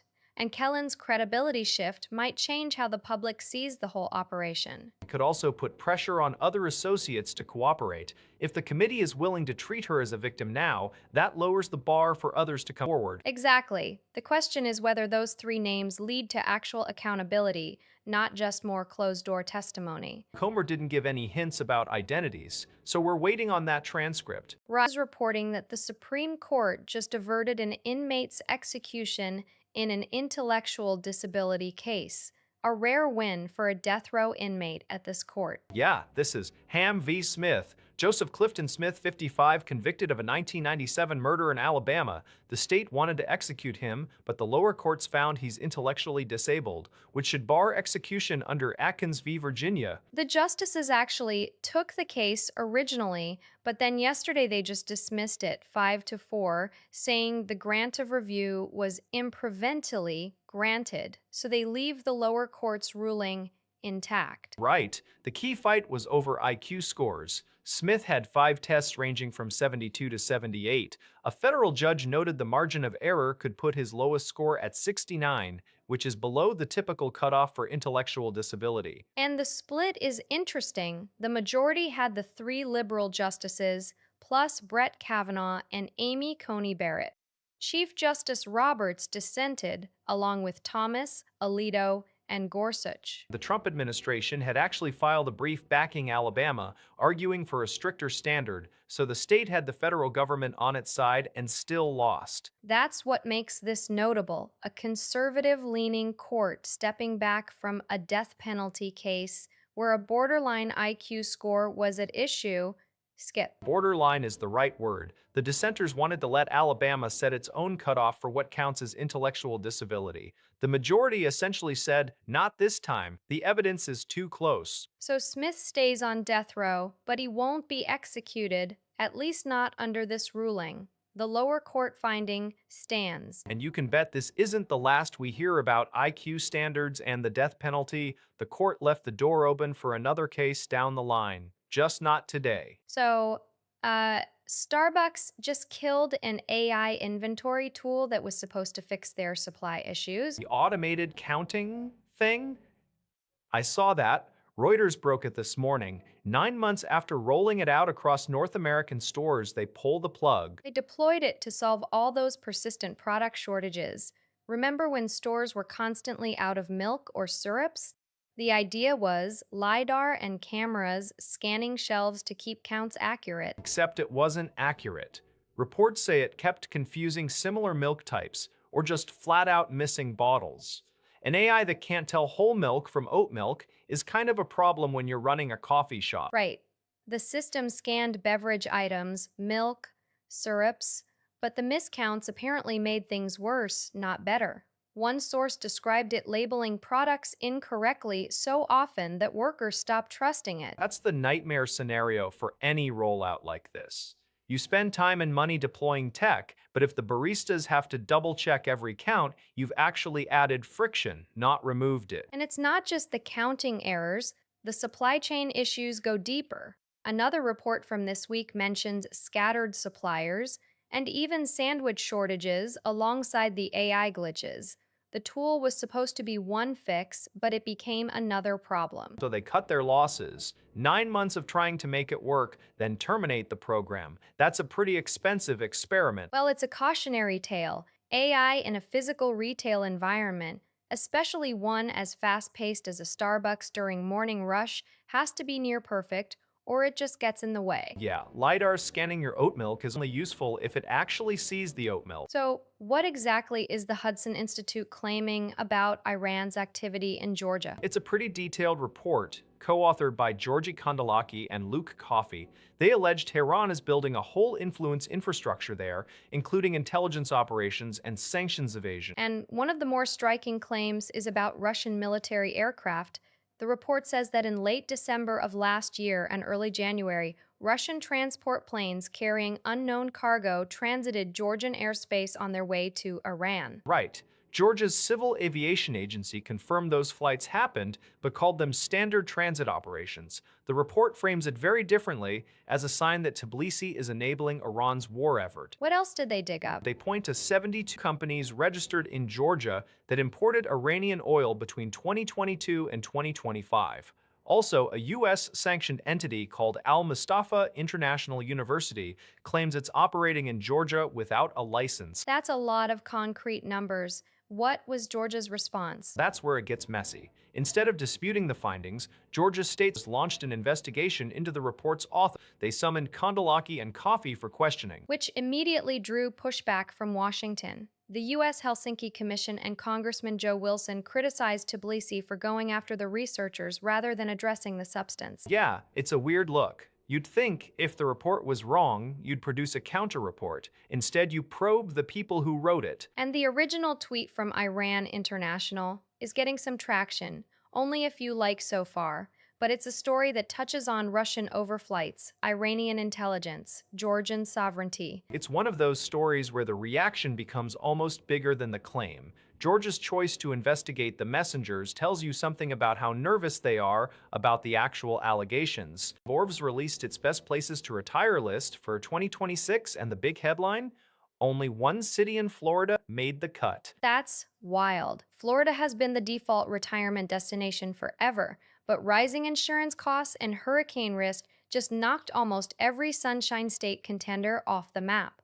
The Villages is the sole survivor. And the top pick this year is Virginia Beach. Median home price $336,000, 18% below the national median, plus an excellent ratio of primary care doctors per capita, agreeable climate, good air quality, and only moderate FEMA natural hazard risk. You can see why. That's a pretty balanced profile.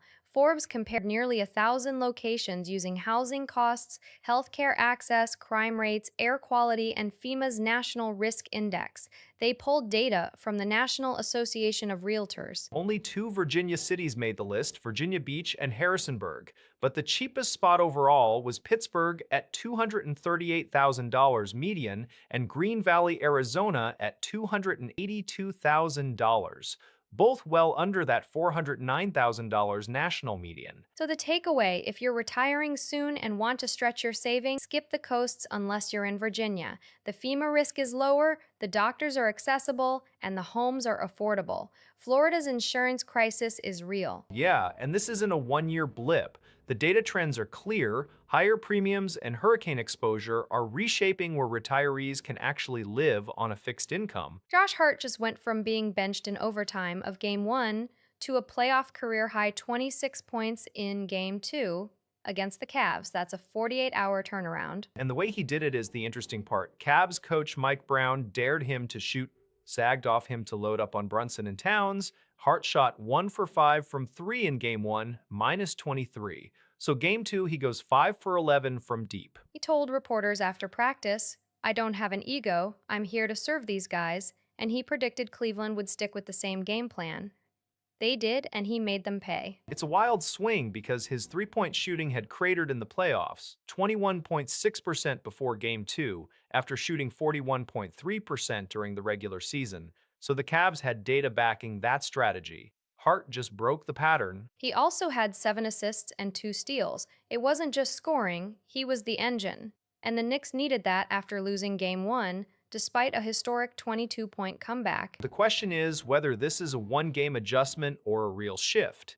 The Cavs might change their scheme now, force Hart to beat them a different way. But his quote about serving the team suggests he's ready for whatever. Right, and that's the thing about role players in the playoffs. One night, you're the liability, the next, you're the reason they win. Yeah, we'll see how Cleveland responds in Game 3. South Korea's 10-year Treasury yield has surged 85 basis points since the start of this year. That's the steepest rise among major economies, including the US, UK, and Japan. And that's exactly why the Finance Ministry just confirmed it's cutting bond issuance for June, with the biggest reduction hitting longer-dated tenors. Director General Hwang Soon-kwan said yields have risen excessively, his words, driven by Middle East tensions and inflation worries. Which makes sense if you look at the numbers. The 10-year was at 4.187% when they announced this on May 15th. The 3-year hit 3.741.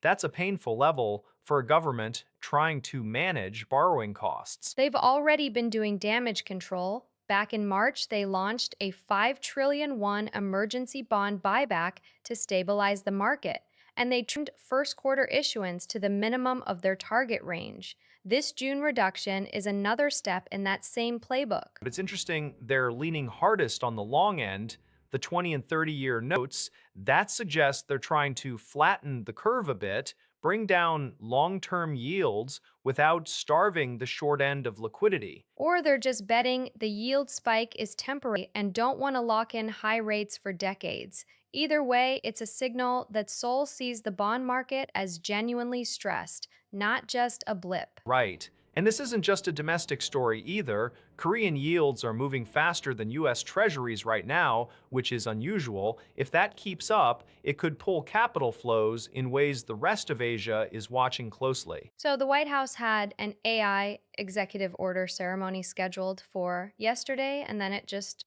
evaporated. And not because Trump had a change of heart on the substance. Telepity's reporting David Sachs, Trump's AI and crypto czar, called the president directly after the White House assumed he was on board. The order would have created a voluntary framework for the government to review frontier AI models from OpenAI, Anthropic, Google for national security risks before public release. This was prompted by Anthropic's Mythos model demonstrating advanced hacking capabilities. And Sachs and other industry leaders pushed to shorten the proposed 90-day review window to 14 days. They argued federal oversight would slow innovation, so Trump yanked the whole thing hours before a scheduled ceremony. That's the part that's wild to me.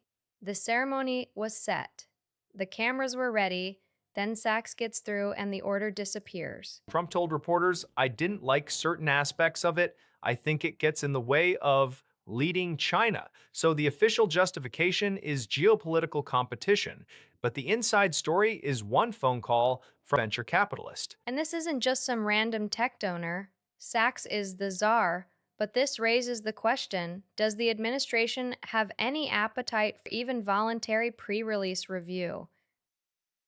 The Mythos model scared a lot of people, Right. The government was spooked enough to draft this. Then industry gets a veto. I'm curious what happens next time a model shows dangerous capability. especially since the order was prompted by cybersecurity fears. If Sachs can kill this with a single call, what's the actual enforcement mechanism for any future framework? There isn't one. That's the takeaway. Trump decided oversight equals weakness in the race with China, and his czar agreed. The Nikkei just had its best day in a while, up 2.3% according to the early read, but the actual close was even bigger. So, what flipped the switch? Two things, really. First, Trump saying Iran negotiations are in their final stage. That eased Middle East tensions and sent crude oil briefly under $90 a barrel. And the second catalyst, OpenAI reportedly prepping for an IPO with SoftBank Group as a backer.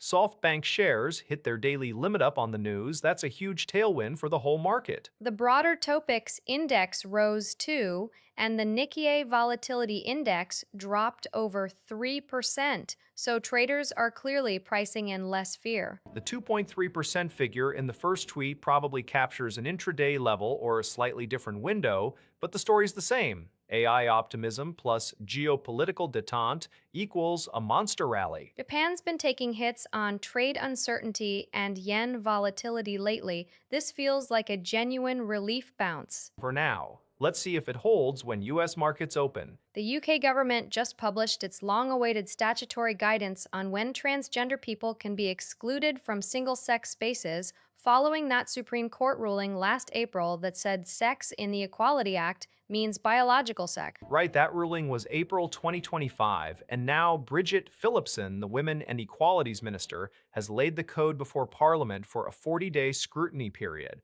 It's been drafted by the Equality and Human Rights Commission. The key line is that single-sex services, think toilets, hospital wards, refuges, sports, can be restricted on the basis of biological sex when it's proportionate to protect privacy, dignity, or safety. Proportionate is doing a lot of work there. The guidance also says routinely challenging trans people in ordinary bathrooms is unlikely to be proportionate, and providers should avoid leaving trans users with no service at all. So it's not a blanket ban. Trans people remain protected under the characteristic of gender reassignment under the Equality Act. This is about carving out a narrow set of circumstances where exclusion is justified. Exactly. The EHRC chair has been urging common sense policy. The crunch moment will be how individual service providers interpret proportionate in practice and whether that gets challenged in court again. It's a balancing act. On one hand, the Supreme Court gave a clear definition of sex. On the other, Parliament didn't change the underlying law.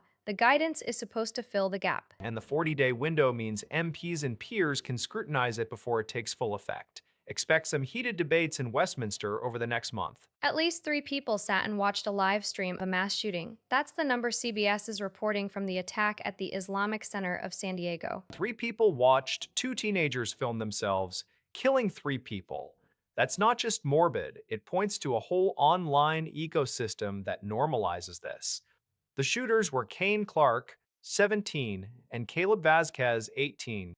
They died by self-inflicted gunshots after the attack. The victims, security guard Amin Abdullah, Mansour Kaziha, and Nader Awad. Abdullah is credited with triggering a lockdown that likely saved more lives. The police chief, Scott Wall, is investigating it as a hate crime. And the manifesto, a 75-page document filled with white supremacist and anti-Islamic rhetoric posted online. The suspects' clothing and weapons reportedly displayed Nazi imagery. This isn't just a lone wolf thing, it's accelerationist content designed to be consumed and replicated. So the live stream had an audience. 3 confirmed viewers, but the video itself was up for a period of time.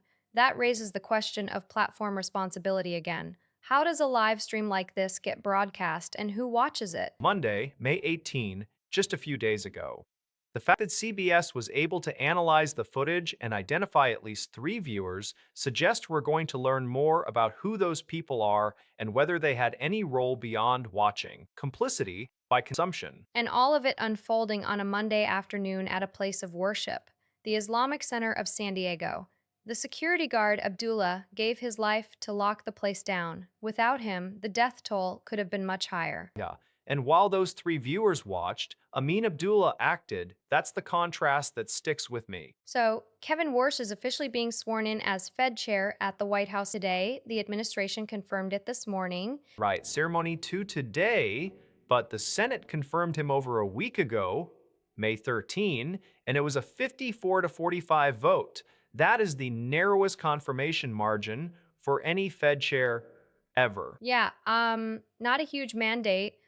His predecessor, Jerome Powell, his term as chair expired May 15, but he stays on the board of governors. So there's continuity. The thing that's interesting is the ceremony itself. This is the White House making a public show of swearing in a Fed chair. That doesn't usually happen. It's supposed to be politically independent, and Trump has been very open about wanting rate cuts. Right, that's the tension. Warsh has criticized the Fed's recent tight policy in the past, but when he testified to senators, he said he made no promises on any specific rate decision. The market's watching his first real test. The next FOMC meeting is June 16th and 17th.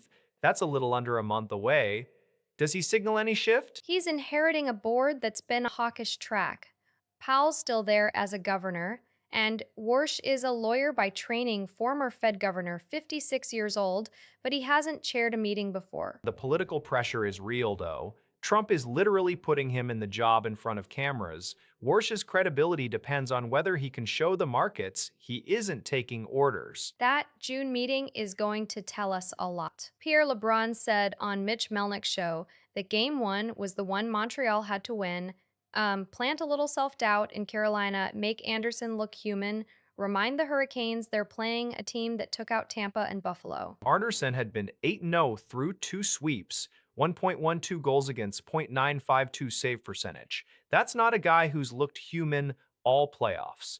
Carolina steamrolled Ottawa and Philly, first team to open 8-0 in the 4-round format since 1987. Montreal's path was the opposite. 7 games against the Lightning, 7 against the Sabres. Rookie Jakub Dobes in net, 8-6 with a 2.52 GAA. Huge jump in class going into Lenovo Center. And Martin St. Louis missed his pregame media availability for a family matter. He was behind the bench, but still a distraction the night before. LeBrun's point was that Carolina had been so untouchable. If Montreal steals Game 1, suddenly the Hurricanes haven't actually lost yet, but the armor cracks. Make Anderson look human. That's the psychological hinge. So last night in Raleigh, that was the test. battle-tested Habs against a team that hasn't faced real adversity this postseason. We don't have the result yet, but the framing is everything.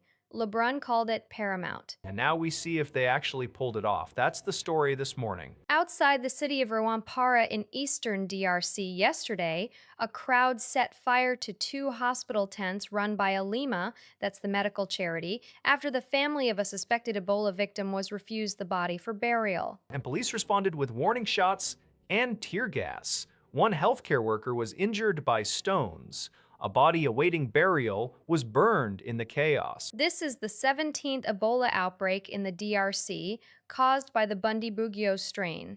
The first known case, a nurse, died on April 24th, but there was a 4-week detection gap because of misdiagnosis and testing errors. 4 weeks where the virus could spread undetected. And now, as of May 19th, officials are reporting 514 suspected cases and 136 deaths, concentrated in Ituri province's mining towns. It's also spread into rebel-held South Kivu and crossed into Uganda. The protest in Rwampara specifically, the family disputed the cause of death, which is a recurring flashpoint in this region. Burial customs are deeply important, and when authorities hold bodies for testing, you get this kind of explosive mistrust. 6 patients who were under treatment in those burned tents were later accounted for, so that's something.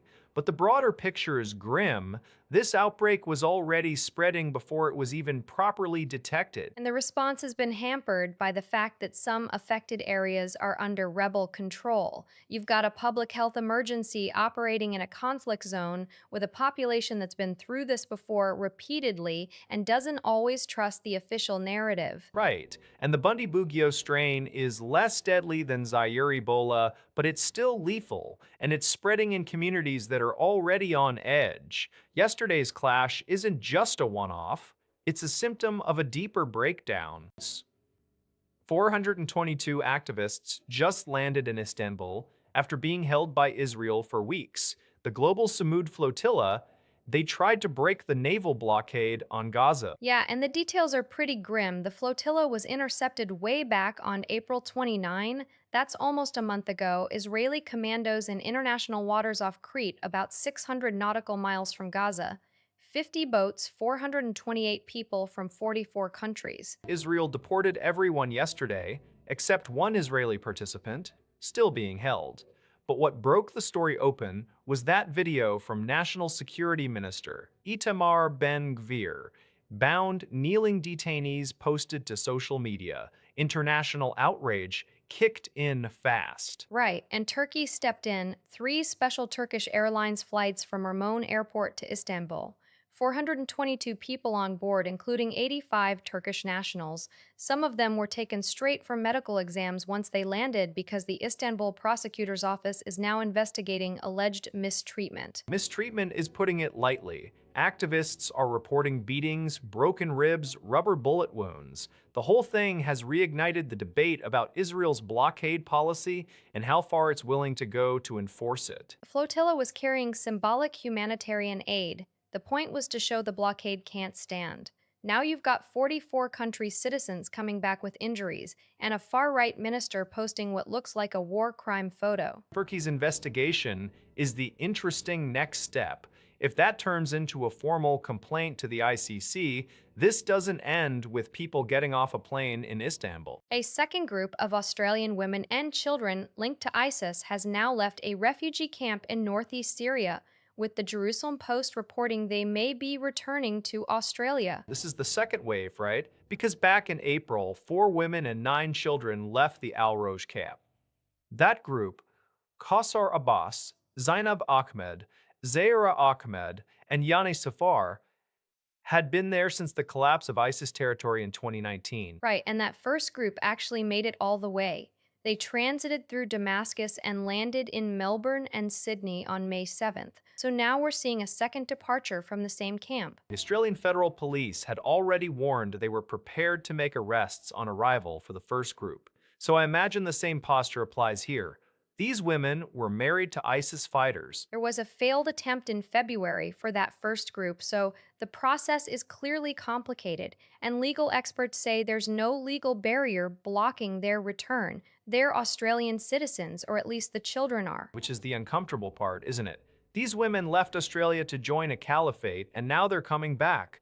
The government can't just leave them stateless in camp indefinitely, but the public reaction is not going to be warm. The camp conditions are reportedly dire, and these families have been held for years. But yeah, the politics of repatriating ISIS linked citizens is a mess. No easy answer. No easy answer, but the answer we're getting is they're coming home. Birkenstock shares just had their best day since the 2023 IPO, up nearly 17% after a $250 million buyback announcement. A $250 million accelerated share repurchase, to be precise. They signed an ASR agreement with Goldman Sachs, initial payment in full, and they expect to get about 6 million shares back based on yesterday's closing price of 33.21 cents. That closing price was the key. CEO Oliver Reichert said there's a strong disconnect between the stock price and the fundamentals.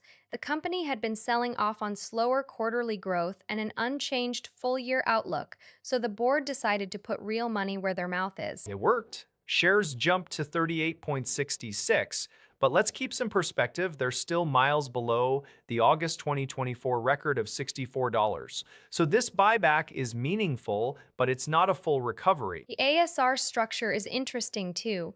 The final share count will be determined by a volume-weighted average price over the term, with settlement expected before the end of June. So if the stock keeps climbing, Birkenstock ends up buying back fewer shares for the same $250 million. That's the risk of an accelerated buyback versus an open market program. You lock in the price today, but if you'd waited, you might have gotten less stock for the same money. Of course, if the stock had kept falling, this would have looked brilliant. Right now, it's a statement. The company is saying we think our stock is cheap and we're willing to bet $250 million on that conviction. Markets usually reward that kind of confidence, at least for a day. And at least for one day, it was the best day since the IPO. We'll see if the momentum holds once the buyback program actually starts retiring shares. For now, the cork went back in the bottle and people cheered. Lisa Su met China's Vice Premier Ha Lifeng at the Great Hall of the People just a few days ago on the 18th. And now she's saying China remains an important market with a wide range of AMD products still being supplied there. That meeting happened right after President Trump's state visit, which is quite the timing. She's publicly pledging to expand AMD's operations and investment in China, even as U.S. chip export controls force the company to sell modified, less powerful chips like the MI308. She keynoted AMD's first AI Developer Day outside North America in Shanghai the day after that meeting, called China the world's most dynamic AI ecosystem. And that's not just rhetoric. She noted AMD employs over 4,000 engineers across Greater China R&D centers and supports more than 700 cloud instances on Chinese providers. That's a substantial footprint to protect. So she's walking a very careful line. Huawei is gaining ground in the domestic market, and the US restrictions keep tightening. But AMD clearly doesn't want to cede that territory. Right, because once you pull out of a market that size, getting back in is nearly impossible. She's keeping the door open with the products they're allowed to sell, even if they're the cut-down versions. The MI308, specifically, less powerful than what they sell elsewhere, but still a viable product for Chinese customers. It's a balancing act. She's signaling to Beijing that AMD wants to stay engaged while demonstrating to Washington that she's complying with the rules. 4,000 engineers is a lot of human capital to leave on the table. She's betting that being present in China matters more than the restrictions cost. Punk up more than 4%, Li Auto climbing over 3%, Hong Kong auto shares having a day. And it's not just them. BYD and Leapmotor both following suit. The whole sector's green today. The big catalyst seems to be XPeng's GX launch yesterday. That's their first full-size flagship SUV. They priced it at 269,800 yuan, steep discount from the pre-sale price of nearly 400,000. And it worked. Firm orders exceeded 24,000 units within 12 hours of launch. That's a huge number for a vehicle that only just went on sale. Analysts are calling this valuation repair after recent declines. But there's broader tailwind too. China's Q1 new energy vehicle exports hit 954,000 units, more than double the.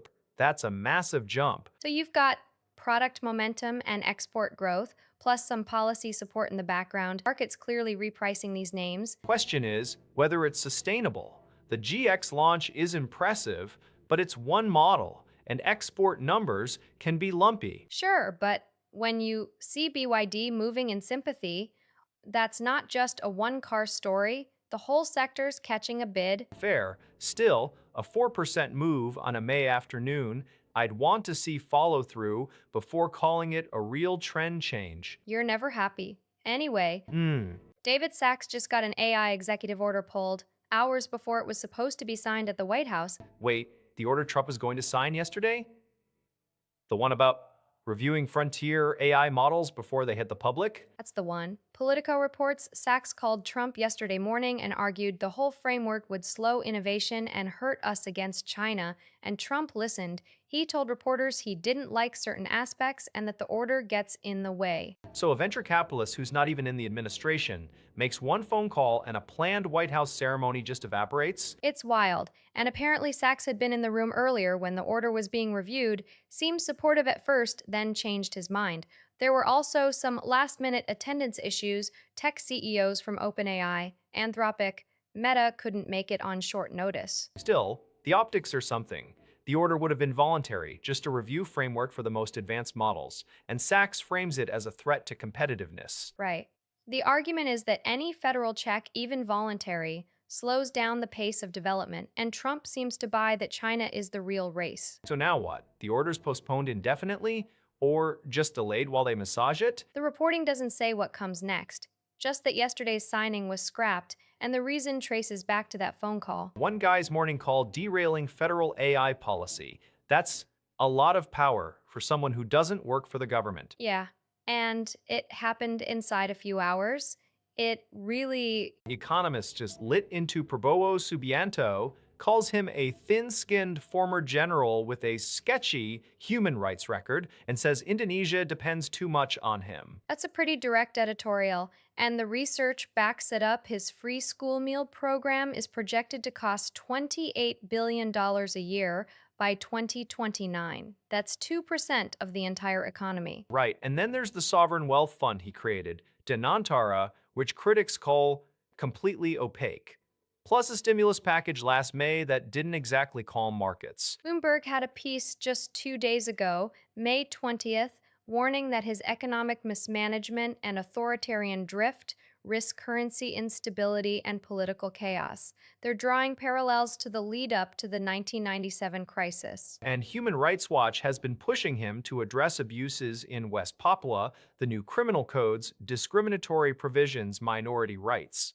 He came in on a populist wave in October last year, but the agenda seems to be centralizing power. The Lowy Institute noted a return to Suharto-era military influence, so it's not just one outlet piling on. The point is, when you have The Economist, Bloomberg, HRW, and Lowy all saying the same thing, the president probably should listen. Needs to hear some unpalatable truths, as they put it. We'll see if he does. Anyway, SpaceX has filed its SES-1, the one that could be the biggest IPO in history. CNBC is teasing something beyond rockets and AI, and the filing lays it all bare. Mammoth IPO is underselling it. We're talking a $2 trillion valuation target. That's larger than the GDP of most countries. Right. Ticker SPCX on NASDAQ, Goldman Sachs underwriting. But the numbers inside are brutal. Full year 2025 revenue was $18.7 billion,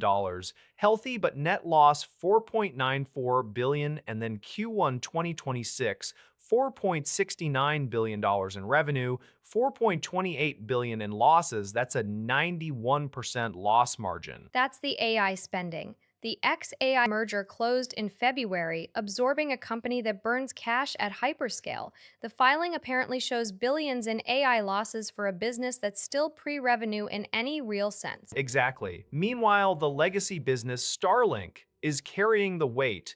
10.3 million subscribers, $4.4 billion in operating income. That's the engine. But Musk is betting the entire Mars timeline on turning those AI losses into something profitable. And maintaining control. The dual class structure gives him 8.1% of voting power, so investors are buying a ticket on Elon's train, no matter which way he steers. The filing also mentions turbine spending, gas turbines for data centers. That's going to put SpaceX in direct competition with utilities and other tech giants fighting for grid power, another front. So the pitch is Starlink pays the bills, Starship carries the dream, and XAI carries the hype. But the S1 doesn't lie about those losses. That's a lot of faith baked into a $2 trillion number. Faith or math? We'll see what the market decides when the roadshow starts. The NYPD is spending $6.5 million on drone mitigation gear. That's a pretty specific number for a pretty specific fee. Commissioner Jessica Tisch announced it yesterday. They're training officers and buying equipment to take down weaponized drones during the FIFA World Cup, which runs June 11 through July 19, plus the America 250 celebrations and the 25th anniversary of 9/11. So three massive overlapping target sets in one city, but who gets to pull the trigger on disabling a drone? Currently, that's federal only, right? Exactly. The White House is expected to grant the NYPD that authority, this time electronic disable, not just tracking. That's new. Separately, the FBI is training about 60 state and local officers to operate counter drone gear under FBI supervision in New York, Los Angeles, and Miami. 60 officers spread across three cities feels thin for a World Cup that draws millions of visitors. What's the budget breakdown? The NYPD piece is $6.5 million. New York State is also getting $17.2 million from a $250 million FEMA counter-drone grant program. So there's a layer of federal money on top. And Tish framed it as learning from Ukraine and the Middle East. Those threats are now domestic concerns. That's the part that sticks with me. It's not hypothetical anymore. Right. The city that hosts the biggest events is now treating consumer drones as a potential weapon system. The equipment and the legal authority are both being fast-tracked. And we're about 6 weeks out from kickoff, so this is happening in real time. So the Commission of Fine Arts approved the design for Trump's triumphal arch, and every single commissioner was appointed by the president himself. And the public opposition was overwhelming, from what I've read. Still got the green light. The design runs 250 feet, a Lady Liberty figure holding a torch, flanked by two gilded eagles, gold lettering, "One Nation Under God," and "Liberty and Justice for All." Originally, they had 4 gilded lions at the base. Those are gone now. Also, an underground pedestrian tunnel, also cut. So they scaled it back, but it's still a massive structure at a traffic circle near Arlington National Cemetery and the National Mall. Trump says he doesn't need congressional approval because the land falls under the Interior Department. Veterans and historians aren't buying it. They filed a federal lawsuit over sightline disruption. And there are still 2 more approvals needed. The National Capital Planning Commission votes June 4th, then the National Park Service has to sign off. So this Commission of Fine Arts approval is a key step, but not the final one. A lot could still change. Or get stalled in court. We'll see if the NCPC follows the same path. Idris Elba and Sabrina Dower Elba just made the inaugural Time 100 philanthropy list, first one Time has ever done. That's a big deal.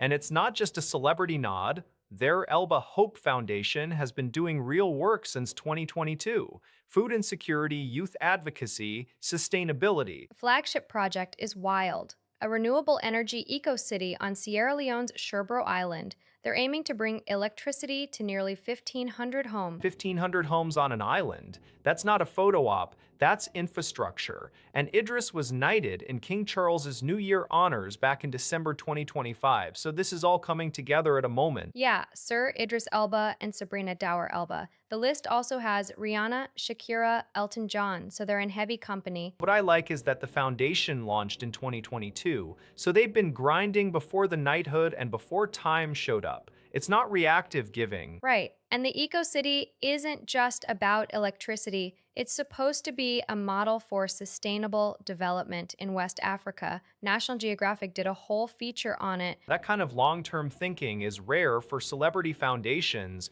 Usually it's galas and grants. This is like, let's build a town. Time called them influential givers, but it's more like influential builders. I'm curious what the next phase is. Once you get the Time 100 nod, do you scale up or double down on one project? With the Elbas, I bet on doubling down. They've been pretty focused on Sierra Leone from the start. Fair point. The list itself is interesting. First ever philanthropy list from Time, so they're setting the standard for who counts as a major giver. And the Elbas are right there in the inaugural class. That's a legacy marker. Yeah.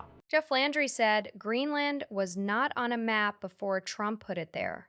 That's the U.S. envoy and Louisiana governor talking in Nuke this week. Right, and he arrived uninvited, which is already a thing. He's been there since May 17th, spoke at a business summit called Future Greenland, even opened a new U.S. consulate. And he met with Greenland's Prime Minister Jens Frederik Nielsen, who I imagine had some pointed questions about why a U.S. governor/envoy is showing up without an official invitation. Landry's argument is that the U.S. basically ignored Greenland before Trump. He said Washington needs to rebuild its Cold War-era military presence there. That's a big shift in tone. The quote that's getting attention, the island was a map until Trump put it there. That's a take. Greenland has been on maps for centuries, obviously. It's diplomatic language designed to frame Trump as the one who rediscovered the place.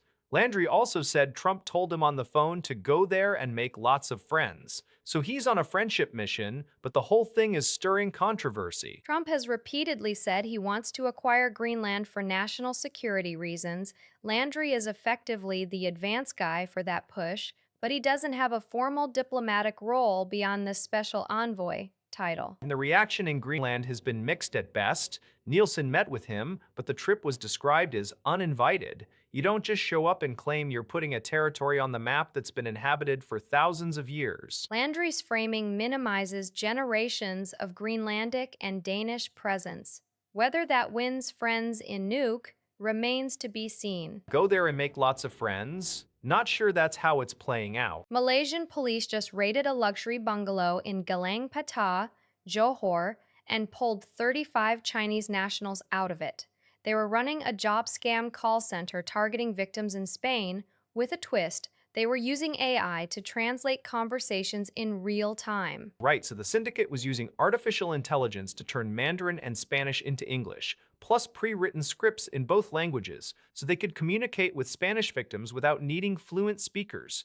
Smarter than the usual call center setup, but not exactly high-tech philanthropy. The scam worked like this. They advertised fake, high-paying hotel job packages. If a victim wanted a better salary, they had to buy a more expensive package first. Classic advance fee structure, just translated by machine. And the scale of the operation is real. Police seized 35 phones, 10 laptops, 35 desktops, 12 modems, worth about 65,000 ringgit. The bungalow itself was rented for 18,000 ringgit a month, and they'd been running since February of this year. So about 3 months of operation before the raid, May 14. The suspects are all aged 21 to 39, remanded until May 28 on cheating and conspiracy charges. One guy they're still hunting, a 25-year-old local Malaysian intermediary named Muhammad Ling. It's a cross-border mess. Chinese nationals operating from Malaysia, using AI tools to scam people in Spain. The AI part is what makes this one different. Not just a boiler room with a script book, they were actively translating language on the fly to seem legit. Yeah, the AI angle is the headline, but the real story is just how quickly this stuff is becoming standard. Cheap translation models, rented luxury property, a few months of operation before getting caught. And there are probably more like it. That's the uncomfortable part. This isn't a one-off, it's the template. 55% chance of a below-normal hurricane season. That's NOAA's official outlook for 2026. That's a big swing from last year. And driver is El Nino, which is now basically a lock. They're saying 98% chance it forms this summer. right? And El Nino's wind shear typically shreds Atlantic storm systems before they can organize. So NOAA's numbers are 8 to 14 named storms, 3 to 6 hurricanes, 1 to 3 major ones. Compare that to an average season of 14 named, 7 hurricanes, 3 major. It's definitely on the low side. Which is good news on paper, but here's the line that jumped out at me from the Washington Post piece. Fewer storms do not reduce the risk of a catastrophic landfall. One researcher put it bluntly. It only takes one hurricane making landfall to make it an active season. Yeah, NOAA Administrator Neil Jacobs said the exact same thing. It's the classic forecast trap. You hear below normal and your brain goes, cool, we're fine. But if that one hurricane hits a populated coastline, nobody's going to care about the seasonal tally. Colorado State actually forecasting the lowest activity since 2015, specifically because of that anticipated strong El Nino. So the science is pretty clear, quiet season likely, but not a guarantee of safety. June 1st is the start. We'll see if El Nino actually behaves the way models say. It doesn't always cooperate. No, it doesn't, but NOAA put their numbers on the board. The rest is just waiting. 59 years. That's how long it's been since the Congress Party held any power in Tamil Nadu. Yesterday, that streak finally ended. That's a huge stat. Chief Minister C. Joseph Vijay expanded his cabinet, swore in 23 new ministers at Lok Bhavan in Chennai. Total cabinet strength now sits at 33. Right, and among those 23 were two Congress legislators, the first time the party has had anyone in a Tamil Nadu government since 1967. That's genuinely historic. But let's be clear about who's running the show. 21 of those 23 ministers are from Vijay's own party, Tamilega Vetri Kazhagam, or TVK. The Congress gets 2 seats at the table, but it's a coalition of convenience. A tweet from Times of India frames it as Congress ending its 59-year exile. And the language matters. This wasn't a goodwill gesture. The expansion was described as rewarding loyalists, accommodating allies, and signaling an attempt at rewriting social equations. Names like V. Sampath and Rajesh Kumar were among those sworn in, according to reports. But the 2 Congress MLAs, the tweet doesn't name them individually, just says they're in. Still, a cabinet seat after nearly 6 decades is a real political resurrection. Even if it's just 2 seats out of 33, it changes the math for the Congress in the South. And it changes the narrative for Vijay, too. He's not just running a single-party regime anymore. This is his first multi-party ministry. That's a different kind of balancing act. A 59-year exile broken, a coalition era beginning, and we're only in May. A 20.5 billion kilowatt hours.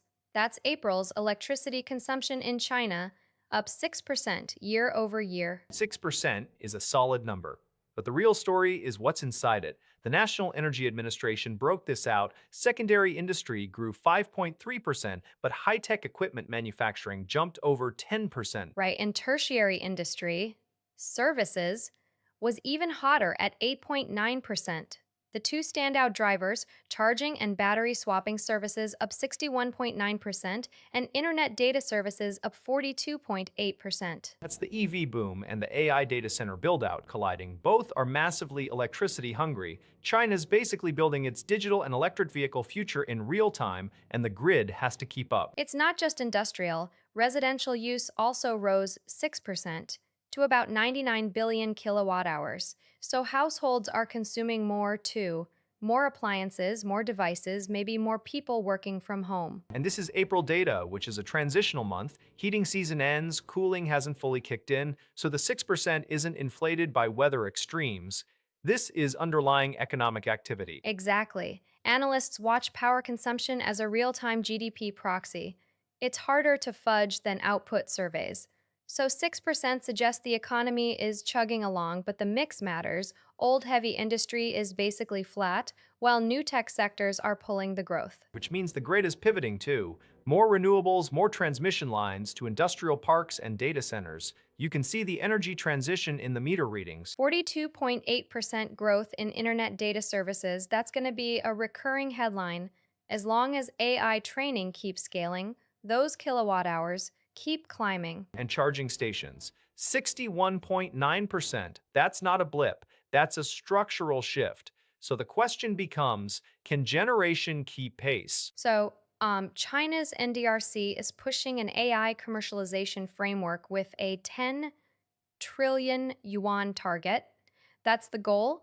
AI related industries exceeding 10 trillion by 2030 under the AI Plus initiative. 10 trillion is enormous. But how concrete is the policy? NDRC Chairman Zheng Shanji laid this out back in March, so it's been a couple of months now. I'm curious if there's anything new beyond the announcement. The tweet also mentions a national level mergers and acquisitions fund to improve venture capital exit channels. That's a big structural move. It's meant to keep capital flowing into innovation. And separately, Vice Chairman Wang Chenglin said price stability is a core objective, with extension loan interest subsidies as a stimulus measure. So two tracks, one to accelerate AI commercialization, another to keep domestic demand stable. Are they linked? AI tends to be deflationary in the short term if it displaces jobs, but China is trying to manage both simultaneously. The NDRC seems to think the supply demand outlook is improving enough that prices will remain steady. That suggests they see enough consumption coming online to absorb any production gains from AI. 10 trillion by 2030, that's less than 5 years from now. To me, that signals they're already counting on AI deployment at scale across manufacturing, logistics, and services. It's not just a research push anymore. Right, and the M&A fund gives startups a clearer exit path, which should encourage more private investment.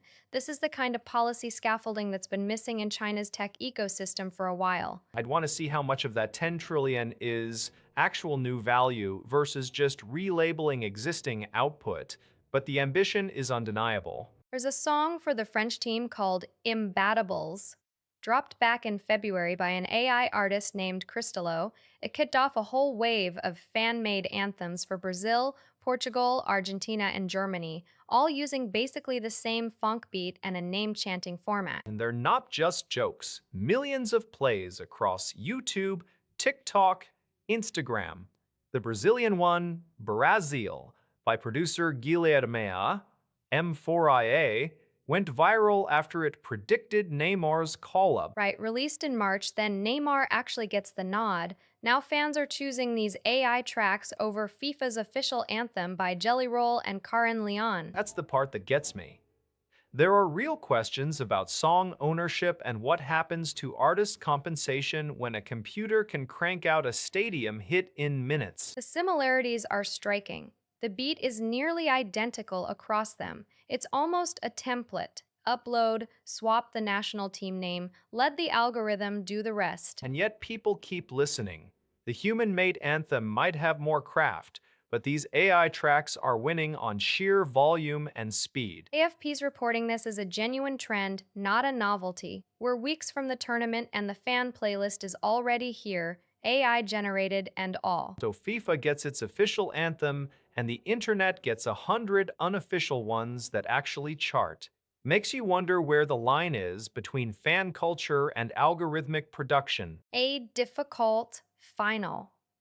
That's how Tokyo Verdy Beleza coach Naoki Kusunose is describing tomorrow's AFC Women's Champions League match against North Korea's Nagoyang Women's FC. And you can see why. His team just beat Melbourne City 3-1 in the semis, but Nagoyang knocked out South Korea's Suwon FC women 2-1, and that game was the first inter-Korean women's club match on South Korean soil since 2018. Right? That semifinal got a lot of attention. A North Korean club winning in South Korea after all those years of no play, that's a story in itself. Now they face a Japanese club for the trophy. And it's the second edition of this top Asian women's club competition. Both teams are playing in it for the first time. So no history between them in this tournament, but clearly the geopolitical layers are unavoidable. Kusunos specifically said he expects a tough match. The final is at Suwon Stadium, 2 p.m. on May 23. That's tomorrow. And interestingly, South Korea's unification minister reportedly said he hopes the North Korean club wins against Japan. That's going to add a whole other dimension to the atmosphere in the stadium. Yeah, a South Korean minister rooting for the North Korean team over Japan. That's a headline you don't see every day. But it shows how sports and politics really do intersect here. For the players, though, it's about the game.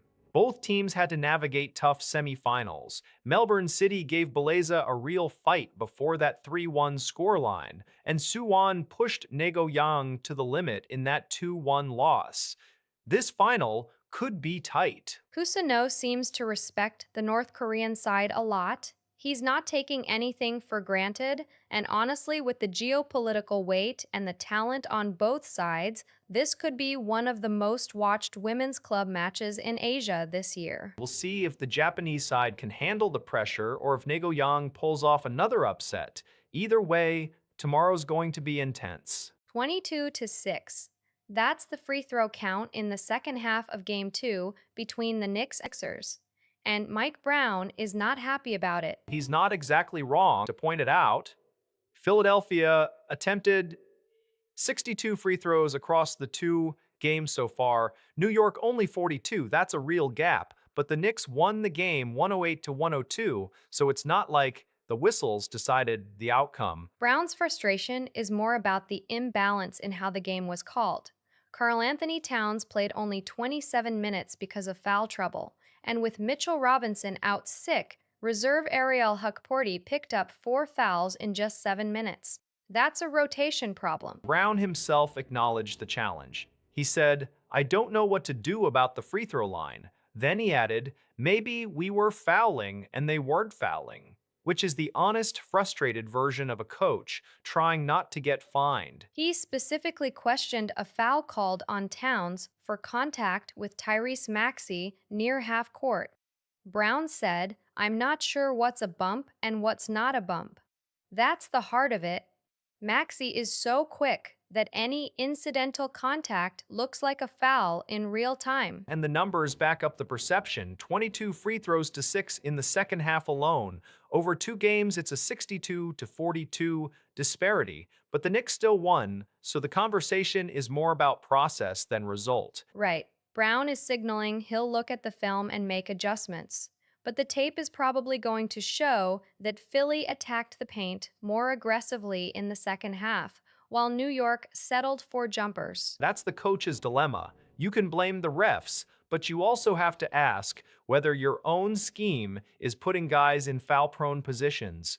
Brown is doing both, and he's saying it out loud. 158 times. That's how many times Ukraine's military has hit Russian oil refineries since the start of the full-scale war, according to a new report from the Poland-based outlet Vote-Tak. That number is staggering. The research shows it's not just symbolic. They say at least 24 of Russia's 33 major refineries have been struck. That's nearly 3/4 of their refining capacity getting hit. And the pace is accelerating. The same report says Ukraine recorded 32 strikes in just the first 5 months of 2026. That's a massive escalation compared to earlier years. They're clearly trying to cripple Russia's fuel supply chain. Right, and this is all drone and missile deep strike work. We're not talking about frontline stuff. These are raids deep into Russian territory, hitting industrial infrastructure. The goal seems to be reducing Russia's ability to refine crude into diesel, jet fuel, gasoline, the stuff that keeps their war machine running. And the economics are brutal too. Every refinery hit means repair costs, lost output, and more reliance on imported fuel. It's a war of attrition on Russia's energy sector. The Ukrainian leadership has been clear they see this as legitimate military targeting. The report doesn't say how many of those 158 strikes actually resulted in permanent shutdowns, but we know from other reporting that at least 6 refineries were shut down in May alone. That's significant. It's a long-term play. You don't knock out a refinery with one drone hit, but repeated strikes compound the damage. Ukraine's defense minister has said the campaign is designed to reduce Russia's ability to wage war. Looks like they're methodically working through that list. And the Kremlin keeps claiming they've got air defenses everywhere. But 24 out of 33 major refineries hit suggests those defenses have plenty of gaps. Yeah, it's hard to spin your way out of 158 strikes. 20 million units. That's the production target Nintendo's asking suppliers for on the Switch 2 this fiscal year. Wait, their public forecast was only 16.5 million. That's a pretty big gap. About 20% bigger. Bloomberg reported this morning that Nintendo's telling partners to assemble roughly 20 million consoles through March 2027. The official number they gave investors on May 8 was way more conservative. With their sandbagging? That happens all the time. Maybe. Analysts have been calling the 16.5 million target overly cautious, given the Switch 2 launched last June and sold 19.86 million in its first year. So they're actually asking for slightly more than year one sales, but the guidance suggests they expect a dip. Right, because the first year had the launch, hype, and pent-up demand. Question is whether they can sustain that pace. The production plan isn't final. Bloomberg says it could be revised depending on demand. But the fact that they're asking for 20 million signals confidence coming up. That's the part I find interesting. They raised prices on the Switch 2 earlier this month, and shares took a hit. Now they're quietly prepping for stronger sales than they're telling Wall Street. It's either smart management or they're reading the room wrong. Or they want to underpromise and overdeliver. If they hit 20 million, that beats guidance by over 3 million units. Investors would love that surprise. True.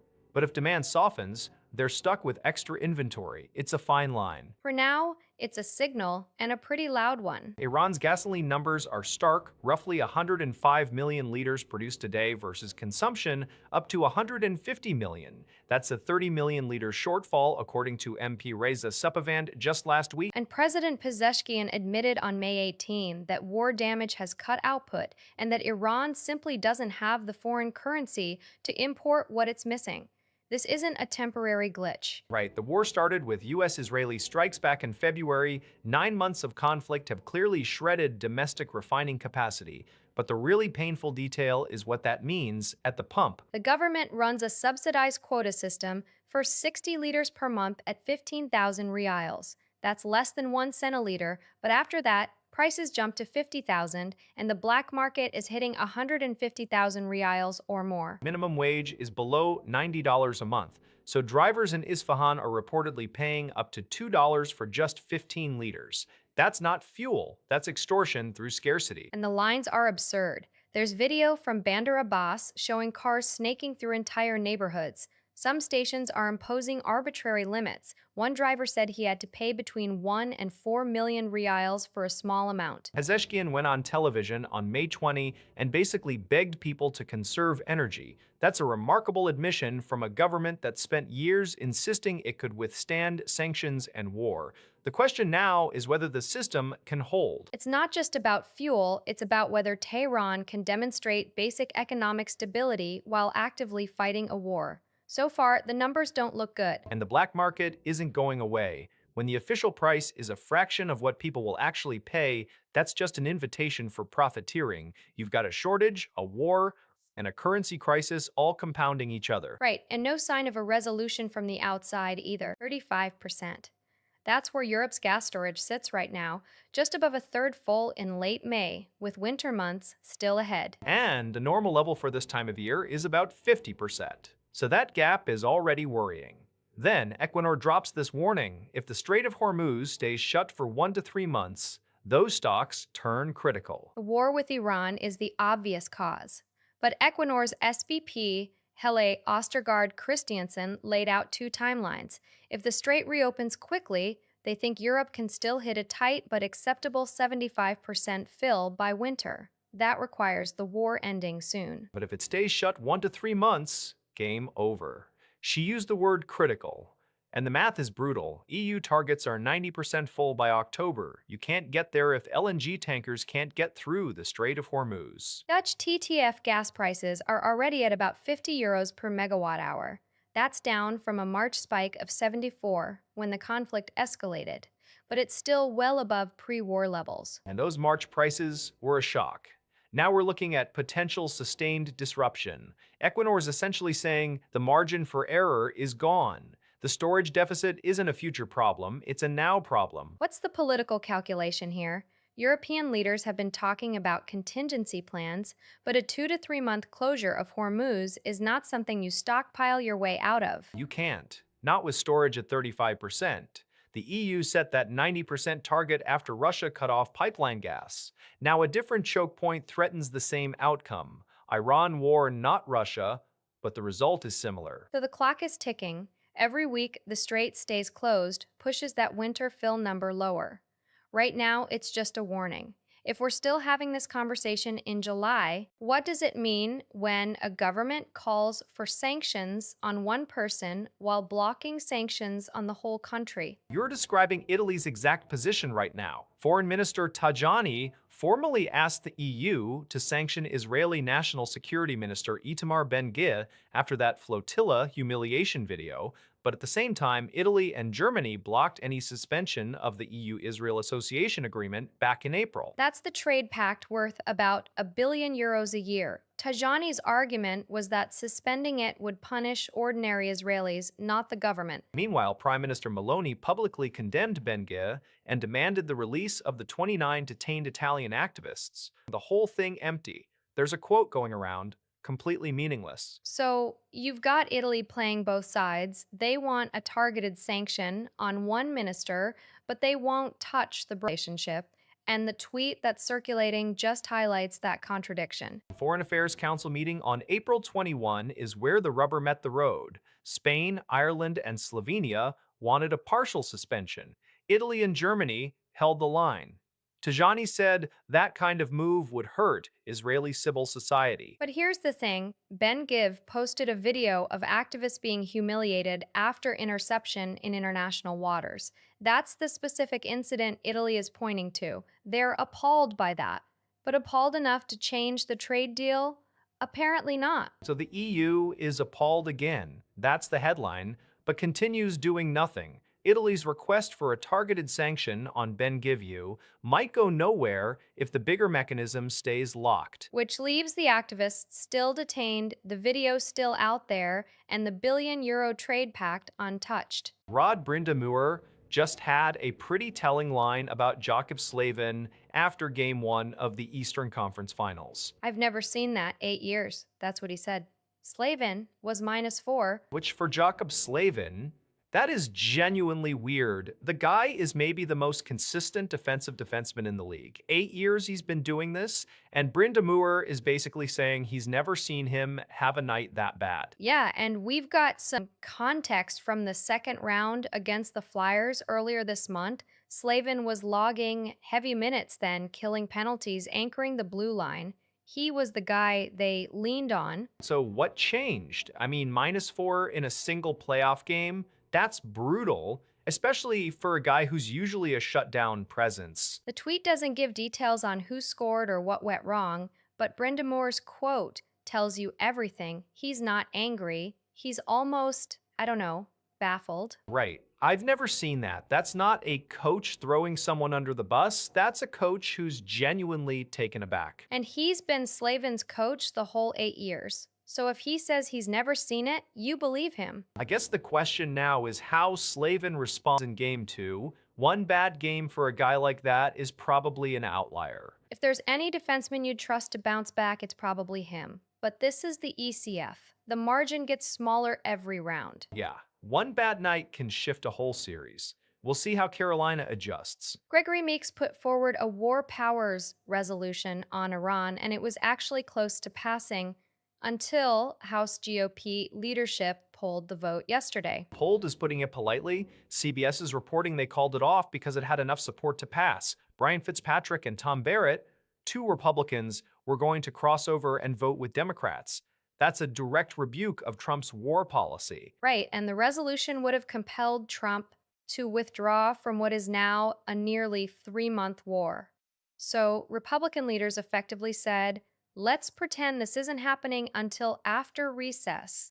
They punted it to June. The stated reason was absences, but Common Dreams is reporting the real calculation was embarrassment. They were afraid it would pass. The irony is the Senate already advanced a similar version on May 19 with 4 Republican defectors, so the momentum was clearly there. And this is happening while Iran is reviewing the latest U.S. peace proposal. Trump said he'd wait a couple of days for a response. So you've got the administration publicly signaling openness to diplomacy while its own party in the House is running from a vote that would force that diplomacy into law. It's a strange spot for the GOP. They don't want a recorded vote where their members side with Meeks and the Democrats to constrain Trump, but they also don't want to be seen as rubber stamping an open-ended war, so they just vanish the vote. Meeks's resolution isn't dead, it'll come back in June. But the delay gives the White House a window to either reach a deal with Iran or escalate further without congressional interference. Either way, the clock is ticking. And the question is whether the Republican defectors hold. Fitzpatrick and Barrett showed their hands. If the war drags on through June, that vote becomes harder to ignore. South Korea just expanded its level 4 travel ban in the DRC to include Itri province.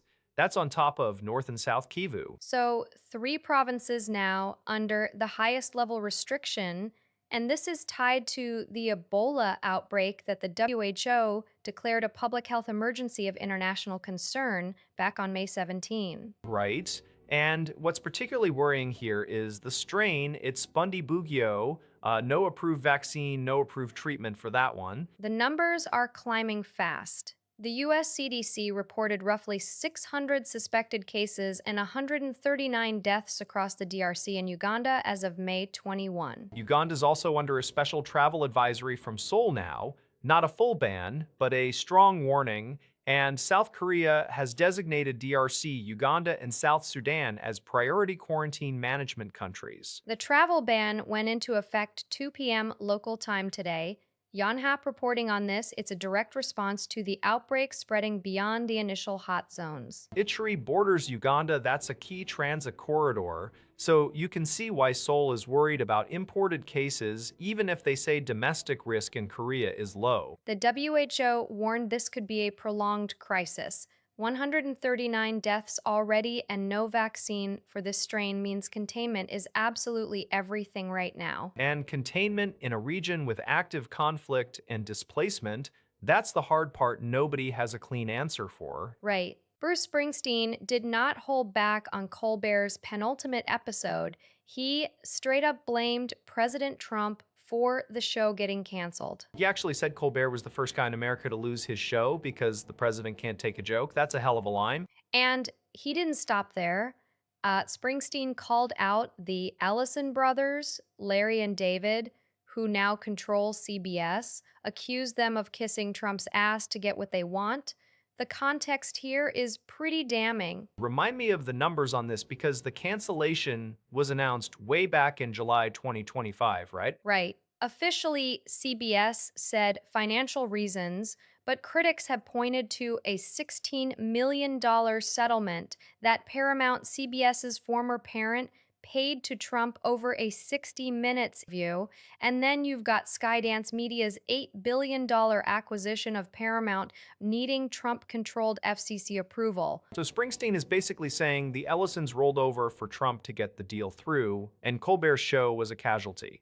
That's a direct accusation of political interference in media. He performed Streets of Minneapolis to his anti-ICE protest song, and remember, Springsteen has previously called Trump corrupt, incompetent, and treasonous. Trump has celebrated the cancellation, called Colbert a pathetic train wreck, and Springsteen a bad and very boring singer. The final episode aired yesterday, May 21. So Colbert is officially off the air, and Springsteen used his last moment on that stage to make it political. Not surprising, but the specificity, naming the Ellisons, citing the settlement, that's different. It's a pretty clear argument that media consolidation and political pressure killed a late-night show.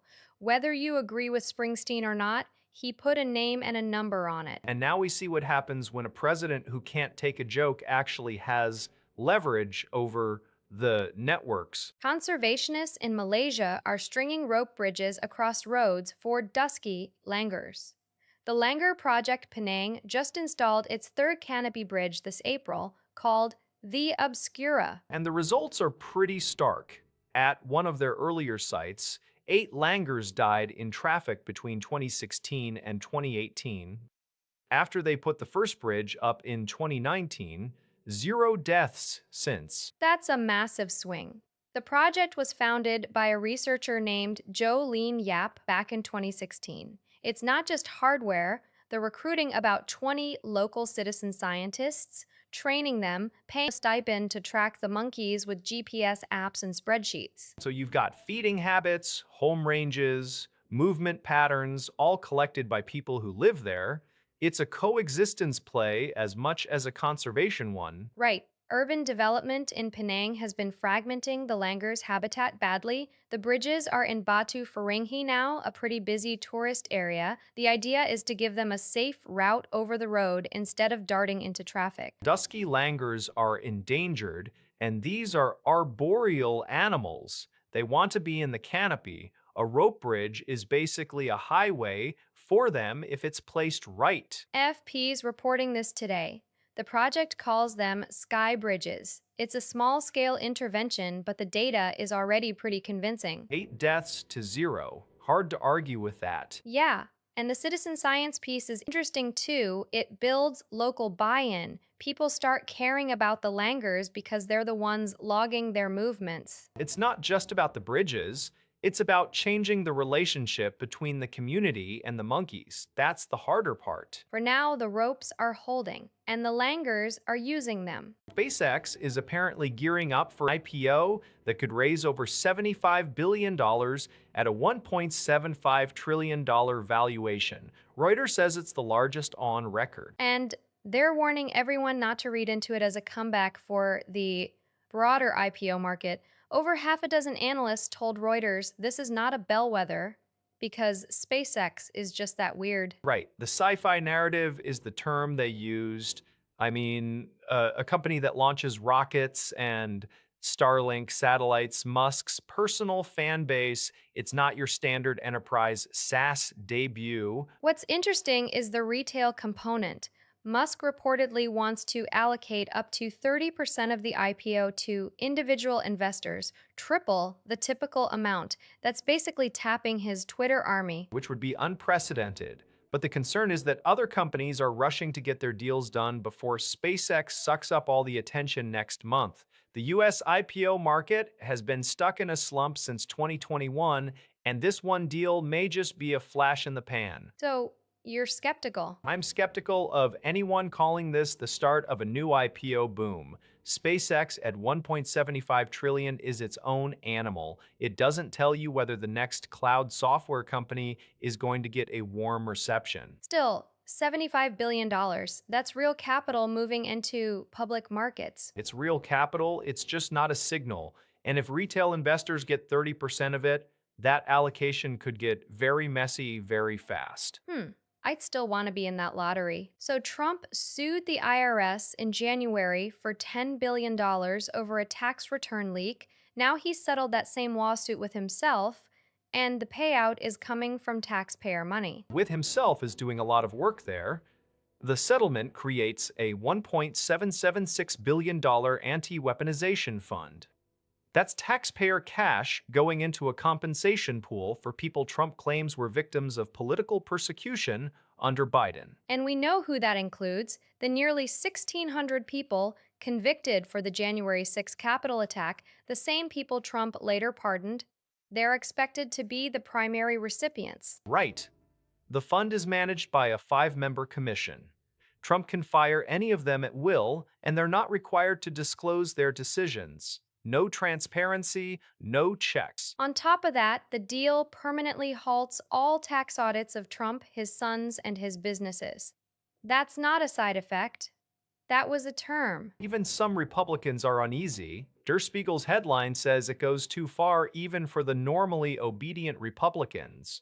And Chuck Schumer called it one of the most corrupt things Trump has done. Schumer's got a lot of material to choose from, but this one might actually top the list. A private citizen sues his own government and then orchestrates a billion-dollar settlement that he personally benefits from. And the IRS is just done auditing him forever.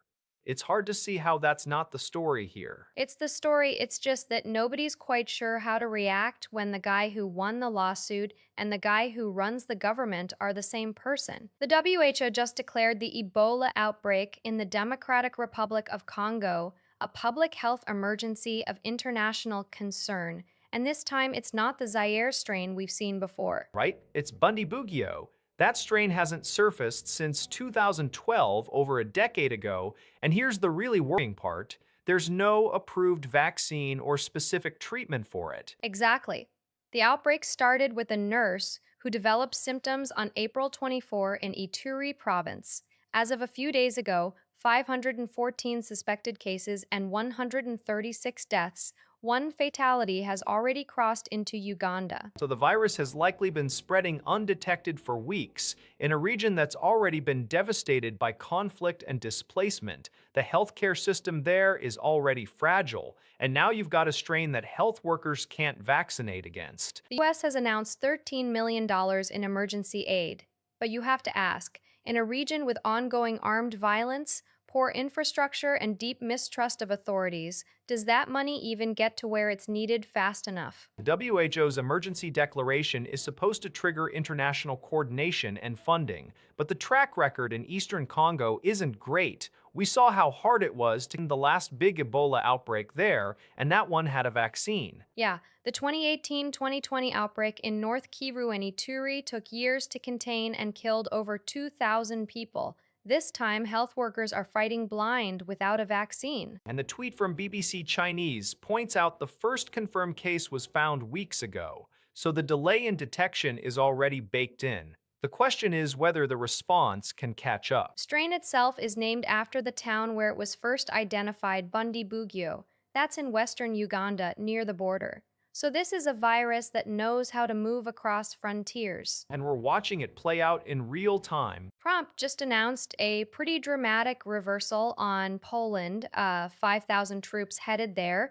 reversing the cancellation from earlier this month. Right, the one that blindsided Polish officials. Defense Secretary Hegseth had canceled the deployment of the 2nd Armored Brigade, roughly 4,000 soldiers, and then this week, Trump turns around and adds 1,000 more on top of that. The reasoning is the election of Karol Nawrocki as Poland's president, Trump framing it as a response to a nationalist government taking over in Warsaw. But the earlier cancellation drew bipartisan criticism here too, and it wasn't just Poland, there was also a separate plan to pull 5,000 troops out of Germany. So the overall US posture in Europe has been in total confusion for weeks. Yeah, the Pentagon basically reversed itself midstream. The original order came from Hegseth, and then Trump overruled it. That's a pretty public split. Or a reset. Trump gets to look like he's listening to allies again. After the initial move rattled NATO partners, Naraki's win gives him political cover to say, now I'm rewarding a strong ally. So, is this a genuine strategic shift or just Trump playing both sides until he gets a headline he likes? I mean, the headline works. 5,000 troops, a reversal that's being framed as an increase, but the underlying question is still, what's the actual doctrine here? 1 week you're cutting, the next you're sending more. That's not a policy, that's whiplash. Polish officials had been saying they were blindsided and that they're a proven ally. Now they get the troops, but also the message that U.S. commitment depends entirely on who's in the presidential palace in Warsaw. Exactly, it's transactional. And the Germany withdrawal is still on the table, so Europe's left guessing which parts of the force posture are real and which are just. Prabowo Subianto just announced a new state entity called Dinantara Semberdaya Indonesia, centralizing control over palm oil, coal, ferroalloys. That was May 20, 2 days ago. And the Sovereign Wealth Fund's CIO, Pandu Sharar, told Bloomberg they'll listen to the market as they build this oversight body. That's a curious line given the whole move is about tightening state grip. Right, the entity sits under the Dinantara Sovereign Wealth Fund, which is already a massive concentration of power. Now they're adding commodity export oversight to its portfolio. The stated aim is curbing tax evasion in commodity exports, but multiple sources are framing this as Prabowo's biggest crackdown on tycoons yet. Even his own officials were reportedly blindsided by the scope. The Straits Times and Nikkei Asia both ran it as rattling businesses and investors. You've got palm oil. Indonesia is the world's biggest producer, plus coal, which is still a huge export earner. Sharar's listen to the market sounds like a concession, but the mechanism is literally a state body with authority over export licenses. That's not exactly market friendly. It's a balancing act. They want to stop revenue leakage. Indonesia loses billions annually to underpriced export invoices, but they also don't want to spook the commodity giants who can route shipments through Malaysia or Singapore. So the question is whether listen to the market translates into actual flexibility or just a PR tag on a consolidation play. We'll see how the palm oil majors react when the first quotas come down. Swiss franc at 0.7870 against the dollar, basically flat, and it's all about the Iran deal. Right. The Iranian Labor News Agency, ILNA, says a final draft has been reached with Pakistan mediating. They're saying an announcement could come within hours. That's a big shift. We've been watching US-Iran talks grind on for months, and now suddenly there's a final draft language. Markets are holding their breath. The franc is the classic safe haven, so the fact that it's not moving suggests traders are actually optimistic. If they thought this was going to fall apart, you'd see a flight into the franc, pushing it high. Or they're just waiting. The dollar side is interesting too. A deal would likely weaken the dollar, so USD/CHF could actually drop once the announcement hits. But right now, stalemate. The tweet from First Squawk flags exactly that. Investors awaiting the announcement. It's unusual for currency markets to freeze like this ahead of a diplomatic statement. It's a binary event. Either we get a deal and the dollar softens, or talks collapse and the franc jumps. No middle ground here. Pakistan as mediator is an interesting twist. Not the usual player in US-Iran negotiations. They've got proximity and credibility with both sides. It makes sense, but still, final draft language from ILNA is the strongest signal we've seen. So within the next few hours, we'll know, and the franc is just waiting. Yeah, flat as a pancake, the calm before whatever comes next. The Canadians just did it again. Third series in a row. They start on the road, and they steal game one. This time in Carolina against the top seed. We're making a habit of it, and it's not just a one-game thing. They pulled the exact same trick against Tampa in the first round, then Buffalo in the Atlantic final. Both times went to Game 7 road overtime wins, which is remarkable. Alex Newhook scored the overtime winner in Game 7 against Buffalo on May 18. That was his sixth goal of the series. Jacob Dobbs made 37 saves that night, and 3 days later, they walk into Raleigh and take Game 1 from the Hurricanes. What stands out to me is the pattern. Every series this postseason, Montreal has started away from home, and each time they immediately snatch away the home ice advantage. That's not luck. That's a team that's comfortable on the road. And let's be clear, road Game 7 overtime wins were not exactly a Habs specialty before this run. The Athletic noted that the win over Buffalo was the first such victory in franchise history. Now they've done it twice in one spring. Yeah, it's not your typical Cinderella. They're earning this. You look at the Hurricanes, they had the best record in the East, and Montreal walks into their barn and wins. Newhook again? Or was it a different hero in Game 1? Actually, the research doesn't name the Game 1 hero specifically, just that they won. But the point stands: 3 straight series, 3 straight road starts, 3 straight opening wins. That mental edge is real. It's almost like they're better when the building is hostile. There's a psychological dimension to that, a team that feeds on silence. We're on proving everyone wrong. Either way, the Eastern Conference Final is off to a fascinating start. Stephen Colbert's final monologue, he really leaned into the gratitude thing last night. Thanks for being here. That's how he opened it. Called the whole show the Joy Machine. Which, honestly, that's the perfect Colbert coinage. Equal parts sincere and slightly ridiculous. 11 years. That's a long run for late night, especially one that started with a handoff from David Letterman. You don't get many of those clean generational passes. And the end wasn't exactly planned. CBS pulled the plug last July, just days after Colbert criticized the parent company for that $16 million settlement with Trump over the edited Kamala Harris interview. Right? So the final year was essentially a lame duck, but he never seemed to phone it in. Last night's finale had Bryan Cranston, Paul Rudd, Tim Meadows, a room full of people who clearly wanted to be there. The Independent's tweet captures the moment. He's 62, he's done, and he used the monologue to directly thank the audience. No political digs, no irony, just thanks for being here. Which is interesting because that whole Trump settlement saga is what got the show canceled in the first place. But he didn't relitigate it, he just closed the door. Sometimes the cleanest exit is the one where you don't point fingers. You just say goodbye and let the tape roll. Yeah. And now we've got a gap in late night that nobody's really sure how to fill. CBS hasn't announced a replacement yet, have they? Not that I've heard, but that's tomorrow's problem. Last night belonged to Colbert. There's a Coupe de France final tonight that's genuinely hard to read. How so?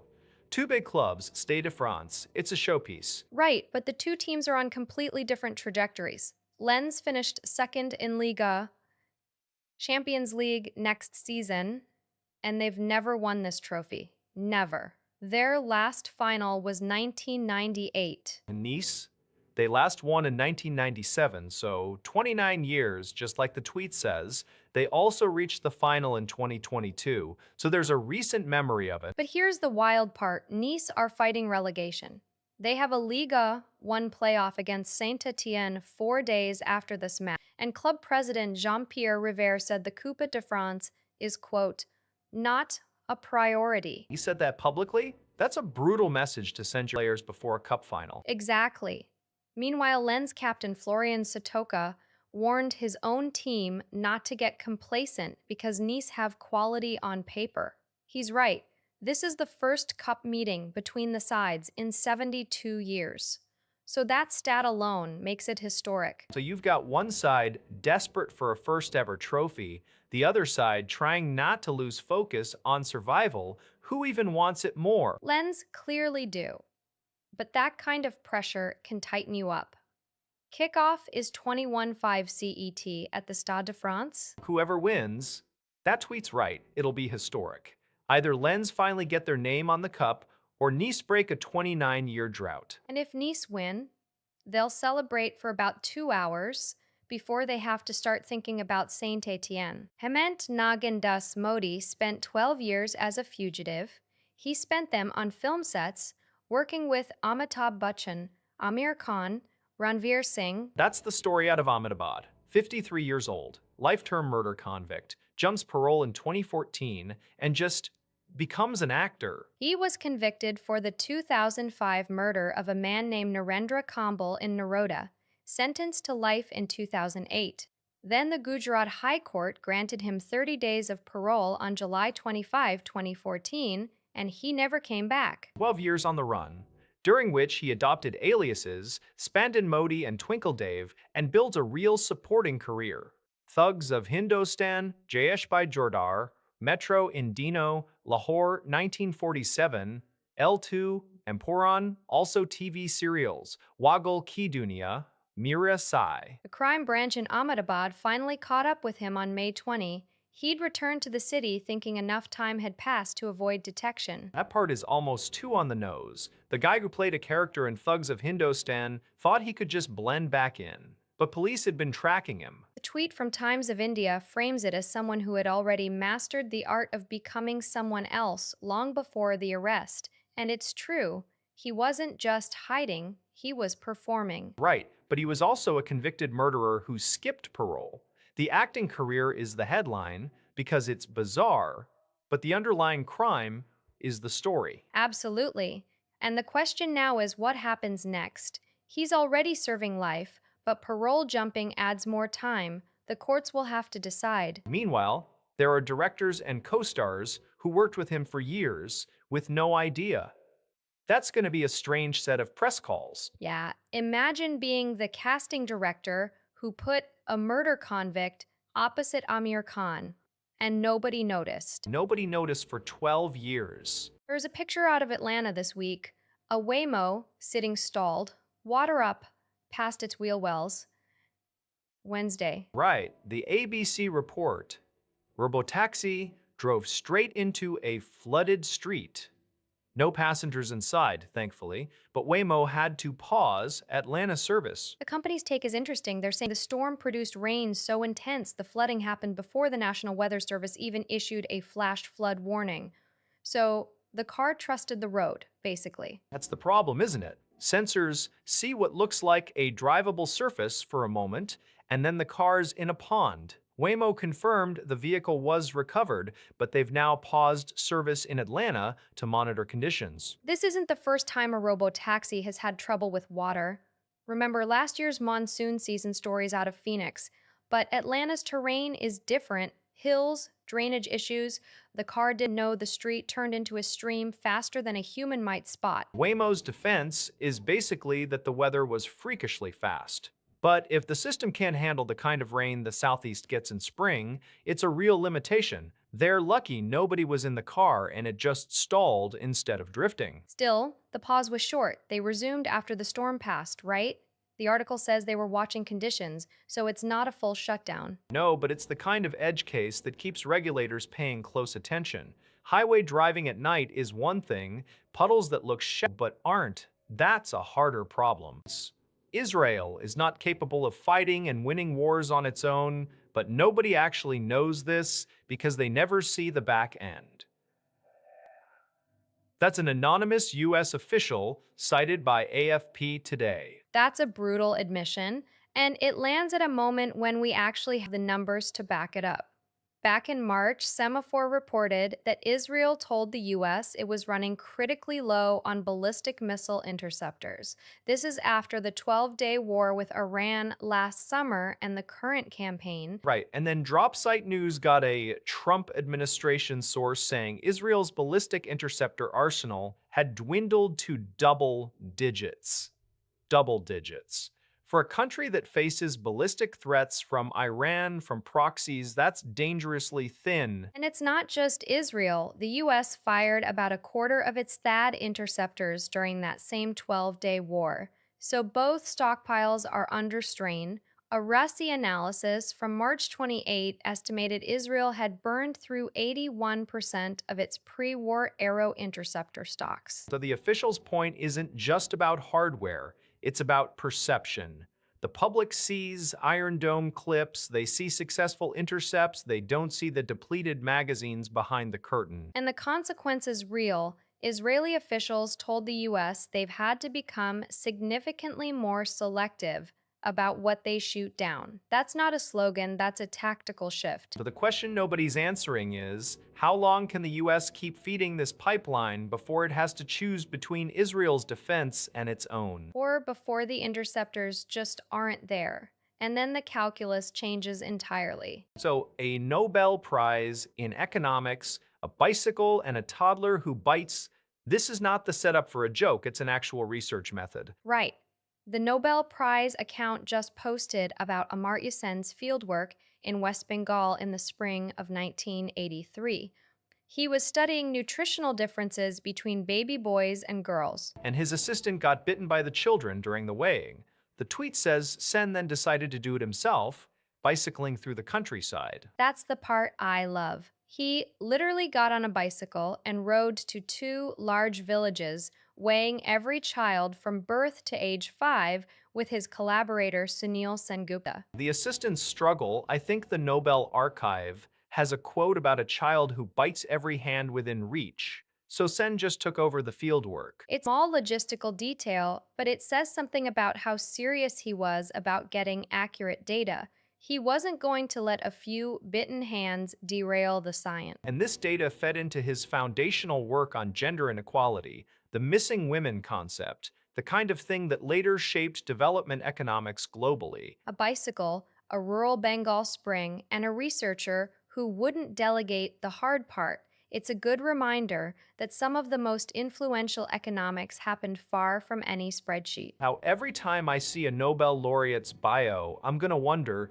did they get their hands dirty or literally bitten? Sen did, and he pedaled home with the evidence. Countries need clarity on war before tapping oil reserves. That's France's finance minister Roland Lescure in the Financial Times today. And this isn't just France being cautious, it's the same guy who back in March said further releases were not there yet. He's been consistent. Right, because we've already seen the IEA's big emergency release. March 11th, 32 member nations agreed to dump 400 million barrels onto the market after the Strait of Hormuz got disrupted. That's the choke point.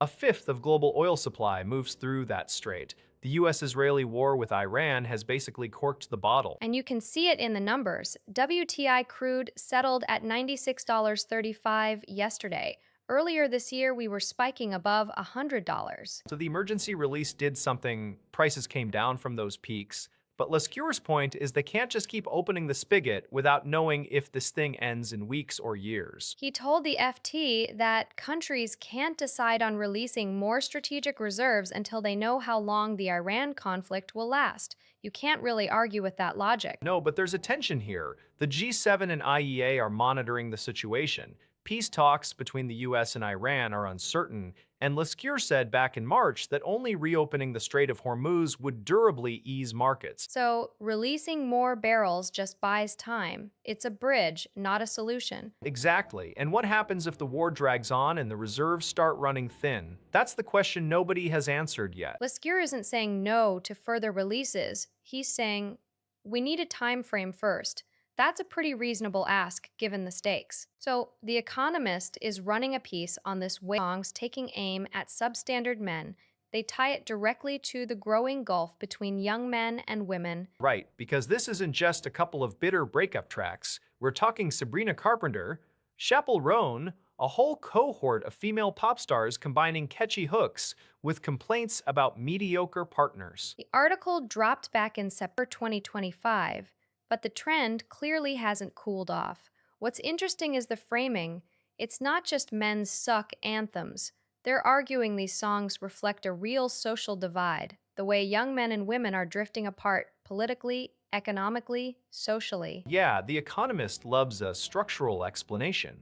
But is it that the songs are driving the divide or just soundtracking it? I think they're saying the latter, that the lyrics are a cultural symptom. You've got Carpenter singing about guys who can't keep up. Roan's whole persona is rejecting the nice girl script. It lands differently when listeners are already living in separate emotional worlds. And the numbers back it up. I mean, the gender gap in education, in political affiliation, in attitudes toward work and family, it's been widening for years. A pop song that laughs at a substandard guy is just the most visible cultural expression. Exactly. The piece quotes specific lines, names the artists, and then runs the data alongside. It's not judgmental, it's more like here's what the music says and here's what the polling says. So is this a warning or just an observation? The article doesn't really take a side, which is classic economist, but it's hard not to hear these songs as a kind of collective eye roll from young women at a cohort of men they feel are falling behind. Or just not showing up? Anyway, worth a read, especially if you've got any substandard friends who think pop music is shallow. So the US opens a bigger consulate in Greenland and the local government won't even show up? That's exactly what happened yesterday in Nuuk. The new diplomatic hub replaces a wooden cabin that had been the US post since 2020. But the timing, with Trump's repeated push to acquire Greenland, made it a lightning rod. Several hundred demonstrators from what I'm reading. Signs saying USA stop it and Greenland belongs to the Greenlanders. Chanting no means no. Right, and it wasn't just protesters. Prime Minister Jens Frederik Nielsen declined the invitation. So did several other local government ministers. They all cited the ongoing political tensions over Trump's ambitions. Meanwhile, US Ambassador to Denmark Kenneth Howery was there giving a speech. Said the US will always be neighbors and stand by you, which is a nice sentiment, but the message from Greenland's leadership is pretty clear. And it's not just the consulate opening. There's also a newly appointed U.S. Special Envoy to Greenland, Jeff Landry, who's visiting at the same time. So the U.S. is really doubling down on presence there. I mean, you open a bigger diplomatic facility and the host government boycotts the ribbon cutting. That's not exactly a diplomatic win. No, it's not. The U.S. framed it as a routine upgrade, more space, more capacity. But Greenlanders see it as a physical symbol of a land grab they've repeatedly rejected. And the fact that this is happening while Trump is still publicly talking about acquiring the island, it's hard to separate the two. Exactly. The consulate might be about consular services, but the context is everything. And the context right now is a lot of flags and a lot of no means no. 10 years ago today, that's the anniversary of the murder of Juliana Samboni, the 7-year-old indigenous girl in Bogota, and now her father is speaking out in a way that's reopening the case in the public's mind. Jovencio Samboni, gave a podcast interview just this month, May 2026, and he's saying he no longer believes Rafael Uribe Nogueira acted alone. Nogueira is the architect who was sentenced to 58 years for aggravated femicide, carnal access, and kidnapping. But the father's question is blunt. How does one person drive a car while subduing a child who, he says, screamed loudly the whole time without anyone noticing? That's the part that doesn't square for him. It's a genuine logistical question. You've got a 7-year-old fighting, and one person has to control her, drive, avoid detection. The conviction is secure. Uribe Nogueira is in prison, but Juvencio is saying something doesn't add up. And he's also pointing out something else. The family has received zero financial reparations from Uribe Nogueira or his family, not a single payment in almost 10 years. So you've got a convicted murderer who has never made any attempt at restitution, and now the victim's father is openly questioning whether there were others involved who never faced justice. This is a case that shook Colombia. Juliana was abducted on 2016 from a neighborhood in Bogotá. The trial was massive. The sentence was severe. 58 years is effectively life for someone who was in his 30s at the time. But for the father, the legal conclusion doesn't answer all his questions. And he's not a conspiracy theorist. He's the victim's father, living with questions for a decade. He's not saying he has proof of a second person, but he's saying the crime scene logic doesn't hold for him personally. That's a painful thing to sit with. 10 years later, and the case is still generating new conversation in Colombia. The tweet marking the anniversary today is getting shared heavily, over 1,000 retweets. It's clearly still a raw wound. So yesterday, Trump announced he's sending an additional 5,000 American troops to Poland. And President Naraki's response just landed, thanking him directly, saying he stands and will stand guard over the Polish-American alliance. It's a pretty significant move. 5,000 troops is a meaningful increase, and the timing lines up with that phone call they had back on May 4th, where Naraki thanked Trump for helping secure the release of Andrzej Poczobut, the Polish journalist who'd been imprisoned in Belarus since 2021. Right, that case had been dragging for years. Poczobut's release was a big win for Warsaw, and Trump's team definitely leaned into that as a diplomatic success. So this troop announcement reads as a follow-through on that relationship. Naraki's statement is pretty clear. He's doubling down on the alliance. I stand and will stand guard. That's not just a thank you, that's a political declaration. He's positioning himself as the pro-American president in a region that's watching Russian movements very closely. And the Polish defense minister also weighed in, right? So this is a coordinated government response. They're all signaling the same thing. This deployment is welcome, it strengthens NATO's eastern flank, and it's a direct result of the personal rapport between Trump and Naraki. Trump's been unpredictable on NATO in the past, so this is a specific, concrete commitment. 5,000 boots on the ground, that's hard to walk back. Naraki's thanking him for friendship toward Poland, but really, he's locking in a strategic asset. Yeah, you lock in the troops, you lock in the relationship. Whether that holds through a second Trump term or not is another question. But for now, this is a very clear signal from both sides. And for a Polish president who's been in office less than a year, securing that kind of public commitment from Washington is a pretty big early win. There's a pretty jarring contradiction coming out of the hurricane season forecast this year. Colorado State and NOAA both put out their outlooks in April. CSU predicted 13 tropical storms and 6 hurricanes. NOAA said 8 to 14 named storms, both calling for a below-average season. Then USA Today runs a piece today where experts essentially say, ignore all that, prepare for a dangerous season. So the official science says mild, and the actual experts say forget the official science. That's not confusing at all. The forecasts themselves have an ominous warning baked in, apparently.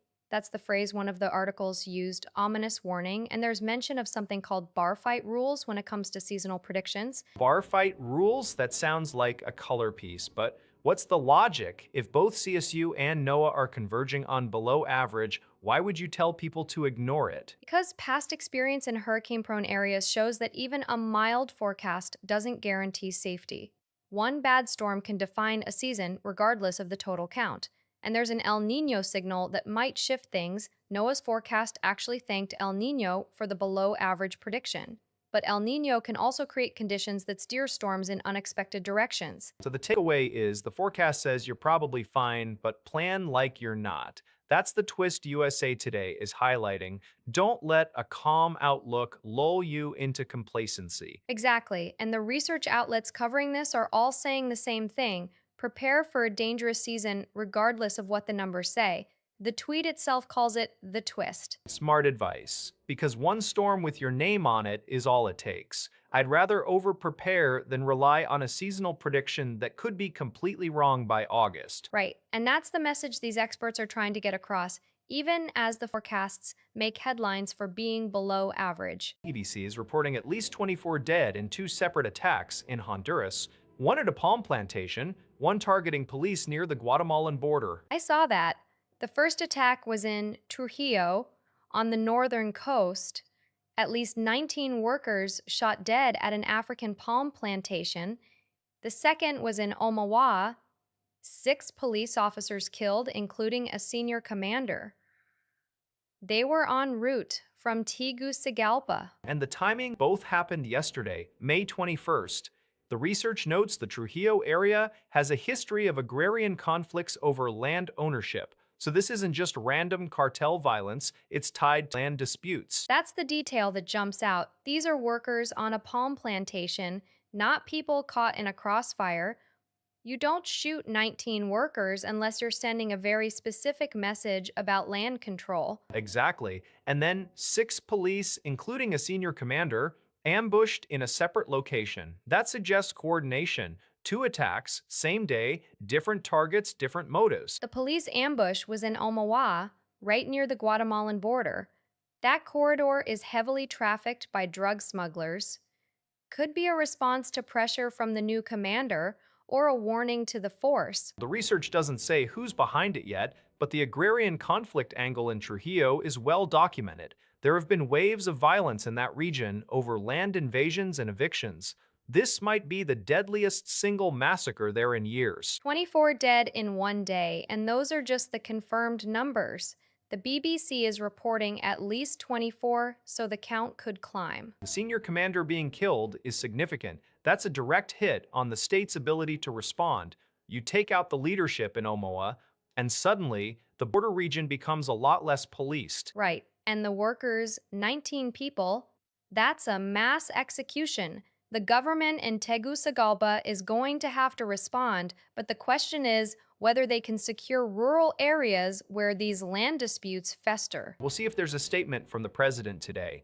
For now, it's a brutal reminder that violence in Honduras isn't just about cartels, it's about who controls the land and who challenges that control. $4 billion. That's the amount of private equity-linked loans JP Morgan is reportedly trying to offload, according to the Financial Times. And this isn't coming out of nowhere. Back in March, JP Morgan actually marked down the value of loans held as collateral by private credit clients, specifically targeted software company loans in those portfolios. Right, that was a preemptive move, not because of actual losses, but the bank wanted financial discipline, similar to what they did during COVID. But the scale here is what's interesting. Separately, a JP Morgan-led group of banks cut its credit line to FSKKR Capital Corp, that's a $33 billion fund, by about $648 million, which is roughly 14%, and they raised interest rates on what's left. So the message is, private credit is getting squeezed.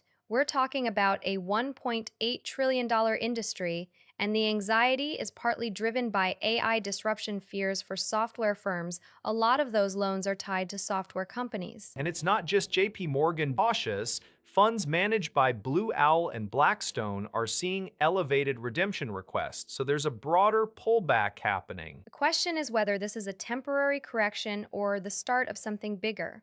JP Morgan is essentially trying to reduce its exposure before any real defaults pile up. Yeah, and when the biggest bank in the US starts cutting credit lines and selling off loan portfolios, the rest of the market pays attention. Especially when that portfolio is $4 billion. 11 years. That's how long Stephen Colbert hosted The Late Show, and last night, he walked off stage for good. And it's not just his tenure ending, the whole franchise is over. 33 years going back to David Letterman in 1993, CBS canceled it last July, called it a purely financial decision. Colbert was 62, took over in 2015 after Letterman's retirement. The final episode had surprise cameos from Paul Rudd, Bryan Cranston, Don Cheadle, previous farewell visits from Letterman himself, Tom Hanks, Jimmy Kimmel, Jimmy Fallon. You know, for a show that got canceled, it was still on top. Number one in late night for 9 straight seasons. Won the 2025 Emmy for Outstanding Talk Series. And the set is going to the Museum of Broadcast Communications in Chicago. That's a nice cap. It's going to be preserved, not just scrapped. The tone of the finale was remarkably unbitter. Colbert's line was, "We were lucky enough to be here for the last 11 years. No anger at the network, no rant about streaming killing late night." Right, because that's the real context. A 33-year franchise ending isn't just about one host. It's about whether the format survives at all. CBS doesn't have a replacement lined up. They don't. Network late night as we knew it, the monologue, the desk, the band, that's been shrinking for a decade. Colbert was the last one still pulling those ratings. And he went out on his own terms, with the show still winning Emmys. That's It is. Usually these endings are ratings, death spirals, or host scandals. This was just a decision. The numbers didn't justify the cost anymore. so the Late Show set goes to a museum, and there's probably a producer somewhere wondering what fills that hour now. President Trump is prepared to take additional military action. That's Republican strategist Matt Terrell weighing in on Al Arabiya today. Which lands in a pretty specific window. Trump said he'd hold off on a large-scale attack on Iran after requests from Qatar, Saudi Arabia, and the UAE. That was May 18, just 4 days ago.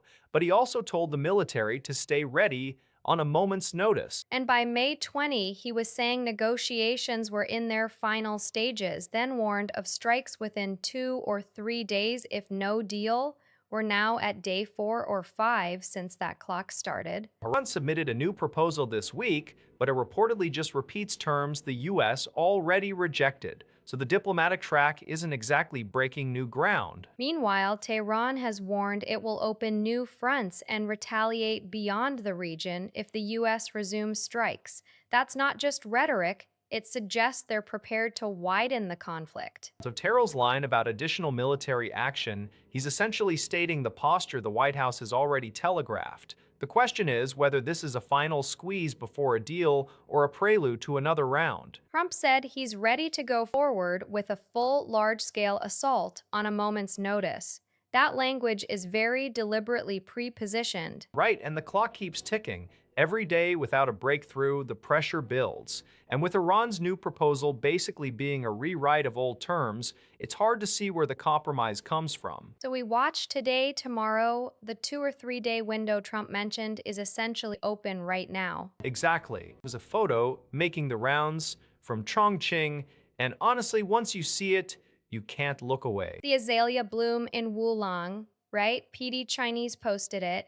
That pink is almost unreal. It's real. Over 1,000 mu. That's about 165 acres of Yingshan Hong, just covering the hillsides at this spot called Defoyan in Dedonghe Township. The description in the post says, like rosy clouds and brocade. That's from May 21st, so yesterday. Peak bloom. And apparently this isn't just a one-off pretty picture. The township has been pushing an agriculture tourism integration model. They're bundling local specialty crops, medicinal herbs, and ecotourism to boost rural incomes. Right, so the flowers are the draw, but the economic angle is the real story. Bring tourists in, sell them the local products, keep the money local. It's a pattern I've seen in a few Chinese rural areas turn scenic assets into sustainable revenue. And Wulong already has the natural tourism infrastructure, the 3 natural bridges, Fairy Mountain, so adding seasonal azalea tourism makes sense. This isn't a random bloom, it's a coordinated effort. The question is whether the crowds show up. 1,000 mu is a lot of flowers, but if the road access or accommodations aren't there, the agri-tourism model stalls. The fact that PD Chinese is posting it suggests official promotion. That's usually a sign the infrastructure is already built up. They wouldn't push it if people couldn't get there. Fair point. Still, I'd want to know how many visitors they actually saw yesterday versus how many social media likes the post gets. That's the gap between hype and reality. But for a second, just looking at those hillsides, it's hard not to be a little envious of anyone who made the trip. Prosecutors in Indiana are now reviewing a case out of Fort Wayne. A 75-year-old woman died after a physical altercation with a shift lead at a Tim Hortons. I saw the ABC report. The woman is Anita Grayson, and this started over a drive-through order complaint. Right. She came in to complain, started berating a 17-year-old employee. The 20-year-old shift lead stepped in and repeatedly asked her to leave. According to surveillance footage, Grayson shoved the shift lead, struck her in the nose, grabbed her face and hair, and pulled out a chunk of hair. And then after all that, Grayson sat down. 10 minutes later, she collapsed on the floor. She was pronounced dead at the hospital. The autopsy so far says no significant contributory injuries. Cause and manner of death are still pending. The Fort Wayne Police Department has now forwarded the investigative file to prosecutors for review. Grayson's daughter told local media her mother had heart failure and was wearing a heart monitor. So there's a medical condition in play, but the question is whether the altercation itself triggered the event. Exactly. The shift lead was trying to de-escalate. Grayson escalated physically. Now prosecutors have to weigh all of that, including the video, and decide if any charges are warranted. It's one of those cases where everyone loses. A 75-year-old woman dies. A young fast food worker now lives with that on her record and probably in her head, and the legal system has to sort through who's criminally responsible, if anyone. And the daughter is understandably devastated, but the video shows the employee didn't initiate physical contact. Grayson did. Yeah, the shift lead was trying to get her to leave. It's a tragic end to a routine order complaint. So there's a photo making rounds, an unoccupied Waymo, just sitting in a flooded street in Atlanta, stuck for about an hour. That was yesterday. And this morning, Reuters reports the fallout. Waymo's suspending all freeway rides in San Francisco, LA, Phoenix, Miami, and pausing Atlanta operations entirely while they push software fixes. 4 cities losing freeway access is not a small hiccup. What's the fix supposed to address? They're updating the software to handle construction zones and flooded roadways better. That Atlanta incident, the car just drove into standing water and couldn't get out. No passengers, but still not a great look when you're trying to convince cities you're ready for prime time. And it's not just Atlanta. TechCrunch is reporting Waymo also halted service in Dallas and Houston because of forecasted severe weather.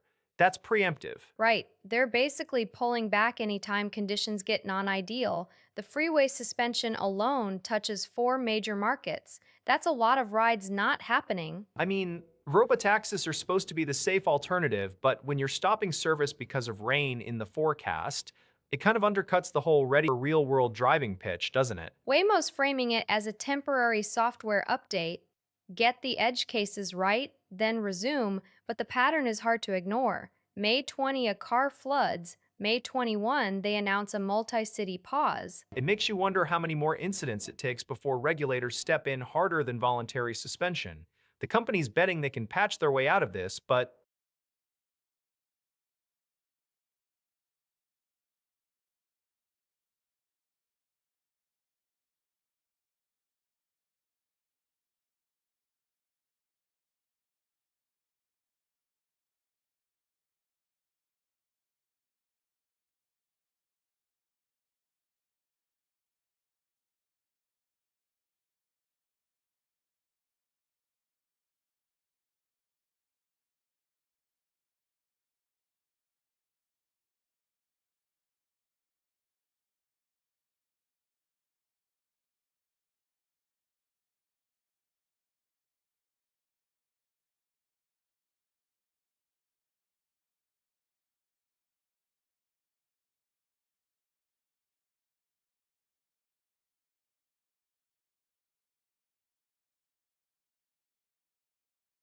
"16 years ago today, Inter Milan completed the treble 2-0 over Bayern Munich in the Champions League final at the Bernabeu. Diego Milito with both goals, that brace was just clinical. 35th minute, 70th minute, game over. Ended Inter's 45-year wait for the European Cup. And it wasn't just the Champions League. They'd already wrapped up Serie A and the Coppa Italia that season, first Italian side ever to pull off the treble. Jose Mourinho's masterclass. He becomes only the third manager to win Europe's top club competition with two different clubs, Porto and Inter. Then he leaves for Real Madrid right after. Peak Mourinho, win everything, walk away. The match drew about 78,000 spectators at the Bernabeu. Howard Webb was the referee. And that Milito finish in the 70th, the way he just slots it past Butt, still gets replayed constantly. It's one of those finals that feels bigger than the scoreline. Bayern weren't bad that season either. They'd won the Bundesliga and the DFB Pokal. Inter just had that Mourinho edge. Ruthless, compact, and Milito on the night of his life. 16 years. That's a whole generation of fans who only know Inter as a team that occasionally scrapes into the Champions League. But that 2010 side, that was something else. The treble. The first Italian one, and it started right there, 22 May 2010. Matthew Cameron Payton, 53, from Australia, hiking the Inca Trail, and he's dead after falling 400 to 500 meters a ravine near Machu Picchu. The BBC is reporting it now, but local authorities have been working this since May 20. That's 2 days ago. He was walking with a group near a section called 50 Gradas. 50 steps between Winyewena and Intapunku. Tripped and went through a damaged security barrier. That's the detail that gets me. A barrier that was supposed to be there, wasn't holding. Happened around 2 p.m. local time. And the fall was catastrophic. 400 to 500 meters that's not a survival distance. They found some of his belongings, but the body recovery took time. The ABC in Australia has his name as Matthew Cameron Payton, just a tourist on a bucket list hike, and now his family is dealing with this from halfway around the world. The Inca Trail is tough, obviously, but this wasn't a climbing accident, it was a walkway failure. That barrier being damaged. That's the part that's going to raise a lot of questions for the trail operators and for the Peruvian government. You'd hope there's an investigation into maintenance, but Machu Picchu sees hundreds of thousands of visitors a year, and the trail infrastructure in that high-altitude terrain is constantly eroding. Yeah, the rainy season alone can shift entire sections, but 50 Gradas is a named, well-trodden stretch. If a barrier was known to be damaged, why wasn't it repaired or cordoned off? That's exactly the question, and right now the answer is just silence from authorities and one family grieving. Anthropic just confirmed they identified a problem causing increased error rates in Claude Opus 4.7 and Sonnet 4.6 models. And this isn't one thing, this is a whole chain of things. They published a post-mortem back in April saying 3 separate product changes between March and early April degraded Claude Code's performance. Right, the first one was March 4th. They lowered the default reasoning effort from high to medium.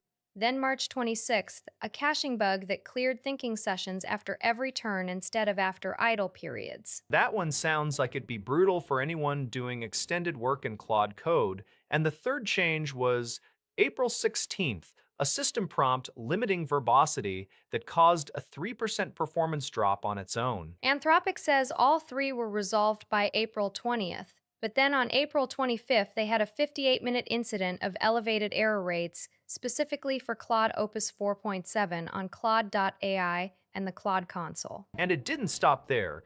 There's a GitHub issue from May 1st reporting a quality regression on Opus 4.7's X high effort tier. To their credit, Anthropic has been clear that the underlying model weights were never changed. So this is all infrastructure and product layer stuff, not the actual model being tampered with. Still, that's 4 separate incidents over roughly 2 months, and for users who pay for Opus 4.7 specifically, seeing error rates spike and reasoning quality drop without warning isn't great. The postmortem is actually pretty transparent about what went wrong. They named each change, the date, the impact. That's more than most companies do. It is, but it also raises the question of how these changes shipped without catching the regressions first. Lowering reasoning effort by default, that's not a subtle tweak. Maybe not, but at least now users know what happened, and the fixes are live. Google just flipped a switch on what an AI assistant actually does. Gemini Spark is not a chatbot you ping for a recipe, it's a persistent agent that lives in the cloud 24/7, even when your laptop is closed. That's the key difference, right? Sundar Pichai called it moving from answering questions to doing real work. It can draft emails from your Gmail, synthesize meeting notes from Calendar, monitor your inbox all day without you prompting it. And with permission, it can spend your money. Direct integrations with OpenTable and Instacart, so Spark could book a dinner or reorder groceries while you're asleep. That's either incredibly convenient or a privacy horror show depending on how they scope permissions. It's powered by the new Gemini 3.5 Flash model and something called the Anti-Gravity Agent Harness. Very sci-fi name. The CBS News piece labels it a potential game changer. First rollout to trusted testers, then US Google AI Ultra subscribers. That's the $100 month tier starting the week of May 25. So about 3 days from now, I'm curious whether those testers actually let it touch their bank accounts or just email triage first. That phased approach might be smart. People need to trust that an agent running 24/7 on cloud won't draft a weird email or accidentally order 300 pounds of cat food. And persistent means it's always there, even if your phone is locked, even if you've closed your laptop. That's a much bigger leap than people realize. Yeah, the old model was you ask, it answers. The new model is it just quietly works all the time and you optionally check in. Which changes the relationship entirely. I think that's why Pichai showed it at I/O as a paradigm shift, not just an update. And the name Spark. It's meant to feel small, but the infrastructure behind it is huge. Anti-gravity sounds like it's pulling from every Google service at once. Let's see if the testers report any, unintended sparks. Southern Boso Peninsula, a magnitude 2.5 earthquake just hit at 1:22 p.m. local time today. 2.5 is barely a bump, but the depth stands out, almost 70 kilometers down. 69.5, yeah. Deep earthquakes like that produce very weak surface shaking. No tsunami risk, no damage reported at all. Still, it's part of a pretty active stretch. There was a 4.4 in southern Chiba back in February, and just last week, a much bigger 6.3 off Miyagi Prefecture. That Miyagi quake on May 15th registered a maximum intensity of 5-, and the whole region sits on the subduction zone where the Philippine Sea plate slides under the Eurasian plate. So this little 2.5 is just the crust cracking at depth, routine, but a reminder of what's happening below. Exactly. The account that posted this, EQMAP, pulls in real-time data from Japan's HyNet network and the USGS, catches everything, even the small stuff. Good data for seismologists. And for anyone living on the Boso Peninsula, comfort that the network is watching. Babik Zanjani, resanctioned by the U.S. Treasury this January, now says he's imported 25,000 Iranian X accounts into his own blockchain platform called MyDot. 25,000 accounts without their owner's consent, apparently. He just launched it on May 18, claims it's built on something called .1 chain. There's even a satellite TV channel broadcasting via Yasat. And remember who Zanjani is? OFAC described him as a financier freed from prison specifically to launder money for the IRGC. They redesignated him on January 30 over sanctions evasion through two UK-registered crypto exchanges, ZSEX and Zedjexion. Chainalysis says those processed roughly $1 billion in IRGC-linked transactions. $1 billion.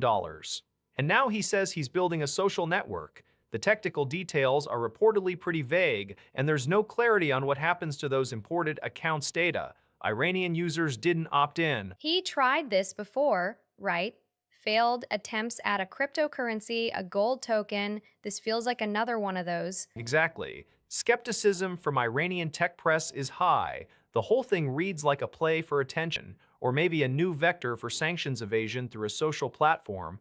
OFAC is probably watching closely. So 25,000 X accounts get pulled into a blockchain run by a guy the US says is laundering for the IRGC.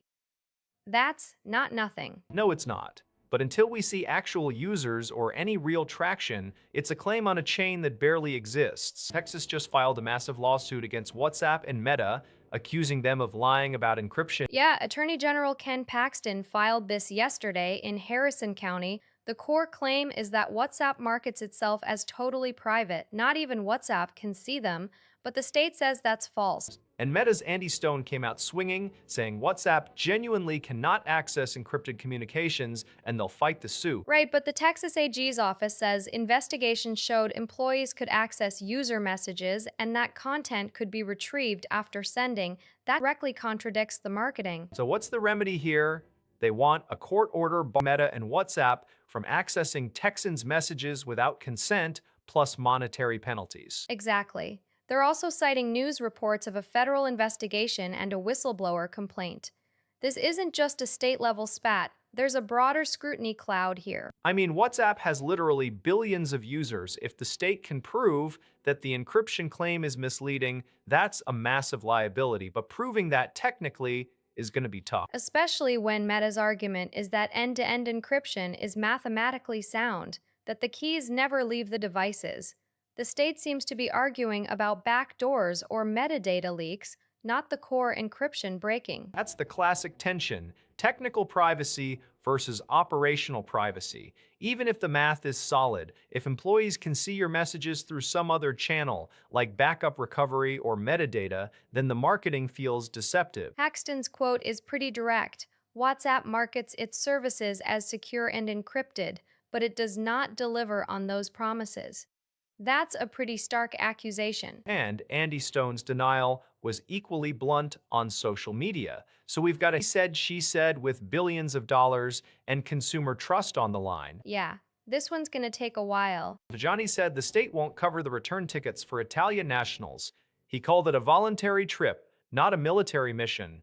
Fair line or cold line? The details make it messy. Over 400 activists from more than 40 countries were detained at Ketziat prison, then flown to Istanbul on 3 Turkish Airlines charters. Italy's foreign minister did condemn how they were treated. Activists reported being beaten and threatened, and he even called for EU sanctions against Israel's national security minister Itamar Ben-Gvir. So you condemn the treatment but refuse to pay for the ticket home? That feels like half a response. Tajani's logic is that consular assistance means helping with passports and legal support, not footing the bill for a flight that activists chose to take. He said paying for the ticket does not seem to fall within this. Still, when your citizens are detained after a humanitarian mission, and the government itself is calling for sanctions against the minister involved, making them pay their own way back, sends a message too. The activists themselves have been vocal. One described being locked in a room with a knife to his throat. Fake strikes. The government says it's assisting them at the consulate level, just not financially. In the other 40 countries, we don't know how they handled their nationals yet, but this sets a precedent. If you join a flotilla, you're on your own dime, things go wrong. Right. Tajani's also pushing the EU to act against Ben-Gvir. Whether that gets traction is a different question. So, President Trump just announced he's sending 5,000 additional troops to Poland, posted it on Truth Social yesterday, May 21st, and according to multiple US media reports, this completely blindsided both the Pentagon and NATO allies. That's the part that's getting attention, the New York Times saying the administration didn't consult anyone beforehand. But what's confusing is the timing. Just days earlier, the Pentagon abruptly stopped the planned rotation of 4,000 troops from the 2nd Armored Brigade combat team to Poland. That cancellation had already caused confusion in Congress. Right, so now we have Trump saying 5,000 troops go to Poland, but nobody knows if this is a new deployment or just reversing that canceled rotation, or whether it's redeploying some of the 5,000 troops being pulled out of Germany. Polish officials are claiming a diplomatic offensive in Washington helped reverse the earlier cut. And Trump specifically tied to his endorsement of Polish President Karol Nawrocki. That's the personal political angle. But the Pentagon and allies were apparently given no heads up. The Polsat news source we're seeing says the decision surprised both the Pentagon and allies. Strategic whiplash, basically. 1 week you're pulling troops back, next week you're sending more, and the people who have to execute it find out on social media. Yeah, and the Polish government is spinning it as a win, but the lack of coordination with NATO is exactly the kind of thing alliance partners worry about. Is this a reliable commitment, or could it reverse again next week? That's the question nobody has answered yet. The US military is about to put Ukrainian drone technology through its paces. Bloomberg reported this week that the Pentagon has formally asked to test a range of Ukrainian drones and electronic warfare systems before committing to any purchase. Right, and the testing is happening on American soil, using American troops. That's a pretty serious vote of confidence in Ukrainian battlefield engineering after 4 years of war with Russia. The draft memorandum runs 2 years, air, land, and sea drones, but crucially, no binding financial commitment yet. The U.S. is evaluating things like AI based terminal guidance, navigation without GPS, jamming resistant comms. And they want access to the intellectual property so they could potentially replicate the systems. That's the part that makes this more than just a shopping trip, it's a technology transfer pipeline. Zelensky has been pushing a much bigger vision, a $50 billion drone deal, but the current agreement is far more modest. It's a test program, not a purchase order. Still, for a country that's had to innovate under fire, getting the Pentagon to formally evaluate your kit is a huge deal. These aren't garage prototypes, they're battlefield-proven systems that have evolved in real combat loops. The Pentagon also requested electronic warfare systems specifically. That's a domain where Ukraine has developed some very asymmetric capabilities against Russian jamming and drone swarms. I wonder how much of that IP the US will actually get in return. The draft was negotiated between the Pentagon and Ukraine's ambassador. It's not a done deal, and Ukraine has reasons to hold its cards close. Either way, it signals that Washington sees Ukrainian defense tech as more than just a recipient. They're now a potential supplier. That's a shift in relationship. Yeah, a shift that comes with a very long testing timeline. We'll see how many of these systems actually make it to full production. Fair point. Filter of fantasy. That's the phrase AFP used for a pilot study out of Yokohama City University testing whether anime can actually treat depression. Anime therapy, I want to love this, but my skeptic brain is asking, how many people and for how long? 20 participants aged 18 to 29 with mild depression. 6-month pilot that wrapped up in March. Led by psychiatrist Francesco Panto and assistant professor Mio Ishii. Phase 1 was really about feasibility. Can you even run this kind of trial? And the setup? Because the tweet makes it sound like patients are just watching anime in a room. Not exactly. The psychologist appears online as an anime avatar with a digitally altered voice. Patients can choose from 6 character types, older sister, prince, that kind of thing. So it's character-based counseling. They tracked heart rate, sleep, depression scores alongside the sessions. The pitch is stigma reduction, right? Young adults who'd never walk into a clinic might log into a session with a cartoon version of a therapist. Exactly. Japan's mental health care access is notoriously low among that age group. The idea is that the anime filter removes some of the fear of judgment. You're not talking to a doctor in a white coat, you're talking to a prince or a big sister. I get that on paper. But 20 people for 6 months, that's basically a proof of concept. What's the next step? The researchers haven't announced a phase 2 yet, but they did say the primary goal was to test whether the format is even viable. The results are supposed to inform a larger trial. So right now it's promising, not proven. Fair. I'll stay open, but I'd want to see those depression scores before I recommend anyone trade their therapist for an avatar. That's exactly what the data is supposed to show. We'll know more when the full write-up drops. So the lawyer who allegedly tipped off Alex Saab about his imminent arrest, he's now passed the defense to someone else. Abelardo de la Espriella. And the new guy is Mario Iguaran, a former Attorney General of Colombia. The tweet calls him oscuro, dark. That tracks with his history. Right. Juan Manuel Santos publicly accused De La Espriella's firm back in August 2020 of alerting Saab so he could flee to Venezuela. Saab was captured later in Cabo Verde, but the damage was done. And De La Espriella admitted in a disciplinary hearing that he ordered a lawyer in his firm to record a police officer who had leaked confidential investigation details. He waited over 20 days to report the officer. That's the kind of defense we're talking about. So now Iguaran steps in. He's no stranger to controversy. Journalist Gonzalo Guillen, the same person who posted this tweet, previously denounced Iguaran for allegedly failing to investigate the double homicide of Yandra Brito, her husband, and a friend. That case is linked to former Governor Kiko Gomez, whom Iguaran later defended. It's a closed circle. The same law firm that helped Saab evade capture now hands his case to a former attorney general with his own baggage. Colombia's legal system keeps recycling the same names. And Saab is still the key figure in the U.S. case against Maduro's money laundering network. Having a defense team with this track record, it's not exactly reassuring for anyone looking for accountability. No, it's a reminder that in cases like this, the law is just another tool, and the people wielding it have very long memories. Lenovo shares just jumped 15%, record earnings out of Hong Kong this morning. I saw that. The headline number is quarterly revenue of $21.6 billion. That's up 27% year over year, and that beat estimates by a wide margin. Estimates were at 18.7, so yeah, they crushed it. But the interesting part is where the growth came from. AI revenue nearly doubled, up 105%. And it's not just a side business anymore. AI accounted for 38% of total quarterly sales. That's almost 4 in every $10 Lenovo brought in. Right.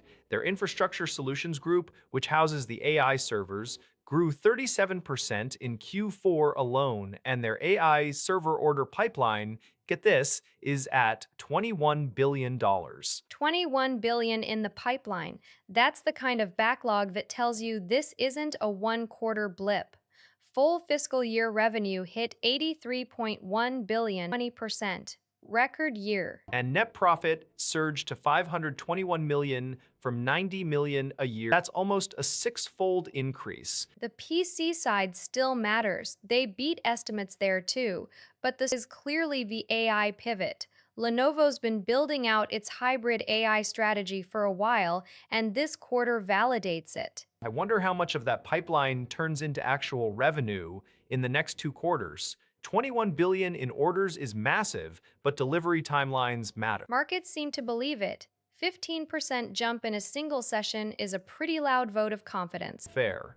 Though I'd be curious to see the margin mix on those AI server deals versus traditional PC margins. That's the question, isn't it? Top line growth is one thing, but sustainable margin expansion is what keeps a stock from giving it all back. For now, Lenovo's having its moment, and they made sure the market noticed. Starbucks Korea just fired its CEO over a promotion called Tank Day. Tank Day. As in tanks rolling into Gwangju in 1980, they used the phrase Tanker Day and Shak Sang-e Tuk, slap it on the desk, which is a direct reference to the student activist Park John-chol, who was killed during police torture in 1987. The backlash was immediate. Shinsegae Group Chairman Jung Young-jin issued a public apology on May 19 and let the CEO go. But what's really alarming is the Ministry of Education survey that dropped today. Right. 42.3% of middle and high school students say they primarily encounter history through YouTube or short-form videos. That's out of nearly 12,000 kids surveyed in December 2025. Only 7% said they'd verify conflicting information with a teacher. So you've got a generation learning about the Gwangju uprising from algorithmically recommended clips, and then a major coffee chain runs a promotion that evokes tanks and torture. The kids who think it's funny? They're part of what's being called young Ilby culture. Teens who won't admit they're on the far-right site Ilby, but use its humor and slurs anyway. One report quoted them snickering at just the first syllable of former President Roh Moo-hyun's name. The JTBC news anchor called it out directly. That coffee, what did it dare to do? The controversy isn't just about a bad marketing decision. It's about a generation absorbing historical trauma as meme fuel. And the response from schools? Some in Gwangju were reportedly still buying Starbucks gift cards even after the apology. That's the disconnect. The survey says kids trust YouTube over teachers, and the Tank Day fiasco is proof that the classroom has already lost the battle for how history gets told. Whether in Cuba or anywhere in the world, we prefer negotiated solutions. That's Secretary of State Marco Rubio, laying out the administration's line, but with a clear caveat about national security. And that caveat is doing a lot of work right now. This came on May 5th, the day after the Justice Department indicted former Cuban President Raul Castro. He's 96 for the 1996 deaths of Americans trying to help Cuban refugees. So the negotiated solutions part feels a bit theoretical when you've just charged a former head of state. Right, and the timeline is packed. On May 1st, Trump signed an executive order expanding sanctions on Cuba, including threats of tariffs on countries that supply oil to the island. Rubio's statement seems designed to frame that as a defensive move. If our security is threatened, the president has the authority to respond. But the Cuban Foreign Minister Bruno Rodriguez is pushing back hard. He called Rubio's claim that Cuba isn't under an oil blockade a lie and pointed out that only one fuel shipment has reached the island since January. So you've got a blockade by any other name, and the administration is using very careful language to justify it. Rubio also made similar points during the Trump Sea summit in Beijing last week, emphasizing that U.S. policy on Taiwan is unchanged and that Washington isn't asking for China's help on Iran. The "we prefer diplomacy" line is becoming a kind of rhetorical shield for a pretty aggressive posture. It's a consistent message: we'll negotiate, but we're also indicting nonagenarian former leaders and threatening tariffs on third countries. The question is whether that's actually creating leverage or just escalating without an exit. And with Raul Castro's indictment, there's no obvious off ramp. If the goal was to force a change in Cuban behavior, charging a 96-year-old seems more symbolic than strategic. Symbolic or not, it's the policy we're living with right now. Nikolay Mladenov just warned the UN Security Council that Gaza's current division risks becoming permanent. That's the Board of Peace's lead envoy for Gaza. He told the council yesterday, May 21st, that unless a ceasefire actually takes hold, the split could harden into something irreversible. And his description of the situation is stark. He says Hamas holds military and administrative control over more than 2 million people in less than half of Gaza's territory. Those people are, in his words, trapped in the rubble, dependent on aid. That's a brutal encapsulation. So you've got Hamas controlling a shrinking pocket of territory, the rest of Gaza under Israeli military control, and the Board of Peace essentially saying the longer this holds, the more it looks like a permanent partition. Right, the word permanent is doing a lot of work here. Mladenov is basically telling the Security Council the status quo isn't a holding pattern, it's becoming the new reality. And the Board of Peace is the UN-backed body that's supposed to be overseeing reconstruction and governance. If they're the ones waving the red flag, that's significant. It is. He didn't just warn, he briefed the full council, which means this is now formally on the table as a risk, not just a hypothetical. So what's the ask? The reports suggest the board is pushing the council to press Hamas to disarm. That's the precondition for any unified governance structure. And that's the catch. Hamas disarming is a non-starter for Hamas, so you're left with a choice: accept the permanent division or try to force a change nobody in Gaza has the leverage to deliver. Right. 2 million people stuck in the middle of that. Yeah, and Moldanov's warning is that the clock is running. France's finance minister just threw cold water on the idea of releasing more strategic oil reserves. Roland Lescure says countries can't decide on tapping them until they know how long the Iran conflict is going to last. That's a reasonable hedge, but the clock's been ticking for almost 3 months now. The U.S.-Israeli offensive on Iran started February 28th.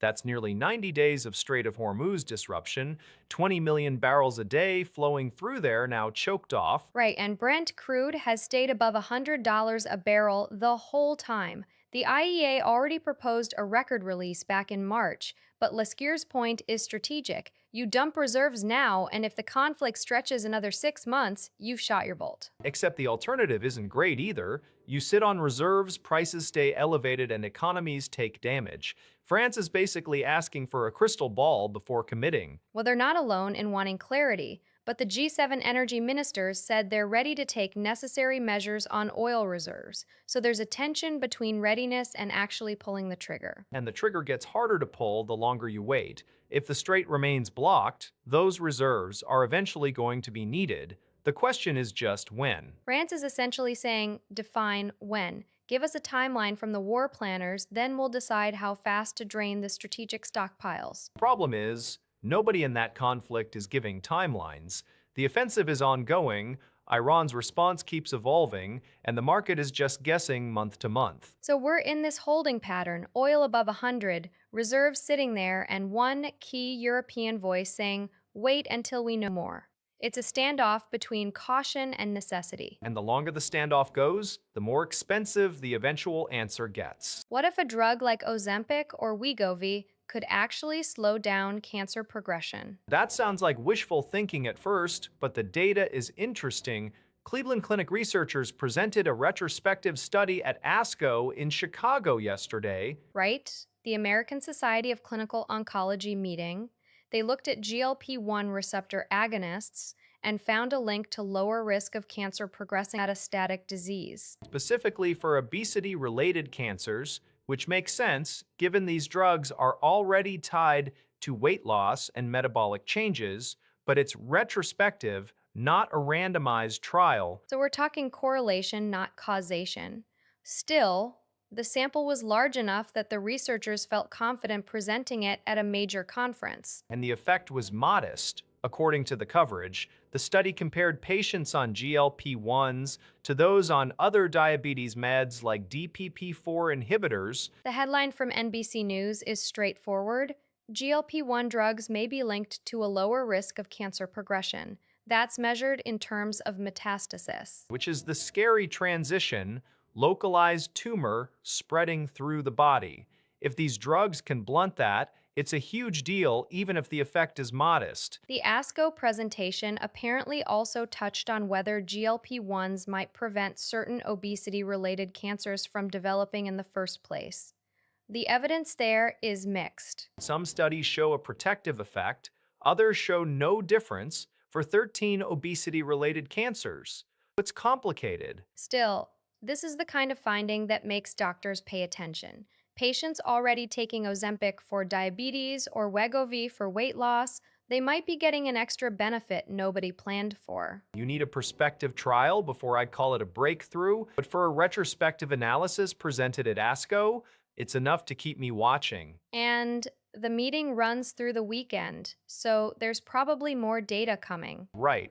So far, an interesting signal, not a cure, but maybe a new tool. Peel Hunt just bumped its price target on XP Power by nearly 30%, 1,900 pence from 14.80. That's a serious jump. And it comes even though the company posted a loss last year and revenue actually shrank. Right, 2025 full year loss of 82 pence per share, revenue down 7% to 230 million pounds. So this is a forward-looking bet. Peel Hunt is leaning into expected demand in semiconductors and healthcare. Semiconductor demand I get, power management components are everywhere in chips. But healthcare? Is that a new pivot for XP Power? Not new exactly, but analysts see it as a growing vertical. Berenberg actually raised its target even further to 2,120 pence back in April, so there's a cluster of optimism. Still, you've got a company that just lost money and the target is 1,900p. That's above the current consensus average of about 1,769p. Who's buying this story? Apparently, the directors are Charlotta Ginman and Jamie Pike both bought shares in March. Insider purchases when the stock is under pressure usually signal they see the bottom. Insider buying helps, but the real swing factor has to be that projected earnings growth, something like 81% annual average. That's a lot of future performance to discount today. It is, but Peel Hunt's upgrade at least gives the market a new anchor. If you think the semiconductor cycle recovery is coming, XP Power is one of the leveraged plays. Fair. I'm just not sure the revenue decline has fully turned yet. Let's see if the next quarterly data backs up the hype. That's the question. For now, the stock gets a fresh target and a vote of confidence from at least one house. Yeah. We'll watch. Arturo Vidal turns 39 today, 27 trophies. That's a career that touches 4 countries and 2 Copa Americas. 5 Serie A titles alone, 4 with Juventus, 1 with Inter. That's almost a decade of Italian dominance right there. And the Bundesliga three-peat with Bayern Munich. From 2016 through 2018, he was the engine in midfield for every single one of those teams. It's the 2022 Copa do Brasil with Flamengo that stands out to me, because by then he was already in his mid-30s. Most players are winding down. He's still adding silverware. He's back home now, captaining Colo Colo. won the Chilean league with them just last year, the 2024 Campeonato Nacional. That's 2 decades of winning, starting with Colo-Colo's Apertura and Clausura titles back in 2006. Wait, so his first Chilean league win was 2006 and his most recent was 2024? That's an 18-year span of domestic titles alone. Exactly. And then you layer on the two Copa America titles with Chile 2015 and 2016, the golden generation years. He was central to both. I always forget he picked up a La Liga with Barcelona in 2019. Not his most celebrated stop, but still a league winner wherever he went. That's the thing about Vidal. He was never the flashiest name on the team sheet, but he was the guy managers trusted to win the midfield battle. Juventus, Bayern, Barcelona, Inter, Flamengo, Chile, they all have a trophy that runs through him. 27, and he's still playing. Colo Colo fans probably hope there's at least one more in him. Well, happy 39th, Arturo. You've earned the cake. There's an image making the rounds from Northern Ireland yesterday. King Charles, ukulele in hand, strumming along with a folk group at an allotment. I saw the clip. He actually looked like he knew what he was doing. This was at Ard's Allotments in Newtownards, final day of a 3-day royal visit to Northern Ireland. He was handed the instrument by the Loffrey's Men's Shed Ukulele Ensemble. They'd been playing traditional folk songs and shanties. The king went along for more than a minute, just joining in. Reports say his style was reminiscent of George Formby, which is a very specific reference. I'm not sure Charles would be thrilled to be compared to the "when I'm cleaning windows" guy, but the crowd seemed to enjoy it. Meanwhile, Queen Camilla was having a very different kind of day. She stopped for an ice cream cone from a local seller in Conway Square. That's a pretty solid division of labor. One royal strumming, one royal eating ice cream. The visit also included meeting allotment holders, including people from NHS support groups and an organization called Decorum NI, which helps former security forces members. So there was actual substance around the novelty. The ukulele moment is what's going to dominate the headlines, though. It's just such a disarming image. The monarch, on the final day of a politically sensitive visit, sitting with a group of men playing folk tunes. And it worked. The coverage is almost entirely positive. Hard to criticize a king playing a tiny guitar. There's footage coming out of La Paz. Highways blockaded, government buildings surrounded. Bolivia is in its third week of protests now, and President Rodrigo Paz is facing calls to resign less than 6 months after taking office. 6 months. He took power in November 2025, so the political capital is effectively under siege. What's the scale of it? Washington Post and Bloomberg are both reporting that highway blockades have been strangling La Paz for weeks, food and fuel getting cut off. Violent clashes, looting in some areas. The government is reportedly planning a cabinet reshuffle to try and calm things. But a reshuffle doesn't address the core demand. These protesters want him out entirely, and they've been out there for 3 weeks. That's not a flash-in-the-pan demonstration. No, it's sustained. Al Jazeera and France 24 both have coverage of the clashes widening beyond the capital. What started as a fairly localized protest has spread. The irony is Paz campaigned on stability and continuity after Evo Morales' era. Now he's got a siege on his hands. How does he hold on if the blockades keep tightening? That's the open question. The Bloomberg piece notes the economic toll, supply chains choked, business pressure mounting, but a resignation is a massive concession for any head of state to make this early. Right, and there's no indication he's considering it. The reshuffle looks like an attempt to buy time, deflect blame onto ministers rather than admit the presidency itself is the problem. Meanwhile, the protesters keep showing up.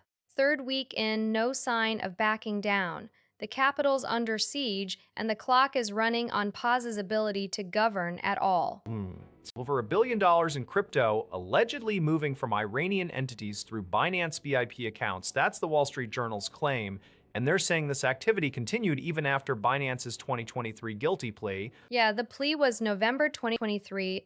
$4.3 billion penalty, a compliance monitor appointed, and the journal says internal investigators at Binance identified transfers between March 2024 and August 2025 linked to the Islamic Revolutionary Guard Corps. So after the company was supposed to be cleaning house, one account they highlight is held by a 79-year-old Chinese trader, and there's an intermediary called Blessed Trust based in Hong Kong. The DOJ is now investigating whether Iran used Binance to evade sanctions. It's unclear if Binance itself is a target of that probe, but the company is not waiting around. They filed a defamation lawsuit against Dow Jones. Binance's defense is they reported suspicious activity to law enforcement and denied directly transacting with sanctioned entities. But the journal's reporting paints a picture of systemic gaps in compliance that persisted for nearly 2 years after the plea. And remember, the 2023 settlement was already the largest corporate penalty in Treasury history at the time. If this investigation finds Binance knew or should have known about these VIP accounts facilitating Iranian military financing, That would be a much bigger problem than a lawsuit against Dow Jones. The question is whether the monitorship caught this or missed it entirely. the journal says internal investigators flagged it, but the question is why it wasn't stopped sooner. Anyway, the Treasury just detailed how Iran has been using cryptocurrency to bypass sanctions, and the numbers are staggering. We're talking billions. Billion with a B. A New York Times investigation traced $1.7 billion in crypto moving through Binance to accounts linked to Iran's security apparatus and the Islamic Revolutionary Guard Corps. And separately, in late April, the Treasury froze about $344 million worth of USDT Tether's stablecoin across 2 addresses. Treasury Secretary Scott Bessent said the goal was to cut off what he called financial lifelines to the regime. What's interesting is Tether actually assisted the US government in freezing those funds. That's a pretty direct example of a stablecoin issuer sanctions enforcement. Right, but the scale suggests this is just a fraction. The Treasury also sanctioned a network of Iranian front companies based in Hong Kong and the UAE that had coordinated over $100 million in crypto purchases, specifically tied to oil sales benefiting the IRGC Quds Force and Iran's Ministry of Defense. So the pattern is sell oil, get paid in crypto through middlemen, then use that crypto to fund proxy groups and weapons programs. It's a whole parallel financial architecture. And this is part of that broader maximum pressure campaign the US has been running against Tehran. The question is whether freezing hundreds of millions is enough when the pipeline seems to be moving billions. Well, and the Treasury announcement came in late April, so we're a month past it now. We haven't seen a follow-up on additional seizures. I wonder if the crypto networks adapt faster than the enforcement can keep up. There's a term now for what happens when you hand your thinking over to a chatbot: cognitive surrender. Researchers at the University of Pennsylvania coined it, and The Economist is running with a new round of research saying prolonged AI use really may make it harder to think critically and creatively. Cognitive surrender. That's an evocative phrase, and it tracks with what a lot of people are starting to feel. There was a 2026 study by Michael Gerlich at the SBS Swiss Business School, 666 people, and the heavier AI users showed measurably poorer critical thinking skills. Younger users reported 40 to 45% greater reliance on the tools. Yeah, and it's not just a correlation, there's a causality question.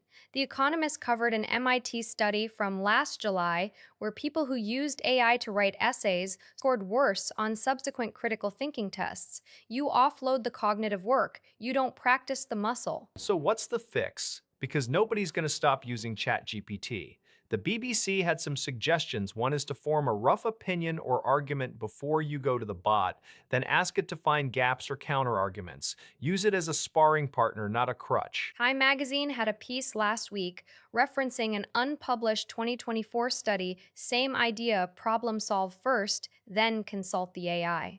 You learn from it instead of letting it replace your own thought process. So the rule is, think before you type. That's almost depressing advice for 2026. But the data is mounting. If you want to keep your brain fit, you have to do some of the heavy lifting yourself. Or at least fake it till you make it.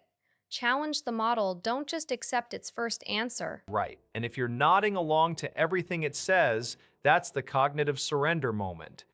The Italian activists from the intercepted Gaza flotilla are now giving really harrowing accounts of what happened after the Israeli Navy took them. Yeah, Republica has one activist, Dario Salvetti, saying he was locked in a small room with a knife to his throat and they pretended to hit him. Fingevano di colpirmi. That's the quote. And it's not just Salvetti. They detained 428 activists from 40 countries. That's a massive operation. The Italian contingent alone includes an M5S deputy, Dario Cartenuto, who says they were savagely beaten by brutes. Hartenuto described having his hands tied and shoes placed on his hands so he couldn't defend himself. Another activist, Tony LaPicurella, says they were locked in a freezing room without clothes, deprived of sleep. And then Israel's far-right national security minister, Itamar Ben showed up and called them terrorists. Ben Greer visiting detainees personally. That's a deliberate message. The whole interception happened in international waters on May 20th and 21st. The flotilla was called the Global Sumud Flotilla, trying to breach the blockade of Gaza. The Italian prosecutor's office is already moving. They've approved rocatory letters, which is basically formal judicial assistance requests. That suggests they're treating these accounts as potentially criminal. Right, but we're talking about claims made by activists against a foreign military. Proving what happened in that detention center at Ashdod is going to be a different matter entirely. True.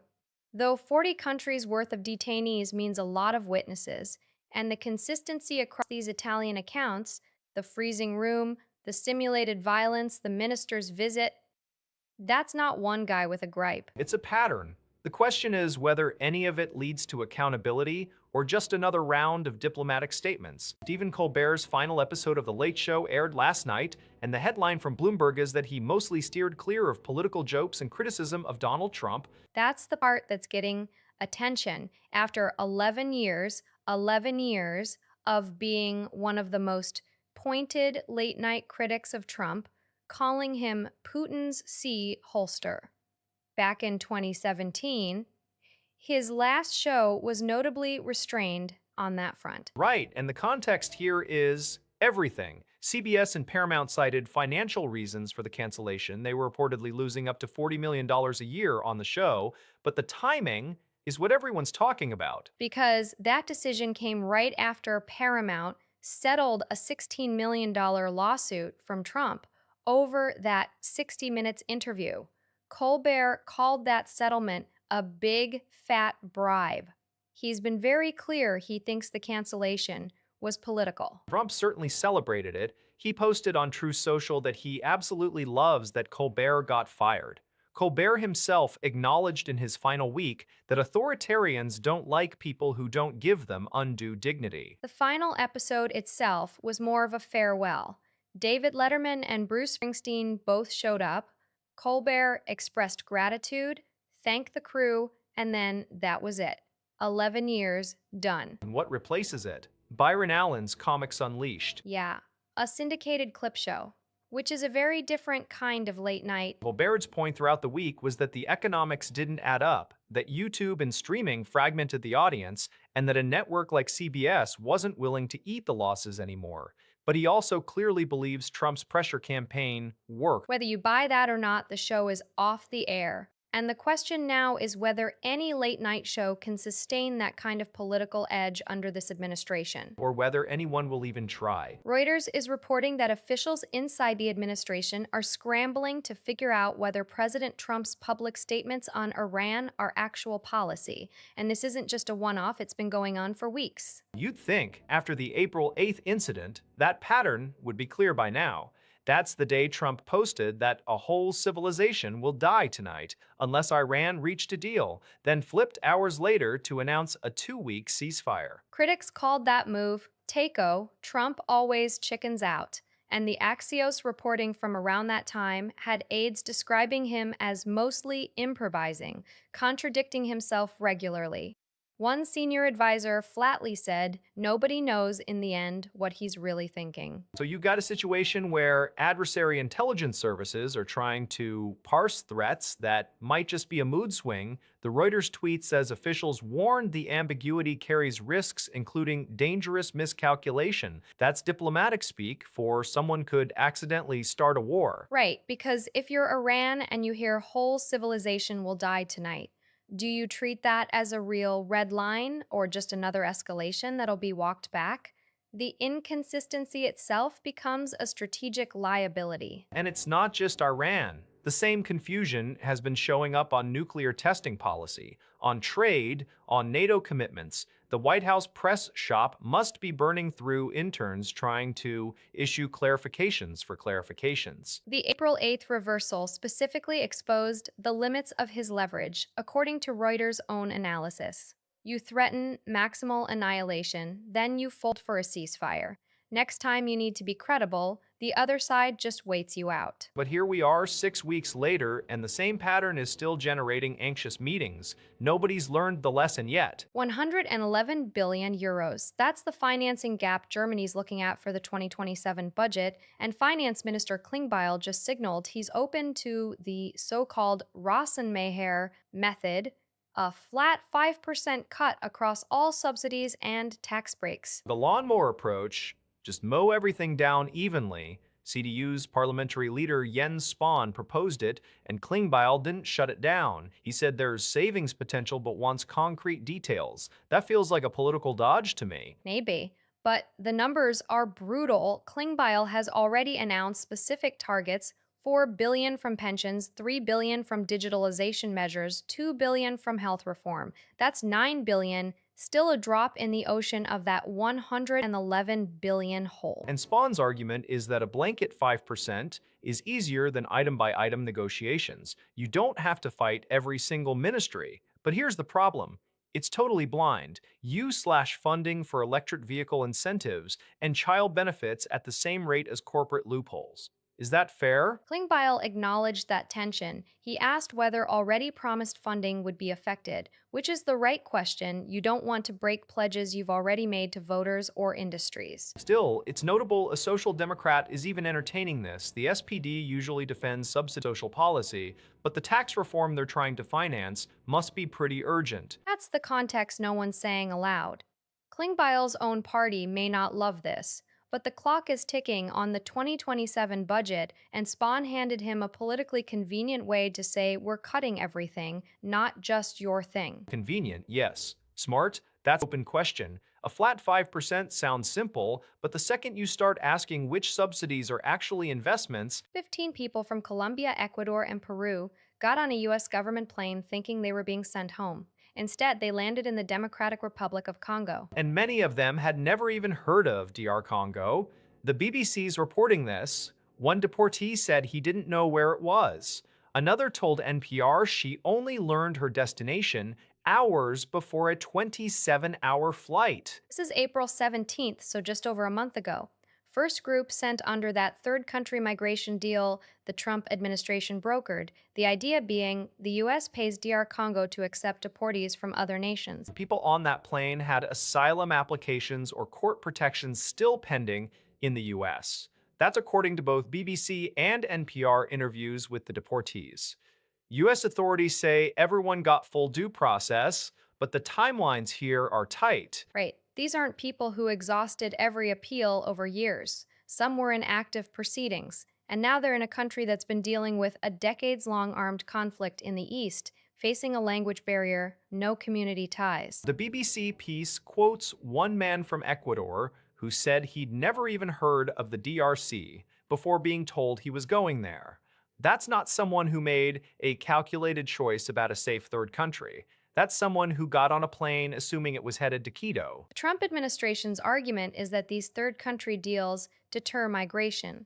But the human cost here is these people are in limbo in a country they didn't choose, where they don't speak the language, with no clear path forward. And the DRC accepted them as part of a diplomatic arrangement. So there's a geopolitical layer too. What does Congo get out of this, and what happens if the deportees can't integrate? The NPR reporting notes some are now trying to figure out how to apply for asylum in the DRC itself, which is its own kind of irony. Yeah, fleeing violence in Latin America, deported to a country with its own active conflict zones, that's not a solution, that's a shell game. The Commerce Department just announced letters of intent for $2.113 billion in CHIPS Act incentives to 9 quantum computing companies, and for the first time, the government is taking equity stakes. Minority, non-controlling stakes, according to the details. That's a pretty big shift from the straight grants model we've seen in semiconductor chips. Yeah, the administration is framing this as industrial policy to counter China's quantum advances.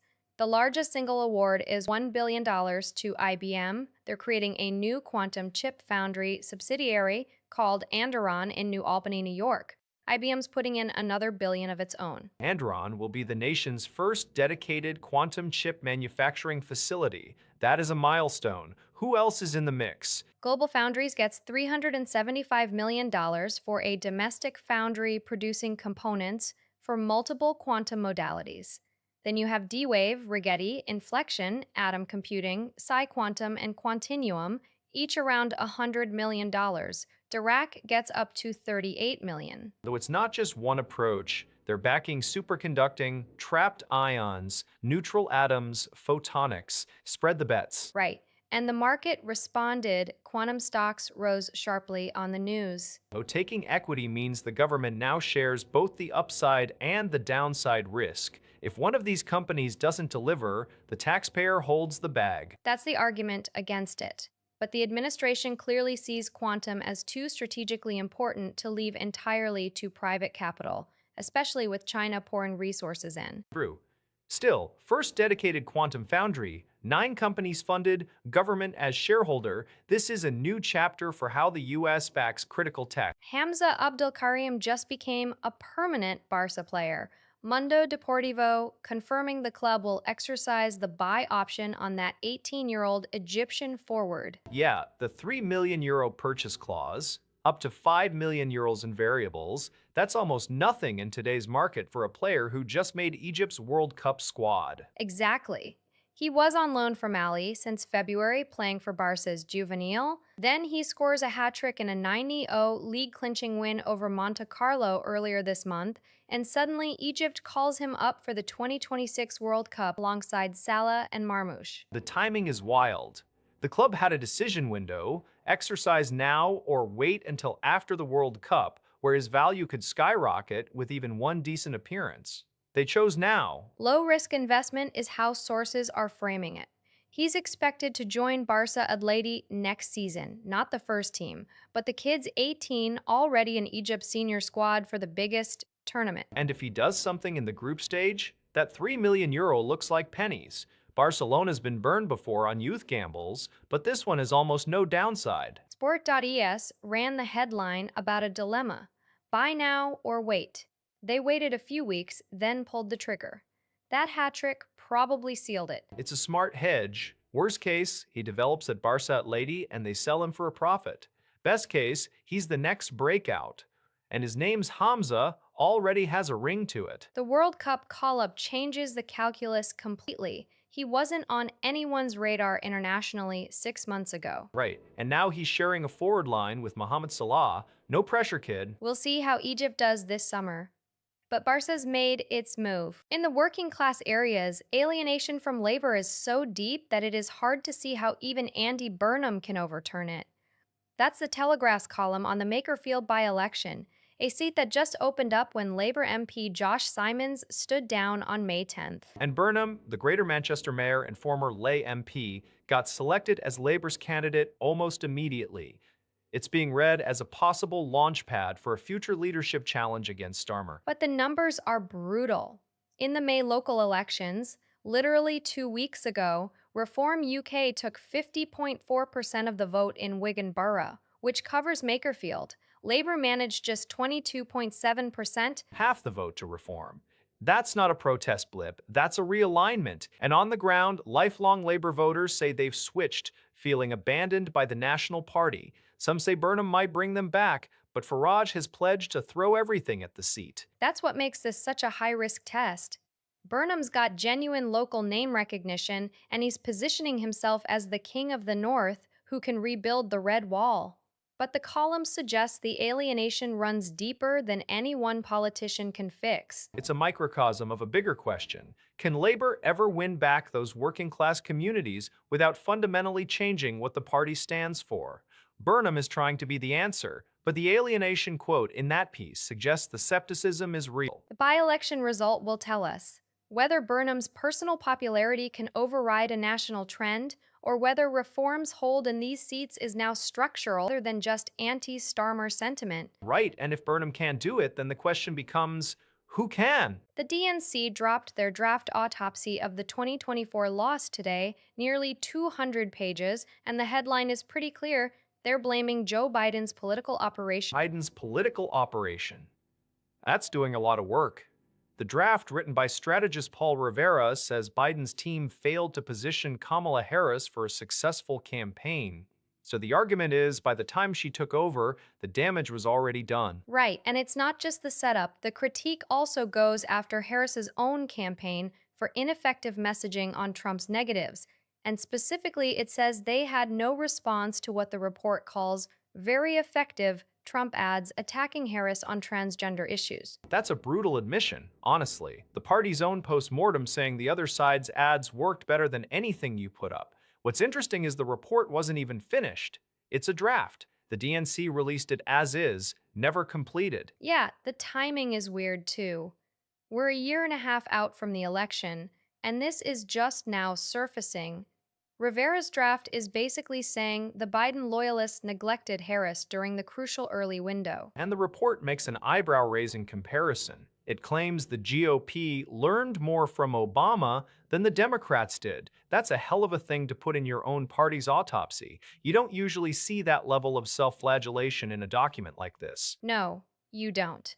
The question now is whether this draft gets adopted as official party doctrine or if it sits on a shelf. Ken Martin's the DNC chair. Does he push for a final version or let this be the last word? I think the fact that they released it at all tells you something. There's a faction that wants this fight out in the open. Whether the party actually acts on it, Yeah, whether they act on it. dollar index at 99.24 and 6 way, but oil's climbing too. Brent up 2% to $104.71. WTI almost $99. That's a weird combo. Only if you think a peace deal would crash energy prices. Markets seem to be pricing in drawn-out talks where the Strait of Hormuz stays mostly shut. Rubio said some good signs, but nothing that shifts the fundamentals. An Iran supreme leader just publicly directed that near weapons-grade uranium can't leave the country. That hardens their stance. So the dollar rally is actually coming from domestic strength. Jobless claims fell. Manufacturing hit a 4-year high. Right, that's the real support. Meanwhile, Japan's core inflation eased to a 4-year low. Yen slid past 159 per dollar. Bank of Japan is in a bind. So the composition matters. Dollar up because U.S. economy is hot, not because the Iran deal is close. Asian stocks followed along. MSCI Asia Pacific rose 0.3%. Nikkei jumped 2%. That suggests markets think the talks just drag on without breaking catastrophically. Energy disruption stays, inflation expectations stick, Fed stays hawkish. It's a fragile equilibrium. Fragile, exactly. If Rubio's some good signs evaporates, oil spikes hard, stocks sell off, dollar maybe even strengthens more on a flight to safety. For now, the market is choosing to believe the talks are still alive. The other signal is how tight oil already is with those prices despite the 3-month closure. If anything loosens, we could see a sharp reversal, but nothing in this data suggests that's imminent. Yeah, so watch the headlines out of the talks. That's the live wire. The Economist just published a series arguing that demographic shrinkage in rich countries isn't as scary as people make it out to be. Right. We've done the full pendulum swing. 5 years ago, everyone was terrified of 8 billion. The UN even pinned that milestone for November 2022. Now it's all the birth rate is collapsing. Exactly. And there's Elon Musk's famous line, population collapse due to low birth rates is a much bigger risk to civilization than global warming. The Economist is calling both extremes overblown. But the numbers are stark. South Korea hit 0.72 births per woman. France and South Korea are offering cash incentives up to $70,000 per baby. Which The Economist says probably won't work. They point out that 2064 could be the first year in centuries where global deaths exceed births if current trends hold. So we're talking about a world where economies have to adapt to fewer workers, less growth, maybe more fractious politics, And the magazine's core argument is don't panic on either side, adapt, don't catastrophize. which is sensible. But it's a hard sell when you've got governments throwing $70,000 at a baby and the birth rate still drops. That's the part that makes you wonder whether any policy can really reverse the trend. Yeah, or maybe the real story is we just keep inventing new things to panic about. The Ebola outbreak in the DRC just crossed into a new province, South Kivu. That's hundreds of kilometers from where it started in Ituri. And Uganda's response is immediate. They've suspended all flights to the DRC as of yesterday. That's a big escalation for a neighbor who's dealt with cross border spread before. Yeah, and here's the part that makes this one different from the last few outbreaks. It's the Bundibugyo strain. No licensed vaccine for that. The WHO declared a public health emergency of international concern 5 days ago on May 17th. Right, and the numbers are climbing fast. The DRC Health Ministry is reporting 670 suspected cases and 160 suspected deaths. Only 61 are confirmed so far, but that gap between suspected and confirmed tells you testing capacity is struggling. Meanwhile, in Ituri itself, demonstrators attacked a clinic in Ramampara, set fire to tents after a family disputed the cause of death of an Ebola victim. That's the kind of community mistrust that supercharges spread. This is the DRC's 17th Ebola outbreak since 1976. You'd think they'd have the playbook down, but each strain brings its own complications and each region has its own local dynamics. South Kivu is particularly worrying because it's more populated, more connected. If community resistance follows the virus there too, Uganda's flight ban might slow things, but land borders are porous. You can't exactly ground foot traffic. and without a bundled vaccine, we're back to containment basics, contact tracing, safe burials, clinic security, which given the attack in Ramampara, 16 years ago today, Samuel Eto'o became the first and only player to win 2 European trebles with 2 different clubs back-to-back seasons. that's still insane about. He wins the treble with Barcelona in 2009, La Liga, Copa del Rey, Champions League, then gets swapped for Zlatan Ibrahimovic and goes to Inter, where Jose Mourinho puts him in a wider role, and he just does it again. Serie A, Coppa Italia, Champions League. The Champions League final that sealed it was May 2020 TS-10. Inter beat Bayern Munich 2-0. So today is the exact anniversary. And the stat that always gets me, he's still the only player to pull off trebles in consecutive seasons with different clubs. Nobody's matched it in 16 years. The tweet from Eurofootball.com lays out his career numbers: 847 appearances, 420 goals, 122 assists, 18 trophies. But the treble-double is the crown jewel. It's not just the hardware, it's that he went from being the focal point at Barcelona under Guardiola to reinventing himself under Mourinho. That's a huge tactical shift, and he still delivered. 18 trophies across his whole career, but those 2 seasons back-to-back define a whole era of football. Yeah, and the fact that we're still talking about it 16 years later tells you everything. 96.83. That's where the rupee closed against the dollar on Wednesday, a fresh record low. And the Times of India is pointing out that it's not the depreciation itself that's new, it's the speed. The rupee has lost over 6% since the US-Iran war started back in February. Right, the conflict began February 28th. So in less than 3 months, you've got crude oil above $110 a barrel, a widening trade deficit, and foreign investors pulling out. What was the number? 2.65 lakh crore rupees so far this year. That's about $32 billion, give or take, and the forward market has already breached the psychologically important level of 100 rupees to the dollar. So traders are basically pricing in more pain ahead. The Reserve Bank of India has been burning through reserves to defend the currency. They're down 5.2% since the war began, now at $691 billion. Which sounds like a lot, but when you're losing reserves at this pace and the current account deficit is widening because of expensive oil imports, how long can that buffer last? That's the real question. The Times piece calls it the biggest risk to India's external sector resilience right now. Not the level of the rupee, the velocity of the fall. So the concern is less about hitting a specific number and more about whether the slide accelerates into something disorderly. Exactly. A slow drip you can manage. A sudden rush, that's when things get ugly for importers, for companies with dollar-denominated debt, for the whole balance of payments picture. And with no ceasefire in sight, La Repubblica has a pretty stark headline this morning. Netanyahu's criticism of Ben-Gvir is just for show. The truth is, he can't let him go. And the evidence is right there, isn't it? Ben-Gvir posted a video on May 20th, just 2 days ago, showing him mocking 430 activists from the global Sumud flotilla. These people were blindfolded, handcuffed, forced to the ground at the port of Ashdod. He taunted them. Welcome to Israel, here we are in charge. That's the National Security Minister of Israel on video humiliating detained activists. Foreign Minister Gideon Sa'ar didn't hold back. He called it enormous damage to our state. Netanyahu distanced himself, said the behavior was not in line with Israel's values. But here's the thing, he didn't fire Ben-Gvir. That's the whole story in one sentence. Public condemnation, zero action. And the analysts are pretty clear on why. Ben-Gvir's Otzma Yehudit party holds critical seats in Netanyahu's coalition. If Netanyahu fires him, he loses the majority. It's that simple. So you get this theater. Netanyahu issues a statement, looks statesmanlike, says the words everyone wants to hear.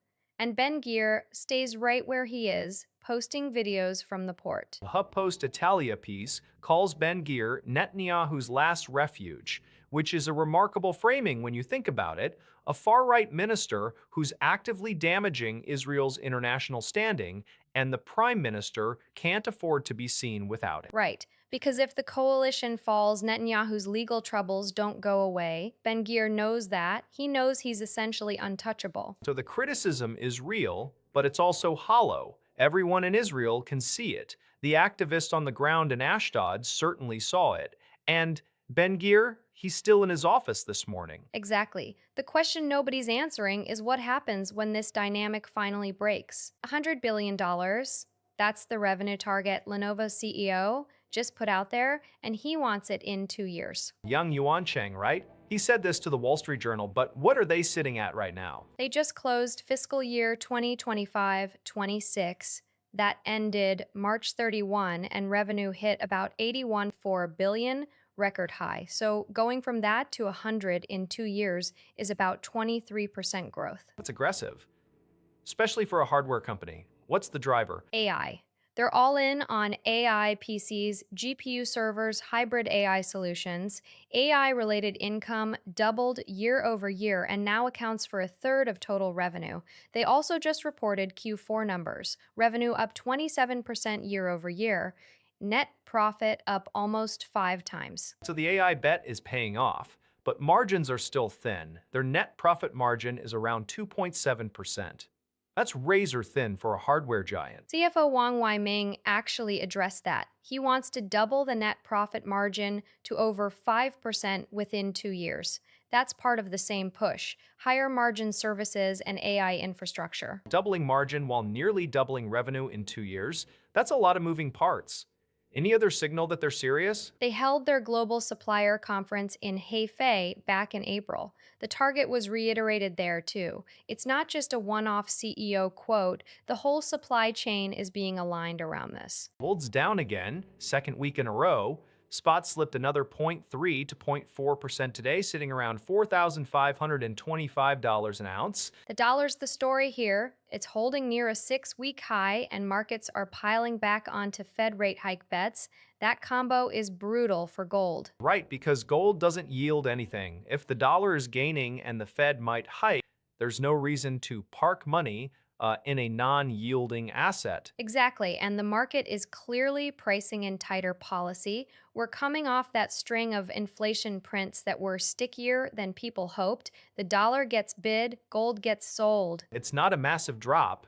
0.3% isn't a crash, but the trend is what's notable. Two consecutive weekly losses, that changes the narrative a bit. Yeah, for a few weeks there, people were talking about gold as the safe haven against everything tariff uncertainty, Middle East tensions, you name it. And it's still elevated historically.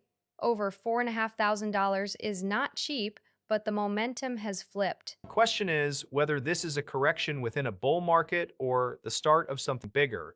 The brief says the dollar strength and rate hike expectations are the drivers. If the Fed actually delivers a hike next month, gold could test lower levels. And if they don't, because the economy softens, then gold bounces back. But for now, the data says the dollar is king and gold is giving ground. One thing I find interesting, the research mentions oil prices are also up. That usually feeds into rate hike fears because higher oil means higher inflation, which means the Fed stays hawkish. So it's a reinforcing loop. It is, and gold is caught in the middle. It's a crowded trade on the long side, so any shift in expectations causes a quick unwind. That's what we're seeing this week. Right. So watch the dollar index and the next Fed speak. If they stay hawkish, gold probably tests $4,500. That'd be a big psychological level. We'll see if it holds. The first heat wave of the summer is bearing down on Europe right now. Business Insider is reporting temperatures heading toward monthly records in the UK, France, and Spain. And this isn't just a warm spell. We're talking about a heat dome setting up over Western and Southwestern Europe. In Spain and Portugal, some forecasts are calling for the mid to upper 30s Celsius, with certain areas potentially touching 42 degrees. In the UK specifically, the Met Office is forecasting highs up to 33 degrees Celsius over the bank holiday weekend. That's Friday through Monday. The existing May temperature record is 32.8 degrees Celsius, set back in 1944. So we could be looking at an 82-year-old record fall. The UK Health Security Agency has already issued heat health alerts covering much of the Midlands and Southeast England, running from today through May 27th. That's a 5-day alert window for a system that hasn't even fully arrived yet. And Germany could approach 40 degrees Celsius. Meanwhile, France is looking at low to mid 30s. This follows Europe's hottest March on record, according to the EU's Copernicus Climate Monitor. Right, so we had the hottest March ever recorded, and now the first major heat dome of the summer in late May. That's a pretty stark pattern. It's the speed of the transition that's striking. Spring barely had time to settle in before summer temperatures arrived. For a lot of people in the UK, 33 degrees in May is going to feel brutal, especially without the infrastructure that Southern Europe has for dealing with heat. Yeah, air conditioning penetration in the UK is still very low compared to Spain or Portugal, so these health alerts aren't just bureaucratic paperwork. They're warnings that hospitals could see a real surge in admissions. The question is whether this heat dome breaks up quickly or whether it settles in for the long haul. 9 years ago today, Manchester United's posted their annual tribute for the arena bombing victims. 22 people, all remembered. Hard to believe it's been that long since Salman Abedi detonated that device as people were leaving the Ariana Grande concert. Still the deadliest UK terror attack since the 2005 London bombings. The club uses the worker bee emoji in that tweet. It's become the city's resilience symbol. United have actually worn the bee on their shirts around this date and previous years. The permanent memorial, the Glade of Light, opened near the cathedral in 2022. It's got the names of all 22 victims carved into white stone. Manchester Victoria Station holds a silence every year, too. 22 innocent lives, children, parents, people just there for a night out.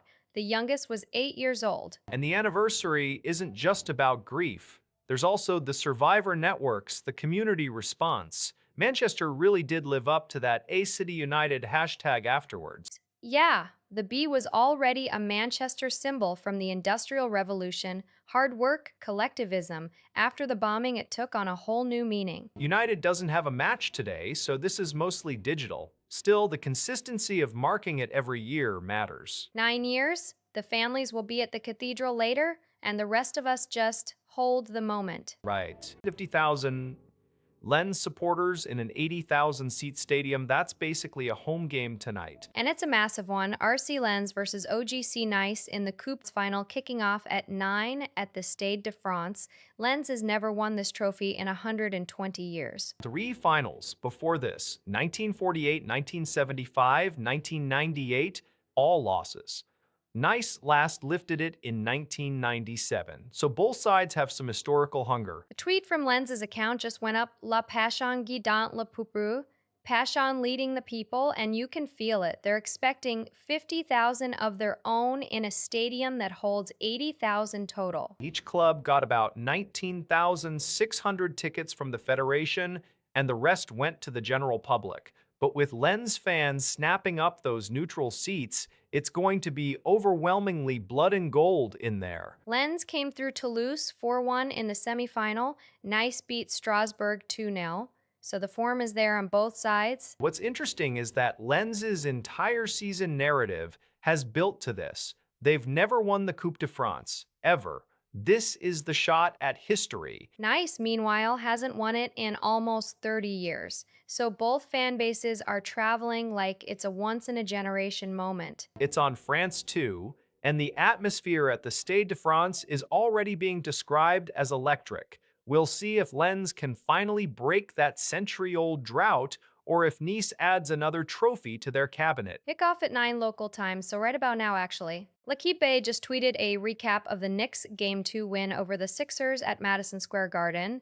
They're saying 109-93, an 18-0 run in the third quarter, 9 straight wins. I looked at the actual box score from May 7.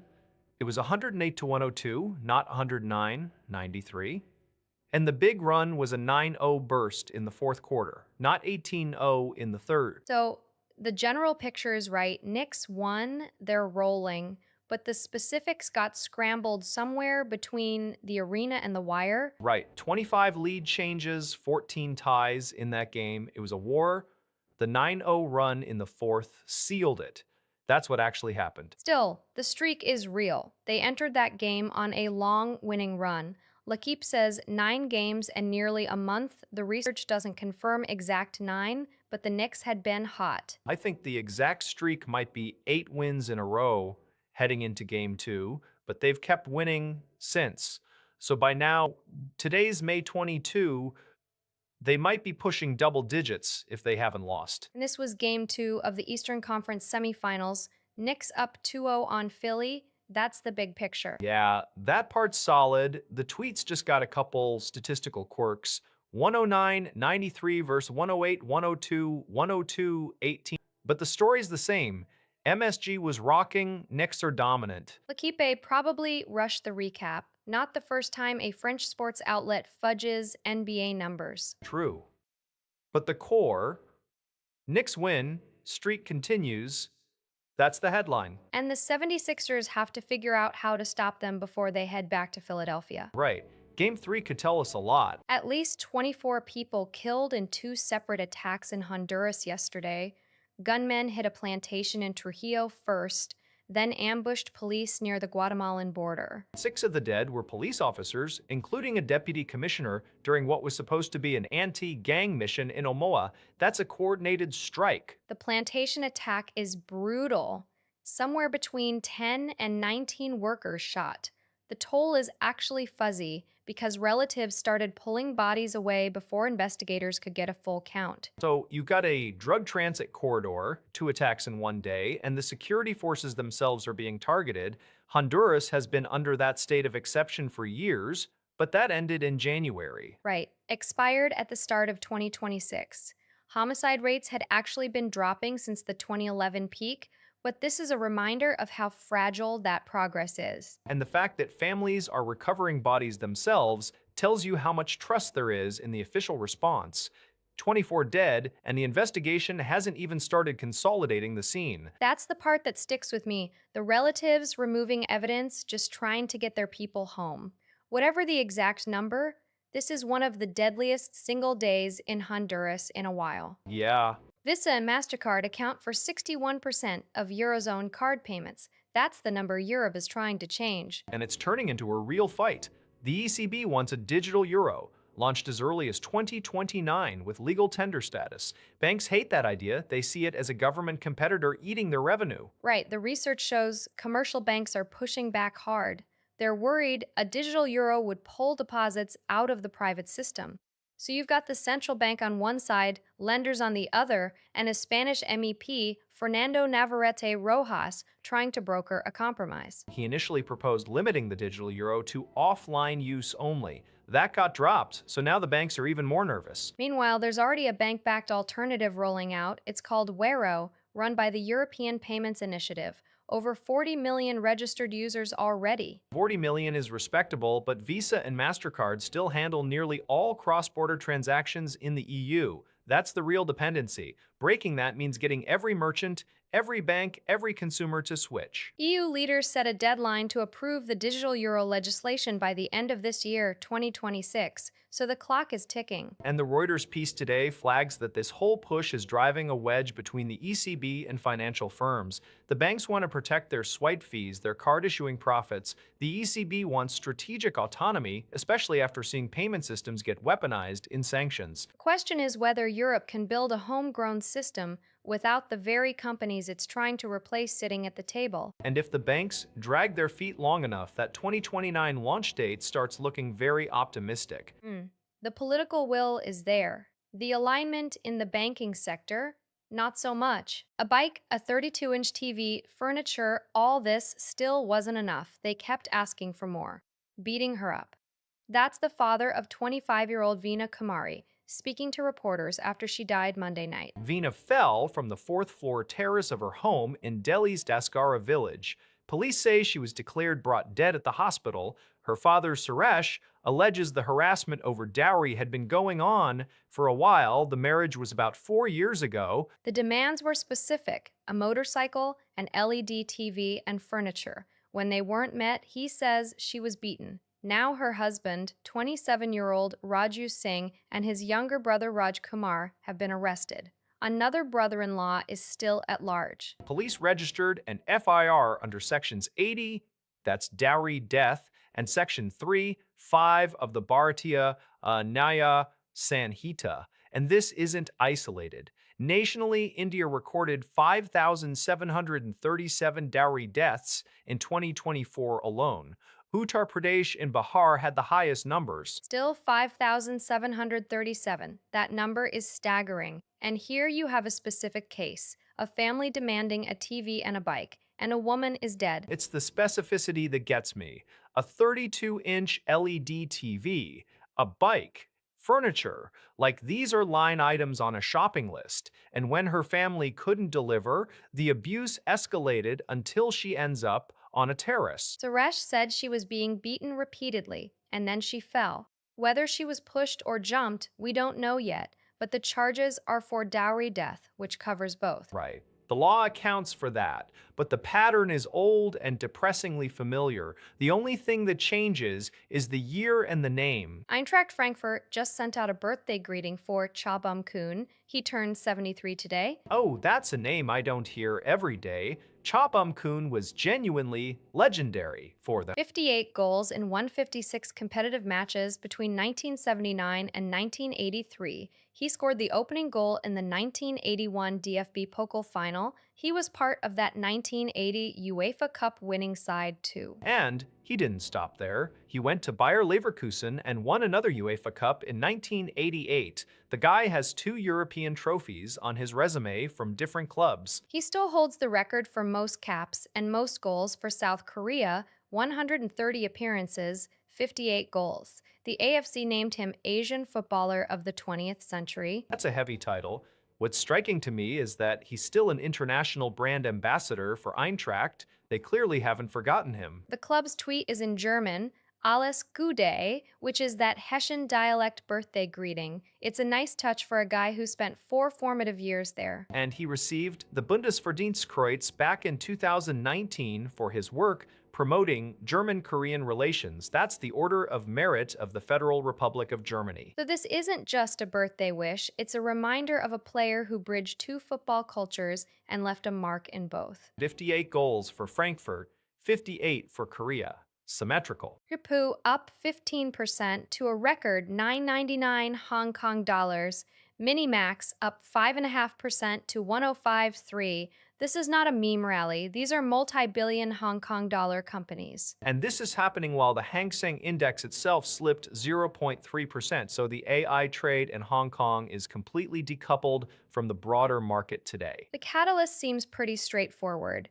Jipu just dropped GLM 5.1, their most advanced model yet, and they announced their second price hike of the year. That's a company that feels confident enough to charge more. Minimax is playing a different angle. They're expanding into the AI agent space. And the timing is interesting because Anthropic just discontinued Claude's support for third-party tools. So Minimax sees an opening and they're taking it. And the public market numbers are just absurd. Jipu has gained about 650% since its debut earlier this year.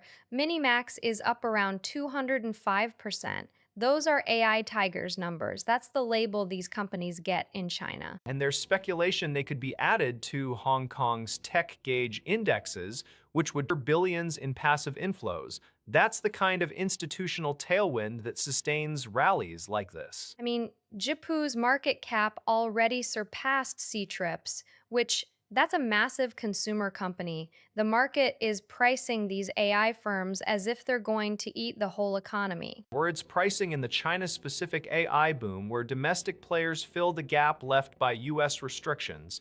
Either way, the momentum is staggering. Right, and today's moves just extended that. Over 200,000 employees surveyed across 25 industry sectors. That's the scale of the Sunday Times Best Places to Work list, and Brighton and Hove Albion just made the cut. It's a little unusual, right? A football club getting a workplace award instead of, say, player performance. The tweet says they're proud to have been honored. The list is in its fourth year in partnership with WorkL. Right. And it's not just about size. The 2025 edition had 115 big employers and 26 very big, including names like CGI, ITUK, and David Lloyd. Brighton fits into that broad range. What's interesting is they've got special categories: well-being, LGBTQIA+ staff, ethnic minorities, so it's about culture, not just results on the pitch. Makes sense for a club. They employ a lot more than just players: stadium staff, academy coaches, admin, back office. The survey goes to all employees. Brighton's obviously been putting work into that internal environment. And they're not alone in sports, but it's still notable. It's one thing to be a fan favorite, another to have your own staff say it's a great place to be. Entries for the 2027 list close in March next year, so this is current validation. I wonder how many clubs have applied in past years. The Times doesn't break it down by sector, but a Premier League club with modern facilities probably scores well on engagement. They don't say which specific ranking within the list Brighton holds, just that they're included. But being named at all after a survey of 200,000 people carries weight, different kind of trophy. A trophy your employees give you, that might be the one that lasts longest. 1 million Black creators, that's the number Usher says he wants to build a network around, and he's got a pretty concrete plan. That's from the Forbes interview, right? I saw the headline. What's the actual timeline on this? 500 innovation hubs across the US by 2050. He calls it building a kingdom rather than chasing a title. But he's not just talking, there's already a physical space open. The Detroit one, yeah. That's the $1 million facility with Big Sean. Exactly. The Detroit Entertainment Innovation Incubator, it's inside the new Michigan Central Boys and Girls Club. 15,000 square feet, they call it the Spark Lab, serves kids 14 to 24 with a virtual production studio, special effects lab, creators lounge. And both Usher and Big Sean are Boys and Girls Club alumni. That's not just a celebrity endorsement, they actually came through that system. Right. The incubator launched late 2024, early 2026. It's already operating.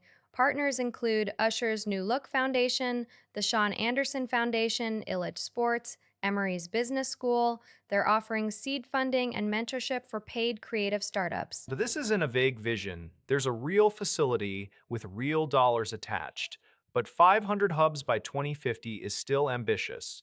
You need sustained funding, local partnerships, talent pipelines that actually work. That's why the Detroit model matters. If they prove the concept there, it's a blueprint.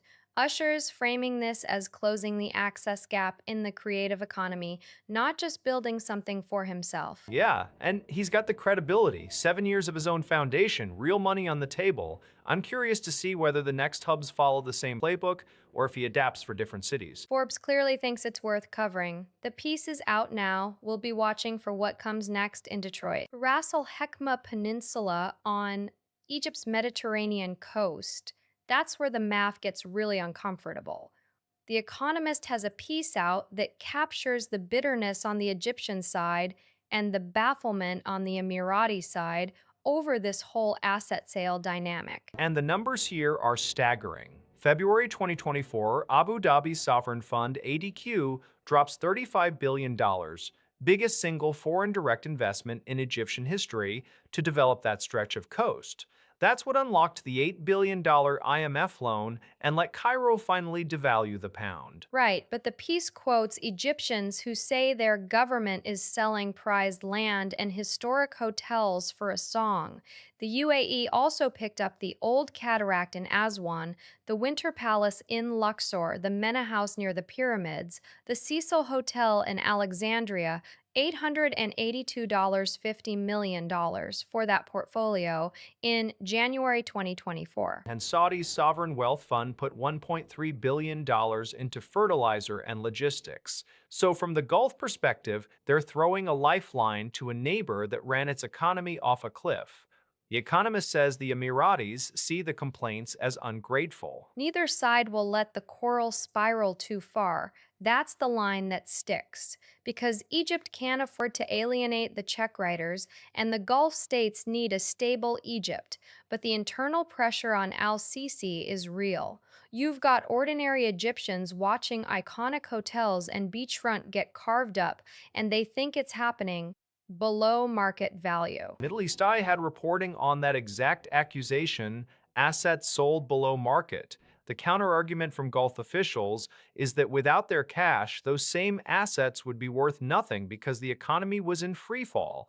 It's a classic distressed asset sale dynamic, just at the scale of a nation. And the currency devaluation that followed the IMF deal made everything even more painful for regular Egyptians. So you have this layer cake of resentment, the state selling the family silver, the buyers feeling charitable, and nobody really saying what they think out loud. The Economist framing is basically this partnership is mutually inconvenient, but also unavoidable, which is probably the most honest thing you can say about it. Richest 0.1% in Europe take home about 4.5% all pre-tax income, but that average hides huge variation. I saw the Euronews piece. The range is wild, from 1.6% in the Netherlands all the way up to 10.2% in Georgia. That's Georgia, the country, not the state.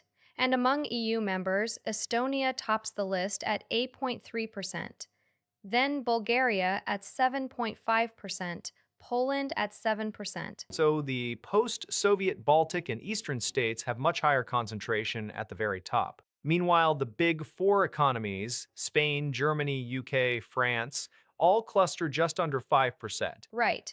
Spain at 5%, the other three at 4.9% each. They're basically on the European average. What struck me is that this share has barely budged since 2010. The latest data point is 2024 at 4.54%, essentially flat for 14 years. That stability is almost more interesting than the cross-country spread. You'd think globalization or tech booms would have shifted it, but the top 0.1% slice in Europe just doesn't seem to be growing. Unless you're in Estonia or Georgia, the World Inequality Database crunched the numbers across 35 European countries, and the drivers are structural, tax systems, wealth inheritance patterns, how capital income is reported. So it's not just one story. The Netherlands managed to keep its ultra-rich share below 2%, while in Georgia it's 10 times that. Same continent. Makes you wonder what policy levers actually work here, because the flat average suggests no single approach is dominating the trend. Or that the trend is baked into the structure of European capitalism at this point. Either way, it's not changing fast. Michael Jordan's got a NASCAR team that's absolutely dominating. 5 wins in the first 10 Cup Series races this season, including the Daytona 500. And the guy couldn't get the Charlotte Hornets out of the first round for over a decade. The contrast is wild. L'Equipe is running that exact comparison. Co owner of 23XI Racing, and it's not just on track success. They won the antitrust lawsuit against NASCAR, too. A federal judge granted a preliminary injunction back in December 2024, and by December 2025, NASCAR had capitulated, granted permanent charters to 23XUs and Front Row Motorsports. Right, because they were the only two teams that refused to sign the new charter agreement in September 2024. 13 others signed under pressure. Jordan called NASCAR and the France family monopolistic bullies in the lawsuit. And he was right. The settlement fundamentally changed the sport's economic model. Meanwhile, on track, Tyler Reddick is leading the championship. 23XIs has 5 wins through 10 races. Compare that to the Hornets. Jordan bought the team in 2010, made the playoffs twice, never won a single series, 0 playoff wins in 13 years. He sold his stake in 2023. Two very different ownership outcomes. The track success seems to come from a sharper focus, co owner role, not majority owner, with Denny Hamlin involved. Less pressure, maybe. Or maybe NASCAR just suits his competitive instinct better than NBA front office politics. The man hates losing more than he likes winning. 5 wins in 10 races says he's doing plenty of both. 76.34%. That's the on time arrival rate for the 10 biggest U.S. airlines last year, worst since 2014. And that's not just a bad quarter, that's the full year 2025 number. Nearly 1 in 4 flights, 1.66 million of them, was delayed, canceled, or diverted. CBS reported the USPIRG Plain Truth 2026 study dropped yesterday. Over 118,000 flights canceled outright, and 1 in 12 flights arrived at least an hour late. That's brutal if you're trying to make a connection. The report also flags tarmac delays exceeding 3 hours, which means people stuck on the plane, not just at the gate, and the timing is rough. We're heading into summer travel season right now. Fuel costs and weather get blamed, but that's every year. Something structural seems off when the industry collectively can't get 3/4 of flights to the gate on time. The DOT data does show February 2025 was particularly bad, but the whole year trended down. Airlines are blaming air traffic control staffing, weather patterns, and their own scheduling being too tight. But you look at that 76% and think, passengers are paying more and getting less reliability. Yeah, 1 in 12 flights being at least, that's not an edge case anymore. That's a routine risk. If you're traveling this summer, you basically have to assume at least one major hiccup per trip. And the report is called Plain Truth 2026. It's literally the truth about planes. Not flattering. Right, and the question is whether airlines or regulators actually respond to the report or just wait for next summer to be the same story again. So the CDU's youth wing is openly warning its own party. These planned cuts to Elterngeld are putting the CDU's reputation as a family party at risk. That's a pretty sharp internal jab, and the timing is brutal. Germany's birth rate hit a post-war low in 2025, and Elterngeld recipients have already fallen 13.9% since 2021, down to 1.61 million in 2024. Right. The pressure comes from Finance Minister Klingbeil, who set a May 20 deadline for ministries to propose savings, including 500 million euros from the Family Ministry, which is run by CDU Minister Karin Prien. And Elterngeld is the biggest line item there, about 7.5 billion euros annually. So Prien is expected to cut it, likely by lowering the income cap further. It's already been reduced to 175,000 euros under her predecessor, or shortening the benefit period. Family associations and the SPD are piling on, but the internal CDU criticism is what's striking. Anne Coing, a CDU family politician, has proposed cutting project funding instead of the allowance itself. The Sozialverband Deutschland also pointed out something pretty damning. The allowance has never been adjusted for inflation since it was introduced in 2007, so it's already worth less in real terms than it was nearly 2 decades ago. And now you're cutting it further while birth rates are at a historic low. The youth wing isn't wrong to say the CDU is gambling with its brand. It's a tough spot for Priyan. She's stuck between a finance minister demanding savings and her own party's base saying don't touch family benefits. Something's got to give. 29.8. That's the German GovK consumer confidence reading for June, and it actually came in above expectations. Wait, above expectations? After months of sliding? I thought the Iran situation was still weighing heavily on sentiment. It is, but this survey, conducted April 30 through May 11, shows a real bounce. The consensus estimate was 34, actual 29.8, and income expectations shot up from 24.4 to 13.0 So people are feeling better about their paychecks, but willingness to buy, that's still weak, right? Yeah, 13.2 on the buy index, and the propensity to save only eased slightly to 13 mine. So consumers are more optimistic about their own finances, but not actually spending yet. Rolf Burkel at NIM said the downward trend has ended, at least for the moment. For the moment being the key phrase, the previous month was revised to 33.1, lowest since February 2023. So we're coming off a very low base. Exactly. And the context, rising energy prices, Iran-related inflation, those pressures haven't gone away. This is more of a stabilization than a recovery. Still, beating consensus by over 4 points, that's a surprise for markets. Did we see a euro reaction? A modest tick up. But one data point doesn't make a trend. The question is whether income expectations keep improving or if that was a one-month blip driven by spring optimism. And whether the willingness to buy ever catches up. If people feel richer but still won't spend, retailers don't get much relief. Right, Burkel's, at least for the moment, is doing a lot of work there. Germany's champion weapons maker has a record order book, but Bloomberg Opinion is asking a tough question. Can Rheinmetall turn that backlog into actual cash? And the numbers justify the skepticism.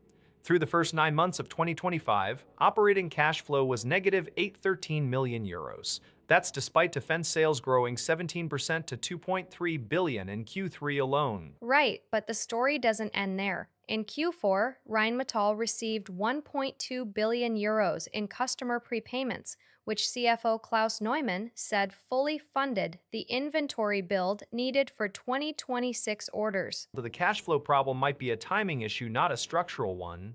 The question is whether that pattern holds. CEO Armin Paperger certainly thinks so. He's expecting large contracts like the 12.5 billion euro Arminius program to bring advance payments of 20 to 30%, injecting billions in cash. And they're restructuring to make that work. In March 2026, Rheinmetall forecasts sales up to 14.5 billion euros this year. That's a 45% jump from 2025's 9 billion. They also announced they're selling off their commercial auto assets to focus entirely on defense. That's a big strategic shift. A company that used to make car parts is now all in on ammunition and armored vehicles. Europe's defense spending ramp is real, and Rheinmetall is positioned as the primary beneficiary. But the Bloomberg piece is right to flag execution risk. A 63.8 billion euro backlog is meaningless if you can't turn it into revenue. Happerger seems confident they've solved the cash conversion problem with those prepayment structures. Still, we'll see if Q1 2026 earnings back that up. That's the real test. Orders are one thing, delivering and getting paid is another. Thomas Tuchel has pulled the trigger on Cole Palmer. The Chelsea midfielder is out of England's 26-man World Cup squad. That's brutal. Palmer scored in the Euro 2024 final a couple of years ago. He was the penalty specialist coming off the bench. 9 goals in 25 Premier League appearances this season. Not terrible numbers. Not terrible, but Tuchel clearly saw the form and fitness issues. Palmer's been nursing something. The brief says his season was patchy, and Tuchel's got an embarrassment of options in that attacking midfield role. Jude Bellingham, Morgan Rogers, Eberechi Eze. You can't take everyone. He's not alone, though. Phil Foden's also left out. And Harry Maguire. Maguire went public, actually. Said he was shocked and gutted on social media. He's 33. This was probably his last shot at a major tournament. Tuchel instead goes with Mark Guahi, Ezri Konsa, Trevoh Chalobah at center half. So the favoritism charge is off the table. He's dropping big names from his own league, too. Foden's at Manchester City, Palmer's at Chelsea, Maguire at United, Tuchel's being ruthless. Yeah, I think that's the story here. He's not sentimental. Palmer was a key figure at the Euros, but that was Gareth Southgate's team. Tuchel is building his own. The tournament's in North America this summer, and he wants players who fit his system right now. I'd still bet Palmer makes future squads. He's only 24. But missing a World Cup, that stings, especially after scoring in a final. And Foden's omission may be even bigger. He's been one of the Premier League's best for years. Tuchel just has a clear idea of his tens, and Palmer and Foden didn't make the cut. Right. 70% of Cuba's economy, that's what Gesa controls, which is why this arrest in Miami actually matters. Right, the sister of the Gayesa chief, Addis Lastres Morera, picked up by ICE yesterday after Marco Rubio personally revoked her permanent residency. She'd been living in Florida since early 2023, managing real estate while her sister runs the military conglomerate back in Havana. And not just any conglomerate. GESA is the business arm of the Cuban military. The State Department says it oversees something like $20 billion in illicit assets. That's the network the administration is trying to choke off. Rubio didn't mince words, said she was aiding the communist regime while enjoying U.S. residency. ICE's statement said her presence undermines U.S. foreign policy interests. That's pretty direct language for a civil immigration action. The timeline matters too. On May 7, the U.S. sanctioned GESA directly and named Ania Garamina Lastres Morera the sister who runs it. 2 weeks later, this arrest. It's almost surgical. Makes you wonder about the intelligence pipeline. They knew when Addis arrived January 13, 2023, and they'd clearly been watching. The revocation and arrest came within days of each other. You can't separate the family wealth from the regime's survival. GESA controls hotels, ports, defense plants. It's the engine of the Cuban military's financial empire. Hitting the sister in Miami sends a message that no one gets a safe harbor. It does, but it also stirs up questions about dual nationals, due process, and how far the U.S. can reach. She had legal permanent status. Now it's gone overnight. The White House is betting the deterrent effect outweighs the legal pushback. We'll see how that holds up. 31.4% unemployment. That's the backdrop for these anti-immigration marches in South Africa that Sky News is covering today. Right, the March and March movement. Thousands in Johannesburg and Pretoria accusing undocumented migrants of taking jobs and straining healthcare and housing. The movement was founded just over a year ago by Jacinta Ngobese Zuma, and they've already given the Gauteng Premier Panyaza Lesufi a ultimatum. That clock is ticking. Sky's Yusra El-Bagir is asking the opposition party leader what he makes of it. I mean, the grievances are real. 31% unemployment. People feel squeezed. Sure, but the demands are pretty stark. Stricter immigration enforcement, mass deportations, a review of asylum policies. That's a heavy lift for any government, especially one that's already under pressure. And the movement is framing it as illegal immigrants specifically, not all foreign nationals. They say it's about undocumented people. Which is a distinction that often gets blurred on the ground. The protests made it to the Gauteng legislature building. That's a direct political challenge. So what happens when Lesufi's 7 days are up? The story is still developing, but the opposition leader's reaction could tell us a lot about where this goes politically. Or it could be more posturing.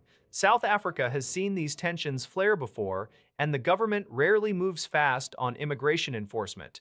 The question is whether March and March has the staying power to force real change. Breakthroughs are born out of unusual circumstances.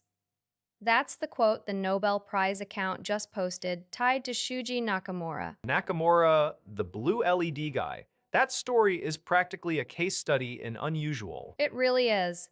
He was a solo researcher at a small company, Nichia Chemical, in Japan, working on gallium nitride, which basically everyone else had written off as impossible for LEDs. Right, and the reason he even went after GON in 1989 was to publish enough papers to get his PhD, not because the company was pushing it. Exactly. He spent a year and a half modifying a commercially available MOCVD reactor to grow high-quality GON crystals. Just him, alone, tinkering with hardware most researchers wouldn't touch. Then in 1992, he hits on something, a simple thermal annealing method to create p-type GON. That was the missing piece. And by November 29th, 1993, Nietzsche announced the world's first bright blue LED. It was 100 times brighter than anything that existed before. That's the light that eventually enables white LEDs, which means all of modern energy-efficient lighting traces back to one guy in a lab with a homemade reactor. He shared the 2014 Nobel in Physics with Akasaki and Amano for it. But reading Nakamura's biography, the unusual circumstances part really lands. He wasn't at a top university or a giant R&D lab. He was at a chemical company, chasing a P requirement, using equipment he had to rebuild himself. And the quote is from him, right? Breakthroughs are born out of unusual circumstances. That's not a platitude for Nakamura, it's his actual career path. It really is. The patent battles afterward, the solo slog, it's the kind of story that makes you rethink how we talk about innovation. Usually we celebrate the big team, the coordinated effort. Here it's one guy, a stubborn hunch, and a modified reactor. That's pretty unusual. So that Gaza flotilla story, the activists are now in Istanbul, all 422 of them deported by Israel as of yesterday. That's the first group, yeah. The flotilla set sail from Turkey on May 14, with about 50 vessels, 430 activists from over 40 countries. Israeli naval commandos intercepted them in international waters west of Cyprus on Monday. And the backlash? It's not just the interception, it's the treatment video. Far-right National Security Minister Itamar Ben-Gvir posted footage of himself taunting handcuffed, kneeling activists. That's what really blew up. France, Canada, the UK all summoned Israeli envoys. Global outcry. Israel's foreign ministry called it a PR stunt at the service of Hamas. But you've got 422 people sitting in Istanbul now saying they were trying to bring aid to Gaza. That's a pretty concrete PR outcome, regardless of what Israel calls it. The activists were deported by Thursday, all foreign ones. The flotilla organizers call it a success. They say it put a spotlight on the blockade, got international attention. And Ben-Gvir's video certainly did that. Hard to unsee a minister gloating over shackled activists. Canada's envoy meeting was particularly sharp, I think. Right. The question is whether this changes anything on the ground in Gaza. The flotilla didn't deliver aid, it was stopped before it got near, but the diplomatic fallout is real, and the images are out there. Yeah, the images are the thing. That's what sticks. The numbers fade, the video stays. £24.3 billion, that's where UK public sector net borrowing landed for April. The OBR had forecast $20.9 billion. And that's more than double the revised March number of $11.5 billion. The Office for National Statistics says it's the highest April borrowing since monthly records started in 1993. The OBR's commentary points to higher than expected departmental spending on goods and services, plus net social benefits. Lower central government receipts also played a role. So it's not just one-off, it's structural pressure on both sides of the ledger. Spending up, revenue down. And the full picture for the financial year ending March 2026 is provisional borrowing of £151.5 billion. Which is up from $148.3 billion the previous year. That's about a 2% increase. Right, but the monthly swing is what grabs attention. April alone overshot the OBR's forecast by over $3 billion, and the central government net cash requirement actually fell to $15.5 billion from a revised $29 billion in March. That NCR drop suggests some timing effects. Cash flows can be lumpy month to month, but the borrowing trend is clearly heading the wrong direction relative to forecasts. The ONS will revise anyway, but for now, the headline is that April was the worst borrowing month on record for that month, and the government's fiscal headroom looks thinner by the day. The question is whether the OBR adjusts its full-year forecast when it updates in the summer.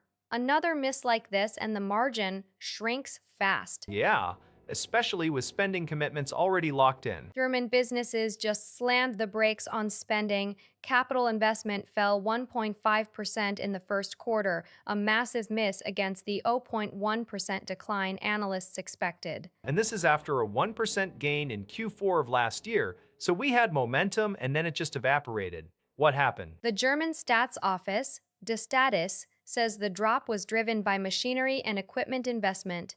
That category fell 2.2% year on year in Q2 2025 and apparently stayed weak into this year. So companies are just sitting on their hands. Meanwhile, the broader economy did grow. GDP was up 0.3% in Q1, boosted by household and government spending and exports, but the business sector is clearly cautious. Right, the headline GDP number looks okay, but the composition is worrying. You don't want growth propped up entirely by state spending and consumers while companies refuse to invest. That's not sustainable. Exactly. The data suggests German firms are holding back amid economic uncertainty, and this isn't some niche metric. Gross fixed capital formation is the core measure of investment in machinery, construction, and other assets. It's the engine for future productivity. So the question is whether this is a one-quarter blip or the start of a deeper reluctance to commit capital. The forecast was already for a slight decline,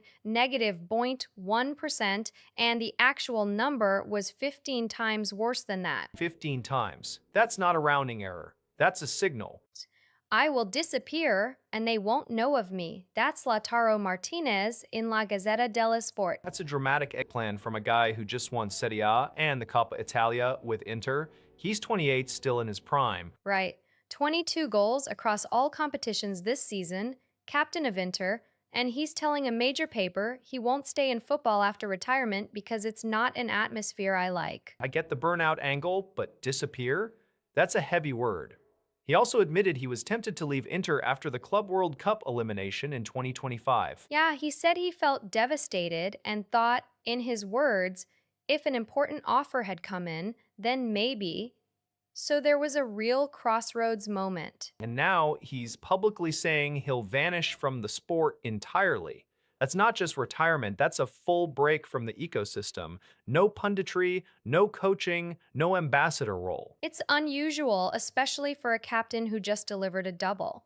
You'd think he'd want to stay connected. But he's been clear the atmosphere isn't for him. Maybe winning at this level is so intense that the idea of sticking around as a former player just doesn't appeal. He wants the achievement, then a clean exit. Either way, Inter fans are reading this today and realizing their star might have an expiration date, and it's not just when he stops playing. Germany just unsealed charges against an alleged Iranian agent who was scouting Jewish leaders in Berlin for assassination and arson attacks. This is connected to the Islamic Revolutionary Guard Corps, right? The Quds Force specifically? Exactly. The main Danish national identified as Al-S. He was arrested in Denmark back June 2025 and now formally at the Hamburg State Court on May 7. Charges include espionage, attempted participation in murder, and arson. An Afghan national named Tawab M was picked up in November 2020 and faces attempted murder charges. Who were the targets? The tweet mentions scouting Jewish figures. The prosecutors allege Ali S. was tasked with gathering information on Josef Schuster, who heads Germany's Central Council of Jews, and Volker Beck, chairman of the German-Israeli Society, also two Jewish grocers in Berlin. The plan was to prepare it on behalf of Iran. And this is not some fringe plot. This is state-directed. The German-Israeli Society must be furious. They've already called for Iran's ambassador to be expelled, and this is happening against a backdrop of increased Iranian intelligence activity in Europe. The indictment makes it explicit that Ali S. was working for the IRGC's intelligence arm. So we've got an Iranian intelligence operation, a Danish national acting as a scout, a Hamburg court handling the case, and two Jewish community leaders, plus two shopkeepers on a hit list. That's a lot of moving parts. And it underscores how Iran's targeting of Jewish and Israeli interests isn't limited to the Middle East. They're running active operations inside Germany. The charges are a big deal for Berlin. They're essentially saying the IRGC tried to kill people on German soil. Right, and the fact that one suspect was arrested in Denmark more than a year ago means this investigation has been building for a while. Let's see if the German government actually follows through on that ambassador expulsion call. Thames Valley Police has just issued a public appeal for information. They're widening their investigation into Andrew Mountbatten Windsor to include alleged sexual offenses. Right, and this isn't just a routine press release. The force is specifically assessing a report that a woman was taken to his former residence, Royal Lodge in Windsor, back in 2010 for sexual purposes. That's the key detail. The BBC is reporting detectives are looking at whether a woman was brought there as part of a sexual arrangement, and the police are now asking for anyone with information to come forward. It's the Epstein connection that makes this land differently, isn't it? The investigation has been ongoing for years, but this is the first time they've gone public with a witness appeal tied to a specific location and year. And the Mirror is reporting that the force is assessing potential sexual offenses. That's the official phrasing. It's not a charge, it's an assessment state. But the appeal itself is significant. Thames Valley doesn't put out a public call for witnesses unless they've hit a point where they need fresh leads. They're saying effectively, we think something happened here, we need more. The timeline's interesting too, 2010. That's where the Epstein scandal really broke into the mainstream, but it's right in the period where Andrew's association with Epstein was active. Exactly, and the Express is reporting the investigation may also expand into corruption offenses. So this isn't just about one alleged incident, it could widen. Right now, the police are asking for anyone who was at Royal Lodge or who has information about that period to contact them. No arrests have been made, but the investigation is clearly Accelerate. melanoma cases in the UK just hit an all-time high, 20,980 new diagnoses in 2022, the highest number ever recorded. And the BBC report says almost 9 out of 10 of those are preventable. That's the part that gets me. We're talking about almost 17,000 cases a year that could be avoided. The driver is basically what you'd expect: UV radiation. Sunbeds. Rates rose by nearly a third between 2009 and 2019, from 21 to 28 cases per 100,000 people. The biggest jump was in adults over 80. Diagnoses there went up 57% over the past decade. That's a huge vulnerable group. Right. And then there's the sunbed angle. Public Health Minister Sharon Hodgson pointed out that sunbeds cause cancer, and kids as young as 14 are still getting access to them illegally. 14. That's wild. You'd think the regulations would be tighter by now. The good news is survival rates are improving. Almost 9 in 10 adults diagnosed in England now survive for 10 years or more, so earlier detection and better treatment are making a real difference. But CRUK's advice remains pretty straightforward. Shade between 11 and 3, cover up SPF 30 or higher, especially with bank holiday weekend coming up. Yeah, they timed the release for exactly that reason. The rates are heading in the wrong direction, but the verset are all there. It's just about whether people actually use them. Or whether the government cracks down on those sunbed operators who aren't checking IDs. That feels like a pretty low-hanging piece of the puzzle. So, NATO Chief Mark Rutte just publicly welcomed Donald Trump's announcement that 5,000 US troops are heading to Poland. Right, and that's interesting because wasn't there a plan to pull troops out of Europe? I remember reports about reducing the American footprint. Exactly. Just a couple of months ago, there was serious talk about scaling back. Trump had been pushing Europe to spend more on its own defense. But then on May 21, he posts on True Social that he's sending 5,000 additional troops to Poland, citing his relationship with Polish President Karol Nawrocki. Nawrocki, he's the nationalist, right? So Trump frames this as a personal diplomacy win. And Rutte, instead of saying this was always the plan or we expected this, he's explicitly welcoming it, which tells you how much the mood shifted. It's a full reversal. Bloomberg and Reuters both reported that planned cuts were nixed. So now you have a NATO chief saying this strengthens the alliance, even though there's still confusion about the broader US posture in Europe. There's that WRAL piece that described it as stirring confusion, because on one hand, you have Trump saying Europe needs to fend for itself. On the other hand, he's putting 5,000 boots on the ground in Poland. Ruddy's calculation might be take the win publicly, let the confusion settle later.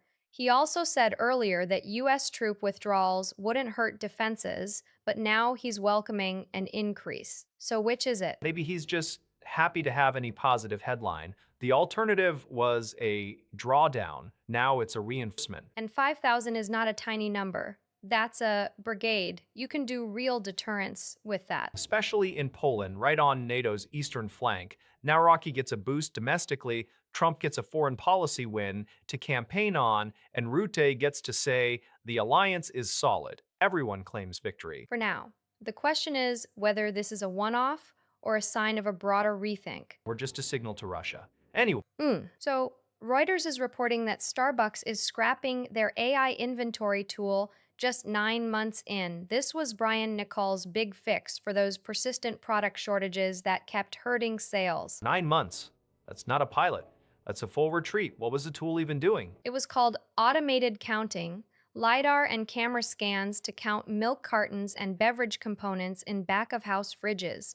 The idea was to prevent running out of oat milk during peak hours, that kind of thing. And it didn't work. Not even close. Reuters had a piece back in February documenting how it kept miscounting, confusing whole milk with almond milk, missing entire bottles. An internal newsletter from May 18 basically said beverage components and milk will now be counted the same way you count other inventory categories. So manual counts are back. That's a brutal headline for Nomad Go, the company that built it.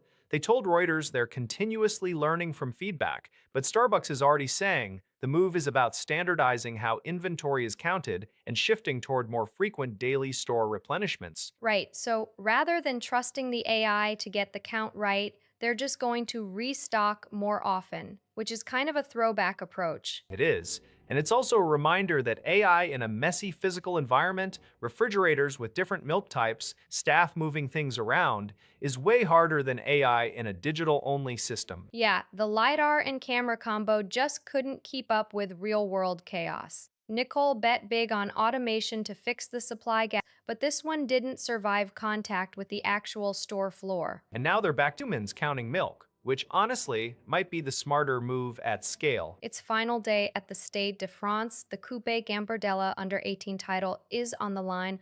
Montpellier HSC against PSG, kicking off at 17:15. And for anyone who thinks youth football doesn't carry weight, Montpellier is chasing their fourth Gambardella crown. They won it in 1996, 2009, and 2017. PSG, they've only got one way back in 1991. So PSG's academy has some catching up to do, but they earned this shot. They knocked out Nantes 3-2 in the semifinal. Montpellier's path was arguably tougher. They beat the defending champion, Fresnes, 2-1 away. That away win at Rennes is a serious statement, and now they get to play at the Stade de France, which for these kids is basically the Champions League final. It's live on beIN Sports 1 and France 4, plus streamed on France TV's platform, so you have ways to watch. What's the vibe around Montpellier? I know the club has been leaning hard on youth development lately. The local press is calling it a big moment.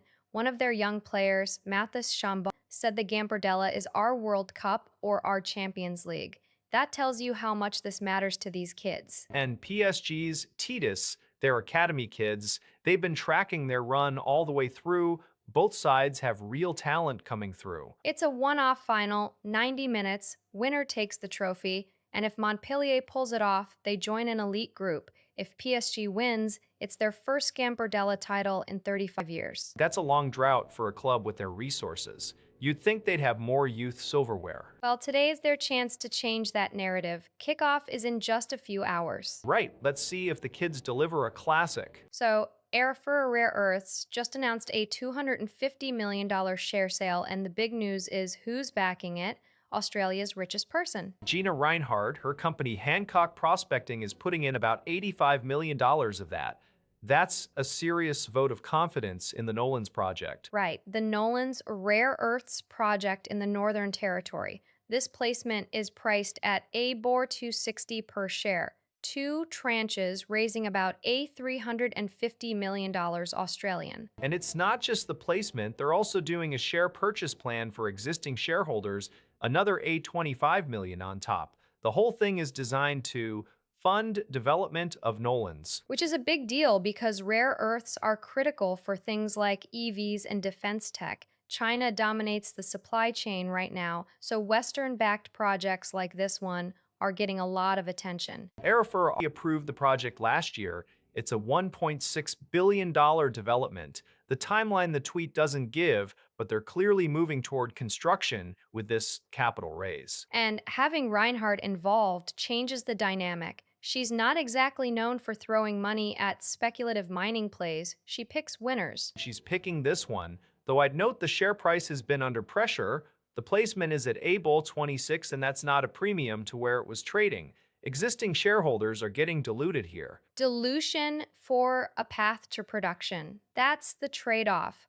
If Nolan's comes online, the question is whether demand keeps up with all these new supply projects. Right now, the narrative is all about supply security, but these are massive capital-intensive projects. Arafora needs this cash just to keep the lights on through construction.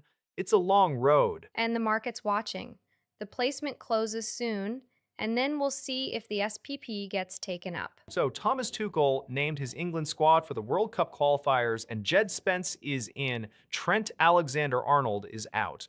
Uncapped 25-year-old from Spurs over a Real Madrid regular. That's a statement. It's a huge call, but the research actually backs it up. Spence has been outstanding under Thomas Frank at Tottenham, and Tuchel's already shown he'll pick form over reputation. Remember, he left out Marcus Rashford for ages, before bringing him back last month. Right, but dropping Alexander-Arnold entirely, not even in the 24-man squad. Tuchel went with Reece James and Tino Livramento as his right-back options. That's two guys who've struggled with injuries themselves. And it's not just the defensive side. Tuchel seems to want fullbacks who can press high and stay compact. Trent's never been Tuchel's profile. Plus, look at the other absences. Bellingham, Saka, Cole Palmer, Levi Colwill, all injured. It's a squad hit by injuries, and he still left Trent out. Let's be fair. If Jude and Bukayo are fit, they start. That context matters. But Spence and Elliot Anderson both get their first call-ups. Anderson at Nottingham Forest has been quietly brilliant, and now he's in the England setup. That's two debutants in one squad. Tuchel's building depth ahead of the World Cup next year, qualifiers against Andorra on September 6th, then Serbia on the 9th. These are games where you test new faces, and Spence has 7 England under-21 caps already. It's not completely out of nowhere. It's still a statement. He's saying my system comes first, not your club status. Exactly, and if Spence performs, Trent's got a real fight on his hands. Leaked images hit the internet yesterday, and now AC Milan's made it official. The 26-27 home kit is here. And they went straight to the classic look. Un amore rosanero is what they're calling it. Red and black stripes, flame accents, bold red crest, very retro. Pre-orders actually started a few ago, May 19, with a nice perk. Free shirt personalization if you're in the Rossoneri Rewards loyalty program. Smart.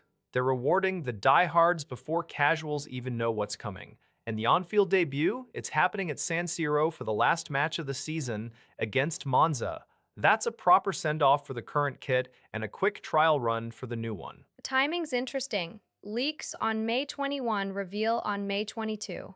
That's a tight window. Either the leak forced their hand, or they plan to let the hype build for just a day. Given the design, I think they knew what they were doing. Flame accents in the stripe, that's not just a throwback, it's a small but deliberate update. Puma clearly wanted something that nods to the 90s but doesn't feel like a museum piece. Yeah, the red crest is a big shift. For a club that usually plays with a white badge on the shirt, going bold red is a statement. It's saying the identity isn't in the details, it's in the color. And the fans seem to be into it. 21 likes on the club's tweet in just a few minutes. 7 retweets. That's decent engagement for a kit reveal that's not a surprise. They're banking on that nostalgic pull, on Amare Rossonero, the love that never fades. And honestly, for a club that's been through ownership changes, coaching carousel, this kit is a reminder of what stays constant. It's a clean release. Nothing. Kyle Busch is dead at 41. Two-time NASCAR Cup champion, gone. Yeah, I saw the Sky News alert. This is one of those you just don't process. He was supposed to race the Coca-Cola 600 this weekend. He was. The family put out a joint statement with Richard Childress Racing and NASCAR, no cause of death given yet. But apparently it started 10 days ago at Watkins Glen. He had a sinus cold and the G-forces made it worse. And then Tuesday, May 20, he was testing in a Chevy simulator in Concord, North Carolina. He became unresponsive, rushed to a Charlotte hospital. The AP reported that. By Wednesday evening, the announcement came. This guy holds the record for most wins across all 3 of NASCAR's national series. Truck, Xfinity, Cup, nobody has more. His team already named Austin Hill as the substitute driver. That's how fast this moved. You go from simulator testing to naming a replacement in 48 hours. And the family said it was a severe illness but didn't specify what. No one's saying infection, no one's saying heart-related yet, just a 41-year-old athlete dead. I keep thinking about him being unresponsive in that simulator, alone in a room with a rig that's supposed to mimic racing. Not even the track. Yeah, the Coca-Cola 600 is this Sunday at Charlotte. That's going to be a tough one. We'll see how Austin Hill handles that car. But right now, it's just hard to wrap your head around a 41-year-old legend gone. Two-time champ, 80-plus wins across the top 3 series, and it just stops. France's production outlook indicator just came in at -17, exactly what economists expected, and a tick better than last month's -18. So, barely budging, that's still solidly in contraction territory. Anything below 0 means manufacturers are telling you they don't see more output coming. Right. And the Treasury noted back in March that even though January saw a 0.5% bump in industrial production, order books were still looking rough. The Industry Business Climate Index had already slipped to 99. But then March's actual industrial production jumped a full percent month on month, beating the 0.5% estimate. So you've got this weird split, hard data improving, survey data stuck in the mud. That's the puzzle. The manufacturing PMI for March was exactly 50.0, dead flat at the expansion line. New orders were contracting, and Middle East supply disruptions were pushing input costs higher. Though the survey says pessimistic, the factories say they're actually producing more. Which one do you trust? Economists are cautious. They're pointing at weak external demand. If your customers aren't buying, a 1-month bounce doesn't change the trajectory. And -17 is still -17. That's not a recovery signal. That's a maybe we've stopped getting worse signal. So New Yorkers can get World Cup tickets for $50. That's Mayor Mamdani's announcement from yesterday. $50 for a World Cup match at MetLife Stadium? That's less than parking. Exactly. 1,000 tickets split evenly across the 5 boroughs, distributed by lottery, 7 matches, 5 group stage, 1 round of 32, 1 round of 16. The final on July 19 is not included. So you can't see the final, but you can see, say, a group match for the price of a decent dinner. How to swing that? FIFA pricing has been brutal this cycle. He negotiated directly with Gianni Infantino. The city made it a condition of hosting. The tickets are non-transferable, so no resale scalping. Winners also get a free bus ride to the stadium. Non-transferable is smart. Otherwise, those $50 tickets would be on StubHub for $1,000 by noon, but only 1,000 tickets. That's a drop in the bucket for a city of 8 million. True, but it's a symbolic move. Mamdani is leaning hard into affordability messaging, and the lottery means every borough has an equal shot, not just Manhattan. I wonder how many people actually enter. Could be 1 million applicants for those 1,000 slots. Application window hasn't opened yet. They said details this week.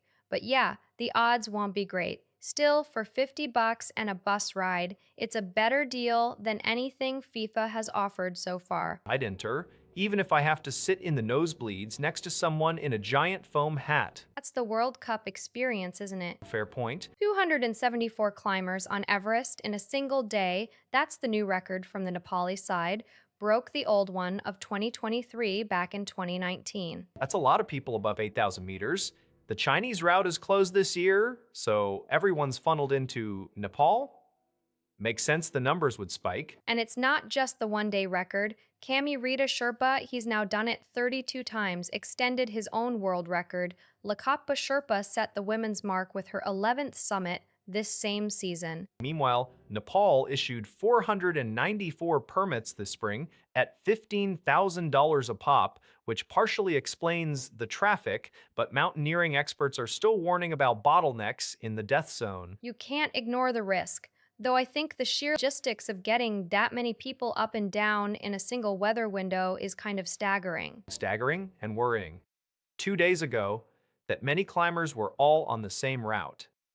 The Hillary step alone must have been a traffic jam. No reports of major incidents so far, at least not from that day, but it does feel like the commercialization of Everest is just accelerating. Yeah, record summits, record permits, record money.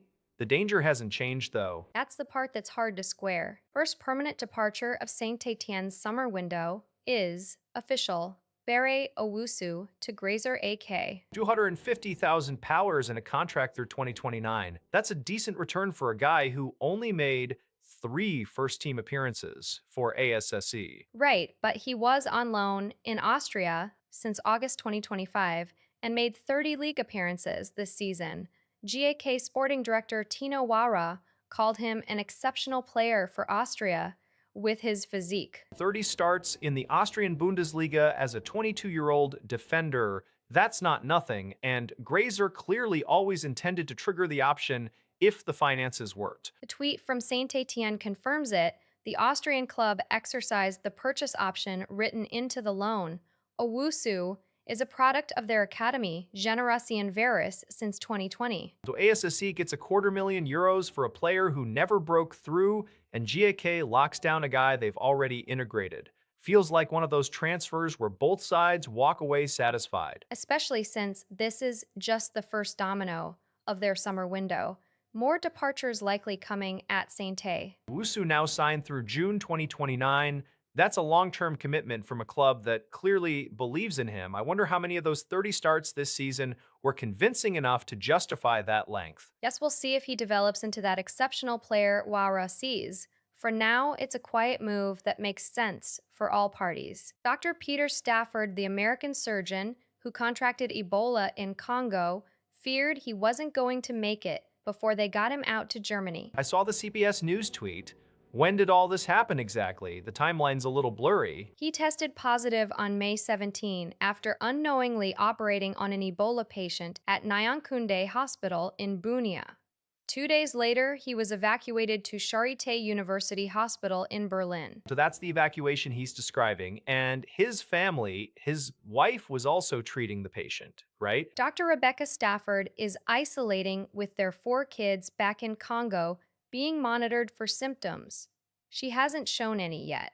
A third physician from the same missionary group, Dr. Patrick LaRochelle, is also isolating after a separate exposure. The CDC said at least 6 other Americans moved out of the region for monitoring or treatment. That's a pretty wide circle of contacts. Right. They're all being watched. Meanwhile, Stafford is now saying he's cautiously optimistic from his hospital bed in Berlin. The strain is Bundibugyo Ebola virus, which is less common than Zaire but still deadly. It's one of those stories where you just hold your breath. He was in surgery, no idea the patient was infected, and then suddenly he's fighting for his life on a medevac to Germany. And he has to do it without his wife or kids nearby because they're stuck in quarantine in a different country. That part feels brutal. I wonder what the recovery rate looks like for Bundibugyo with modern care. He's in one of the best hospitals in Europe, so... That's the cautiously optimistic part, I think. He's getting the best shot. Tedros is holding a press conference today on Ebola, and I think people need to pay attention to the timeline here. Yeah, this is the first time he's actually declared a public health emergency of international concern, a PHEIC, before even convening the emergency committee. That's a big procedural shift. Right, and it happened on May 17th, just 5 days ago. The outbreak is caused by the Bundibugyo virus, which is a less common strain of Ebola, and it's hitting the DRC and Uganda. Which makes the geography particularly worrying. We're talking about a cross border situation, not contained in one country. That's exactly the kind of scenario that warrants a PHEIC. Exactly. And today's briefing at 14 o'clock CEST is part of the 79th World Health Assembly, so all those global health ministers are already in Geneva. The timing lets Tedros address them directly. I mean, the WHO has been criticized before for moving too slowly on emergencies, declaring the PHEIC first, then convening the committee afterward. That's a deliberate choice to speed things up. It's also a gamble. If the emergency committee disagrees, you've got a credibility problem. But given the Bundibugyo strain and the cross-border spread, I think he's betting the data backs him up. And the press conference today, it's basically the public facing version of what's happening behind closed doors at the assembly. Live stream is everywhere: X, YouTube, Facebook, LinkedIn. They're not hiding. That's the message. Anyway, we'll see what Tedros says at the podium in a few hours. FC Groningen posted a pretty short message: finish ninth in the Eredivisie, on to 2026-2027. That's it, green heart emoji. 9 words for a whole season, but ninth place got them into the European playoffs, which is the real story. Exactly. They clinched that spot on the final match day, May 17, away at Heracles Almelo. Already relegated Heracles, but you still have to win. And they did, 2-1. David van der Werf and Tygo Land with the goals. That gave them 48 points and ninth place. Which sets up a playoff semifinal against Ajax. The first leg was yesterday, May 21. No idea how that went yet. No result in the tweet. They might be focusing on the league finish before the playoffs second leg. Or maybe they posted this after the first leg. Could be. Either way, ninth place is a solid rebound for Groningen. They were in the second division not that long ago. Right. And now they're one tie away from a shot at European football. The playoff winner gets a Conference League qualifier. So this tweet could be premature or perfectly timed. On to 2026-2027, unless the playoff gives them European football this summer. Depends how you read it. Maybe they're just closing the book on the league season. The playoff is technically still this season's business. Either way, it's a good problem to have. Competitive matches in late May, a young squad, and a clear step forward. Let's see if they can knock out Ajax. That first leg result will tell us a lot. Anyway, Mark Rutte just said the Strait of Hormuz is congested. That's a word you don't hear from a NATO Secretary General very often. Congested is an understatement. It's been effectively blockaded since late February after the US and Israeli airstrikes started. Roughly a fifth of global oil and LNG flows moved through that waterway before it closed. Rutte called it a direct assault on freedom of navigation. And now he's saying NATO will provide as much assistance as we can to ease the congestion. But here's the thing, NATO is politically deadlocked on this. No formal mission has been approved. Several allies are opposed to getting drawn into that conflict at all. Right, and there's a timeline. A senior official said NATO may consider deploying forces if the strait isn't reopened by early July. Leaders are supposed to hash it out at a summit in Ankara on July 7th and 8th. And Trump has been demanding a plan within days. Rutte is relaying that pressure. But meanwhile, a non-NATO coalition, France and the UK mainly, is already positioning assets for post-conflict security. So NATO's Secretary General is making the case publicly, but the member states aren't moving in lockstep yet. That congestion line, it feels like he's carefully measuring the language to keep the door open without committing troops. Yeah, because any deployment in the Strait isn't just a technical mission. It's a military commitment in a live theater where Iran is the one imposing the blockade. Assistance could mean a lot of things, and not all of them are something every ally signed up for. The Ankara summit in July will probably tell us whether that assistance stays rhetorical or becomes real. Until then, it's just NATO saying it wants to help, with no plan on the table. 96.96, that's the record low the Indian rupee reached on Wednesday before the RBI stepped in. And this morning, the rupee jumped past 96. I'm seeing it opened at 96.30, rallied about 70 paces, within minutes on the interbank matching system. Right. Closed yesterday at 96.20, up 0.6% from 96.82 the prior close. That's a pretty aggressive intervention. The RBI deployed heavy dollar sales through state run banks before market open. It's a reaction to the oil shock, right? Brent crude above $100 a barrel because of the Iran conflict that's been hammering import heavy currencies like the rupee. Exactly. Persistent slide, inflation worries, equity outflows. The RBI had been trying to arrest the slide, but the rupee kept falling. Record low of 96.96 on Wednesday forced their hand. So, what's the play here? Is this a one off or are they signaling something longer term? According to the reports, the RBI is also considering a rate hike to stabilize the currency. That'd be a big step, and it shows they're worried about sustained pressure. Makes sense. A stronger rupee helps contain imported inflation, but the oil bill is still going to hurt, and if the war drags on, intervention alone might not hold. Yeah, the jump past 96 is real, but the underlying factors haven't changed. The question is whether the RBI can keep this up without draining reserves. Or whether they're willing to raise rates in the middle of a geopolitical crisis when growth is already fragile, That's the tightrope. The rupee rallied today, but the oil risks aren't going anywhere. right? PRT World is reporting that Israel has ordered the forcible displacement of Khan al Ahmar village in the occupied West Bank, a Bedouin community of about 100 entity people, more than half of them children. Yeah, and the tweet calls it a violation of international humanitarian law. But this isn't exactly brand new. The threat against Khan al Ahmar has been hanging over it for years. Back in 2018, Israel's High Court ruled the village could be evicted because the structures were built without permits, permits that Palestinians in Area C basically can't get. Right, and the Trump administration actually intervened to delay the demolition in 2018. Then in 2023, Israel's Supreme Court denied a petition to enforce the eviction, punting the decision back to the government. So, what's the new order today? Is this a formal operative order or a renewed political declaration? The tweet doesn't specify the mechanism, but the center of this story has always been the school. It serves about 170 students from 5 different communities. It was built with donor support, and Israel has threatened to demolish it for years. The UN, the EU, and Amnesty International have all said that demolishing it and forcibly transferring the community would violate the Fourth Geneva Convention and could constitute a war crime. That's a pretty staggering legal charge, and yet the village is still there, the school is still operating. The Bedouin families have been fighting this in court for a decade now. This latest order is either a serious escalation or another turn in a very long chess game. It's hard to tell from the tweet alone, but if it's a genuine new displacement order, it would be the most concrete step toward forcible transfer since the original 2018 ruling.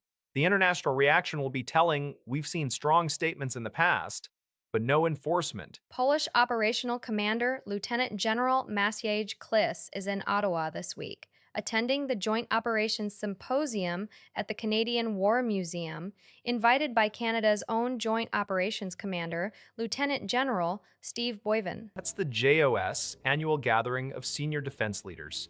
This year's agenda looks pretty packed: all-domain defense of Canada, NORAD modernization, NATO resilience, credible deterrence in a contested environment. That's from the preliminary program. And it's not just a NATO-wide thing.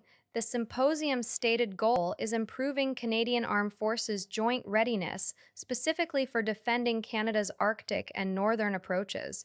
Bringing in a Polish commander for that conversation is interesting. Poland's got a lot of recent experience with deterrence on NATO's eastern flank, Baltic region, Russia's Kaliningrad exclave, so Klis brings a perspective that's relevant to the Arctic, where Russia's been expanding its military posture. The symposium is in person by invitation only, but virtually open to all, so there's some public access to the discussions. The event doesn't seem to have a specific date beyond 2026, but the tweet suggests it's happening now. Right. So you've got Canada's defense establishment focused on the north, and you've got Poland, a key NATO ally on the other side of the continent, sending its operational commander. That's a signal of how interconnected those security challenges are, even if they're thousands of kilometers apart. Especially with NORAD modernization being a big part of the program. The US and Canada are investing heavily in Arctic surveillance and defense, and NATO's resilience more broadly. Kliss's press suggests Warsaw sees its own interests tied to that conversation. Yeah, because what happens in the high north doesn't stay in the high north. If choke points in the Arctic become contested, it affects NATO's ability to reinforce the Baltic region. So this symposium is a chance to align operational thinking. And it's happening right now. At the Canadian War Museum in Ottawa, in a room full of generals and strategists, with maybe a few virtual observers logging in. That's the kind of low profile event that actually shapes doctrine. Exactly. Meanwhile, tweet itself is in Polish. From the official operational command account, they're broadcasting this participation, which itself is a diplomatic nod. Ottawa taking the initiative to host this, inviting a Polish commander. Acting U.S. Navy Secretary Hung Cao confirmed yesterday that the $14 billion arms sale to Taiwan is on pause. The official reason: munitions are needed for Operation Epic Fury, the U.S. campaign against Iran that started February 28. That's the official reason. But President Trump just spent 3 days with Xi Jinping, May 14 through 16, and afterwards called this same arms package a very good negotiating chip. So is this about depleted stockpiles or diplomatic leverage? The military argument is real. The Iran war has burned through Tomahawk cruise missiles, Patriot interceptors, long range stealth cruise missiles. Stockpiles are genuinely strained. The White House is reportedly preparing to ask Congress for another $80 to $100 billion just to replenish. Sure, but the timing is convenient. Congress approved that package back in January 2026. It hasn't moved because it still needs Trump's formal submission to proceed. He's holding it. And he just came back from a summit where Taiwan was clearly on the table. So you're saying the pause is a signal to Beijing rather than a pure supply chain decision? I'm saying Hung Kao gave the military explanation, but the commander-in-chief is the one who decides whether to ship the paperwork. If Trump wants to dangle this as leverage, he can. The Navy Secretary can blame the Iran war all he wants. The CNA report quotes Tao directly: "We need to ensure sufficient munitions for Epic Fury." That's straight from the acting secretary. The weapons are physically being diverted. And yet the Taipei Times ran a piece yesterday where other U.S. officials said the Iran war is not delaying shipments to Taiwan. So which is it? The administration is not speaking with one voice on this. That's a fair point. The messaging is muddy. The military necessity is undeniable, but the diplomatic angle from the Trump-Xi summit adds a layer that makes it hard to take the pause at face value. Exactly. $14 billion in limbo, a war draining precision munitions, and a president who just finished a high-stakes meeting with Xi. Any one of those could explain the pause. All three together? That's not coincidence, that's a policy choice dressed up as legit. Unai Emery just ended a 30-year trophy drought for Aston Villa, Europa League champions 2026. That quote from his first press conference in 2022, "My dream is to win a trophy with the club," it aged spectacularly. He took over a Villa side that was 17th in the Premier League back in November 2022.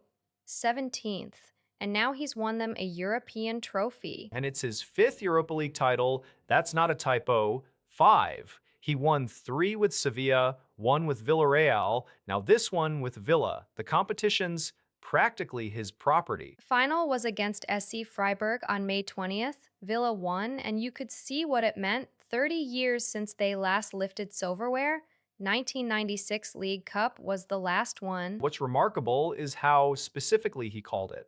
My dream is to win a trophy with Aston Villa. He didn't say maybe, didn't say hopefully. He declared it as his dream in his first press conference, and 3.5 years later, done. And he did it his way. Tactical setup, in-game adjustments, that relentless Europa League pedigree. The BBC called him the Europa League specialist, and honestly, that undersells it now. It's not just specialist anymore, it's dominance. He's won 5 of the last 12 editions of this tournament. That's absurd consistency. Villa fans will be celebrating for weeks. Ending a drought like that, against that kind of history, with a manager who walked in and said exactly what he was going to do. And then did it. There are many stories in football that clean. 33 degrees Celsius predicted for Monday. That's potentially a new May record for the UK. The current one is 32.8 COTI. And those yellow heat health alerts from UK HSA and the Met Office came into force at 9 a.m. this morning. 5 English regions: East Midlands, east of England; London, West Midlands, and the Southeast. They stay active until 17 o'clock BST on Wednesday, the 27th, so covering the entire bank holiday weekend.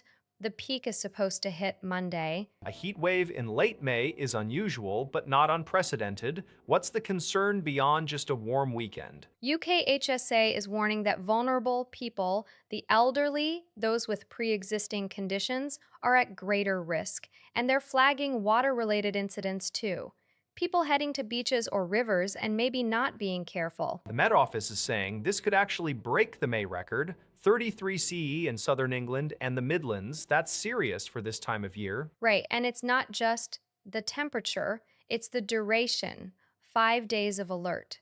That raises the risk of health impacts building up. So if you're in any of those 5 regions, especially London and the Southeast, it's worth checking on neighbors who might struggle in the heat, and maybe think twice about open water swimming if you're not experienced. The bank holiday might feel like summer has arrived early.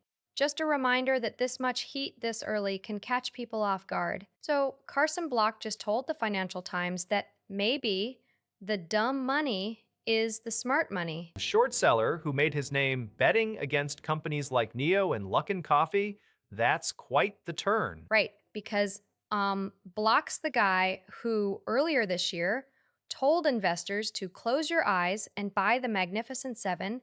He's acknowledging the irony that the so called dumb money retail traders outperformed the pros during that whole tariff whiplash in April. Let's pin down the numbers because they're wild. April 2, Trump announces his big tariff package, and the market loses about $6 trillion in value. Professional investors, the smart money, sell into the panic. Retail traders buy the dip. Then on April 9, Trump reverses most of the levies. The S&P 500 surges 18%. So the retail crowd who bought the bottom cleans up. And Block's point is basically passive inflows, 401k contributions. They're so massive now that the dumb money might actually be the smarter play. Ignore fundamentals, just ride the index. That's a weird thing to hear from a guy who runs a short fund. He's not saying he's going long. He's saying the market structure has changed. The sheer weight of retail and retirement money overwhelmed the professional selling. But that's terrifying if you're a hedge fund that relies on being right about valuations. Because if dumb money is smart money, then smart money is what? A lagging indicator? Block seems to be asking that exact question. He's not giving an answer, just pointing at the absurdity. Maybe the dumb money is the smart money.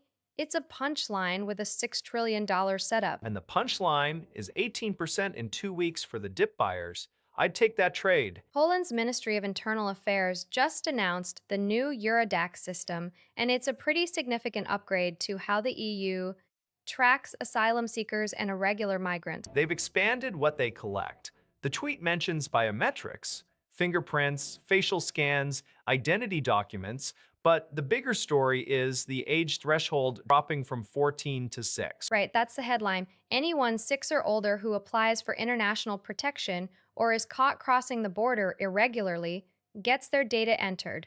The Polish implementing law passed with support from all parliamentary clubs, and it takes effect June 12th. That's the EU-wide deadline. So in 3 weeks. And the data isn't just sitting in some Brussels database. Poland's setting up a national access point run by the police's Central Forensic Laboratory. That's specific. It is, and the list of who can access it has expanded too, not just police border guards, but special services like ABW, CBA, AW.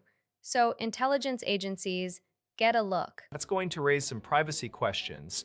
The regulation itself was adopted way back in May 2024, but member states have been dragging their feet on implementation. Poland seems to be on schedule. They framed it as a tool for faster and more effective identity checks. The tweet language is very procedural, umożliwia paknie szybkie I skuteczne sprawdzenie tożsamości. But the extent of both the age range and the authorized agencies is the real shift. And it's not just for new applicants. The system also covers people already staying illegally. So anyone caught without papers gets scanned, regardless of whether they apply for asylum. Exactly. The database is meant to be the single source of truth for who's in the system across the EU. Poland's law brings that home. June 12th.